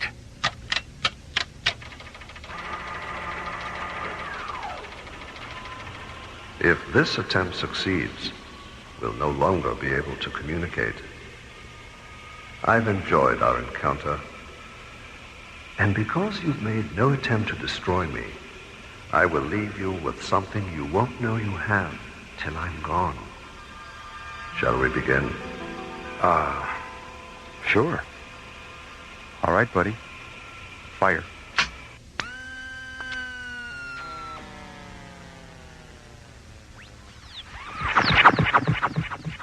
I am the firstborn of the universe. I am matter and antimatter, singularity and synchronicity, the force that holds a bird in the air, the sounds you hear when androids dream of men. I am all.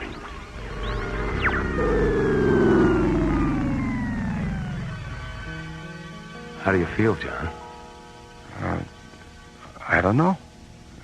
I feel good. I mean, my body feels good. I'm not sick anymore. Yeah. Neither am I. Whatever it was that made us sick, he took with him. He healed us.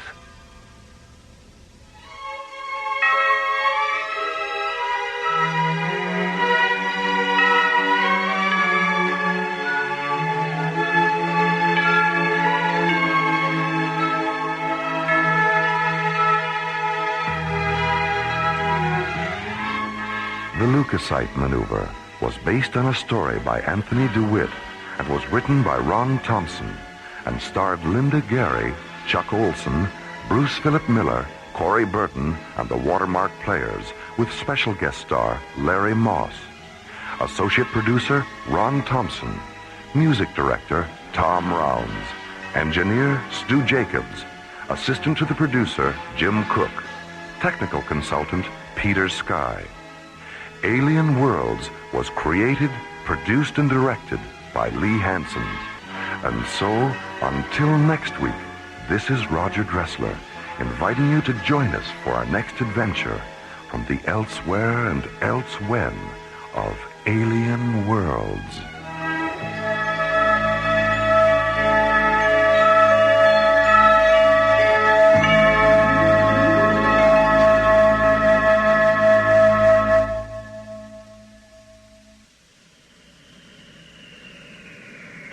Slowly orbiting at the edge of deep space, 1,000 kilometers beyond 21st century Earth, is the Arthur C. Clarke Astronomical Observatory, Starlab. Here, Starlab Research Director Mora Cassidy and scientists and technicians of the International Space Authority watch over the countless star systems that fill the universe. This week, England's most famous consulting detective, Sonar T. Foom, and his associate, Dr. MacGuffin Drone, return to Starlab and become involved in the adventure of the Parallax Deception on Alien Worlds.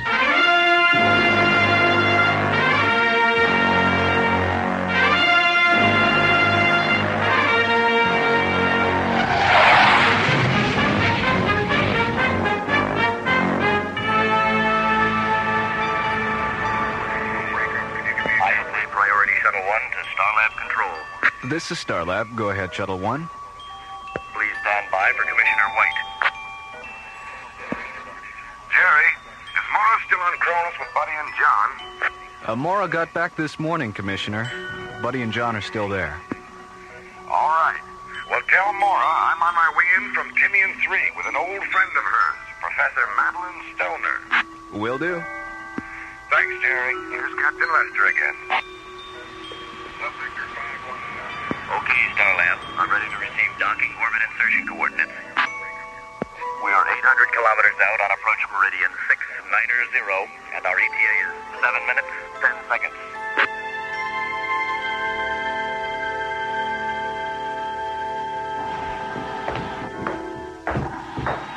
Hello, Mora. How you doing? Oh, hello, Commissioner. Fine.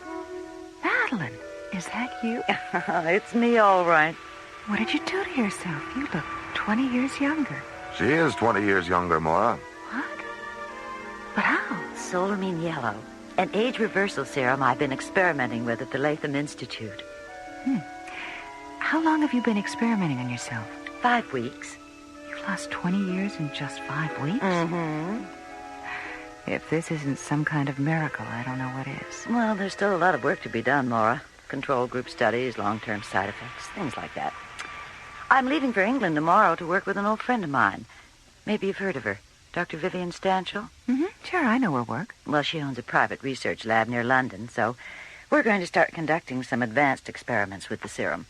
How many people know about Solamine yellow, besides Oliver Latham and Dr. Stanchel? The 5 ISA charter scientists we met with yesterday on Timian 3, and England's most famous consulting detective, Sonar T. Foom. Why is Mr. Foom involved? Well, since half the universe would beat a path to Madeline's door if they knew about the serum, the project's top secret. And since Foom knows everything there is to know about keeping a secret... The ISA has engaged him to work out the security arrangements for Dr. Stanchel's laboratory. Right. Foom and Dr. Drone will be here in the morning. Well, it's way past midnight. I've got a long day ahead of me tomorrow. Will you show me to my quarters, Mora? Of course, Madeline. And you, Commissioner? I think I'll wander around Starlab for a while. See you in the morning. Okay, Commissioner. Night. Night. Night, Matthew. Good night.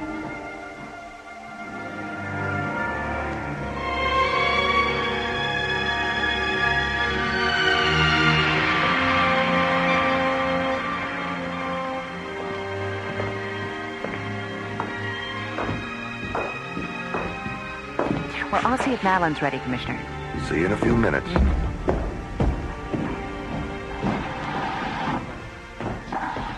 Madeline. Oh, my God, Madeline. Mora. I'm old. So old. Madeline.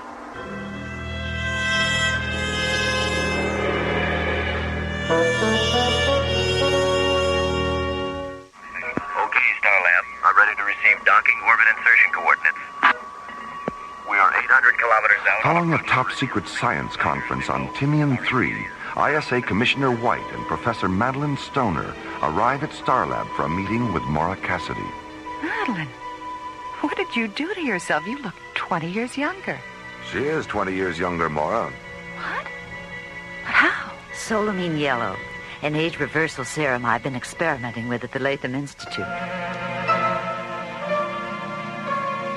But when Mora enters Madeline's quarters the next morning, she finds her friend lying on the floor, her newfound youth gone, her eyes glazed with age, transformed overnight into a withered old woman. Meanwhile, at a small spaceport near London, England's most famous consulting detective, Sonar T. Foom, and its associate, Dr. MacGuffin Drone, board Foom's multi-atmosphere cruiser, the Bellerophon, and blast off for Starlab.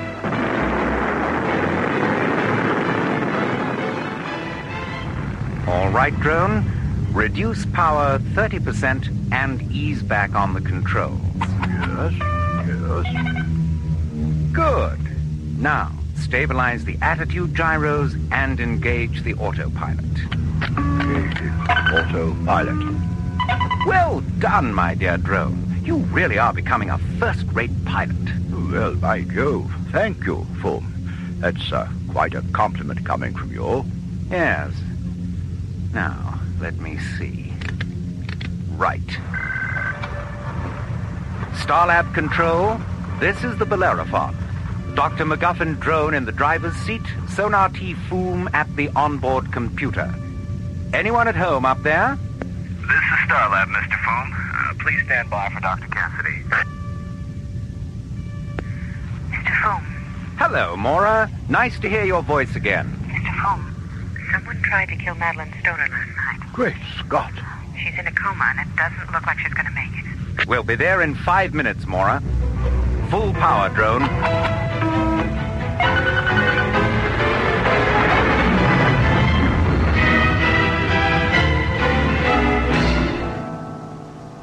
We thought at first she'd had some kind of reaction to the serum.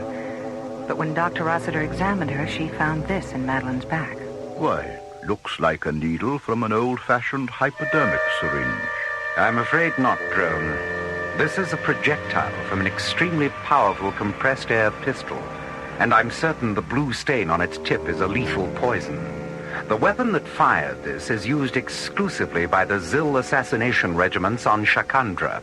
Why would a Zil assassin want to kill Madeline anyway? And how on earth would one of them get aboard Starlab without our knowing it? I mean, my God, Shakandran adults are 8 feet tall. Someone would have noticed him. Where in Professor Stoner's body was this projectile found?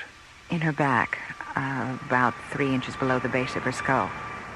The point was embedded in the first cervical vertebrae. It's fortunate the bone prevented it from entering her body completely. Oh? Why do you say that, Foom? This projectile is made of a synthetic metal that is 100% chromic. Chromic? What do you mean? A chromic substance is one that dissolves in the body without a trace, Commissioner.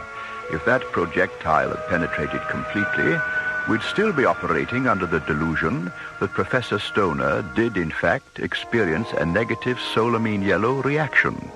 That probably is what the would-be assassin wanted us to think. Yes. Commissioner, do you have a sample of the serum with you? There's a small vial in Madeline's bag. Good. I'll need some laboratory facilities, Mora. Starlab is at your disposal, Mr. Foom. All right, then let's get on with it. We have a lot of work to do.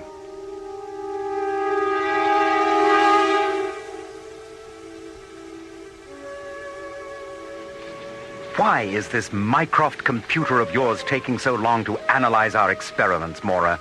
Seems like we've been staring at this blank screen for days. Here's our data now. Projectile 100% chromic, tip substance 30% verthiolate, 70% unknown. Properties of the unknown element. Interacts exclusively with solamine yellow, converting it to an age acceleration agent by a factor of 18.6. Well, that's it, isn't it? Whoever tried to kill Madeline had to know about solamine yellow and what it took to reverse the process. That considerably narrows our list of possible suspects, doesn't it, Foom? Yes. Oliver Latham, Dr. Vivian Stanshaw, and the 5 ISA scientists on Timian 3. If you think it'll do any good, I'll go back to Timian 3 and investigate the possibility of a security leak. Excellent. Now, what about Dr. Stanshaw? No. Madeline said they were so close they could practically read each other's minds. They were like sisters. All right, that's good enough for me. Does Oliver Latham know what's happened? Yes, I radioed the Institute just before you docked. Radio him again, Mora, and tell him we're on our way down to have a chat. Okay. Oh, one more thing, Mora. Have Jerry pull the visual scanner tapes of every docking procedure that's occurred here within the past 48 hours. This fiend had to arrive by ship and leave the same way. Perhaps the tapes will disclose something.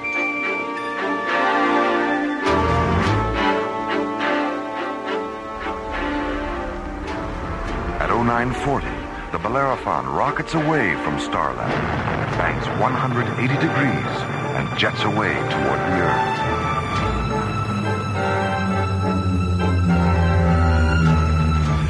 Later, Foom's powerful ship enters Earth's atmosphere and approaches the Latham Institute, a complex of pearlescent blue domes situated on the Gold Coast of New California.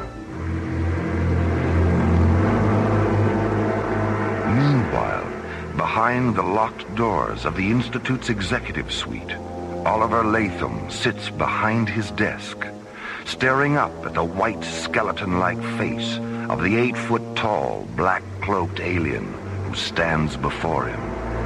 It's the judgment of the Chikandran War Council that you've overextended yourself, Latham. I don't care what your War Council thinks, Brack. I'm doing The Council's ultimatum is this. If you cannot deliver the Etrusine you promised, they will terminate the flow of wealth you so desperately need to maintain this complex of yours. You have 10 days. 10 days? What? There's no way in the world that I can produce 200,000 liters of Etrusine in 10 days. And why not? You produced 200,000 liters of solamine yellow in only 6 days. Well, producing solamine yellow in quantity was easy. It was already developed. Etrusine is still in the experimental stage. Latham, if Etrusine is so experimental, why did it interact so perfectly with the solamine yellow in Professor Stoner's system? Well, I didn't mean that. I meant that process of converting it from a solid to a liquid is experimental. Latham, do you remember how surprised you were when your old friend Jacob Himmler approached you concerning our war with Abraxas? I was more than surprised. I was astonished. I had no idea he was involved with your... Astonished, yes. Now, multiply that astonishment by a factor of 10, and you will know how much you astonish me. Astonish you? How? By the way you confuse an issue in the hope of gaining an advantage. You said Etrusine was experimental. Now you say the conversion process is experimental. Which of the two is it? The process. It's the process. The way your mind works is an embarrassment, Latham. Oh, I see. And the fact that your planet intends to age Abraxas into extinction, I suppose that's logical. Their culture is passive, Latham. Mr. Latham, Dr. Cassidy, Mr. Foom, and Dr. Drone are here. Oh, all right. Give me a half a minute. This man Foom could be trouble, Brack. I'll be the judge of that. Let them in. I'll wait in the next room. All right, Miss Fuller. Send them in.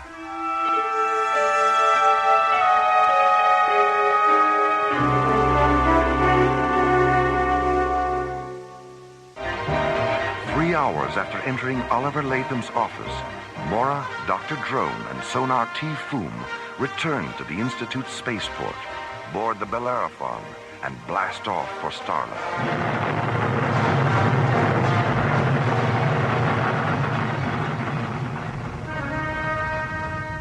Foom, when you dropped your pipe in Latham's office and then bent down to retrieve it, I noticed you picked something out of the carpet. What was it?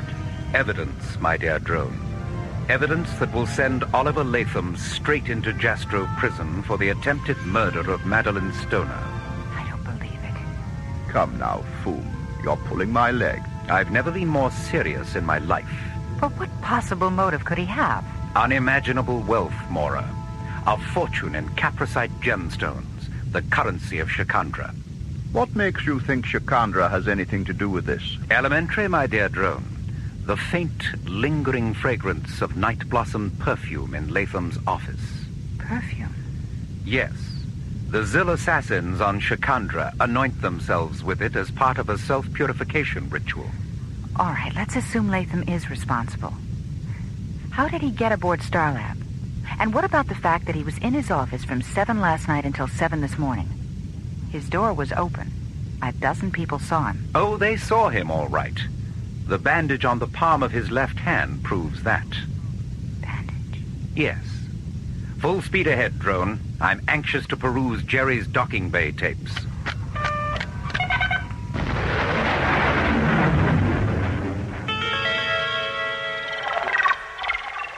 There it is, Mr. Foom. Lunar Shuttle 135. It came in late last night after the pilot radioed he was having trouble with the life support system. A perfect excuse to get out of the shuttle wearing the perfect disguise. A pressure suit and helmet. What else, Jerry? The stripes on the tail fin. Now, it should be a red stripe, then a stripe of yellow and black checkerboard, then a blue stripe. The red and blue stripes on this shuttle are reversed. Aha. So I called Lunar Base Operations.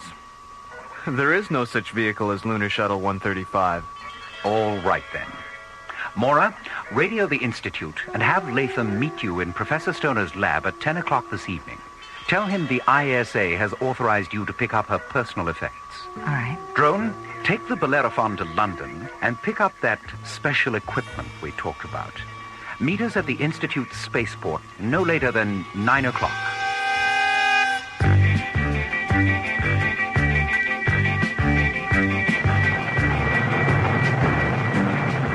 As Dr. Drone banks away from Starlab aboard the Bellerophon, Mora and Foom rocket out of Launch Bay 9 aboard the ISA Interceptor Atlantis and jet toward the Gold Coast of New California.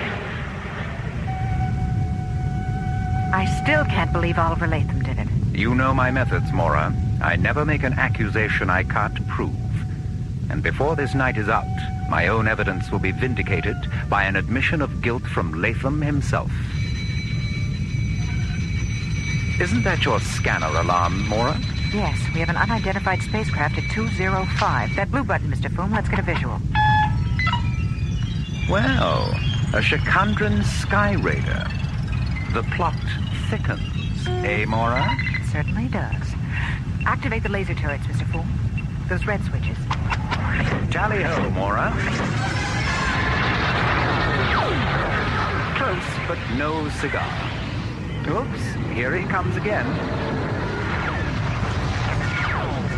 Not a very good shot, is he? What time is it? 8:30. Oh, gee, it's getting late, isn't it? Well, I better get this over with.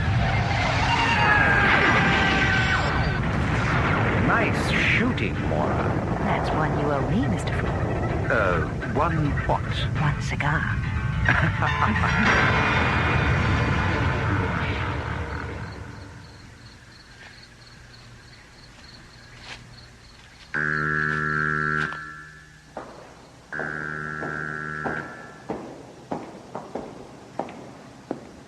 Dr. Cassidy, are you here?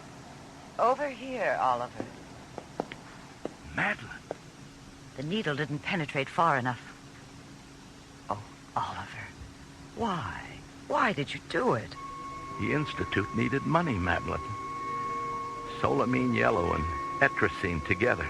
The perfect biochemical weapon. I could have made a fortune. But you said no.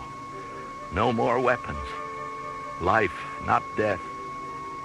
And I pretended to agree. I never wanted to hurt you, Madeline. It was Brack's idea. I had no choice. He said it was a matter of survival, the taking of one life in order to preserve the future of the Institute. I'm sorry, Madeline, but I'm afraid that equation for survival still stands. You can't kill me again, Oliver. I don't exist. Madeline? Madeline, come back! She can't come back, Latham. She was never here. She died half an hour ago. No, she can't be. She's alive. She was standing over there. You've been tricked, Latham. The same way you tricked everyone into thinking you were in your office the night you shot her. What? You've been talking to a hologram, Latham. What? Vanessa? Madeline? Sorry to disappoint you, Latham, but this happens to be Miss Vanessa Lockwood, one of the Royal Shakespeare Company's most versatile and talented actresses. Mr. Latham? Vanessa has been good enough to play the role of Madeline Stoner in the next room, while we projected her holographic image into this room. Major, get him out of here. Come with us, Mr. Latham. You're under arrest. The Institute needed money. I could have made a fortune. It was Brack's idea. Would you mind clearing up a few things, Mr. Foom? Jerry's explanation was a little sketchy. What was your first clue? This silverized prism fragment I picked out of the carpet in Latham's office. It's from a parallax mirror, that part of a holographic projector concerned with stabilizing the image in relation to the viewer. He accidentally broke the mirror while disassembling the apparatus and cut himself picking up the pieces. But, Sonar, doesn't the thing one wishes to project have to be somewhere nearby? Normally, yes, but Latham used a pre-programmed visual scanner tape, which permitted him to be in two places at once when he isn't really anywhere at all. He planned it so perfectly. 24 hours ago, it seemed impossible that he could have done it. Nothing is perfect, Mora. And the next time you're confronted with the impossible, remember what the immortal Sherlock Holmes used to say. When the impossible is eliminated, what remains must be the truth, no matter how improbable that truth may be. Which of you is Mr. Foom? I am. I'm Abernathy, Institute Communications. This message just came for you from London by way of Starlab. May I have the envelope, please? Certainly. Thank you so much. Egad, drone.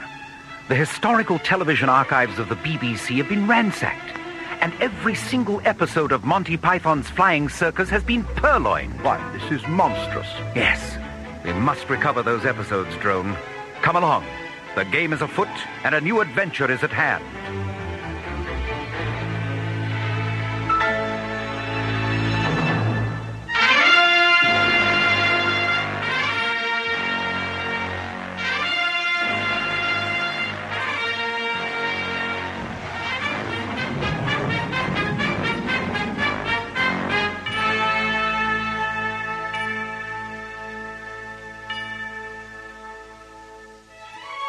The Adventure of the Parallax Deception was written by Ron Thompson and starred Linda Gary, Roger Dressler, Corey Burton, and the Watermark Players, with special guest stars Philip Clark as Sonar T. Foom, Bernard Fox as MacGuffin Drone, Jesse White as Latham, Irv Immerman as Brack, and Corinne Conley as Madeline Stoner.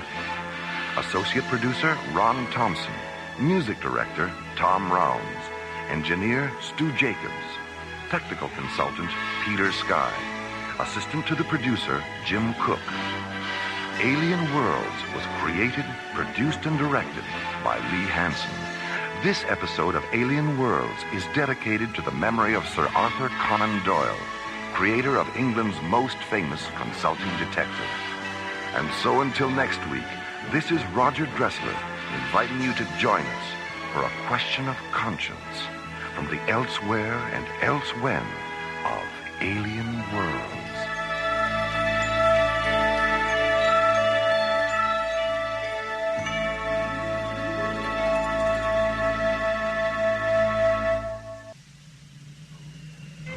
Slowly orbiting at the edge of deep space, 1,000 kilometers beyond 21st century Earth, is the Arthur C. Clarke Astronomical Observatory, Starlab.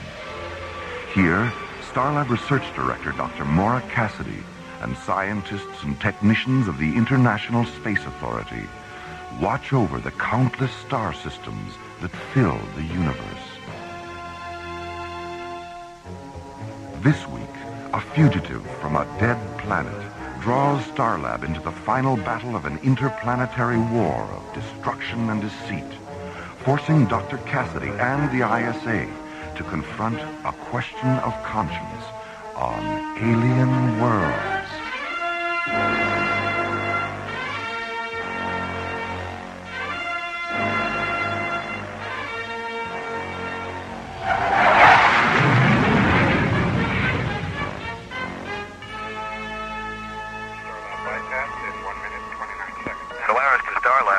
This is Starlab. Go ahead, Solaris. We're on our way back in, Jerry. ETA 3 hours, 15 minutes. Give or take a few weeks. That's what I like about you, buddy. Always such a stickler for details. What can I say? Class shows in everything we do. Mm-hmm. So, how about that freighter bound for Thanatos? Did you ever find out what the problem was?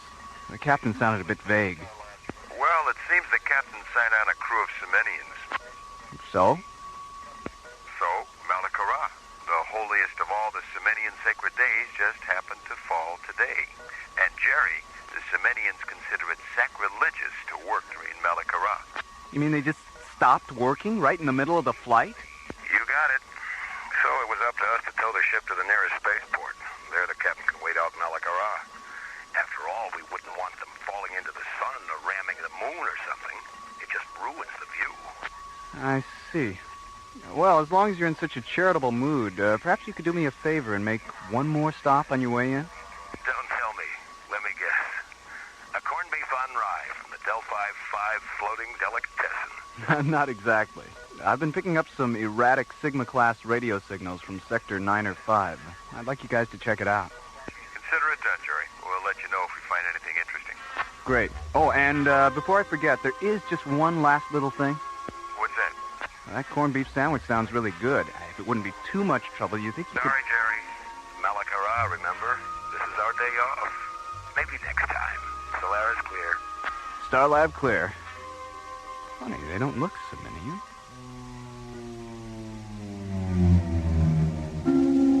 One hour later, the Solaris comes to a stop, 500 yards from a small, needle-shaped craft hanging motionless against the star-shot curtain of deep space. Well, there she is. What do you make of it? Well, the design looks pretty standard, but those markings, I've never seen pictographs quite like those before. And look at all that carbon scoring along the port side. Yeah, she's seen some action, all right. No sign of activity. Think it's a derelict? What about the distress signal? It might be automatic. Better run a tomography scan. Right. No good, Skip. She's shielded.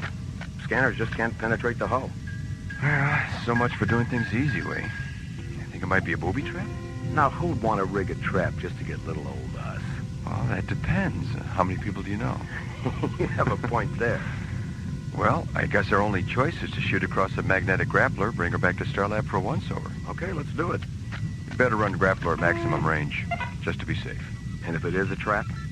It's been real nice working with you, buddy. I was afraid you were going to say that.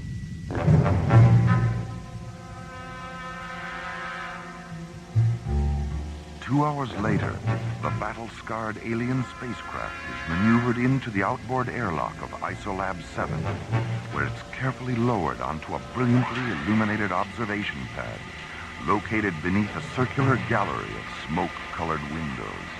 Well, there it is, Phil. Your very first encounter with a genuine UFO. What do you think? It's different.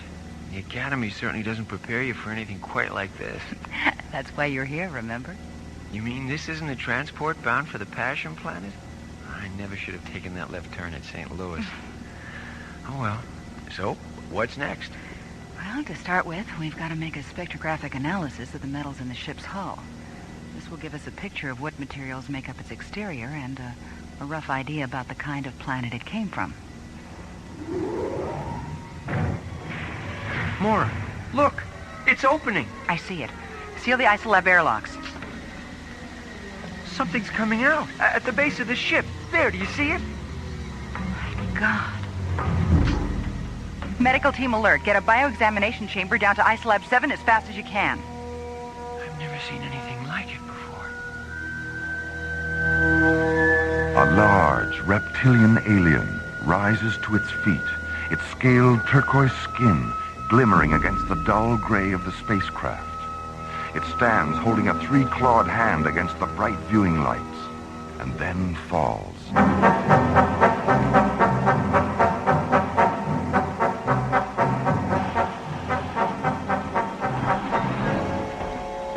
How is he, Mora? Well, according to the report, he's been in a state of extreme oxygen deprivation for several weeks.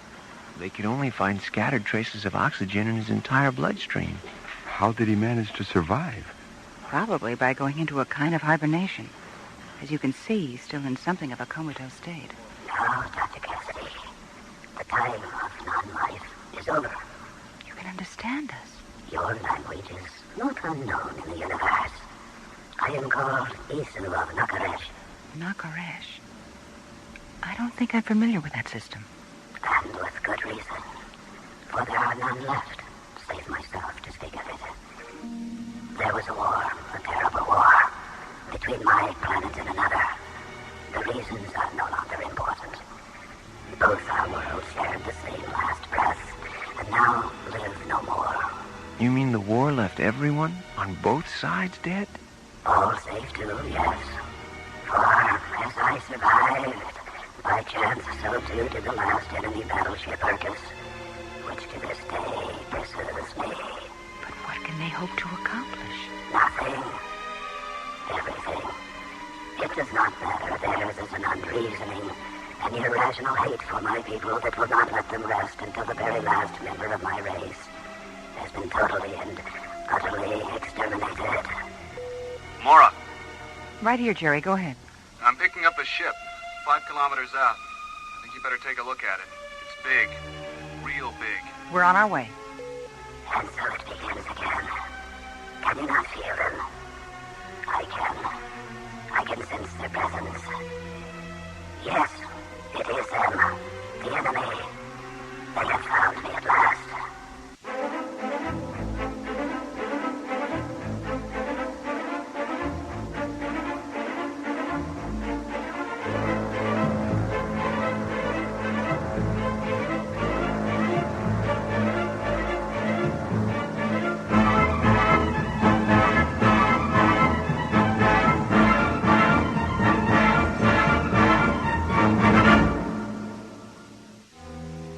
While investigating a distant distress signal, John and Buddy discover a battle-scarred alien spacecraft.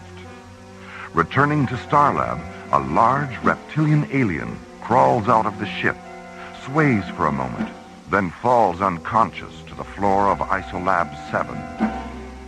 Later revived, the alien reveals that he is the last surviving member of a race totally annihilated during an interplanetary war. Suddenly, a second vessel, a giant, crimson-colored battle cruiser, appears near Starlab. And so it begins again. Can you not feel them? I can. Yes, it is them. The enemy. They have found me at last.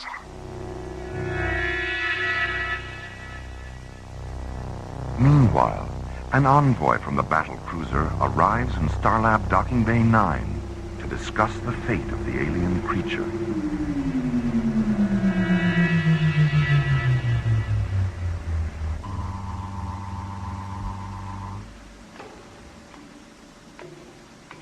Well, would you look at that? Did you say something, Mora? Huh? Oh, no, I just meant I didn't expect him to be so... Handsome? Good looking? I meant tall, Phil. I'm just trying to help. Welcome to Starlab. Who's in charge here? I am. I'm Dr. Mora Cassidy. My name is Andrus of Belshazzar. I wish to thank you for capturing the creature Isu. It's comforting to know that there are others in the universe that recognize the depravity of his crime and will assist in the administration of justice. Now, if you will please, turn him over to us. Wait a minute, back up. I'm afraid we don't know anything about any crimes. The one you want, Isu, claims to be the sole survivor of a great war, and as such has requested sanctuary. Sanctuary? From a war that never was? I'm not sure I understand. Isu had isolated a plague bacteria against which our people had no defense. He used the threat of unleashing this disease as a form of blackmail in order to further his own twisted dreams of power. But my people refused his demands, and they died within the day. But if what you say is true, then why are you and your crew still alive? We were on a deep space probe when the plague was unleashed. And by the time we returned, all life on our planet was gone. At that moment, we vowed to bring this murderer to justice. That's where we run into a problem. Both you and Isu tell different stories, while each claiming to be the last of his kind, leaving no one to verify either story. You don't seriously mean to say that you equate my credibility with his lies? My job here is to find out the truth. Isu has requested sanctuary, and I am obliged to give him that until his guilt in this crime, or at least the crime itself, can be established. And how long will this take? A few days. A few days? That's impossible. Well, I'm sorry, but we do have certain procedures for dealing with this sort of thing. We are not interested in your procedures. Every moment that he lives further increases his chances of escaping us. My response to your suggestion is simple. You have 5 of your hours in which to turn him over to us. That sounds a little like a threat. It's a very disagreeable term. Let us instead call it a strongly voiced suggestion. Oh, but you can't expect us... I repeat, 5 hours. This discussion is concluded.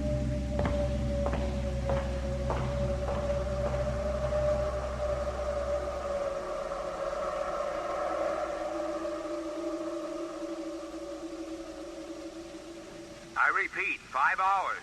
This discussion is concluded. That's the end of it, Commissioner. After that, he stormed out, and we haven't heard a word from the Urkas since then. I see. It's quite a dilemma you've got on your hands. What do you think the odds are of Andrus getting nasty if you don't turn over Isu? I honestly don't know, Commissioner. Well, go ahead and put Stargazer on alert, and have them put 3 squadrons on standby. All right, sir. Beyond that, I guess the best advice I can give you is just to follow your instincts. We don't want to start a war, but I don't see how we can turn over the last member of another civilization to be murdered. Well, I think I'll stop by his cabin and have a talk with him. Maybe he'll say something that could help confirm either story. Good. Be careful, Mora. And be sure to keep me posted. I will, Commissioner. Starlab clear.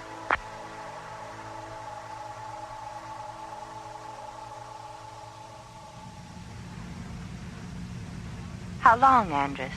How long until Isu is ours? Soon, Meshach. Soon. We've come too far and searched too long to let him slip away. But how can you be certain they'll release him? They're a reasonably intelligent race. I believe they'll see matters our way. And if they still refuse? Then we shall simply take him from them, in whatever way we have to.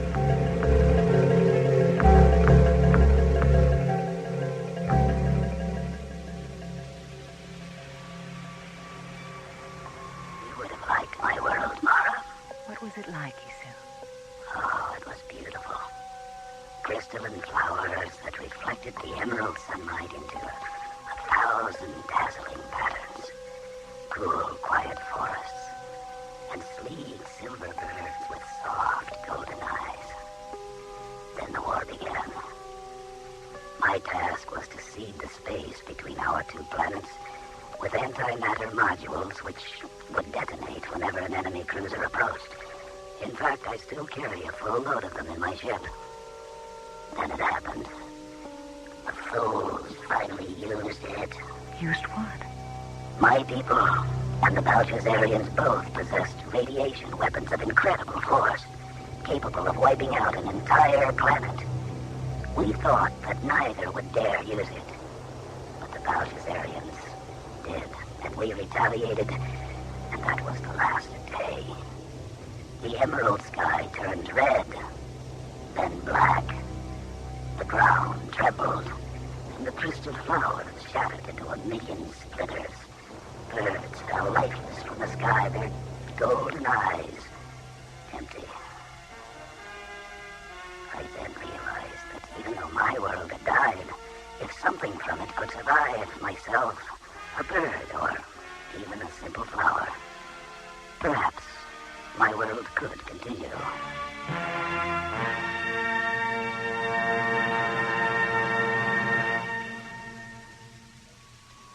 I don't know, Jerry. I just don't know who to believe.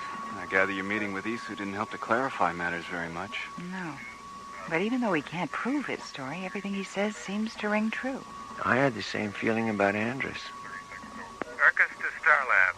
I wondered when we'd hear from them again. It's been 2 hours. This is Starlab. Go ahead, Urkus. Dr. Cassidy, we've changed our minds. We've realized that in 5 hours, Isu could escape us again. We are therefore giving you 10 minutes in which to deliver him to us. I'm afraid you're asking the impossible, Andrus. And the impossible shall be your demise. We regard you as actively harboring a criminal with all the attendant consequences. Release him to us. Your only alternative is destruction.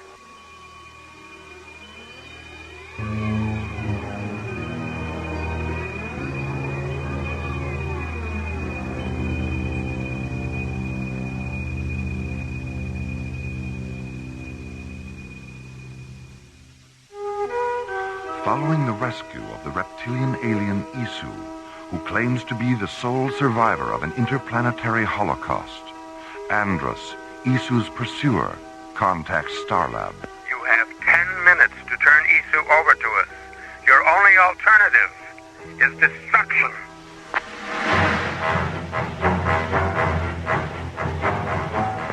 Stargazer Security, this is Starlab. Please scramble a squadron of Zodiac fighters. Roger, Starlab. We will scramble.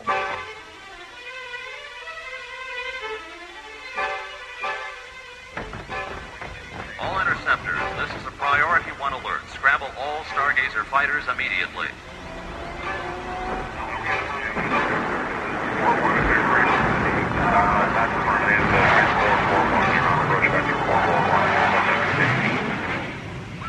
Andrus, our long-range sensors have picked up a flight of ships coming this way. They look to be fighters. Oh, they've made the decision. Very well, then. Launch the assault groups. The time of final reckoning is at hand. This is a priority 1 alert. All personnel report to Isu? Yes, what is it? Do you know what those sirens outside mean? Do you know what's going to happen in another few minutes? There's going to be one of the biggest space battles this station has ever seen. A lot of people are going to die because of you. And you know what? I don't believe you. Not one bit. I think everything Andrus said about you is true. I'm sorry for you, my young friend. But you should not despair, for there may yet be another solution.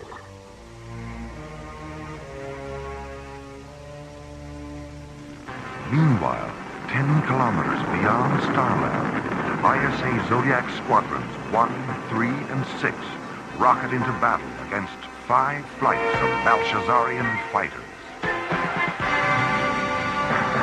Zodiac 1 to Zodiac Squadron leaders, target sighted. Approximately 4 squadrons, type of weaponry unknown. Activate laser turrets and shielding generators on my mark. Mark. This is Zodiac 3, laser and shield functions confirmed. Zodiac 6 here, laser turrets and shields all go. All right, let's go in.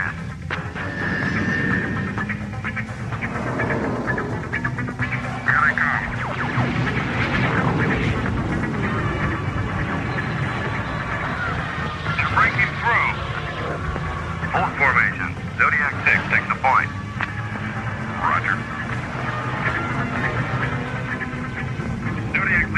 one on your tail. Hang on, I've got him.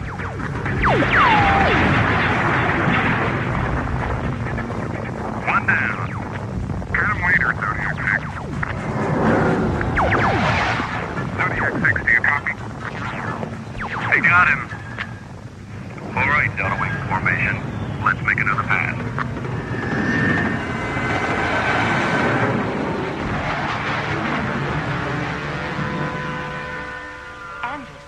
Craft is approaching from Starlab. What type? I can't tell. It's shielded.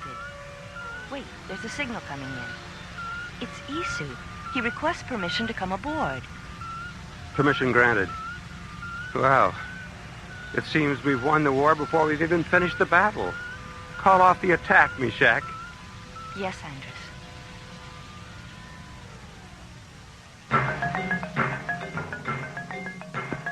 Zodiac Leader to Starlab. Go ahead, Zodiac Leader. Something funny's going on. They're pulling back and breaking off the attack. Hold your position, Zodiac Leader, and stand by. Roger. Wait a minute. There's another ship heading toward Urkus. It's not one of ours, and it doesn't look like one of theirs. 1 second, Zodiac Leader. I'm putting it on the screen now. Oh, no. Isu. Dr. Cassidy, can you hear me? Yes, Isu, I hear you. What are you doing?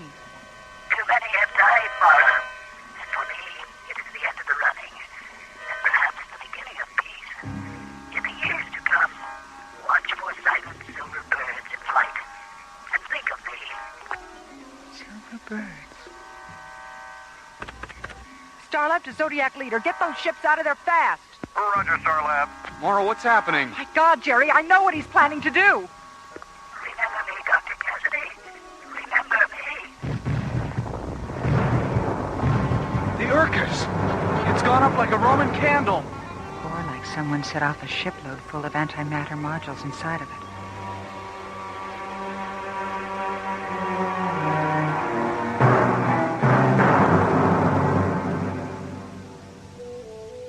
What were our losses, Mora? 3 Zodiac interceptors. And the Urkus? No survivors. It's too bad. It seems now we'll never know who was really telling the truth. If Isu was lying, this could have been his final, ultimate act of destruction. Then there's always the possibility that he was telling us the truth after all. There's always that, yes. Well, I suppose I'd better file my own report on all this. I'll see you in a few days, Mora. All right, see you soon, Commissioner. Starlab out. Mora? Yes, Phil, what is it? I found these in Isu's cabin. A cassette tape and this flower. They're for you. The tape will explain it. Dr. Cassidy, this crystalline seedling is the last thing left to me, and I leave it in your care. When the time comes, you will know what to do with it. When the time comes. Do you know what he was talking about, Mora? Yes, Phil, I think I do. The crystalline flower seedling. Someday we'll find a planet with an emerald sky and still silver birds. And when we do, I'll know what to do with this. And I will remember.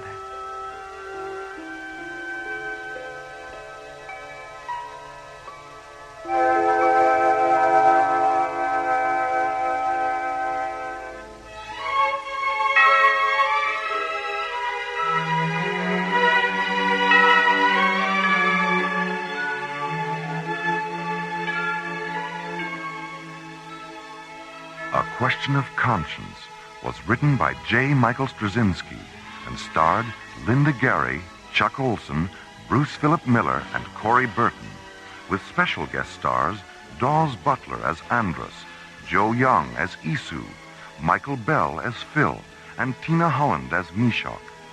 Associate producer Ron Thompson. Music director Tom Rounds. Engineer Stu Jacobs.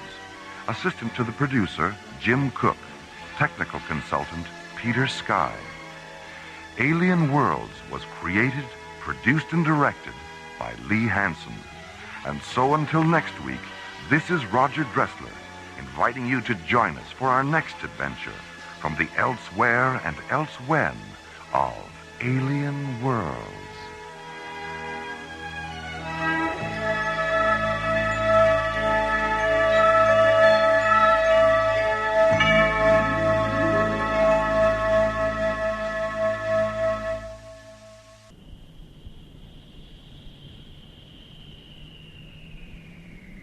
High above Earth's windy skies, slowly rotating through the silent voids of space, is the Arthur C. Clarke Astronomical Observatory, Starlab. Here, the International Space Authority, ISA, watches over an eternity of uncharted galaxies and the countless planets orbiting within their starlit borders.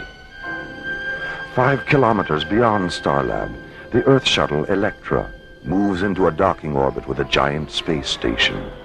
Aboard the shuttle, Dr. Richard Nicholson, a molecular biologist whose research in the field of alien spore mutation has just earned him the Brandenburg Prize, the most impressive award the scientific community of Earth can give. Aboard Starlab, Dr. Nicholson's wife, Anne, awaits the arrival of the Electra. Here, the shuttle will refuel, then take them both back to Earth for the award ceremony at the International Achievement Pavilion, located in the center of New Vienna. It is April 28, 2026, a day no one on Starlab will ever forget, as this week's adventure, the Resurrectionists of Lethe, removes us from the ordinary and takes us into the mysterious light and shadow of alien worlds.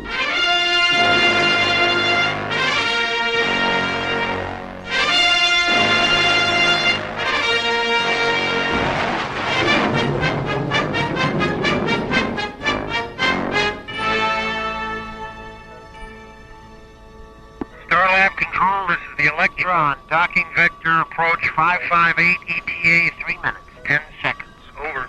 Roger, Electra. You're cleared for entry into Shuttle Bay 5. The doors are open and the refueling crew is standing by. Roger, Starlab.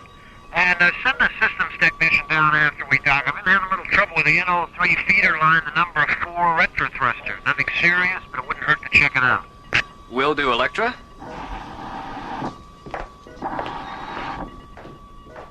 Well, hi, Jerry. How's it going? Oh, hi, Mora. This is Nicholson. Hi. Is that my husband's shuttle on the screen? It sure is. He'll be docking in less than 2 minutes. Oh, gee, I don't know if I can wait 2 minutes. Oh, Anne, he's only been gone 2 weeks. I know. That's why I can't wait 2 minutes. Oh, I see. Jerry? Right. Electra, could we please have Dr. Nicholson on screen 12? Roger, Starlab. Hello, Anne. Oh, welcome back. You look terrific. Oh, you look pretty terrific yourself. How does it feel to be so famous? Not the same as when I wasn't. I don't believe you. Neither do I. It feels fantastic. Oh, you should have seen the looks on their faces when I... Richard? My God, what's happening? Starlab, we have a feeder line blown. NO3 level is subcritical elite. Seal off the flight deck. Initiate emergency venting procedures. The escape pod. Get to the escape pod. Electra, can you hear me? It's too late. Starlab Control to Stargazer 1. This is an emergency rescue alert. Dispatch paramedic ships to triangulator coordinates 558. Repeat, this is an emergency rescue alert. Board the lead on this bit. Could you describe what you're looking at over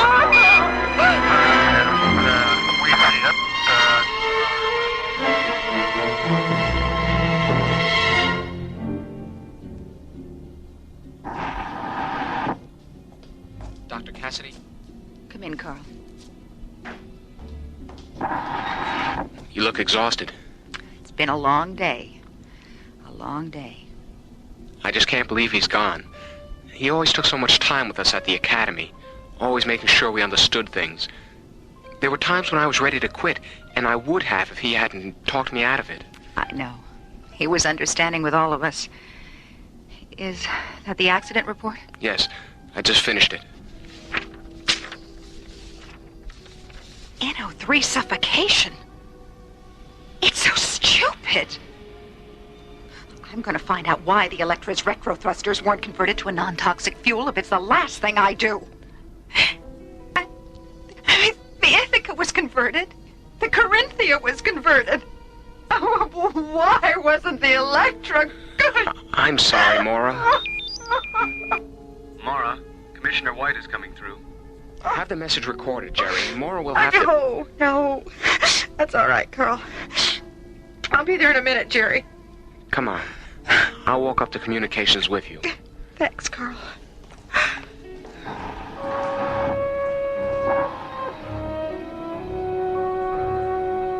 Yes, Commissioner, that's all been taken care of.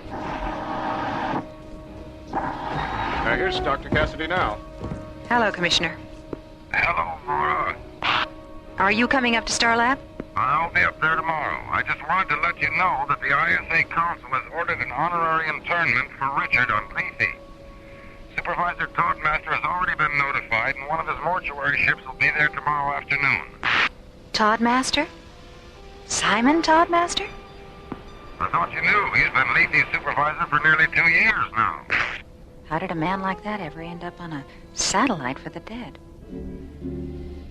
Meanwhile, preparations are underway to transfer the body of Dr. Nicholson to Lethe, an artificial burial satellite 1,000 kilometers in diameter, created for the internment of Earth's honored dead. The casket's just arrived, Master. Good, Berkey. Very good. Let's get on with it. Lethe's supervisor, Simon Toddmaster, a man from Mora Cassidy's past, a master of the dead to whom no undertaking is insignificant.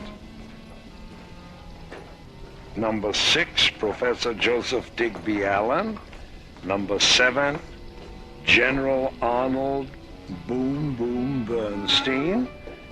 Number 8, Prime Minister Ichiro Suzuki. My, what expensive caskets. Is this the entire manifest, Berkey? All except this one, Master. Oh, it's an interesting casket. Who's inside? Richard M. Nixon. Well, I thought he'd never pass on. Neither did anyone else. And did he leave any incriminating documents? Only an 18-minute last will and testament tape. What was on it? We'll never know, Master. There's nothing on it. I'm not at all surprised. Well, come on, Berkey. We have work to do. That is an affirmative, Master.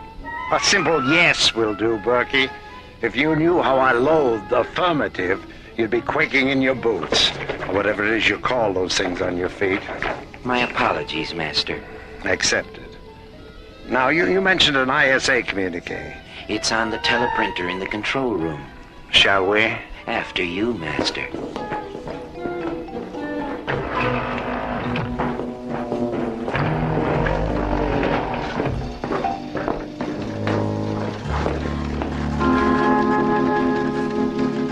Here it is, Master.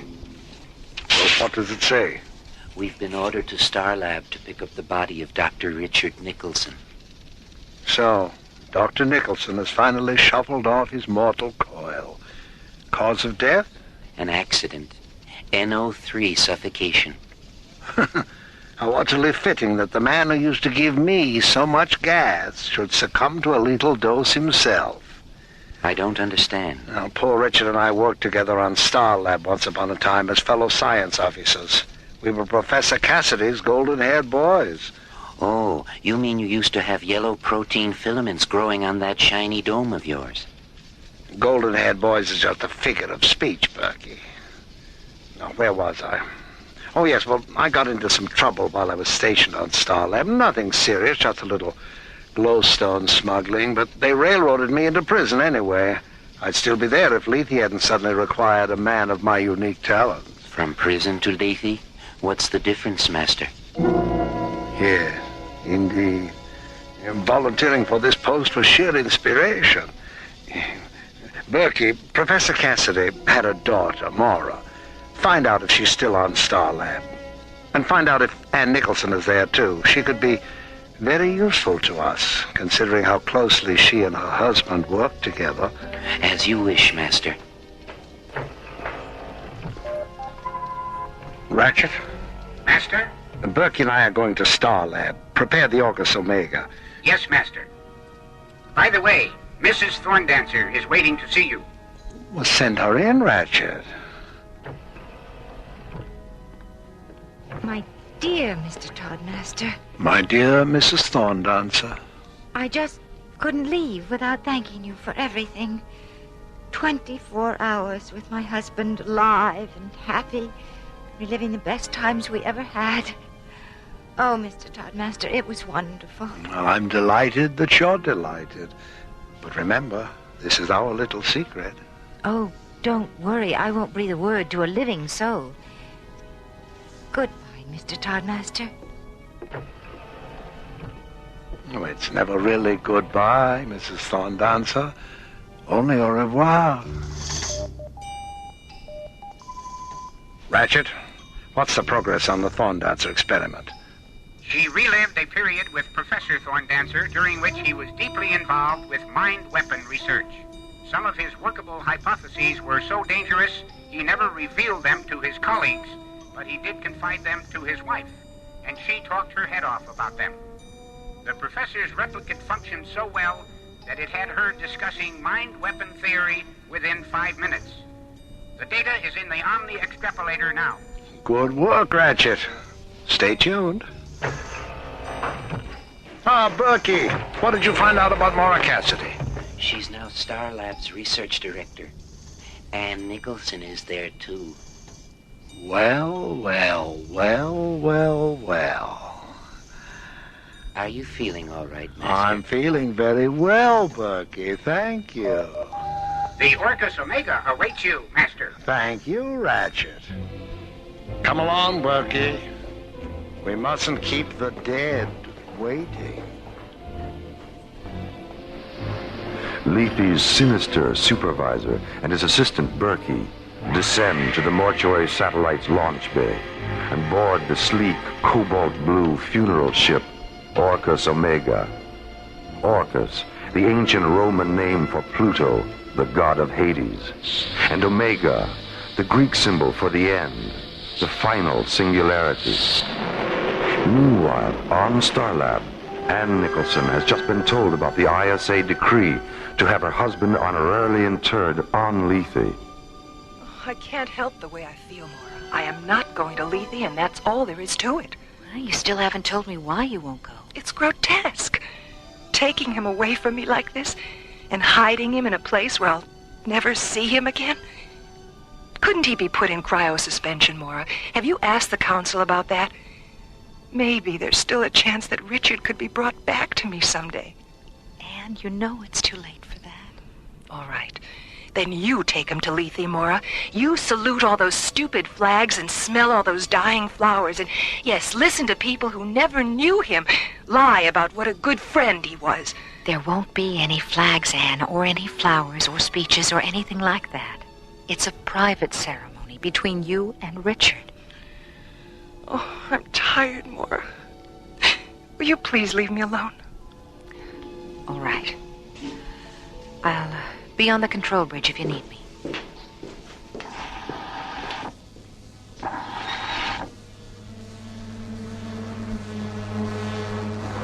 Roger, Orcus Omega. Your TV coordinates are 068 at 204.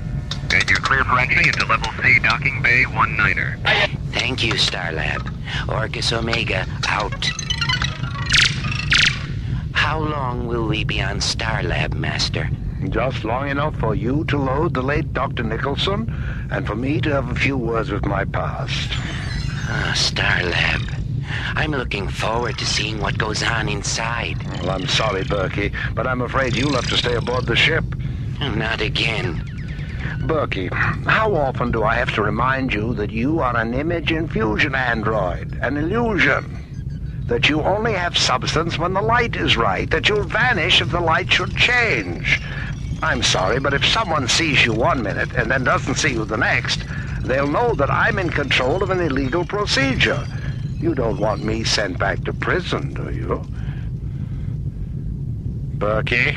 Oh, don't rush me, Master. I'm thinking. The Orcus Omega maneuvers into a docking orbit with Starlab. On board, Lethe's tall, black-cloaked supervisor, Simon Toddmaster, and his assistant, Berkey. A former assistant to Mora Cassidy's father, Toddmaster is no stranger to Starlab. Hello, Mora. It's wonderful to see you. Simon, you're the last person I ever expected to see on Starlab. I'm sorry, I didn't mean that personally. Well, you know what I mean. It's all right, Mora. I understand. Are those flowers for me? The roses are here. Thank you, Simon. Who are the other ones for? Mrs. Nicholson. We always give a bouquet of twilight blossoms to the widow. Well, I doubt if you'll have a chance to present them. Anne doesn't want to go to Lethe. I see. Well, perhaps if I spoke to her, I do have a way of making people understand the importance of being present at the final interment. Well, if you think your talking to her will do any good, I'll take you to her quarters. Mora, is Mr. Toddmaster there? Yes, he is. Dr. Nicholson's body has been taken aboard the Orcus Omega, Mr. Toddmaster. Thank you. Oh, would you mind telling my assistant that I'll be there in a few minutes? Will do. And now, Mora, if you will show me to Mrs. Nicholson's quarters.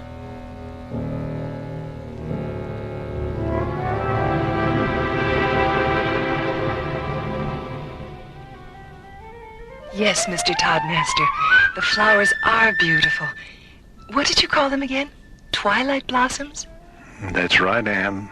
Twilight blossoms. You know, when you first came in, I thought they were ugly. But there's something about their fragrance now that makes them seem so alive. Anne. Yes. Would you like to see Richard again? Alive? Oh, yes. Oh, yes, I want to see Richard. I want to hold him and touch him and talk to him. Then come with me to Lethe and have Richard back again. Oh, Richard, back again. Yes. Take my hand, Mr. Toddmaster. Lead me.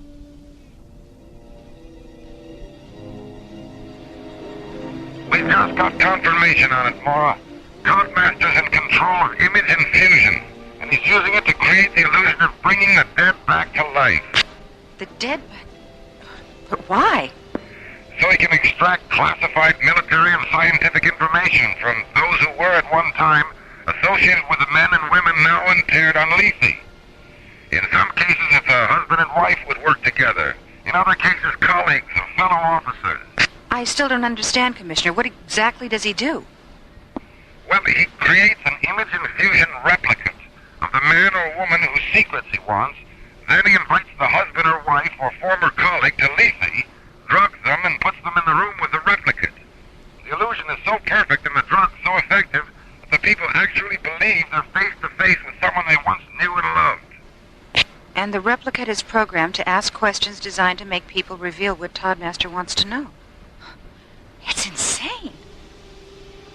Commissioner, he's with Anne right now. Get on the intercom and tell her to stay put. I'll stand by. Anne! Anne, it's Mora. Hello, Mora. I'm feeling much better, thank you. Oh, thank heavens that you're still... You were right about Mr. Toddmaster. He's persuaded me to go to Lethe after all. Anne, listen to me. And since I'll be back in a few days and didn't really feel like seeing anyone, Mr. Toddmaster suggested I leave this recording. Recording? Jerry! Yes, Mora. Shut the doors on the Orcus Omega's launch bay. Mora, the Orcus Omega took off 3 minutes ago. Oh, God, no. Was Anne Nicholson aboard? Yes, she was. Mora, what's wrong? Jerry, what's the Delta 1's ETA? 14 minutes, 50 seconds. Contact them right now. Give them the flight plan of the Orcus Omega and tell them to intercept it. Right. I was too late, Commissioner. They're gone. Gone? Damn. Is there anything you can do? Delta 1 is 14 minutes out. I've ordered John and Buddy to divert it and try to intercept the Orcus Omega. Stay with it, Mora. I'm coming up in a priority shuttle. I'll do my best, Commissioner. Mora, I just talked to Buddy and John. They can't do it. Delta 1 doesn't have enough fuel. All right. Contact the Stargazer security station. Tell them to scramble a pursuit cruiser. And find out who the pilot is. I want to talk to him.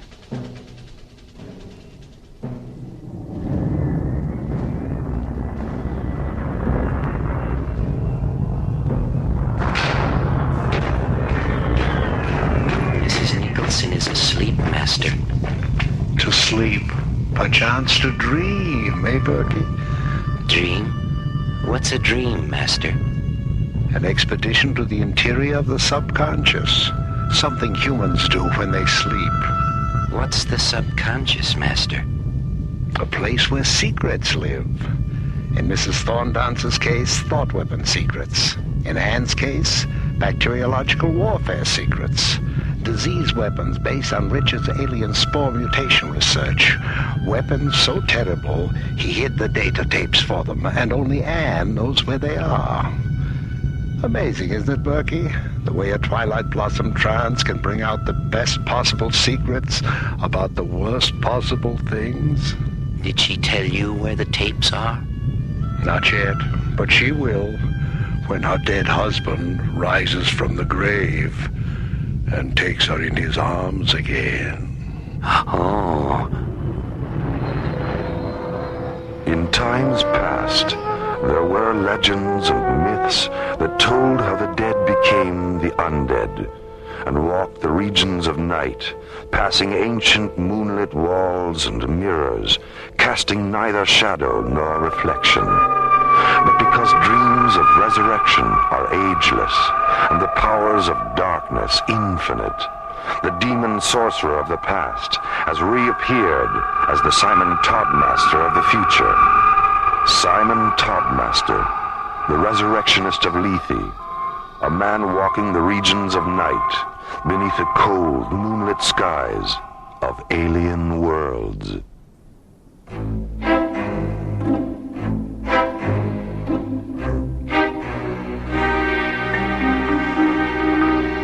Alien Worlds continues. Hi, Mora. Hi, how you doing? Oh, am I glad to see you too.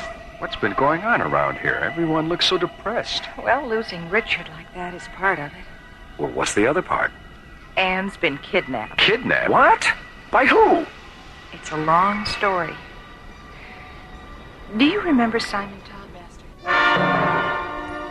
Hoping to formulate a plan to rescue Anne Nicholson from the spell of Simon Toddmaster's death dreams, and in the process put an end to Toddmaster's illegal use of image infusion, ISA Commissioner White arrives on Starlab to confer with Mora, John, and Buddy. How did you manage to find out what Toddmaster was doing, Commissioner? Yeah, I'm kind of curious about that myself. It was purely accidental. You remember Benjamin Thorndancer? The thought weapon theorist. Didn't he die last year during an Omega Wave feedback experiment? Yes, and he was interred on Lethe. Well, his wife went up there 3 days ago to visit the crypt. On her way back, she had a serious heart attack. Luckily, there was a physician on board the same shuttle, and he managed to keep her alive until they could reach an ISA hospital ship. Did she pull through? Yes, but they had to perform emergency bypass surgery. She came out of the anesthesia raving about Toddmaster and how he'd brought her husband back to life. So the next day, we sent up an ISA interrogation specialist to talk to her. She told him everything. What did she say actually happened?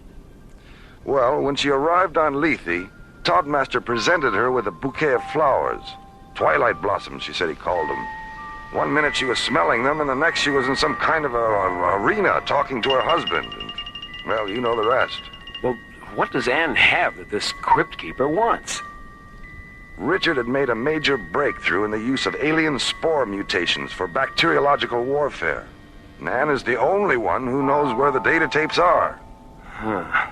If that mausoleum maniac gets his hands on those tapes, well, he could put us all 6 feet under. Mora? Commissioner White? What is it, Jerry? I've got a transmission coming in from Lethe. It's Anne Nicholson. Anne? We'll patch her through, Jerry. Hello, Mora? Anne, are you all right? Of course I am. Why shouldn't I be? Is Simon there with you? Yes, he's right here. He's been wonderful. I don't think I've ever met such a kind and sympathetic man. Mora, I want you to come up to Lethe. Simon said he didn't get a chance to spend very much time with you on Starlab. He thought it would be nice if we could all have dinner together before I leave. How does that sound? Why, that sounds wonderful, Anne. When? Tomorrow night. Just the 3 of us, okay? All right, Anne. Just the 3 of us. See you tomorrow. Bye. Just the 3 of us, huh? John, Buddy, what do you say we make it dinner for 5? Well, I hope it's not formal. My electric tie and tails are still at the cleaners. You realize he's setting a trap. I know, but he doesn't know that I know. And if we're careful, we just might be able to get Anne away from that lunatic before something happens to her. Old wine, sweet music, candlelight, delicious food. good friends. It will certainly be an evening to remember, won't it, Anne? Yes, it certainly will, Master. 18 hours later, Delta One blasts off from Starlab and streaks toward Lethe. Mora, alone at the controls, John and Buddy hidden in a portside storage locker, which has been lined with scanner shielding, a precaution taken before blastoff to prevent Toddmaster from detecting more than one life form aboard the Delta One. Hey, Skipper, how about us getting out of here for a few minutes? I'm starting to feel like a cross between a pretzel and the Hunchback of Notre Dame. Relax, buddy. Well, I wish we would have had enough thin-core shielding to line the starboard locker. It's a lot bigger. Sorry, buddy. What do you think Toddmaster would do if he detected more than one life form aboard? Oh, please, don't tell me. He'd probably kill Anne and blow the Delta One into the next galaxy. Oh, Skip, I told you not to tell me. Berkey, would you mind stepping in here, please? Not at all, Master. Here I am, Master. Where? Right here in front of you. Berkey, you've gone transparent again. Step back into the light a little bit. Thank you. Sorry I disappeared like that. That's all right, Berkey. It wasn't my fault. I didn't say it was. You built me. I can't help it if I'm here today and gone tomorrow. Berkey, if you don't pay attention, you're going to be gone tonight. Oh, my. How is Mrs. Nicholson? Who? Berkey, I'm warning you. I put fresh bouquets of twilight blossoms around her bed, just as you ordered. She's sound asleep. And by asleep, to say we end the heartache and the 1,000 natural shocks that flesh is heir to. 'Tis a consummation devoutly to be wished. Has Dr. Nicholson's replicate been programmed? Yes, Master. It knows exactly what to ask her. And the Illusion Theater is ready for your inspection. Ah, the Illusion Theater. The play certainly is the thing, eh, Berkey? The play is the thing. Certainly. The thing certainly is.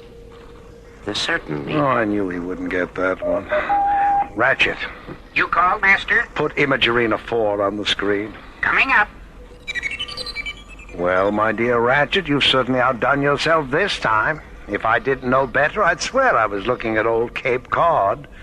Is that the Nicholson summer house there in the background? Yes, Master. Could you bring it in where it belongs, Ratchet? It doesn't look quite right sitting out there in the ocean. Oh, sorry, Master.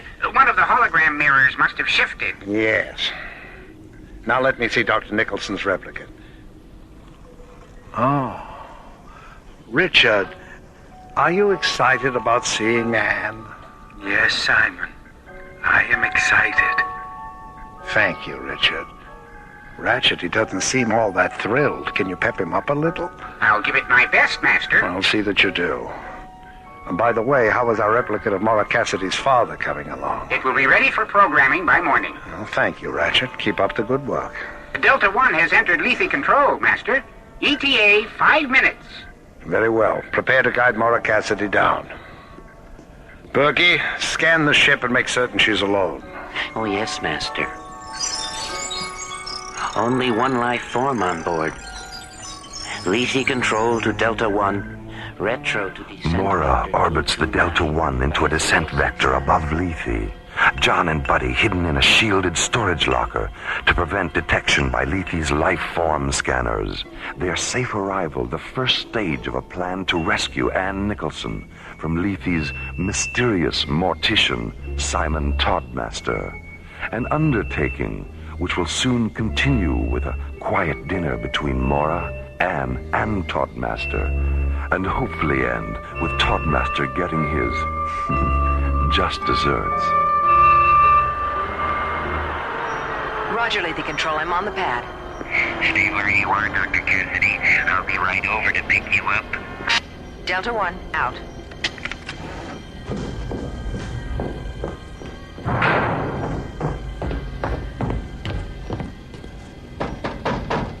You two all right in there?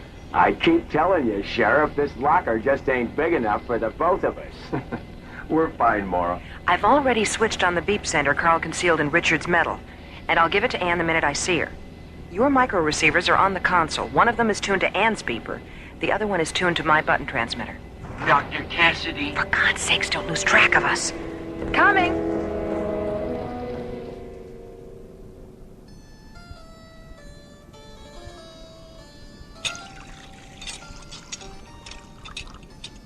Well, Simon, I see that you've managed to maintain your taste for exotic foods in spite of everything. In spite of everything? What do you mean? You know, 2 years in Jastrow prison and nearly 2 years here on Lethe. Not exactly the kind of places that encourage the aesthetic sensibility. No, but that's where you're wrong, Mora. Monotony, isolation, and darkness happen to be our greatest gifts, and I respect them because they eventually make one realize that we are truly alone in this highly overrated dimension we call life. And it's only by being alone that we can come to terms with our soul and our senses. And is that all there is, ultimately?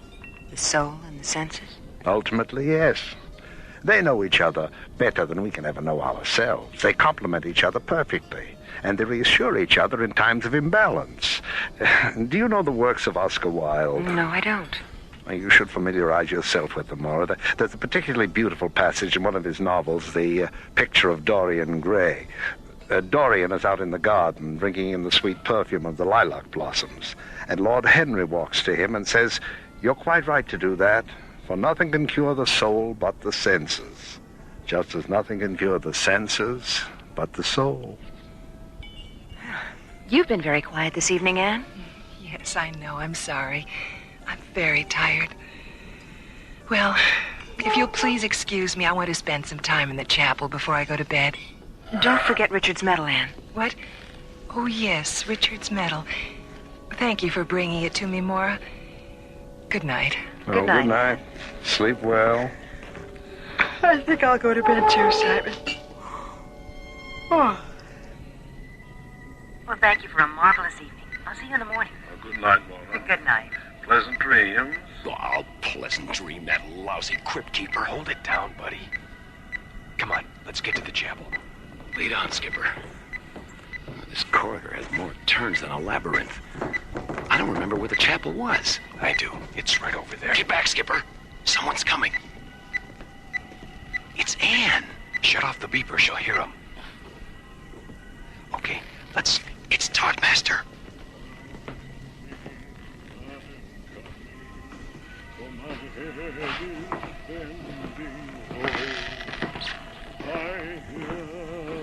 Gentle voices calling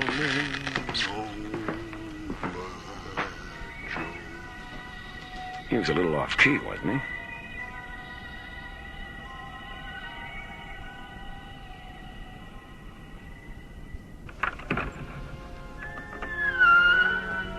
Lovely, isn't it, Anne? The way the candlelight transforms the flowers into living shadows. Oh, yes. Beautiful. Richard is waiting. Oh, Richard.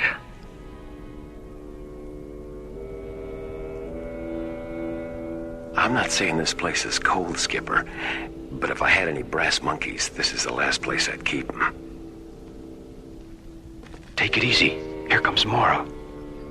Mora, over here. Where's Anne? She and Todd Master went into the chapel a half hour ago. Half an hour ago? Well, come on. Ready? Let's go. They're gone. John, the beep scanner. Over here. She's behind the wall. Well, feel around for a lever or something. Here, behind the tapestry. Hey, get this. A real-life secret panel.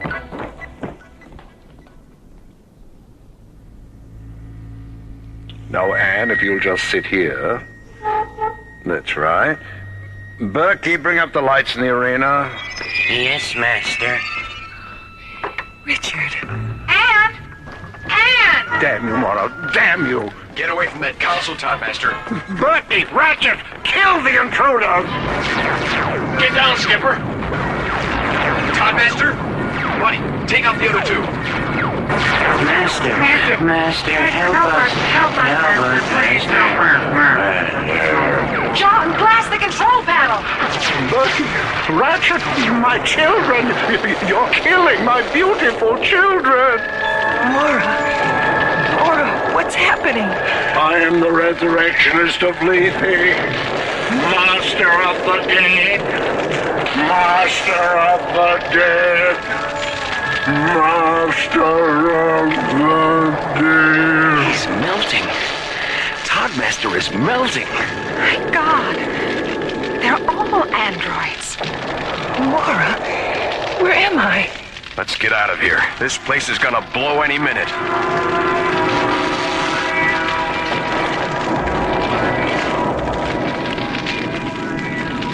For Ann Nicholson, a narrow escape from the machineries of deception and death. For Mora, John, and Buddy, another experience to be filed away under the heading of attempted immortality. And for the android Simon Toddmaster, the sudden, disquieting stillness that visits all things electric when the power fails and the lights go out. An artificial man with a synthetic mind, incapable of knowing creation's most perfect flesh and blood law. That death, like life, is its own master. Well, how's Anne today, Mora? Oh, fine, Commissioner. Dr. Rossiter says she'll be able to go back to Terra tomorrow. Is it true about Simon? Yes, an ISA security squad found his body this morning. It was in a sealed crypt under the floor of the chapel. Spectrocyte poisoning. A laboratory accident a long time ago. Never told anyone. How did you find out? A diary in his casket. You should all read it sometime. He was an extraordinary man. He perfected image infusion for use as a holographic communicator. Nothing more. And because he knew he'd die before he'd finish it, he built a synthetic alter ego to carry on his work. Well, I've got a shuttle waiting. Goodbye for now, and again, congratulations on a job well done. Thanks, Commissioner. Goodbye, Commissioner. We'll talk to you later, Mora. I'll be here.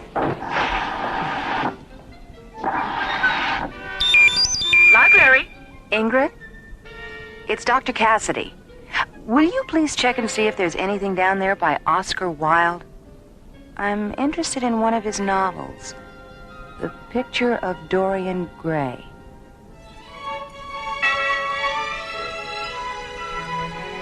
The Resurrectionists of Lethe starred Chuck Olson, Linda Gary, Bruce Philip Miller, and Corey Burton, with guest stars Hans Conried, Susan Brown, George DiCenzo, Cliff Norton, Jack Lukes, Joseph Sakari, and Sally Smaller. Alien Worlds was created, produced, and directed by Lee Hansen. And so, until next time, this is Roger Dressler, inviting you to join us for another adventure on Alien Worlds.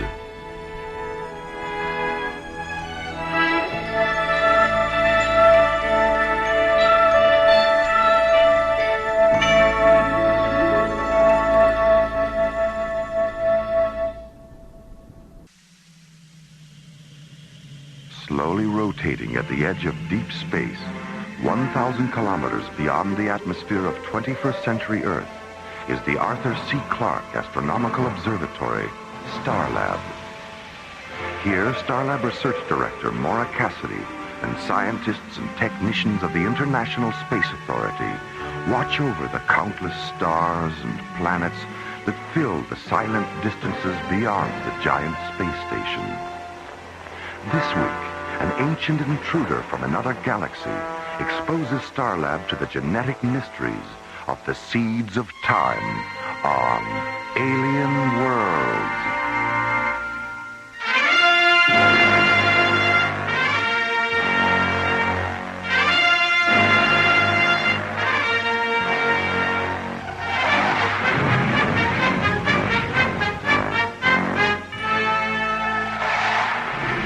Kilometers Beyond Starlab, the SET interceptor Solaris reduces speed and moves into a preliminary docking orbit with a huge space station. Aboard the Solaris, Captains John Graydon and Buddy Griff. Solaris to Starlab Control. This is Starlab. Go ahead, Solaris. We're holding at the outer boundary, Jerry. How soon can you get us aboard? The traffic's pretty heavy right now, John. I've got a Soviet freighter and 2 Canadian tankers coming in now, and 3 lunar shuttles in a docking orbit 2 kilometers out. Hold your position. I'll get back to you in about 10 minutes.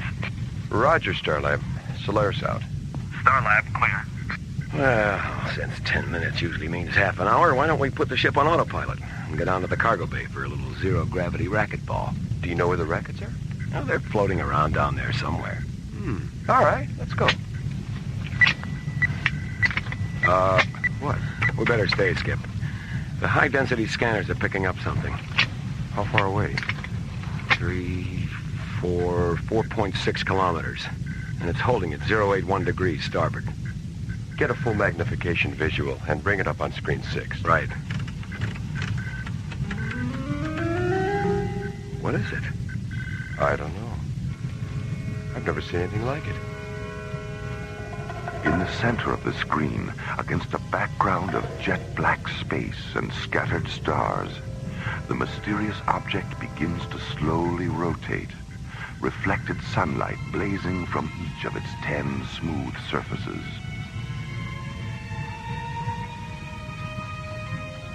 Solaris to Starlab. This is Starlab. Go ahead, Solaris. Jerry, we're visually monitoring a UFO. Are you picking it up on your scanners? No, I don't think so. Oh, wait a minute. Yeah, there is something out there about 4 kilometers from your present position. Right. Okay, tell Mora what the situation is, and you'd better notify Professor Ballin, too. We're going in for a closer look. I'll keep an eye on you from here, John. Be careful. Starlab out. What do you think, buddy? Well, let's play it safe and sort of sneak up on it. I'll do a tomography profile at 3 kilometers. If the thing's not dangerous, we can get in close and do a Phase 1 scanner series. And what if it explodes and blows us to Kingdom Come? You know, maybe we should stick to racquetball.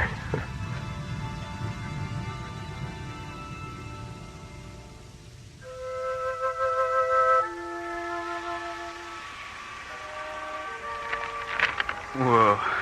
Talk about sensory overload. Wonder how she keeps her balance. Maybe it's trick photography. Couldn't be. No photographer is that tricky. Construction orbiter 5 to Starlab Control. This is Starlab. Go ahead, Maggie. We've got a problem, Jerry. We're still working on this new orbital power satellite at Vector 706, and we've just lost our last bundle of solar panels. What happened? An anchoring cable on the superstructure let go, and the panels have drifted off into deep space. Can you help us out? This thing's supposed to be operational by tonight. How many panels do you need? 10. What type? Amplitron SP16. Oh, hold on. I'll check the computer and see what we got. This is your lucky day, Maggie. We've got 24 SP16s in storage. Will this be a pickup or a delivery? I won't be able to spare any of our tugs for another hour or so. What's available on your end? Well, we've got a Soviet freighter heading your way in about 15 minutes. I'll have the captain contact you, okay? I'll stand by for his call. Thanks, Jerry. Construction orbiter 5 out. Starlab Control, clear. Docking Bay 12, this is the bridge. Bay 12. Go ahead, Jerry. Yeah, Ernie, call Storage Bay 19 and tell them to deliver 10 Amplitron SP16 solar panels to the Odessa, and then have Captain Vashenko contact Construction Orbiter 5. It's kind of an emergency. Will do, Jerry. Now, where was I? Right. Sensory overload. Oh, yeah. Wow, look. Oops. Hi, Jerry. Hi, Mora. You heard from John and Buddy? Yeah, about 20 minutes ago. They've maneuvered the Solaris into a side-by-side position with the UFO, and Buddy said he'd contact us as soon as he did the preliminary scan series. Okay. What's that magazine you're holding behind you? Magazine? Come on, Jerry, hand it over. Oh, Mora. The Astounding Adventures of Galactic Gladys, the Girl Wonder? Well, you know. Which one of these bimbos is Galactic Gladys? I believe that's her there, locked in mortal combat with the evil swamp gas creature. Well, she's certainly a wonder, all right. I'll bet she hasn't seen her feet in years. Jerry, where did you get this publication? I found it in the technician's lounge. Uh-huh. I wondered why they were all running around down there with their tongues hanging out. Jerry. Hi, Professor Ballin. How you doing, Jerry? David, you're just in time for a little X-rated science fiction. Look at this. What happened to her clothes? The evil swamp gas creature ate them. Well, yum, yum. I don't know about you, David. 3 days on Starlab, and you're already starting to sound like Buddy Grip. It must be the altitude. Solaris to Starlab Control. This is Starlab. Go ahead, John. We finished the preliminary scans on the UFO. Is Mora there? I'm right here, John, and so is our new alienologist. Okay, here's Buddy. The object is 3 meters square and shaped like a decahedron. It's made of some kind of copper-colored metal that's about 75% hydrogen. As far as we can tell, there's no inboard or outboard propulsion system. How fast is it moving, Buddy? How fast do you want it to move? What does he mean, John? Well, it was stationary when I brought the ship alongside, but for the past 10 minutes it's been matching our speed, no matter how fast we go. What kind of a readout did you get on the tomography scan, Buddy? The interior of the thing is filled with some kind of ionized gelatin that converts to nitrogen plasma, and then reconverts to gelatin at 12-second intervals. Buddy, is it giving off any kind of sound? Yes, it is. When the gelatin converts to plasma, the object gives off what sounds like accelerated heartbeats. And when the plasma reconverts to gelatin, we hear the heartbeats in reverse.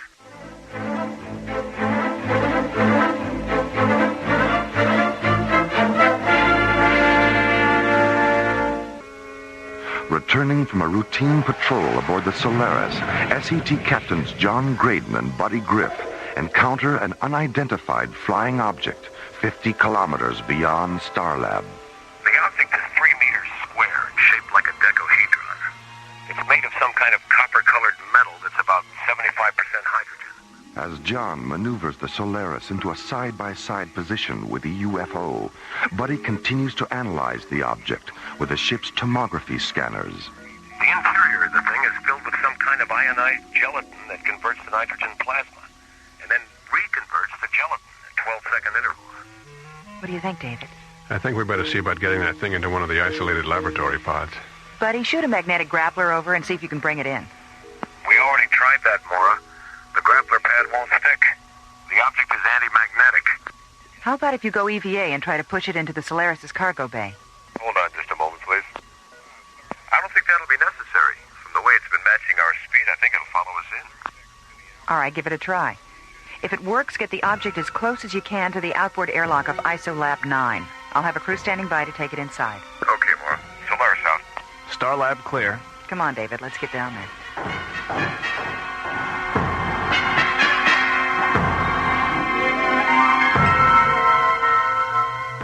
Minutes later, the Solaris maneuvers the object into a position 2 meters away from ISOLAB 9's outboard airlock.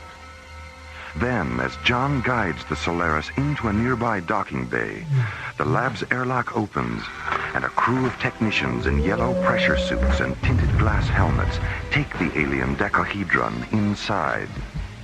10 minutes later, the object rests on a slowly rotating observation pad in the center of the lab's brightly lit quarantine chamber. It's remarkably beautiful, isn't it? Frightens me. Why? The way it looks. The color and size, texture. All those desperately perfect angles constantly repeating themselves. Its physical aspects are so familiar we can call them by name in a language we all understand. And yet we don't know what it calls itself or what it might be calling us. You feel whatever's inside is alive? Don't you? Yes. least our scientific selves are still in sync. Mora, please. Not now. Hey, look who's here. Hi, fellas. Well, I'm glad to see it hasn't blown up yet. Come on, Skip, let's go inside for a close-up. Yeah, okay. I think you better stay on this side of the glass for a while. The object's still being scanned.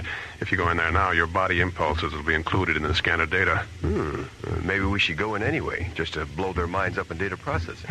Yeah, I can hear Professor Clark now. I say, Ramsey, have you seen this printout? Graydon and Griff are trapped inside that alien gizmo. Really? How do you know it's them? Elementary, my dear Ramsey. The tall one's thumbing his nose, and the short one thinks it's funny. Mora? David? Not even a smile? What's with you two? We've got a lot on our minds, John. Yeah, I see. Well, okay. Come on, Skip, let's go have dinner. Yeah, right. So we'll see you guys. See you later. It's time we had a talk, David. Let's go up to my quarters.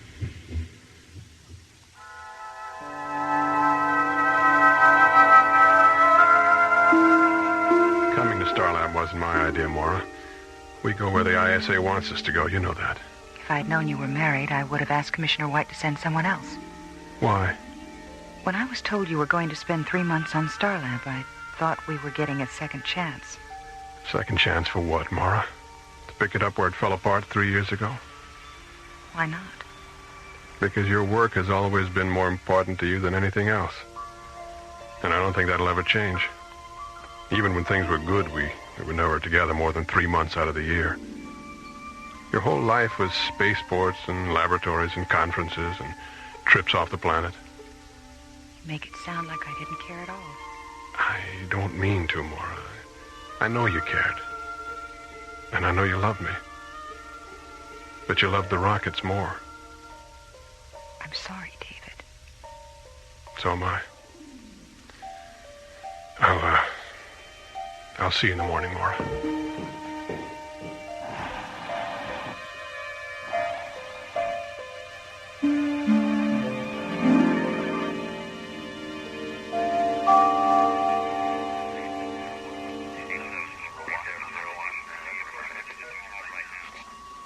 Okay, Lunar Shuttle 10, I have you on the screen. Your docking orbit insertion coordinates are 509er at subvector 70 Alpha. 509er at 70 Alpha. Roger, Starlab. Lunar Shuttle 10 out. Starlab control clear. Morning, Mora. Jerry, have you seen David? Not since yesterday afternoon. Morning, everyone. Good morning. Have either of you seen David? Yeah, we saw him after dinner last night when we went down to have another look at the UFO. He was in the ISOLab with it. Maybe he's still there. I checked the ISOLab 20 minutes ago. Well, maybe you missed him. Let's go down and take another look.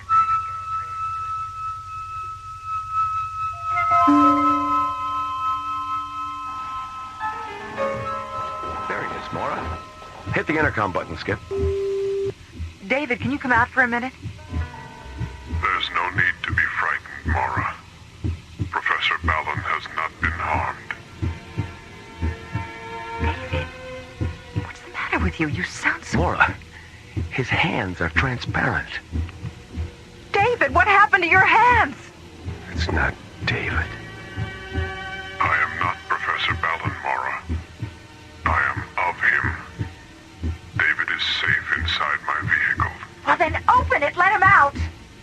As you wish, Mora. David! Good God. ISOLab control to sickbay. Sickbay? Dr. Rossiter? Diana, this is Buddy. Get down to ISOLab 9 as fast as you can. And bring a portable vital sign indicator. David Fallon's inside the UFO, and he's encased in some kind of gelatin. There is no need to be frightened. Professor Ballon has not been harmed.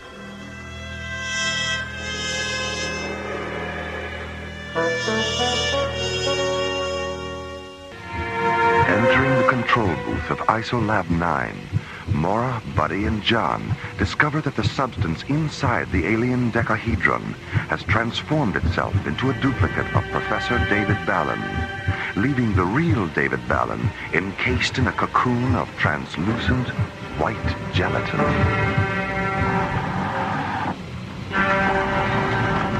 Diana, hurry!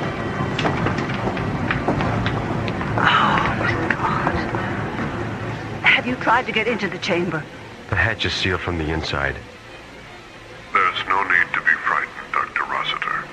Professor Ballin has not been harmed. He knows me. He knows all of us, Diana. Connect the vital sign indicator to the scanner terminal, John. Oh, he's all right. His vital signs are perfect. Oh, boy.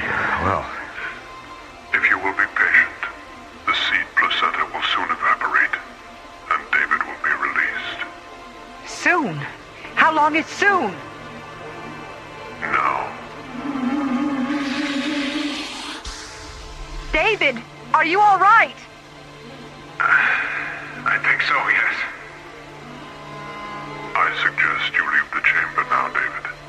The placenta residue will soon convert to a toxic gas that could mutate your senses. Yes, all right.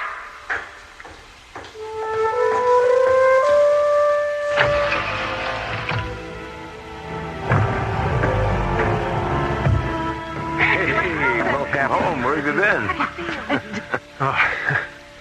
When that thing opened up last night and took me inside, I thought I was a goner. But as soon as the seed placenta started to cover me, I wasn't afraid anymore. It was incredible. I sensed everything that was going on. And when my duplicate emerged, it was like one of those films where the guy dies and you see his spirit leave his body. Film, huh? I guess art imitates life after all. I think it's the other way around, Skip. Life and art should be the same. Ah, yes, they should be. But they rarely are. Perhaps we should learn the lesson of the Balinese. They say they have no art. They simply do everything as well as they can. You once said that to me, David. I know. It's amazing, isn't it, how precisely I've been duplicated. Well, David number 2, what now? I want to return to my world, Diana. And I want to take Mora with me. Now, hold on a minute, you. I'm not in the habit of running off to alien worlds with life forms I hardly know. You know me, Mora. And I know you. He's got a point there, Mora. Well, be that as it may, I just don't think the original me and the duplicate you are ready for... Well, why are your hands transparent anyway? David was wearing protective gloves that prevented the seed placenta from taking a precise imprint of his hands. And Mora, a duplicate of you is all I want. Why?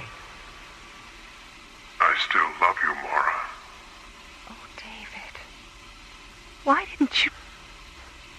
Wait a minute. What am I saying? This is weird. David? Yes? Yes. Oh, I'm sorry, David. I mean the duplicate David. Yes, Diana. I think all of us would like to know a little more about your origins. Centuries ago, explorers from another galaxy visited my planet. Their bodies contained bacteria, harmless to them, but lethal to us. There was a plague, and before the end came, our scientists created the placenta substance and filled it with the genetic seeds that were the essence of our race.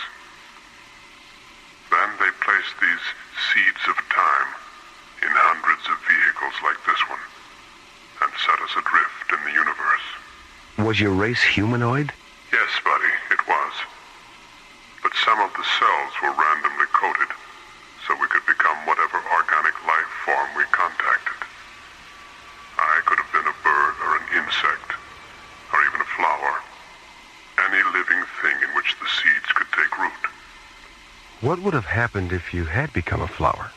I would have simply pollinated other flowers of the same species, and my race would have been reborn as a genus of conscious, intelligent orchids or roses. Would you eventually have re-evolved to your original humanoid form? Eventually, yes. But I'm not a flower, am I?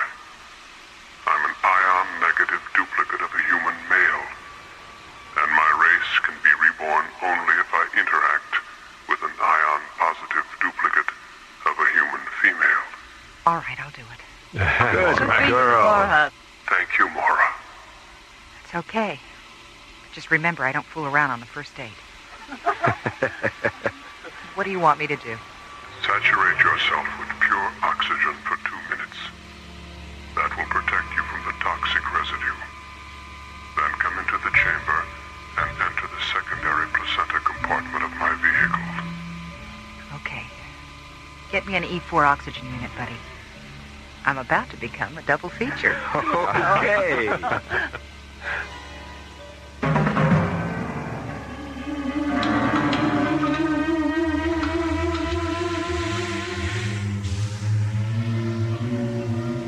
How do you feel, Mora? I'll be all right, Diana. I'll be all right, Diana. Listen to that. I'm in stereo. Thank you, Mora. Thank you. I have a question. Yes? When you and David, this David, are, when you're... will I feel anything? We don't know, Mora. It's possible. You'd better leave the chamber now, Mora. The placenta residue is starting to become toxic. All right. Goodbye. Goodbye, Mora.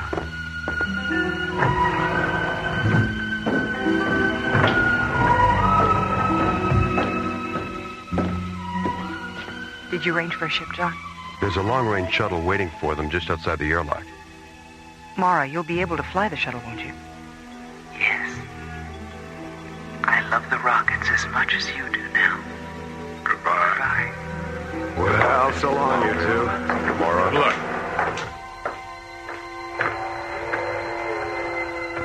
It looks like we're getting that second chance after all, Mora. You're right, David. You're absolutely right.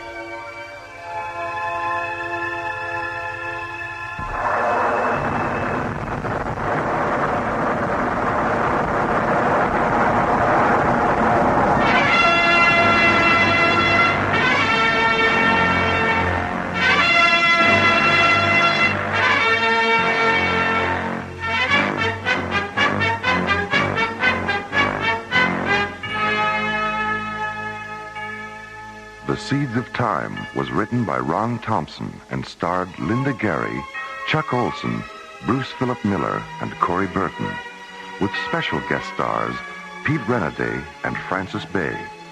Associate producer Ron Thompson. Music director Tom Rounds. Engineer Stu Jacobs. Technical consultant Peter Sky. Assistant to the producer Jim Cook. Alien Worlds was created, produced, and directed by Lee Hansen. And so, until next week, this is Roger Dressler, inviting you to join us for our next adventure, The Madonnas of Zanzibar Alpha, from the elsewhere and elsewhen of Alien Worlds. Slowly rotating at the edge of deep space, 1,000 kilometers beyond the atmosphere of 21st century Earth, is the Arthur C. Clarke Astronomical Observatory, Starlab. Here, Starlab Research Director Mora Cassidy, along with scientists and technicians of the International Space Authority, watch over the countless suns, planets, and star systems that fill the universe. This week, Space Exploration Team Captains John Graydon and Buddy Griff experience the dislocating shock of time clash and discover how suddenly the here and now can be transformed into the now and then on Alien Worlds.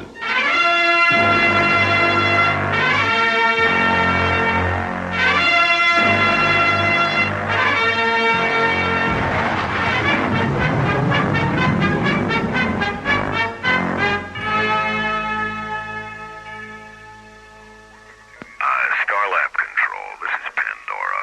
We seem to be having a receiver malfunction. Would you repeat that? Correct your approach vector, Captain. You're 19 degrees off course. All right. I'll see what I can do. Don't just see what you can do, Captain. Make a decision. You're running out of time. What's going on, Jerry? We've got a problem, Mora. If that petroleum tanker on screen 6 doesn't correct its approach vector, it won't clear the docking bay.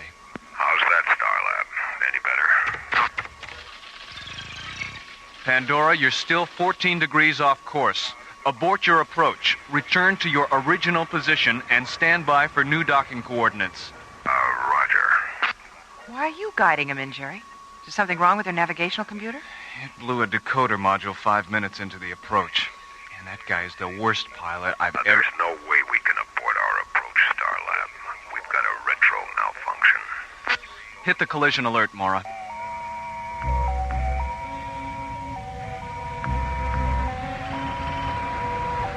Attention docking bay 7. This is an emergency alert. All personnel, please clear the area. Repeat, clear the area. Docking Officer Clark, contact the bridge.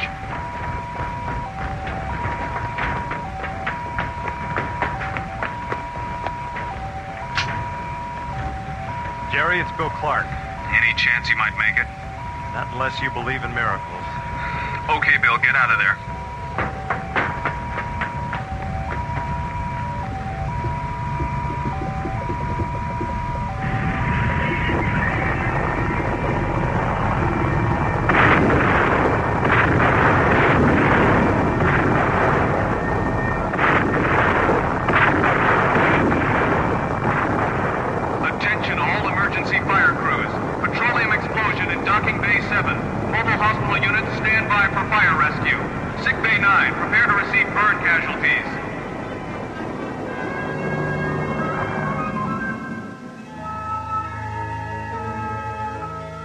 That's right, Commissioner.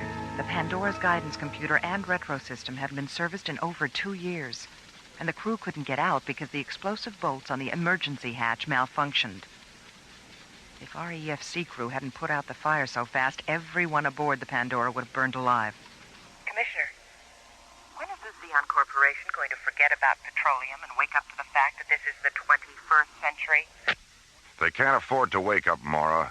Their 20th century petroleum investments still account for 60% of their assets. The only way they can make a profit on that petroleum is by selling it on Stella Vista. But Xeon owns Stella Vista. What are they doing, selling it to themselves? No, they're selling it to the independent mining companies out there. Xeon has it all figured out, Mora. If a company wants to lease mineral rights on Stella Vista, they can do it. But only if they agree to use obsolete fossil fuel equipment. This way, Xeon not only makes money on their mineral leases, but they have a captive market for their petroleum. Well, if that isn't extortion, I don't know what is. Ethically, it is extortion, Mora. Legally, it's known as taking care of business. The good news is that Xeon will have to keep its tanker fleet grounded until we finish our investigation of what happened today. Don't worry. Xeon won't be putting up any more tankers like the Pandora. Do you know about the original Pandora, Commissioner? The one in Greek mythology? Well, my Greek mythology is a little rusty. But I believe Pandora was sent to Earth to punish mankind. I don't remember why. But I do remember she had some kind of magic box. The fire of heaven, Commissioner. She was sent to punish mankind for accepting the fire of heaven from Prometheus. And when she opened that box, she released an eternity of human suffering. You know, I thought about that today when the Pandora split open in the docking bay. What happened was so ugly and terrifying. For a split second, I saw everything mankind had suffered during the last century. All because the oil of the earth, like the fire of heaven, had been used to make people small instead of great.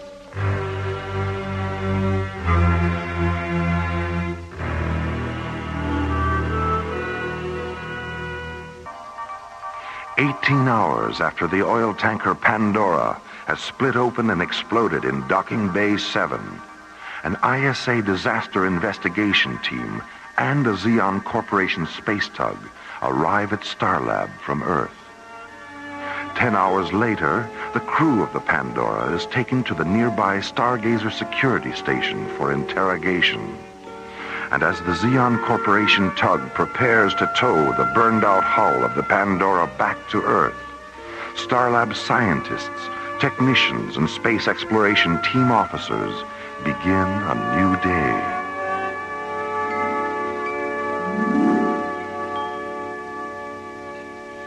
Skipper, when we get to Valaria this afternoon, let's ask their science master, what's his name again? Galen Virago. Yeah. Let's ask Galen Virago if we can go for a spin in that time machine of his. Oh, I don't think so, buddy. Where would you go if you could take a ride in it? I'd like to go back to 1939 and have Lamont Cranston teach me how to cloud men's minds. Lamont Cranston? Yeah, the Shadow. He knew what evil lurked in the hearts of men. And how did he know that? When he clouded their minds, they told him the truth, the whole truth, and nothing but the truth. I see. And what exactly would you do if you had the power to cloud men's minds? I'd use it to cloud women's minds. Sexist pig. Oink, oink, oink, oink. Morning, Captain Graydon. Captain Grid? Yeah. Good morning, Cindy. Cindy, have you had your mind clouded lately? No. Not since I read 6 Characters in Search of an Author. What's that, Cindy? A novel? It's a play. Luigi Pirandello, 1921. The characters in the play are rehearsing the play when 6 other people show up, claiming to be characters the author left out of the play when he wrote it. Were any of the people who showed up named Lamont Cranston by any chance? No, Captain, not even by any chance. Now, how about breakfast? You ready to order? Can you give us a few more minutes, Cindy? We're waiting for Dr. Cassidy and Commissioner White. Okay. Gee, I wonder what's keeping Mora. I don't know. Maybe Commissioner White's shuttle was late. Yeah, that tanker accident is really... Oh, here she comes now. Morning, John. Buddy. Hello, Mora. Hi. Where's Commissioner White? He spent most of the night with the ISA Legal Bureau, drafting the order to ground Xeon's tanker fleet. He's going to deliver it this afternoon, so he suggested we go on to Valaria without him. Well, does that mean he's going to miss the time machine demonstration? Just the parallel dimension drone pod playback, which I'm sure Galen will be happy to repeat. The commissioner said he'd be here tomorrow morning around 10, so when he arrives, you two can warp back here in the Solaris, pick him up, and warp back to Valaria again, okay? Yeah, okay. Okay. Let me see that menu, buddy. I'm starving. Here you go. Thank you. Ooh, those Neo cheese grapes look delicious, don't they? Cheese. You know, that reminds me of a story. Oh, dear. There was this guy who had a mouse in his house. So he went out and bought a mousetrap. But when he got it home, he noticed he was out of cheese. You know what he used for bait? A picture of some cheese. And you know what he found in the trap the next morning? Do tell. A picture of a mouse. Buddy.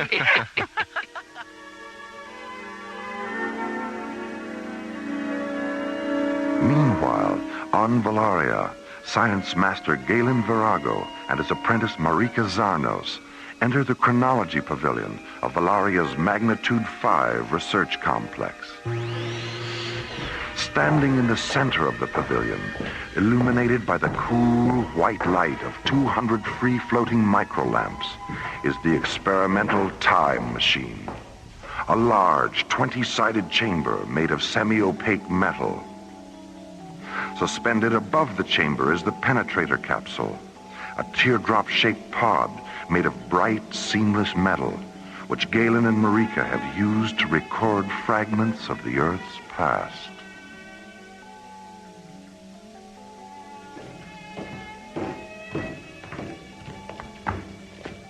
Marika, I want to conduct one last test before Dr. Cassidy arrives. Lower the pod into the chamber.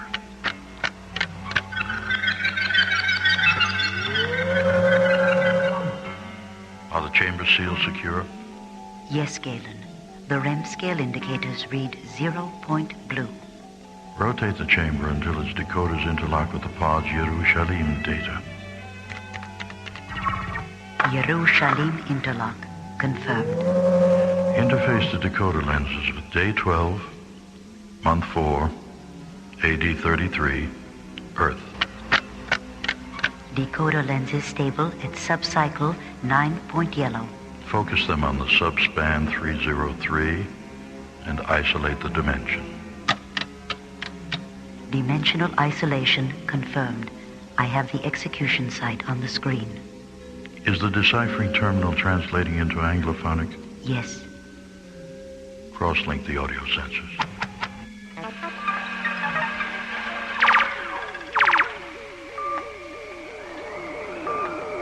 Father, forgive them, for they know not what they do.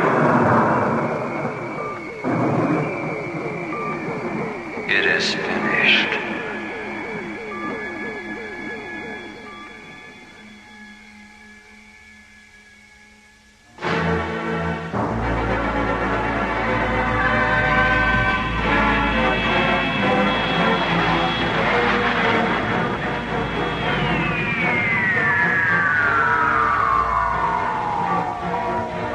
Everyone all right? Yeah. How about you, Mora? Fine, buddy. Fine, buddy. Fine, John. Fine, John. What's the problem, Mora? I still have double vision from the warp-through. Oh, so do we, Mora. Terrific. So, here we are. 6 characters in search of Valaria. Oh, speaking of Valaria, there it is. Screen 9, Skip. Solaris to Valaria Comm Center. We're tracking you, Solaris. Reduce speed to 1,200 kilometers per hour and maintain present course for 3 minutes, 16 seconds. At 0 plus 316, terminate your engines and lock your controls. One of our pilot drones will guide you down. Roger. Take it down to 1,200 kph, buddy.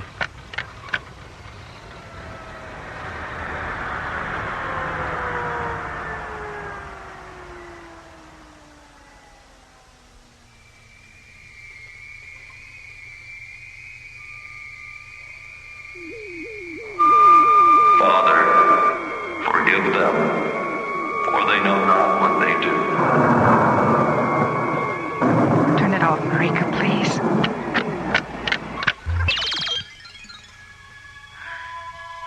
If I'd seen that when we first got here, I really don't think I could have made it through the day. They all just stood there and watched him die. Someday you must tell me about that holy man and why he was submitted to such torture and pain. We will, Galen.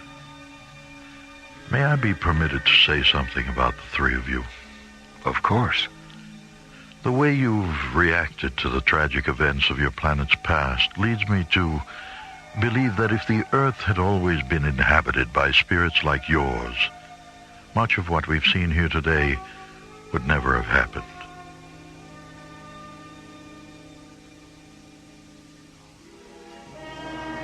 "16 hours later, as Valaria's twin suns tint the morning sky a pale, crystalline yellow, the Valarian Comm Center receives a transmission from Starlab.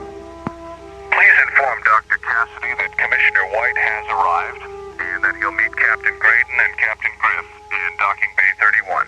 Half an hour later, Buddy and John board the Solaris, and as Mora and Galen watch from the Valaria Tracking Center, the sleek white SET interceptor blasts off for Starlab.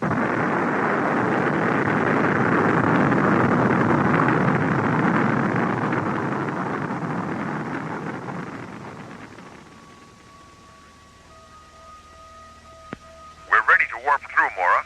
Can you still see us? Affirmative, John.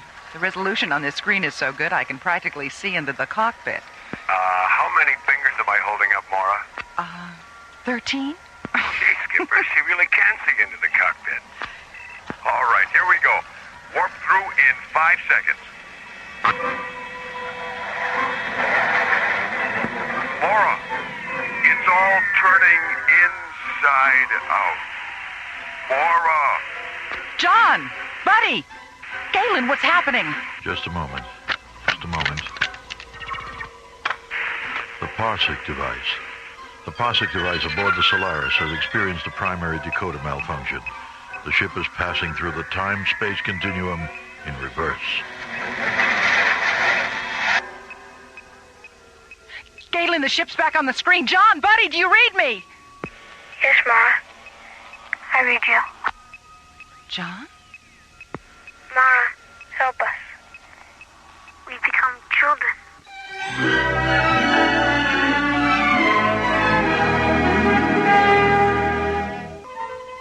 During a routine time-space continuum warp-through, John and Buddy are sent 30 years into the past when the Starsmith Parsec accelerator aboard the Solaris malfunctions. Mora, it's all turning inside out. And when the Solaris finally emerges from its dimensional inversion, Mara, help us. We become children.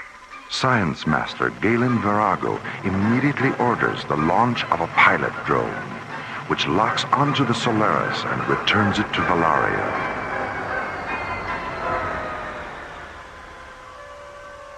Two hours later, Buddy and John are once again standing before the Valarian time chamber.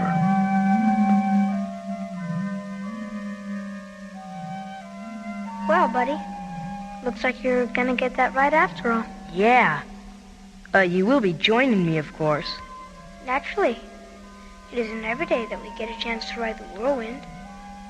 The whirlwind? It's part of a verse by an 18th century English writer named Joseph Addison. My mother used to read his poems to me. How does the rest of the verse go? Let me see. And please the Almighty's orders to perform. Rides in the whirlwind and directs the storm. Kind of sums up our situation, doesn't it? It sure does. Galen, are you absolutely certain there's no danger? They won't be harmed, Mora. Marika has transported me into Valaria's past many times. You didn't indicate that in the communique you sent to Commissioner White. I didn't indicate it in the communiques I transmitted to the other planets either. Why not? Marika? This is our third machine, Mora, and during its construction we decided that the secrets of time travel would be shared only with those who understand that all life is sacred and that all living things, no matter how small, have an infinity of their own that must be respected. Those who do not understand that are the ones who will use time travel to dangerously manipulate not only their own destinies, but the destinies of others. If, during yesterday's drone pod demonstration, you and Buddy and John had reacted indifferently to the tragic events of your planet's past, we would have sent you away this morning. And if, as you went away, this accident had transformed all three of you, we would have simply closed our eyes and put you out of our minds. Then you were testing us. Time is a fragile thing, Mora, and its control can be permitted to exist only where fragile things are loved. Well, Mara, it looks like we've passed the test of time after all. Do you both still feel the same?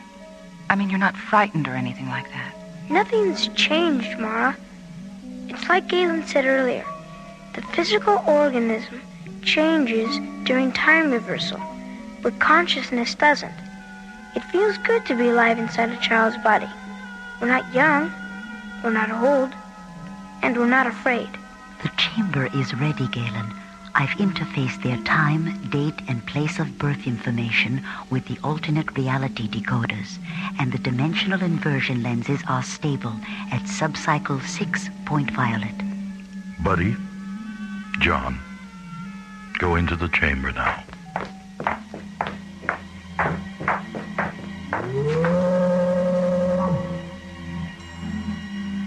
Cross-link the audio sensors, Marika.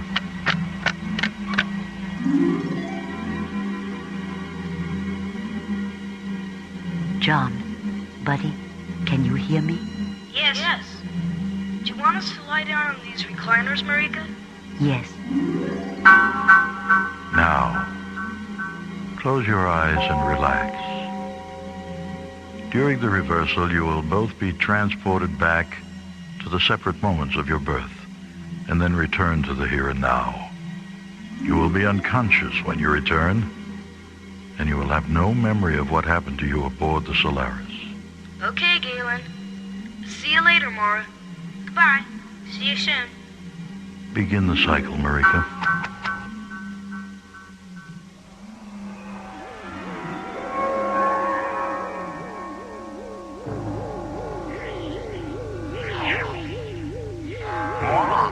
It's all turning inside out.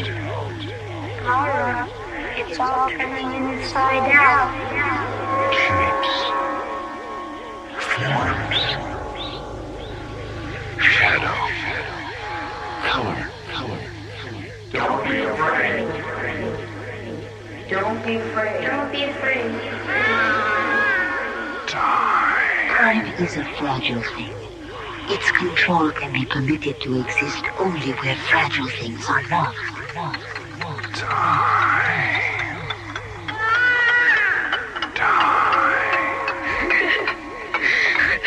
Time is an illusion. We're not passing through it. It's passing through us. I am physical. I am dying. I am divine. Shall we return to the sea without you? I've never missed you as much as I do now. Mora, it's all turning.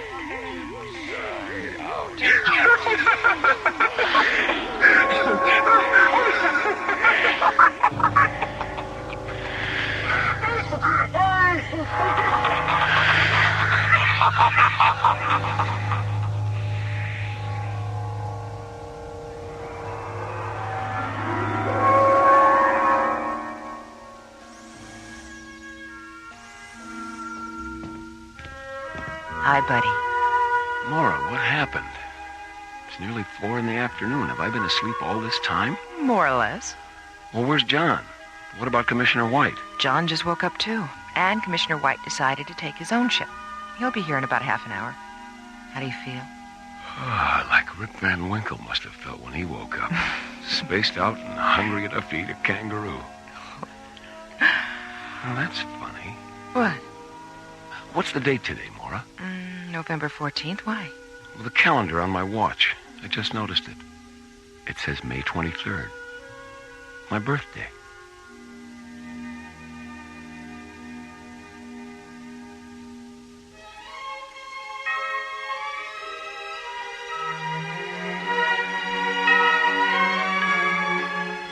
Time Clash was written by Ron Thompson and starred Linda Gary, Chuck Olson, Bruce Philip Miller, and Corey Burton, with special guest stars Mel Wells, Eric Taslitz, Susan Silo, and Eric Green.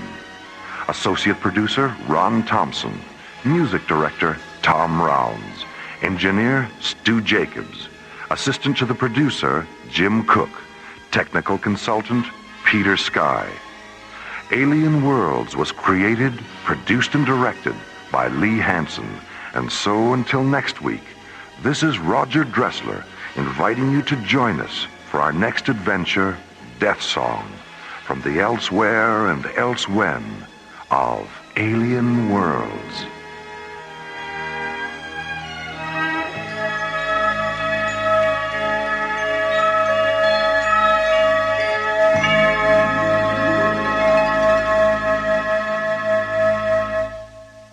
Slowly rotating at the edge of deep space, 1,000 kilometers beyond the atmosphere of 21st century Earth, is the Arthur C. Clarke Astronomical Observatory, Starlab. Here, Starlab Research Director Dr. Mora Cassidy and scientists and technicians of the International Space Authority, ISA, watch over the countless stars and planets that fill the silent distances beyond the giant space station. This week, the men and women of Starlab become entangled in the adventure of the Egyptian necklace, an intergalactic detective story in the Sherlock Holmes tradition on Alien Worlds.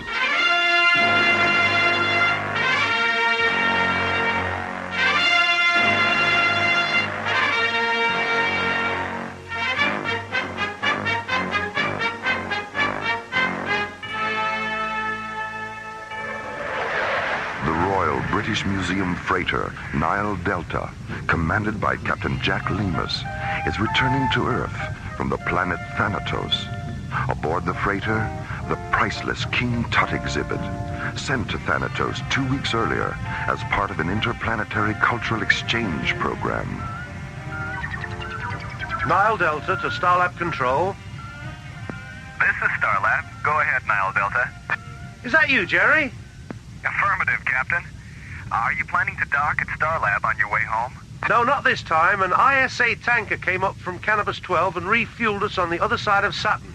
No, I just wanted to say hello and invite you around for a visit if you're ever in London. My wife's got quite a lovely sister she's trying to marry off. And I've got some 40-year-old brandy that'll lift you right out of your boots. Thanks, Thanks for the invitation, Captain. I'll take you up on it the first chance I get. I'll be looking for you. Nile Delta, clear. Starlab, out. That alien ship's back again, Captain. 3,500 meters off the port bow. Have you tried to contact her?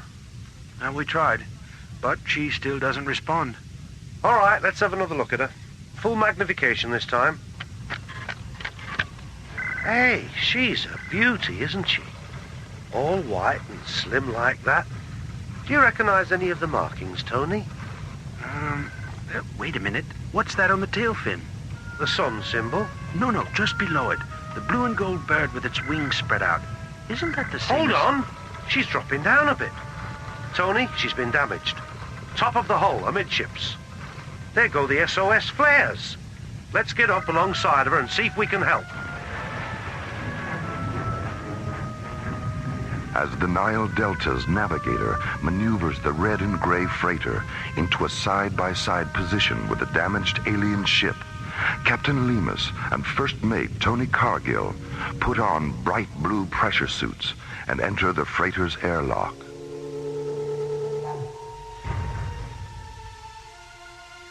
A moment later, an enclosed metal flex walkway slowly telescopes from the Nile Delta's airlock to an access hatch which has irised open in the hull of the fluorescent white alien spacecraft.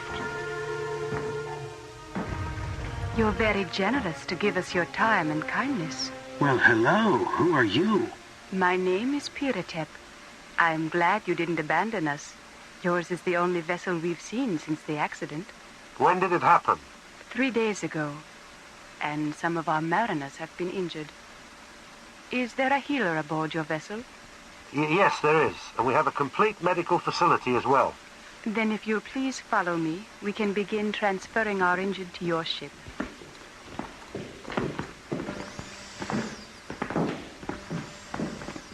If you wish to remove your helmets, you'll be in no danger. We're oxygen breathers, too. Whew, well, that's better, isn't it? Aye, it was getting a bit stuffy in there. This is Amontef. Which of you is Captain Lemus? Well, I am. How do you know my name? We know the names of everyone aboard the Nile Delta. We also know it carries the afterlife treasures and mummified body of Tutankhamun. Your ship isn't damaged at all, is it? No, it isn't. Don't look now, Captain. But I think we've been set up for a little of the old smash and grab. What the bloody hell do you want with the King Tut treasure? It only has value on Earth. It's worthless out here. We don't want the entire treasure, Captain. Only the beaded floral necklace. It's not mine to give you. And even if it were, I wouldn't. I have a rule against being overly charitable to anyone who makes a fool of me or my friends. Come on, Tony, let's get back to the ship. Please, Captain, don't force me to use this weapon. A weapon? A tiny little thing? Let's get out of here, Captain. Amontef? Stop them, Piratep. Tony!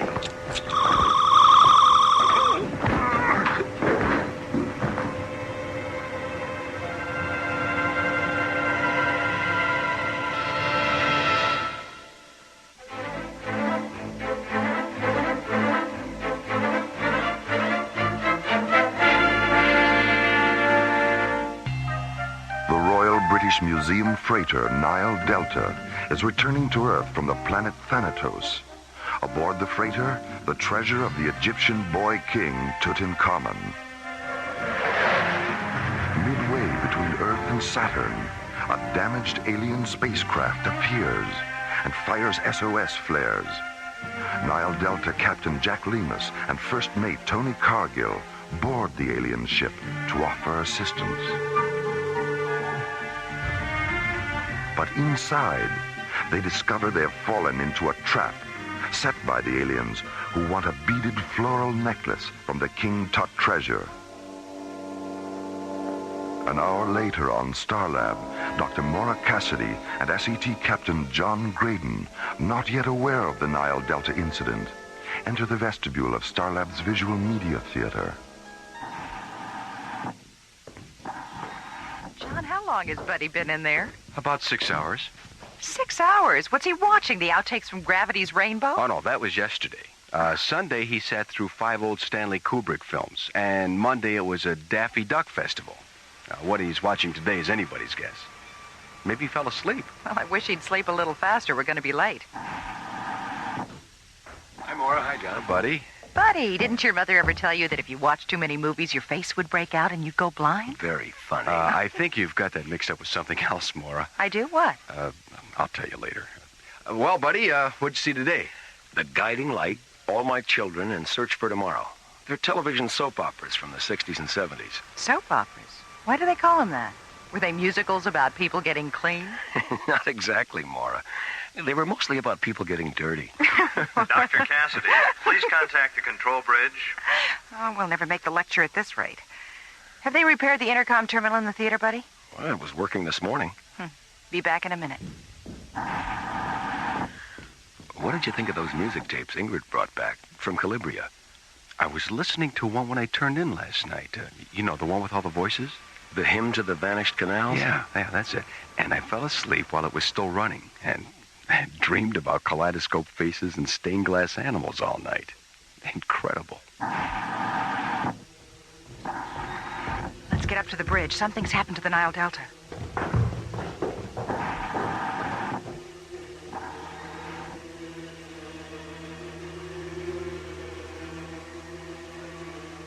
When we woke up, we were back aboard the Nile Delta. The rest of my chaps were still knocked out, and the necklace and the aliens were gone. Is the necklace the only thing missing? We don't know yet. We're still checking the manifest. Have you notified the museum yet? I'm going to do that just as soon as... Stand by, Starlab.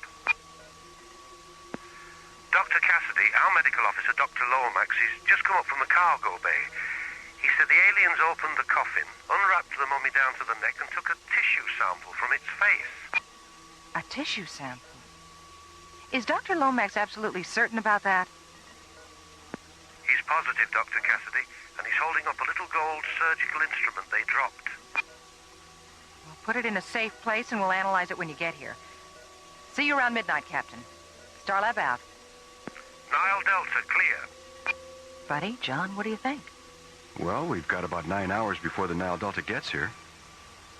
Let's go down to the library and pull the King Tut tapes out of the Egyptology section. Maybe we can turn up something. Why not?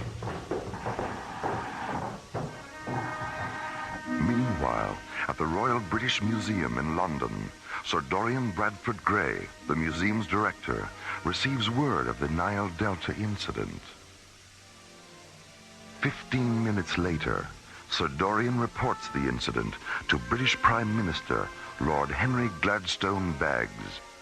Within the hour, Lord Henry enters Buckingham Palace and conveys the news to Her Majesty, Queen Victoria III. And what about the aliens who perpetrated this awful crime, Lord Henry? Does the Ministry have any idea who they are? I'm afraid we're still in the dark about that, Your Majesty. Hand us the royal pen and ink, Lord Henry, and some royal stationery, too. This incident requires the services of England's most famous consulting detective. Agreed? Oh, yes, by all means, Your Majesty, by all means. Now, let's see. From Victoria Regina the Third. Yes, Your Majesty. Sona T. Foom. Without any shadow of a doubt, My Your Majesty. dear Mr. Foom, a matter of some urgency has arisen, which requires your immediate and undivided attention. Britannia.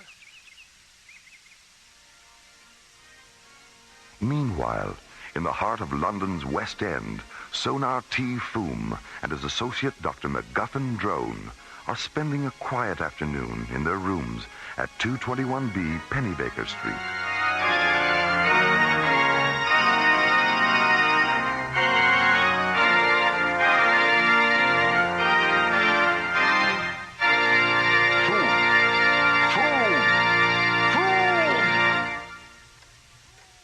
you say something, Drone? I really must protest, Foom.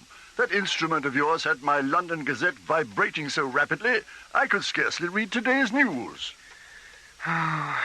Please forgive me, Drone, but you know how restless I am when there's nothing afoot to test my keen powers of observation and deduction. And music does, after all, soothe the savage beast. Well, if it's savage beasts you're interested in soothing, perhaps you should consider taking up residence at the zoo. Careful, Drone. I think you're skating on rather thin ice with that one. Just a moment. Do my ears deceive me, or is that Mrs. Hudson's cat-like tread upon the stair? Yes, that's Mrs. Hudson, all right. No question about it. Come in, Mrs. Hudson. Why, Mr. Foom, how on earth did you know it was me? Elementary, my dear Mrs. Hudson. There are just the three of us in the entire house. The doors and windows are latched from the inside. Dr. Drone and myself are, as you can plainly see, here in this room, which left only you, Mrs. Hudson, unaccounted for. Oh, Mr. Foom, you never cease to amaze me. I also perceive an envelope between the thumb and forefinger of your right hand, Mrs. Hudson. White, 6 inches square, addressed to me in violet ink. Oh, my, yes, I nearly forgot. It just arrived. May I have the envelope, please? Thank you. A message from none other than Her Royal Majesty. You don't say. Her Royal Majesty? How did you know that, Foom? The return address, my dear Drone. I recognize the royal zip code. Your powers of observation are absolutely uncanny, Foom. Yes. And now...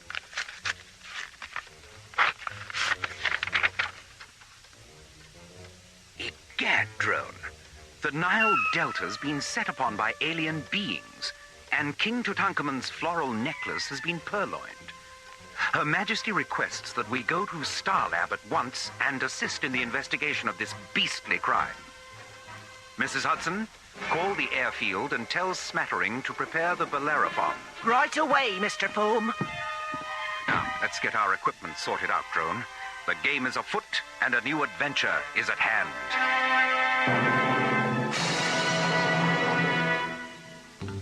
The Royal British Museum freighter Nile Delta is returning to Earth from Thanatos. Aboard the freighter, the treasures of Tutankhamun, sent to Thanatos 2 weeks earlier for exhibition. Midway between Earth and Saturn, the freighter is boarded by aliens who steal the King Tut floral necklace and take a tissue sample from the face of the boy king's mummy. When news of the Nile Delta incident reaches Queen Victoria III, she quickly notifies consulting detective Sonar T. Foom. Let's get our equipment sorted out, Drone. Her Majesty respectfully requests that we go to Starlab at once and assist in the investigation of this beastly crime. At the Pennybaker Street tube station, Foom and Drone board an urban link train that carries them to a small spaceport near Croydon. Crossing the field to Launch Pad 6, they board Foom's powerful multi-atmosphere cruiser, the Bellerophon, England's most sophisticated privately owned spacecraft.